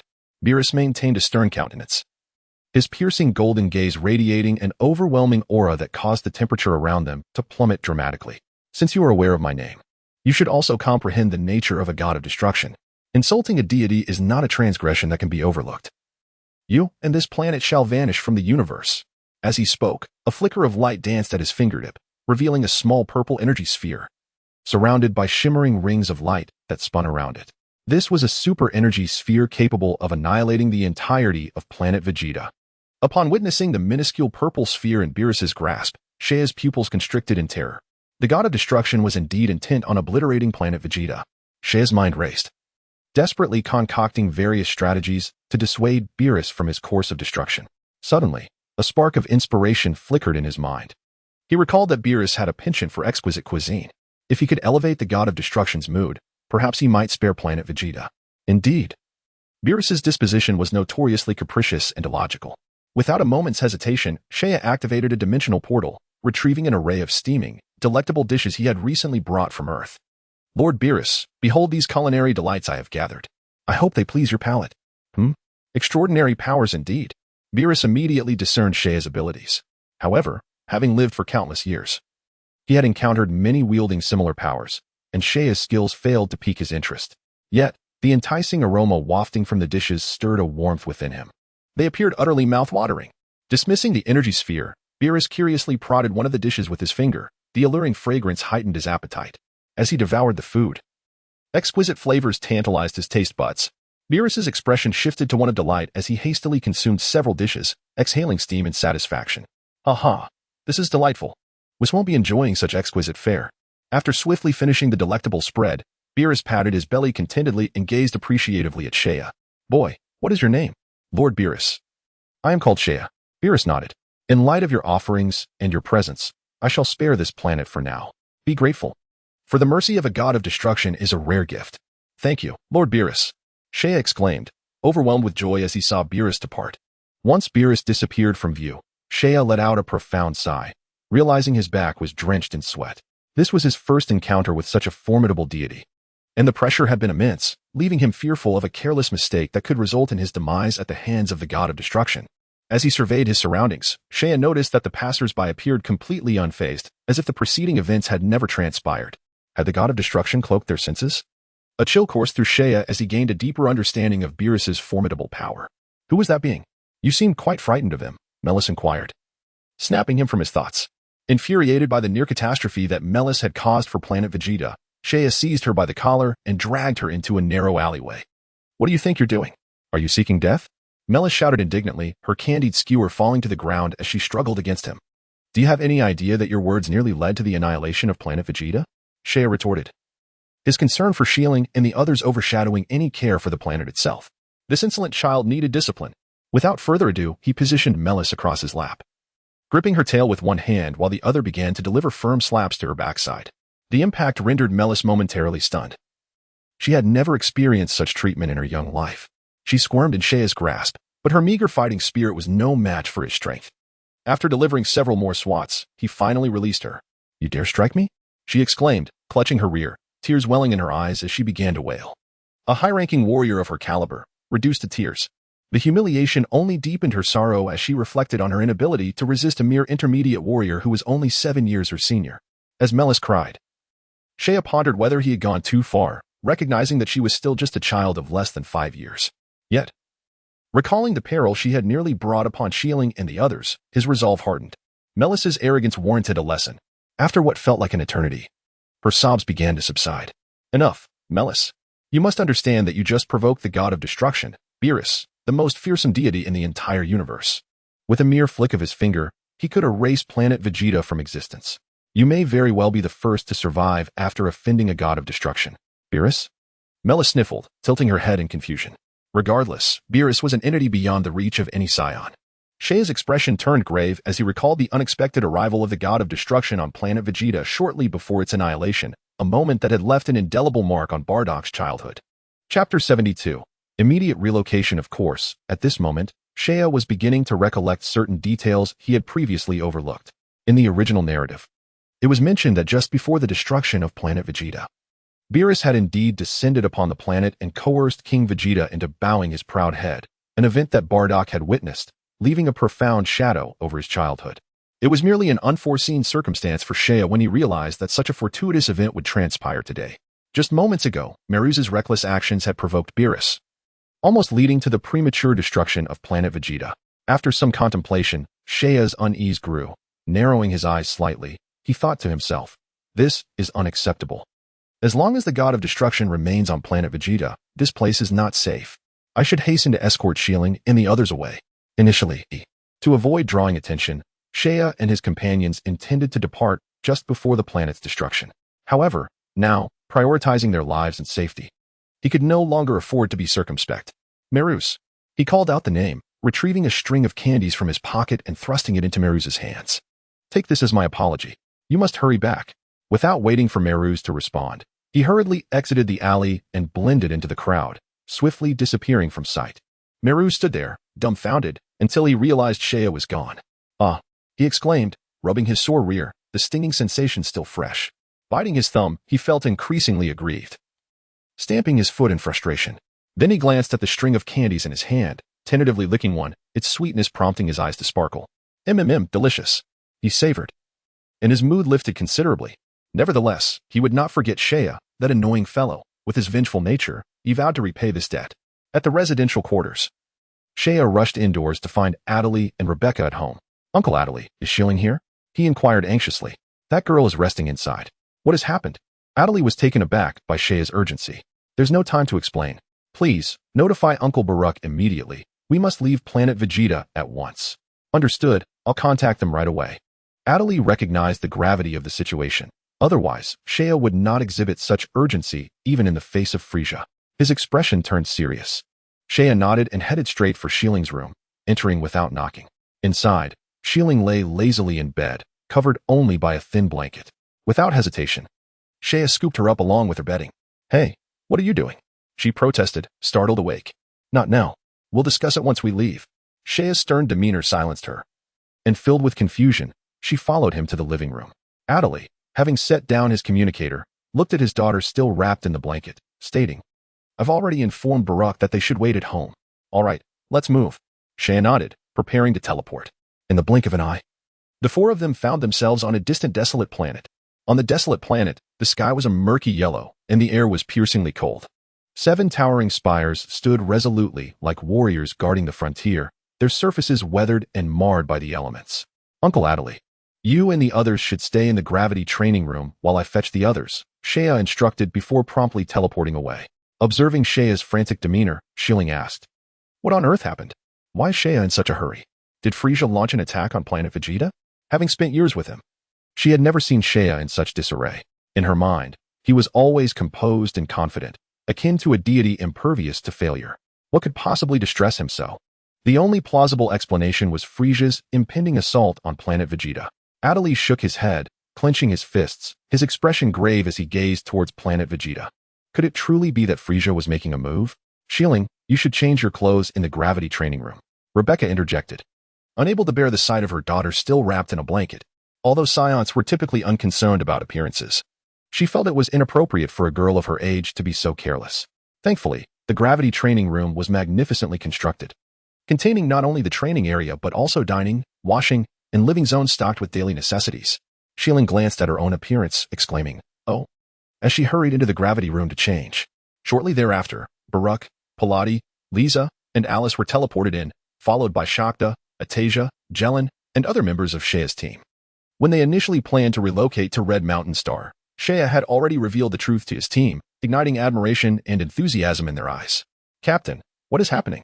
Is Frieza truly preparing to strike?" Shakta's handsome features hardened, his expression darkening. "Yes. Why did you rush us here? What is going on?"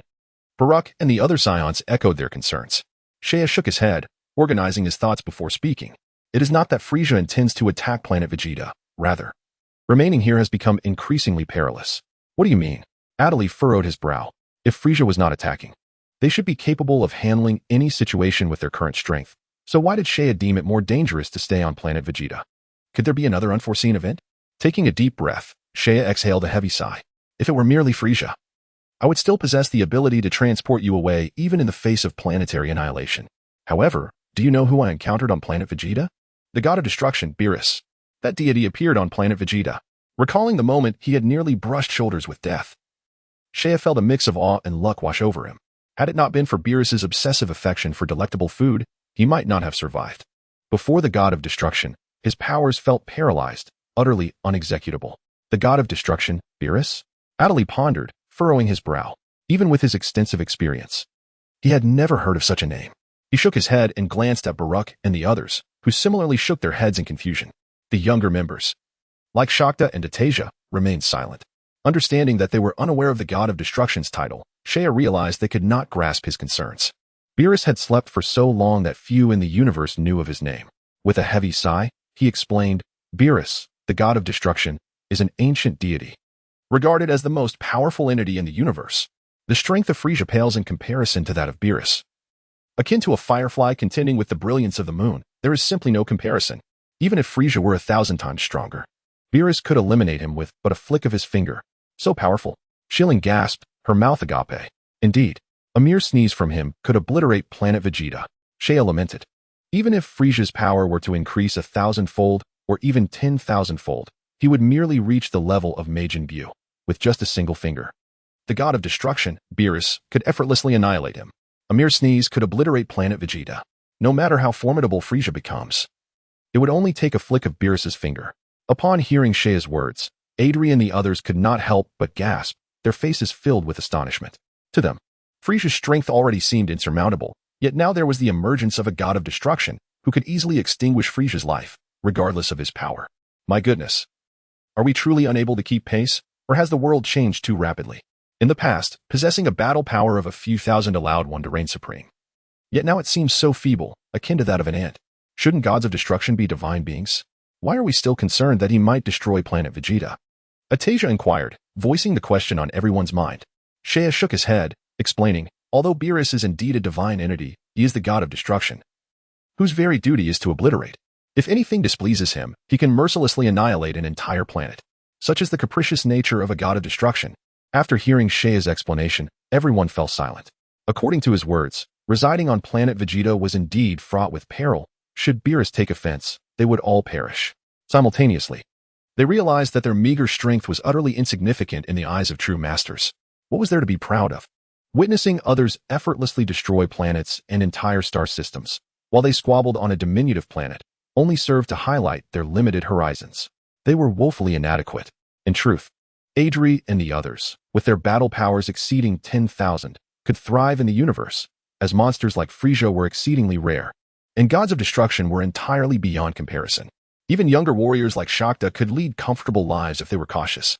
One must not forget that Raditz, with a battle power of over 1,000, had once been incredibly arrogant upon his arrival, having traversed the cosmos and encountered other forms of life. His arrogance was a testament to the overall weakness of other beings in the universe. You all should remain on this desolate planet. If Planet Vegeta has not been destroyed in a few days, you may return. By then, Beerus should have departed.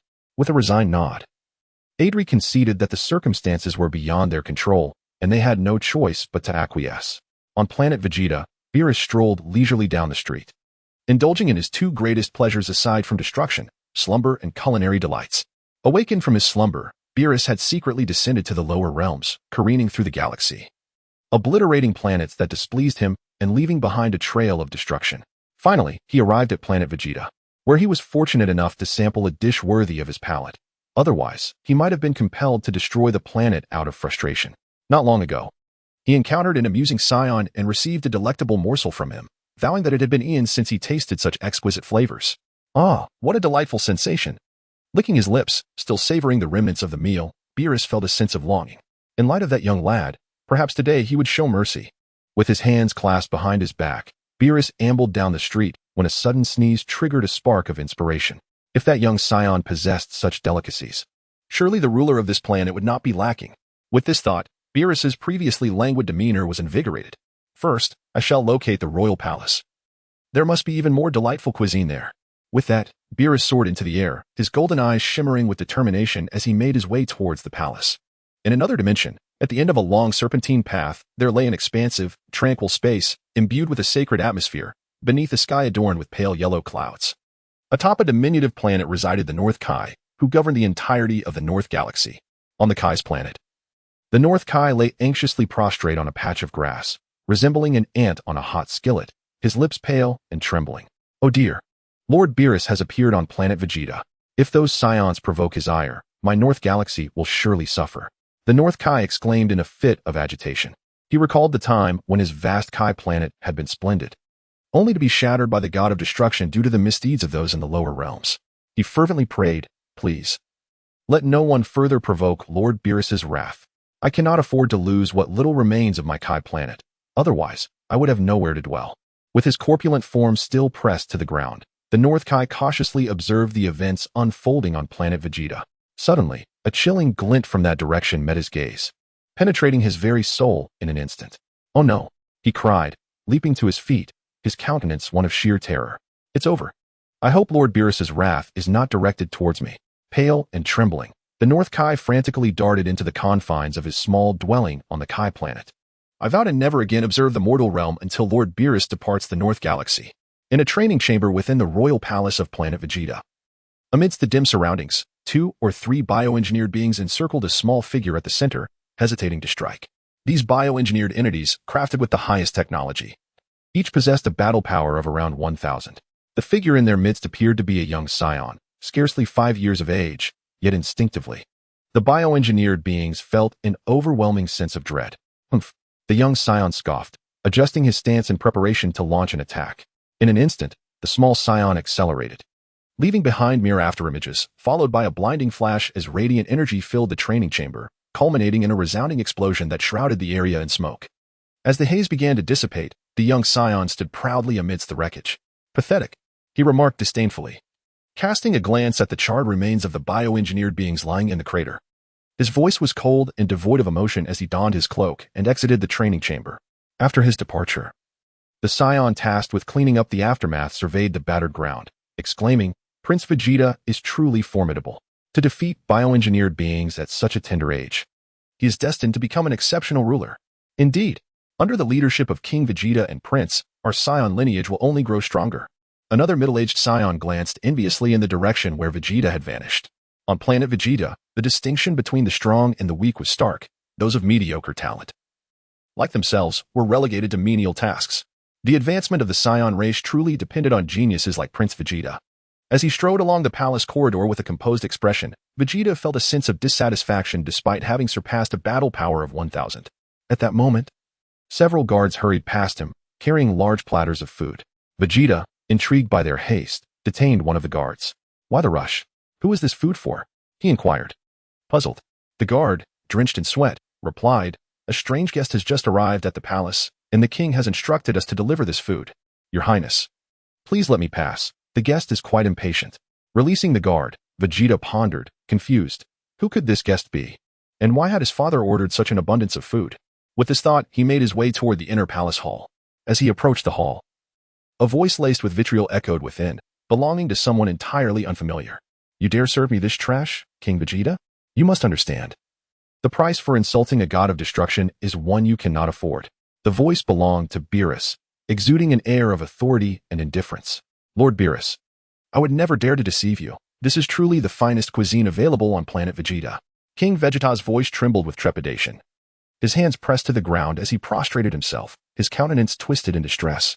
The proud King Vegeta, much like his future counterpart, was forced to lower his head and grovel before Beerus, for a single fit of anger from the god could spell the obliteration of Planet Vegeta. "Humph."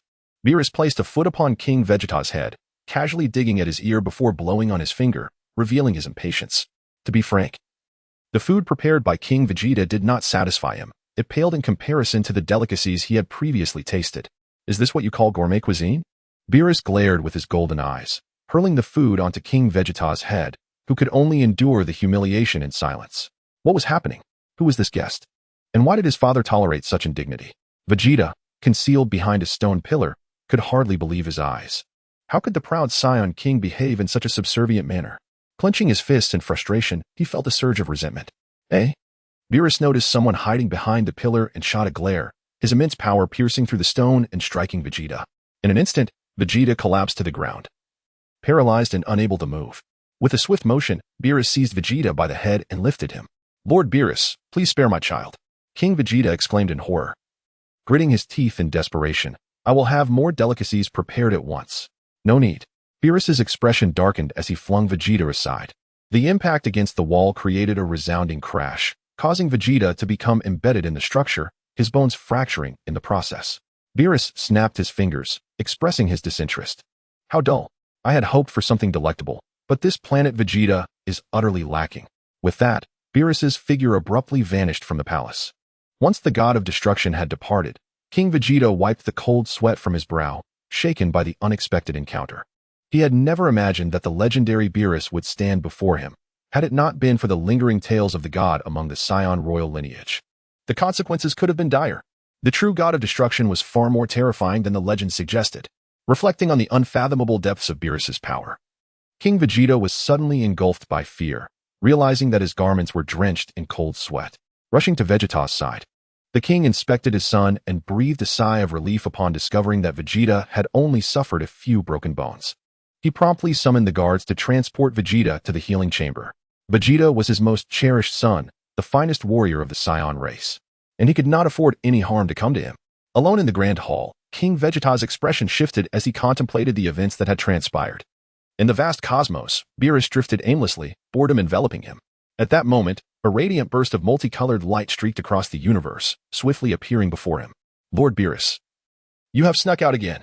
A delicate voice chimed in his ear, as a silver-haired figure clad in a red and black divine robe approached, leaning on a divine staff, a blue collar mysteriously floating around its neck.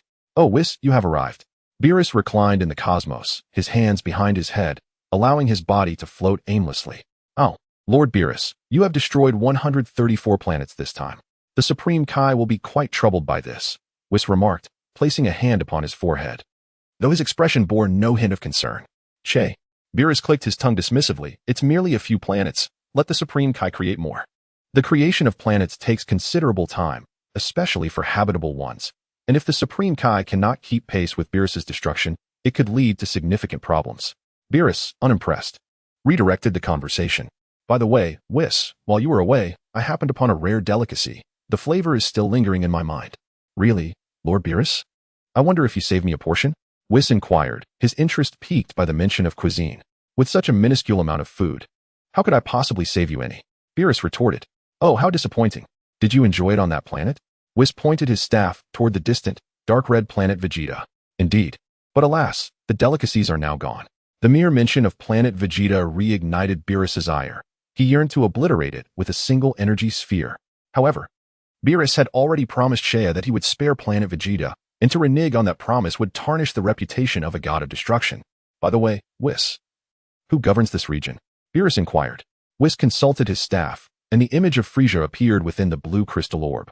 "Lord Beerus, the ruler of the nearby star systems is one called Frieza, a member of the Frost demon race." Beerus stroked his chin thoughtfully. "Convey a message to Frieza.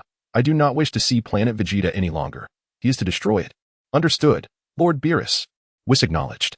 For them, destroying a planet was as simple as quenching thirst. It was a commonplace occurrence. Thus, instructing Frieza to obliterate Planet Vegeta allowed Beerus to maintain his stature without personally intervening, fulfilling his divine promise. Chapter 75. Consciousness Training on the Desolate Planet. A month had passed unnoticed, yet Planet Vegeta remained unscathed.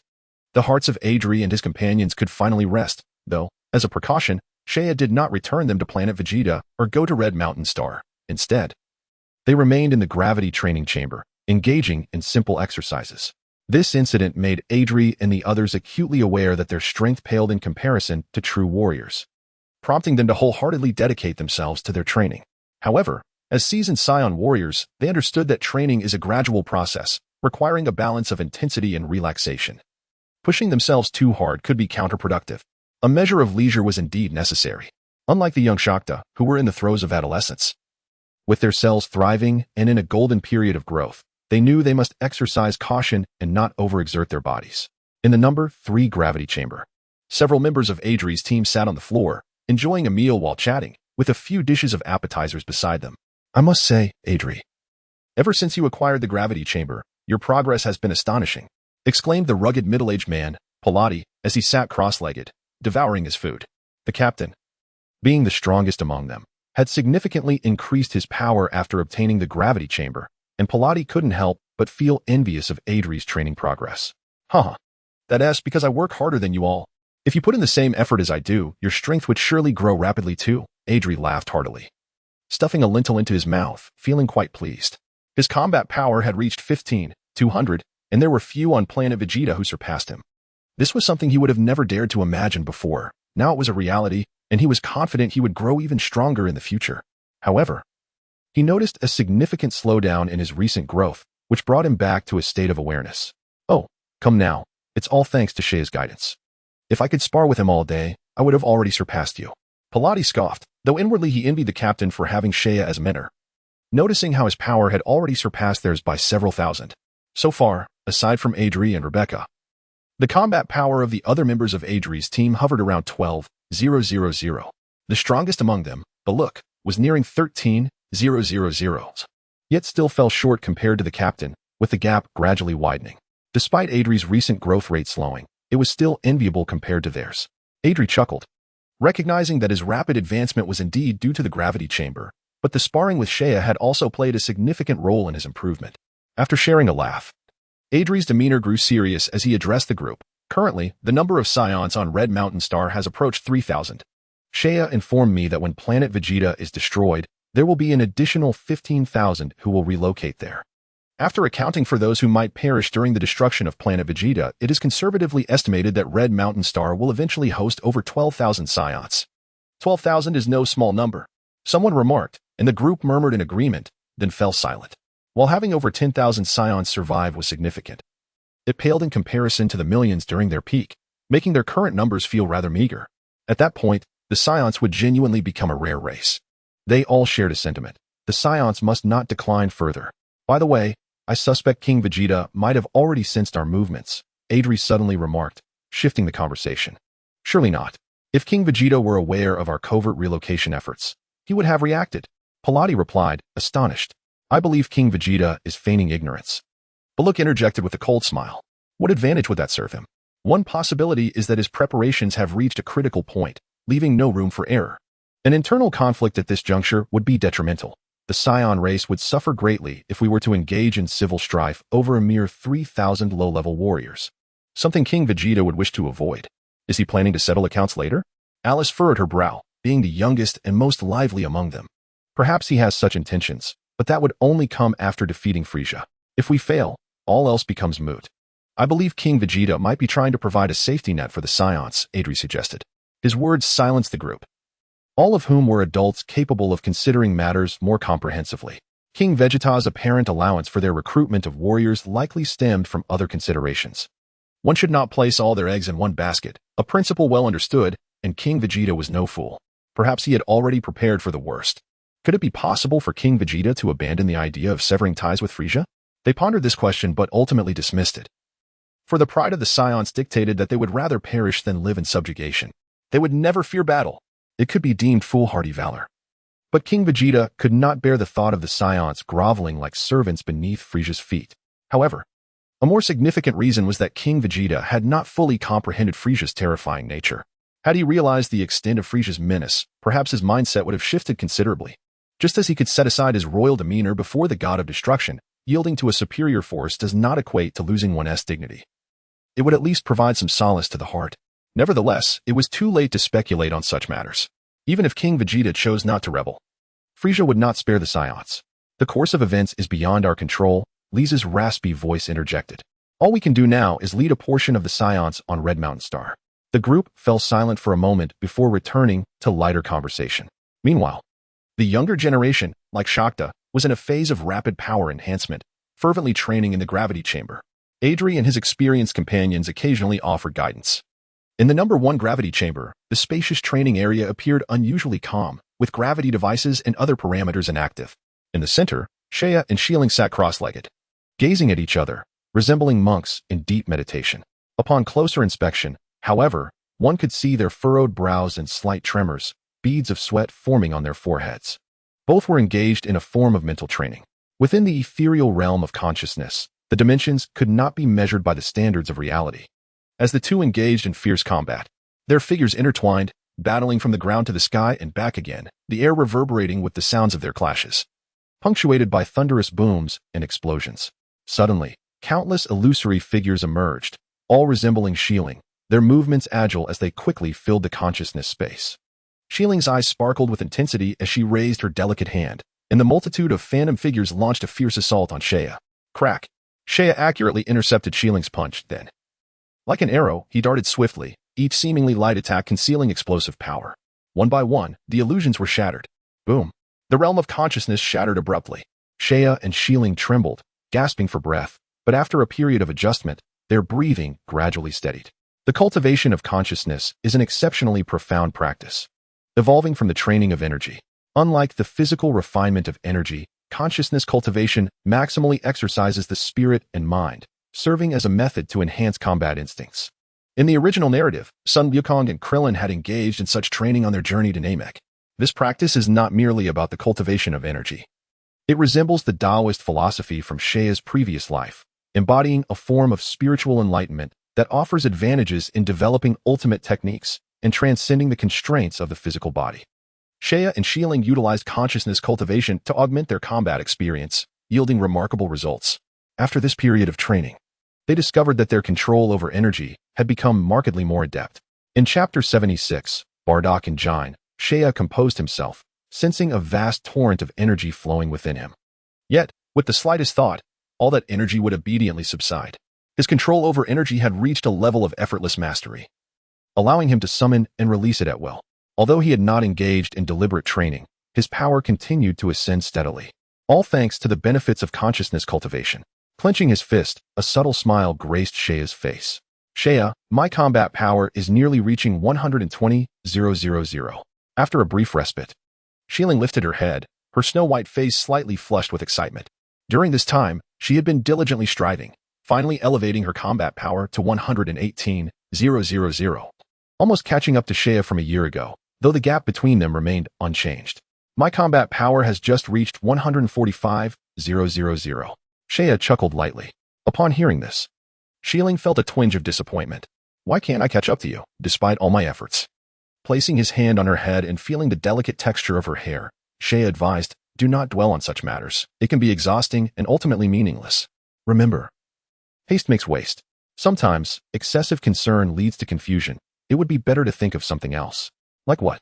She inquired. How about food?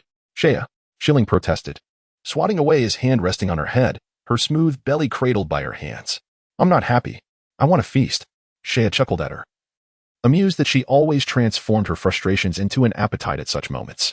Thankfully, as a Saiyan, she possessed a robust constitution. Otherwise, a regular person would have long succumbed to the consequences of such indulgence. Very well, Shea responded, opening a dimensional space and retrieving a plethora of food, watching with keen interest as the girl devoured it with fervor. Though her manner was far from graceful, observing Shieling relish her meal was quite entertaining. Nearby the spaceport of Planet Vegeta, an expansive plain stretched endlessly, devoid of any signs of life. On the opposite side of the mountain ridge, dozens of makeshift sunshades had been erected behind protruding rocks. By now, it was midday, and the scorching sun hung overhead, causing the air to shimmer and distort vision. Within the shade, several hundred Saiyans had gathered, some chatting animatedly in groups, while others reclined alone, quietly awaiting the arrival of more comrades. Soon, more Saiyans converged from all directions, and the gathering swelled to nearly 1,000 strong. Among these Saiyans were both low-ranking and high-ranking warriors, all exhibiting excitement and eagerness as they prepared for the grand battle mission that occurred only once a year on Planet Vegeta. During this event, the assembled Saiyans would form teams and set forth to revel in the thrill of combat. This large-scale mission was classified as a special task by the Mission Management Bureau, requiring the deployment of high-ranking warriors with combat powers nearing 10,000. Bardock, be cautious when you arrive at Kinesa. Do not take unnecessary risks. A petite yet strikingly beautiful female Saiyan adjusted her husband's hair, readying his headscarf. Bardock chuckled heartily, placing his broad palm on her shoulder, a gentle smile gracing his scarred face. Jine, do you doubt my strength? A small place like Kinesa is no challenge for me. You need not worry. Just be careful. Jin shot him a disapproving glance. Indeed, these two were the biological parents of Son Goku, Bardock, and his wife, Jin. 12 years had passed since Saiyan first encountered Bardock, who had matured into a seasoned warrior and married Jin, who worked in logistics. Jin, resembling a diminutive version of Alice among the rugged Saiyans, appeared almost childlike. Yet, this petite Saiyan had birthed 2 children. Now, as Bardock prepared to embark on the mission to conquer Kanesa, Jin would remain on Planet Vegeta to manage the logistics of meat processing. By the way, how is Raditz doing? Bardock inquired, organizing his belongings. At the mention of their eldest son, Jin's face lit up with joy. Raditz is accompanying Prince Vegeta on a mission. He should have already arrived at the target planet. Bardock nodded, reflecting that, like him, Raditz was also a low-ranking warrior. He was surprised that the Mission Management Bureau had assigned him to work alongside Prince Vegeta. He wondered how the assignments were determined. Perhaps it was merely to provide Vegeta with an additional burden, he mused wryly. However, Bardock felt no shame in being a low-ranking warrior, for he understood that even those born as such could rival high-ranking warriors through combat and training. He was a testament to this truth, as his power had far exceeded that of an ordinary high-ranking warrior. As the commander of this mission, Bardock's combat power approached 10,000. One of the few low-ranking warriors to achieve such a feat. Meanwhile, over 2 months' journey from Planet Vegeta, at Frieza's headquarters, within a luxurious palace. Frieza floated beside a window in a small egg-shaped spacecraft, his long tail swaying in the air. Lord Frieza, here is all the data regarding the Saiyan spaceships launched in recent years. A Taji alien reported, waving his arms. Frieza's spacecraft shifted direction, his crimson eyes gleaming with malevolence as he coldly addressed Dodoria, who stood nearby. Mr. Dodoria, issue a command to eliminate all Saiyan children sent out on missions according to the list. Ensure not one remains. This matter must be kept secret. The Saiyans of Planet Vegeta must not know. Yes, my lord, Dodoria replied, his expression turning serious. After a moment's hesitation, he added, I have heard that the son of King Vegeta has also gone on a mission. Should we? Frieza waved his hand dismissively. Leave Vegeta be. He is a rather valuable toy. Let us keep him for a while longer. By the way, Mr. Dodoria, would you care to join me for a fireworks show?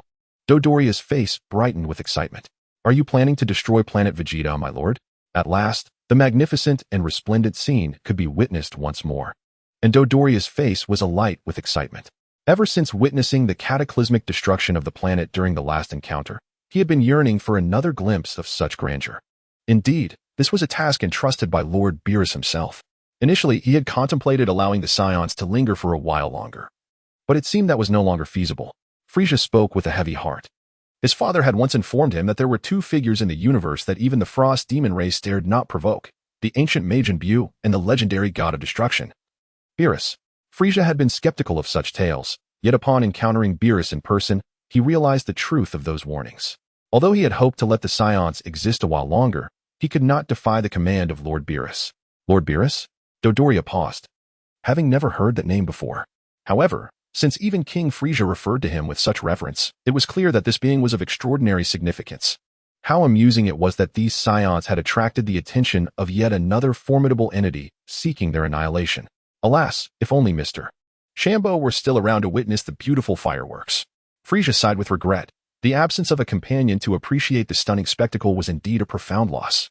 Speaking of Shambo, Dodoria's expression darkened. His longtime partner had met an untimely and mysterious end on Planet Vegeta, and even now, the identity of the murderer remained unknown. When the Ginyu Force had arrived at Vegeta, the place was already deserted, leaving behind only a planet scorched by molten lava. Chapter 77. The Curse of Planet Kanasha. Planet Kanasha, a beautiful yet enigmatic celestial body, had long been shrouded in mystery. Currently, this lovely planet was enduring a catastrophic calamity. A horde of Saiyans from distant galaxies had descended upon it, unleashing a frenzy of slaughter. The verdant landscape was ravaged, mountains crumbled, and the ground was littered with debris, pockmarked with craters of various sizes. Boom!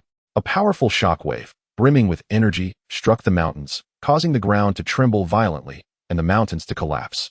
Boulders cascaded like cannonballs, smashing into the earth and sending plumes of dry dust into the air. Over 1,000 Saiyans cackled with delight, reveling in the thrill of battle. They soared from one mountain peak to another, like bandits raiding a village, leaving no survivors in their wake, as vibrant lives were extinguished amidst the explosions. In the forests, animals of various shapes and sizes fled in terror, but with a thunderous crash, a wave of energy descended upon them, reducing them to mere dust. Mr. Bardock, All lower life forms on planet Kanasha have been eradicated. Only the native Kanashans remain, reported a diminutive Scion wearing glasses, clutching a communicator. Ensure everyone remains vigilant. It is rumored that the Kanashans possess some mysterious magic, some of which could pose a threat even to elite warriors, Bardock nodded. On the star map, planet Kanasha lay on a northern route from planet Vegeta. Having coexisted peacefully for many years, it was improbable that it lacked any defenses. Understood, Mr. Bardock. The Scion acknowledged the directive and relayed the order. Bardock gazed silently at the scene of chaos, enveloped in smoke, resembling the end of days. For reasons unknown, a sense of unease settled in his heart, as if something ominous was about to unfold. 3 days later, in a city reduced to ruins, towering buildings had crumbled, and the remnants of civilization lay in tatters. The elder of the Kanashans watched as the spark of culture flickered and dimmed, countless kin slain. His heart swelling with grief and rage as he glared at the Scions, who appeared as demons in his eyes. You wicked Scions shall eventually face retribution. The Kanashan elder roared, his green pupils flashing with crimson fury. Suddenly, a strange smile spread across his face, followed by maniacal laughter. The mystical magic granted him a fleeting vision of the future. In this vision, he beheld that the fate of these malevolent Scions was not much better than his own. It would not be long before they fell to even more powerful foes. Ha ha ha, so you Scions cannot escape your doom. Today you have obliterated planet Kanasha, but soon enough, your home world shall also meet its demise. Cough, retribution. You Scions, who have committed countless atrocities, shall all descend into hell. The Kanashan elder danced wildly, raising his hands as if to express gratitude to the heavens. Damn it. Bardock's face darkened, and he extended his finger, unleashing a brilliant white beam that pierced through the Kanashan elder's chest. To dare curse the Scions is to invite certain death. Thud. The Kanashan elder fell to the ground, blood spilling from his mouth, yet madness clung to his expression. His gaze was like a dagger, deeply embedding itself into Bardock's heart, intensifying the sense of foreboding within him. Even if you slay me now, the future is already sealed. You Scions cannot escape death. Cough, we merely depart ahead of you, and I shall witness your descent into hell from the underworld. Bardock's expression darkened at these words, and he replied coolly, Scions would never follow in your footsteps. Cough. You may not believe now, but this is inevitable.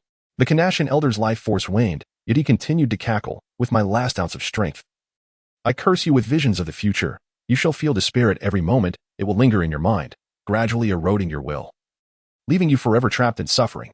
The Kanashan elder's eyes filled with blood, glowing with a sinister red light that appeared ghastly. Bardock suddenly felt a wave of dizziness wash over him, and countless illusory images flooded his mind, assaulting his will and blurring the lines between reality and illusion. Ah! Bardock let out a pained scream, collapsing into unconsciousness. Time passed, though Bardock was unaware of how long it had been. Gradually, he regained consciousness and checked himself over, finding nothing amiss, save for a lingering heaviness in his mind, accompanied by a slight wave of nausea. Those detestable Kanashans, Bardock cursed, realizing he had been ambushed by them. Fortunately, there seemed to be no lasting effects. Casting a glance at the corpse of the Kanashan elder lying nearby, his expression turned as cold as frost. With a flick of his hand, a ki blast incinerated the body into ashes. Mr. Bardock, it is a relief to see you unharmed. We just received a transmission from headquarters ordering all Scions to return to Planet Vegeta immediately. The voice of the deputy commander crackled through his communicator. Boss, what is going on? Bardock furrowed his brow. Why would headquarters issue such an order without reason? What had transpired?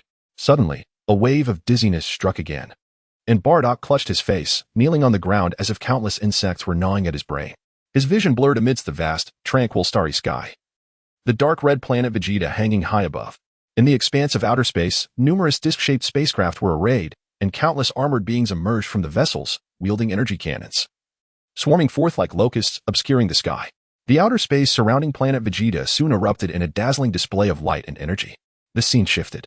A shadowy figure aboard a diminutive, egg-shaped spacecraft laughed maniacally as he extended his finger. Suddenly, another sun emerged in the starry sky. A colossal fireball with a diameter of several hundred meters, its menacing visage hurtling towards planet Vegeta with a thunderous roar.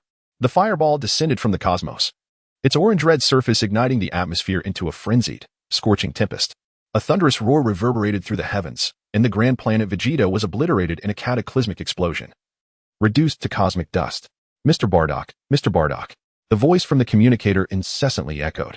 Boss, I'm fine. Bardock gritted his teeth, his body trembling, sweat soaking his attire. Yes. On the other end of the communicator, the deputy commander boss explained the situation in detail, cutting off the communicator. Bardock's gaze was cold and grim as he muttered through clenched teeth. What does that scoundrel Frieza intend to do? The bizarre images that had just flashed through his mind made him frown. With my last strength, I curse you to witness the future. You shall feel despair at every moment. It will linger in your mind, piece by piece eroding your will, leaving you eternally in agony. The elder's words from Planet Vegeta echoed in his ears. Could what he had just seen truly be a glimpse of the future? Did Frieza intend to annihilate Planet Vegeta?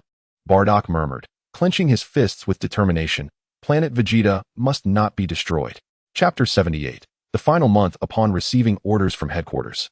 Bardock and the other Saiyans swiftly concluded their mission on Planet Vegeta, preparing to return to Planet Vegeta.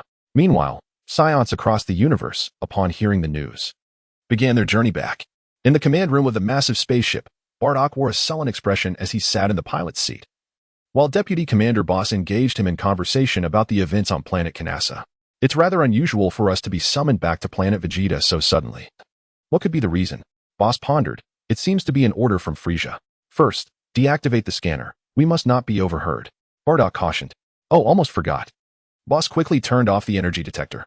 Regardless of Frieza's scheme, we must return to Planet Vegeta first. Eh? What could the scheme possibly be?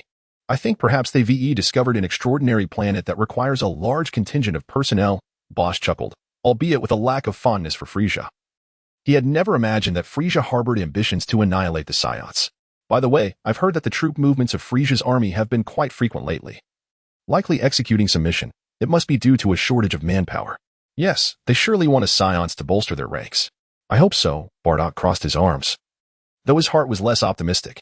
Recalling the ominous images witnessed on Planet Vegeta, his brows furrowed tighter, intensifying the unease he felt in conjunction with Frieza's strange orders. Suddenly, a sharp pain pierced his head, and Bardock pressed his forehead against the chair. Illusory images projected onto his retina.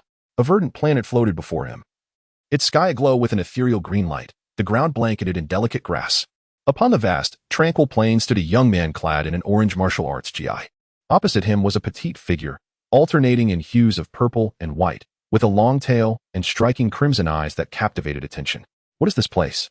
Bardock realized he had arrived in an unknown realm, where two individuals were locked in confrontation, everything so silent as if they were oblivious to his presence. Is this yet another vision conjured by the Kanassans? He calmed himself, perceiving the scene as if watching a film, entirely in a third-person perspective. His commendable mental resilience allowed him to remain composed as he observed the unfolding drama. At that moment, he noticed that the young man in the orange GI bore an uncanny resemblance to himself. Could that be Raditz? No, Kakarot. A flicker of recognition flashed in Bardock's eyes. A sense of blood connection coursing through him. Shifting his gaze to the figure opposite, he beheld a diminutive silhouette with skin akin to soft armor, adorned with purple soft matter on the crown of its head, shoulders, and arms, shimmering under the sunlight. The cold, crimson eyes were reminiscent of a demon. That chilling gaze reminded him of one person. Frieza. Bardock gasped. He was certain that the figure across from him was Frieza. Although the form differed from the Frieza he had encountered, those indifferent, frenzied eyes were unmistakable. Was this a scene of Kakarot battling Frieza? Could it truly be a glimpse of the future? An unsettling fear gripped Bardock. If these were indeed visions of the future, it meant that the Kanassans' curse might hold truth. Planet Vegeta could meet its demise at Frieza's hands. At that moment, the doppelganger began to engage in battle. Their movements were swift as the wind, actions unfolding like lightning, far exceeding the eye's ability to comprehend. Bardock strained to concentrate, yet he could only catch fleeting glimpses of their shadows, their combat surpassing his understanding. The scene accelerated, and Bardock, like an observer, watched in awe. The sky darkened, and the air crackled with brilliant lightning. A tremendous roar echoed as the earth began to fracture. The young man in the orange GI stood bare-chested, and amidst the thunder and lightning, he unleashed a furious roar. His black hair flickering until it transformed into a radiant golden hue, his green eyes deep and devoid of emotion. Then, the golden-haired youth unleashed a flurry of attacks, overwhelming his opponent with sheer dominance. Was that the fabled Super Saiyan? Bardock was astonished by the transformation, excitement coursing through him. Although he could no longer grasp the magnitude of such existence, it was undeniable that the legendary Super Saiyan truly existed. And his son Kakarot might have already attained that form. At that moment, the image began to blur. Bardock, drenched in sweat, slumped in his chair, while Deputy Commander Boss looked on with concern. Mr. Bardock, what is wrong? Are you feeling unwell? Oh, it's nothing. Just a bit fatigued. Bardock calmly replied, tilting his head to gaze at the ceiling, yet his mind remained tumultuous. Was all of this a genuine glimpse into the future? Or was it merely a ruse devised by the Kanassans to deceive him? ultimately aiming to sow discord between the Saiyans and Frieza? On a distant planet, Vegeta sat atop a pile of rubble, gnawing on a chunk of roasted meat, while primitive, dinosaur-like beings crawled about on the ground. Prince Vegeta, can we really not go back? You are a prince. Raditz, nursing a wound on his arm, inquired. Who cares? Just act like you don't know, Vegeta replied coldly. Focused on devouring his meal, showing no intention of returning to Planet Vegeta, Raditz hesitated, wanting to say something but refraining. At that moment, a bald young man approached, plopping down beside him and grabbing a piece of roasted meat. Why are you saying so much? Just listen to Vegeta. Leitais responded weakly, not daring to offer any rebuttal.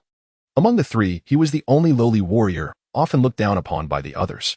On the journey to Planet Vegeta, rows of disc-shaped spaceships sped through the cosmos. The largest among them was Frieza's flagship. Frieza, seated in his small flying craft, floated before the observation deck of the ship. As bright celestial bodies streaked by like fleeting meteors, Lord Frieza, with all due respect, regarding the so-called Super Saiyan. I believe it is merely a Clich D hero's tale and cannot possibly exist, remarked the frog-like alien.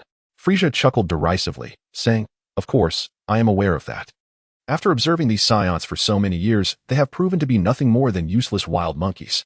How foolish of me to have harbored such expectations. However, I cannot allow any hint of unease to linger. These overly proud beings will never be content as my subordinates. It is time to eradicate them. By the way, when can we expect the Saiyans to return to Planet Vegeta? Aside from a few particularly distant ones, a month should suffice, came the reply. Then let us launch an attack on Planet Vegeta a month from now. Prepare the Frieza Force. I can hardly wait.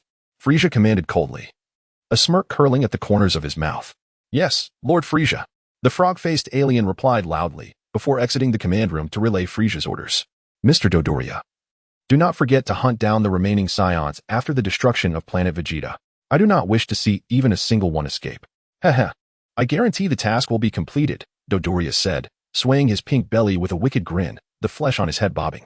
Just a month more, and they would witness Frieza's might. The thought excited Dodoria to the point of sleeplessness, eagerly wishing for time to hasten. Chapter 79, Bardock's arrangement a month later. The scattered Saiyans began to return to Planet Vegeta one by one. The spaceport was busier than usual, with spacecraft descending every moment. Bardock's large spaceship approached Planet Vegeta.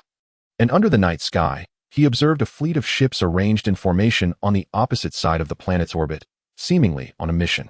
Bardock, look, those are Frieza's ships. Why are they at Planet Vegeta? Boss exclaimed, astonished as he pointed to the Frieza Force's formation ahead. Bardock paused, his expression darkening as he furrowed his brow. Frieza has brought his main force to Planet Vegeta. Does he truly intend to wage war? As a proponent of aggression among the Saiyans, Bardock had always harbored disdain for Frieza, especially after receiving ambiguous visions of the future that intensified his discontent. The sight of these military ships filled his eyes with loathing. It cannot be this way. We Saiyans have always fulfilled the tasks assigned by Frieza, Boss said, his face a mask of disbelief. Isn't it obvious? Bardock scoffed, his tone brusque. I have long suspected that Frieza harbors ulterior motives regarding the Saiyans. He must be wary of the legendary Super Saiyan emerging among us. Super Saiyan, that is merely a myth. Even we do not believe it. Would Frieza truly be concerned about such nonsense? Boss laughed, as if he had heard a joke. He remained optimistic, finding it hard to believe that Frieza would harm the Saiyans over a fanciful tale. That remains to be seen, Bardock thought, recalling the future fragment he had witnessed, where his youngest son Kakarot ultimately transformed into the legendary Super Saiyan and defeated Frieza. A sense of exhilaration washed over him. Let us return to Planet Vegeta for now. We can discuss everything later, Bardock said, casting a lingering glance at the Frieza Force in the distance. All right, Boss replied cheerfully, piloting their spaceship closer to Planet Vegeta. Upon landing at the spaceport, Bardock bid farewell to the accompanying Saiyans. Watching his comrades depart, he grappled with whether to share his vision of the future. Several times he attempted to speak, but the words lodged in his throat, unuttered. Perhaps it is futile. Even if I spoke, they would not believe me. He shook his head with a bitter smile. Was this the despair the elder from Kenesa spoke of? Facing this torment alone? No, Bardock did not feel despair. His eyes gazed into the distance, confident that Kakarot would one day defeat Frieza for him. Returning home, Bardock found his wife, Jine, cooking in the kitchen. The rich aroma wafting through the air, bringing him a sense of warmth. Ah, you're back so early? Jine exclaimed in surprise, emerging from the kitchen with a pot of meat soup. Setting his bag down, Bardock smiled as he took the heavy pot from her. I received orders from headquarters. All Saiyans are to return to Planet Vegeta. Is something happening? No, nothing at all. Bardock shook his head, though a sense of foreboding gnawed at him, as if something significant was about to occur.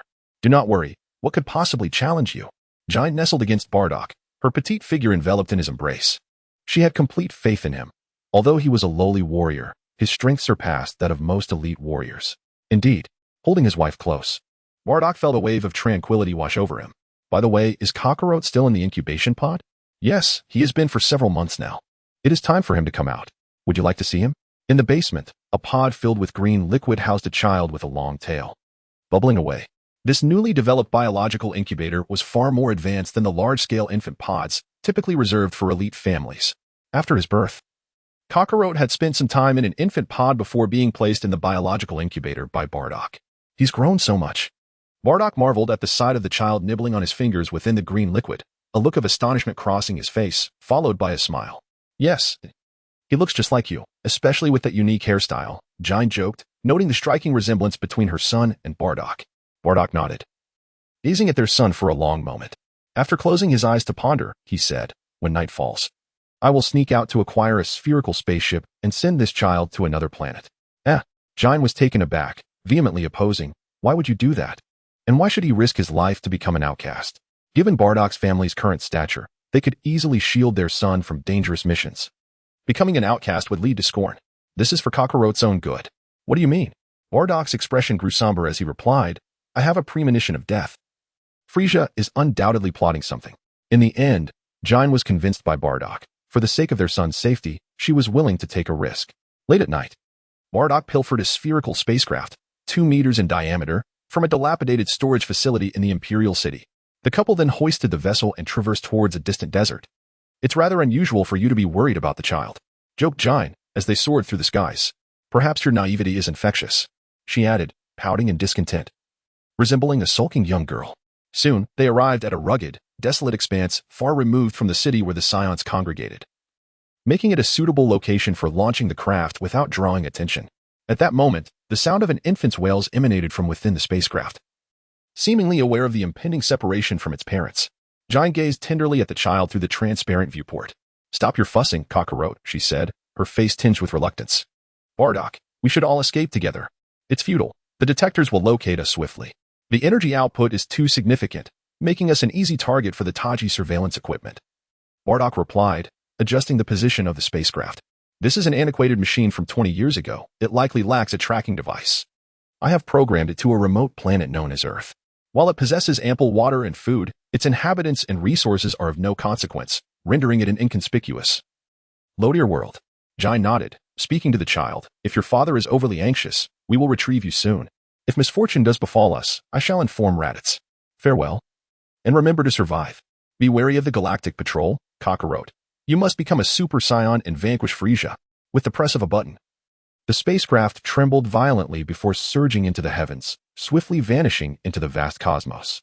Additionally, I would recommend 2 books, The Strongest Teacher in Naruto, where I am Irika Hyen, your new homeroom teacher. He is the mentor of the 9 renowned Konoha ninjas who made a name for themselves in just 2 years. And the most powerful ninja instructor in history. One Punch Tang Sang, where Tang Sanzang finds himself invincible in a new world, effortlessly defeating any formidable demon with a single punch. Accompanied by 4 adorable disciples, he must navigate various female demons and fairies, leaving Tang Sanzang feeling quite overwhelmed. Chapter 8. The rebellion begins after a lengthy silence. Shea received news from Frieza. A group of Edri gathered together, the atmosphere tense. Frieza is finally making his move. Edri sighed. What was inevitable has come to pass, yet when the moment arrives, there remains a sense of reluctance. Cursed fate. Parody pounded his fist against the ground, creating a large crater. Faced with impending slaughter, the tribe felt powerless, a plight often endured by weaker races. Indeed, those who commit vile acts ultimately face retribution. Uncle Edri. Discussing this now is pointless. We should wait here while I scout Planet Vegeta. Perhaps I can rescue some individuals, Shea suggested. Although he had wished upon the Dragon Balls, the number of those who would reach Red Mountain Star remained uncertain. Shea intended to investigate Planet Vegeta, hoping to save some Saiyans and to witness firsthand the extent of Frieza's power. Edri, aware of Shea's extraordinary strength, was untroubled by his safety. Knowing he could easily dismantle the Ginyu Force, he nodded and cautioned, that is prudent, but avoid any encounter with Frieza. Some things must be sacrificed, remember. You are the most vital among the Saiyans. As long as you exist, there is hope for their resurgence. I want to go too. exclaimed Shieling. Having observed for some time. No, you cannot. Both Edri and Shea replied in unison. But I have grown strong. Shieling insisted earnestly. Wishing to partake in the ultimate battle on Planet Vegeta, Shea possessed the ability to teleport, allowing him to escape at critical moments. But you cannot, Even if you are comparable to Captain Jinyu, I cannot consent, Edri admonished, displeased with his daughter's reckless ambition. Wah! Shieling pouted, rolling her eyes. I will learn to teleport. She had heard Shea mention a technique resembling his superpower on a planet called Yardrat. If she could master it, her future endeavors would be unrestricted. We shall discuss this later. I am heading to Planet Vegeta now. Shea maintained a calm demeanor, his expression serious. Be careful. Nodding calmly, Shea took a few steps forward, disappearing like a fleeting shadow before the onlookers. In the royal palace of Planet Vegeta, a stifling atmosphere weighed heavily upon the inhabitants. King Vegeta, clad in armor, sat upon his throne with eyes closed, a crimson cape cascading behind him. In the grand hall below, a dense gathering of Saiyans assembled, loyal warriors devoted to King Vegeta. At the forefront stood a cadre of over 20, each possessing a combat power exceeding 10,000, representing the pinnacle of Vegeta's strength. As King Vegeta opened his eyes and surveyed the crowd, a cold, stormy expression crossed his countenance, his gaze emanating fierce intensity. The Frieza army has besieged Planet Vegeta. Their ambitions laid bare, they seek to annihilate our kind. Tell me, can we acquiesce to this? He thundered, his voice resonating throughout the palace. Absolutely not.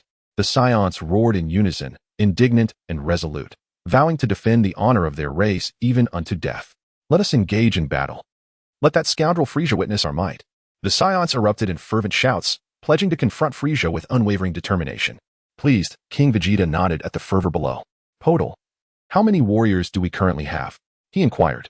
Your Majesty, we have summoned 400,000 Saiyans, with many more en route to the palace. Over 70% of our elite warriors are prepared to fight for Saiyan honor, Total reported swiftly. 70% of our elite forces represents the bulk of our strength. I do not expect much from the remainder, King Vegeta mused, gesturing for Total to depart. After a brief silence, he rose, his imposing figure clad in brilliant red armor, commanding respect. Raising his arms, King Vegeta declared passionately, the Saiyans stand at the precipice of survival. By my royal decree, I command all Saiyans to prepare for battle. Ready to confront Frieza's forces in a fight to the death. The elite warriors will form 7 battalions, led by those with combat powers surpassing 10,000, to breach the encirclement of Frieza's first and second armies. The mid-tier warriors shall provide support, ensuring no enemy escapes. Furthermore, I declare a mission to eradicate all Tajians on Planet Vegeta. I demand their complete annihilation. King Vegeta's voice resonated with a chilling intensity, devoid of mercy. The Tajian beings, emboldened by Frieza's backing, had long tyrannized Planet Vegeta, provoking the Saiyans' profound discontent. Now the time for reckoning had arrived. Orders swiftly echoed throughout the royal palace of Planet Vegeta, prompting all Saiyans to mobilize. However, many remained oblivious to the unfolding events, bewildered by King Vegeta's decree, and some of Frieza's fervent admirers were reluctant to accept the reality. Flocking toward the palace, only to be ruthlessly dispatched by the palace guards, poised for confrontation. In an instant, chaos engulfed Planet Vegeta. The extraterrestrial beings were equally alarmed, wary of venturing into the streets. Ha ha ha, these Saiyans have finally met their comeuppance. A group of Datarans congregated, their faces alight with satisfaction. Once, the Saiyans had obliterated their home planet and enslaved them. Their animosity toward the Saiyans was profound, and today, they rejoiced at witnessing the malevolent Saiyans inch toward their own demise. The wheel of karma turns, and the heavens spare none. Such a wicked race as the Saiyans was destined for the abyss. Many other races like the Datarans, who typically suffered in silence, now illuminated their surroundings and celebrated exuberantly, anticipating Frieza's swift extermination of the Saiyans. At the Tajian encampment, semi-spherical structures stood, 12 alabaster columns extending outward. The command center was no longer tranquil. Since King Vegeta issued his orders, the Tajians' residence had become the prime target for Saiyan wrath. With a resounding crash, their towering edifices crumbled under the explosive energy waves, obliterating everything in their wake. The Tajians, trembling, croaked out warnings. What are you Saiyans doing? Frieza will not let you escape. The Saiyans, however, merely smirked, dismissing the Tajians' threats. They were naught but cannon fodder. Frieza's intent to annihilate the Saiyans would not exempt them. The time had come to settle old scores, and the end was nigh for the Tajians. The Saiyans unleashed their pent-up fury and contempt for Frieza, and the Tajians bore the brunt of it. Chapter 81. Mel's in peril now. Chaos reigned on Planet Vegeta. Within Bardock's home, Jine gazed at her husband with deep concern. It had become evident that Bardock's instincts were correct. Frieza indeed harbored ulterior motives. The situation had grown dire as Frieza summoned all Saiyans back to Planet Vegeta, intending to capture them all. Giant felt immense relief for having secretly sent Kakarot away the previous night. Otherwise, under the current airspace lockdown, no spacecraft would have been able to take off. Bardock sat silently on a stool, clutching his headband. Giant, stay inside and do not come out. He led her to the basement, instructing her to hide there as he prepared to seal the entrance. This was the very place where Kakarot had been nurtured, its structure robust enough to withstand destruction above. Bardock, please be careful, Giant implored, her worry evident, yet she refrained from detaining him, knowing he would never stand idly by in such perilous times. Bardock nodded resolutely. Giant was merely a low-ranking warrior, her battle power barely reaching 2,000. And her safety depended on her staying hidden in the basement. He embraced her for a moment before stepping out with determination. After sealing the basement door, ensuring complete isolation from the outside world, Bardock donned his battle armor, fastening a crimson ribbon around his head, and resolutely ventured forth. This battle was likely to be one of near-total annihilation. In the cosmos, Frieza stood before the viewport, leisurely gazing at the dark red hue of Planet Vegeta, reminiscent of exquisite red wine, intoxicating and alluring. Sipping from his goblet, the fragrant aroma enveloped him in bliss, and he chuckled softly, approaching. Mr. Dodoria, behold this splendid planet. Like a ruby, it shall soon transform into a breathtaking display of fireworks. His raspy voice echoed through the hall as Frieza reveled, emanating an icy aura. Dodoria smirked cruelly and replied, Lord Frieza, all personnel are prepared. With but a command from you, those arrogant Saiyans shall witness your might. Huh. I have full faith in your arrangements, Mr. Dodoria. Gently patting Dodoria's shoulder, Frieza levitated, standing with his hands clasped behind him, his tail swaying languidly. Let the 1st and 2nd Legions take the lead, with the 3rd and 4th Legions in support. We shall breach Planet Vegeta within half an hour, after which it shall vanish from the cosmos. Yes, Dodoria eagerly responded. He waved his hand, and the nearby extraterrestrials immediately sprang into action, bowing as they exited the command center to relay Frieza's orders. The 1st and 2nd Legions were Frieza's most elite forces, typically stationed on strategically vital planets. The 1st Legion, in particular, ranked just below the Ginyu Force, comprising the fiercest warriors within Frieza's ranks, some even surpassing Dodoria in strength. Frieza mobilized these troops to Planet Vegeta with the singular aim of utterly obliterating the Saiyans. By the time Shea arrived on Planet Vegeta, the flames of war had already ignited. The once peaceful planet was now engulfed in turmoil. Faced with Frieza's invasion, the Saiyans fought with unrestrained fury. They unleashed their full power, vibrant waves of energy streaking across the sky, leaving behind dazzling trails, while explosions echoed incessantly. The tumult of violent detonations filled the air, particularly when those Saiyans with power levels exceeding 10,000 engaged in battle. The scene was apocalyptic. The explosions kicked up clouds of debris, plunging Planet Vegeta into darkness. The ground trembled, the sky lost its original hue, and energy blasts coursed through the atmosphere like furious dragons roaring. A series of deafening booms heralded the emergence of visually striking mushroom clouds, the shockwaves clearing away the surrounding gloom, only for new clouds to quickly gather.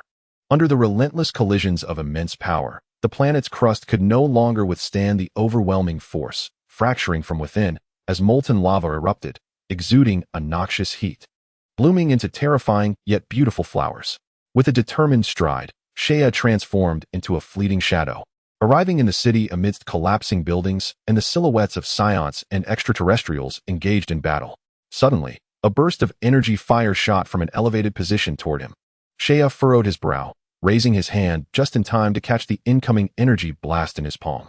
Then, with a flick of his finger, a faint chime resonated as the energy cannon, resembling the size of a football, was unexpectedly deflected, tracing a brilliant arc towards another direction.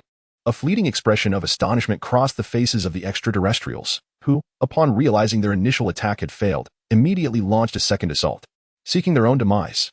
Observing these aliens attempting to take his life, a glint of cold light flashed in Shea's dark eyes. This time, he would not let them escape so easily.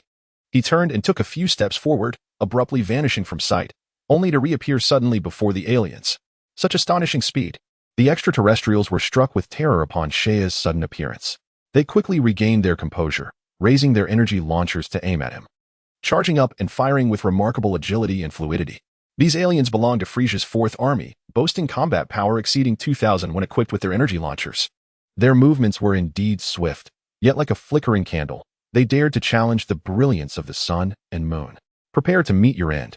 A detached voice echoed through the air as Shea quietly regarded the aliens below, a cold smile playing upon his handsome features. He then raised his hand, forcefully slicing through the air, with a resounding whoosh. As his fingers carved through the atmosphere, countless ice-blue energy blasts erupted forth, shimmering with dazzling brilliance, akin to a torrential water column shooting straight down. The anguished cries filled the air, followed by a thunderous roar as a brilliant white mushroom cloud slowly ascended. Shockwaves violently churning, and the searing energy instantly melted the surrounding rocks. After dispatching several waves of aliens that attempted to attack him, Shea strolled nonchalantly down the path, soon locating the spacecraft of the extraterrestrials. After systematically destroying several ships, the remaining aliens turned their full attention towards him. However, those with mere combat powers of 2,000 to 3,000 were no match for him. With an air of leisure, he gestured dismissively, effortlessly suppressing the aliens. The number of extraterrestrials falling to Shea's hand surged dramatically, quickly surpassing 1,000. Suddenly, a dazzling beam of light streaked before him. It was a figure. He spotted a small silhouette fleeing ahead, pursued relentlessly by a pale yellow alien wielding an energy launcher. "Mels?" he exclaimed in surprise, noticing the little girl being chased not far away. "Wah wah!" A cry filled with panic echoed. Mels was frantically fleeing, yet the alien was in hot pursuit, closing in with every moment. In that instant, Mels was utterly terrified. She had never encountered such a harrowing experience. After all, she was merely a child of about 5 years, and unable to withstand the pressure, she began to cry uncontrollably as she ran.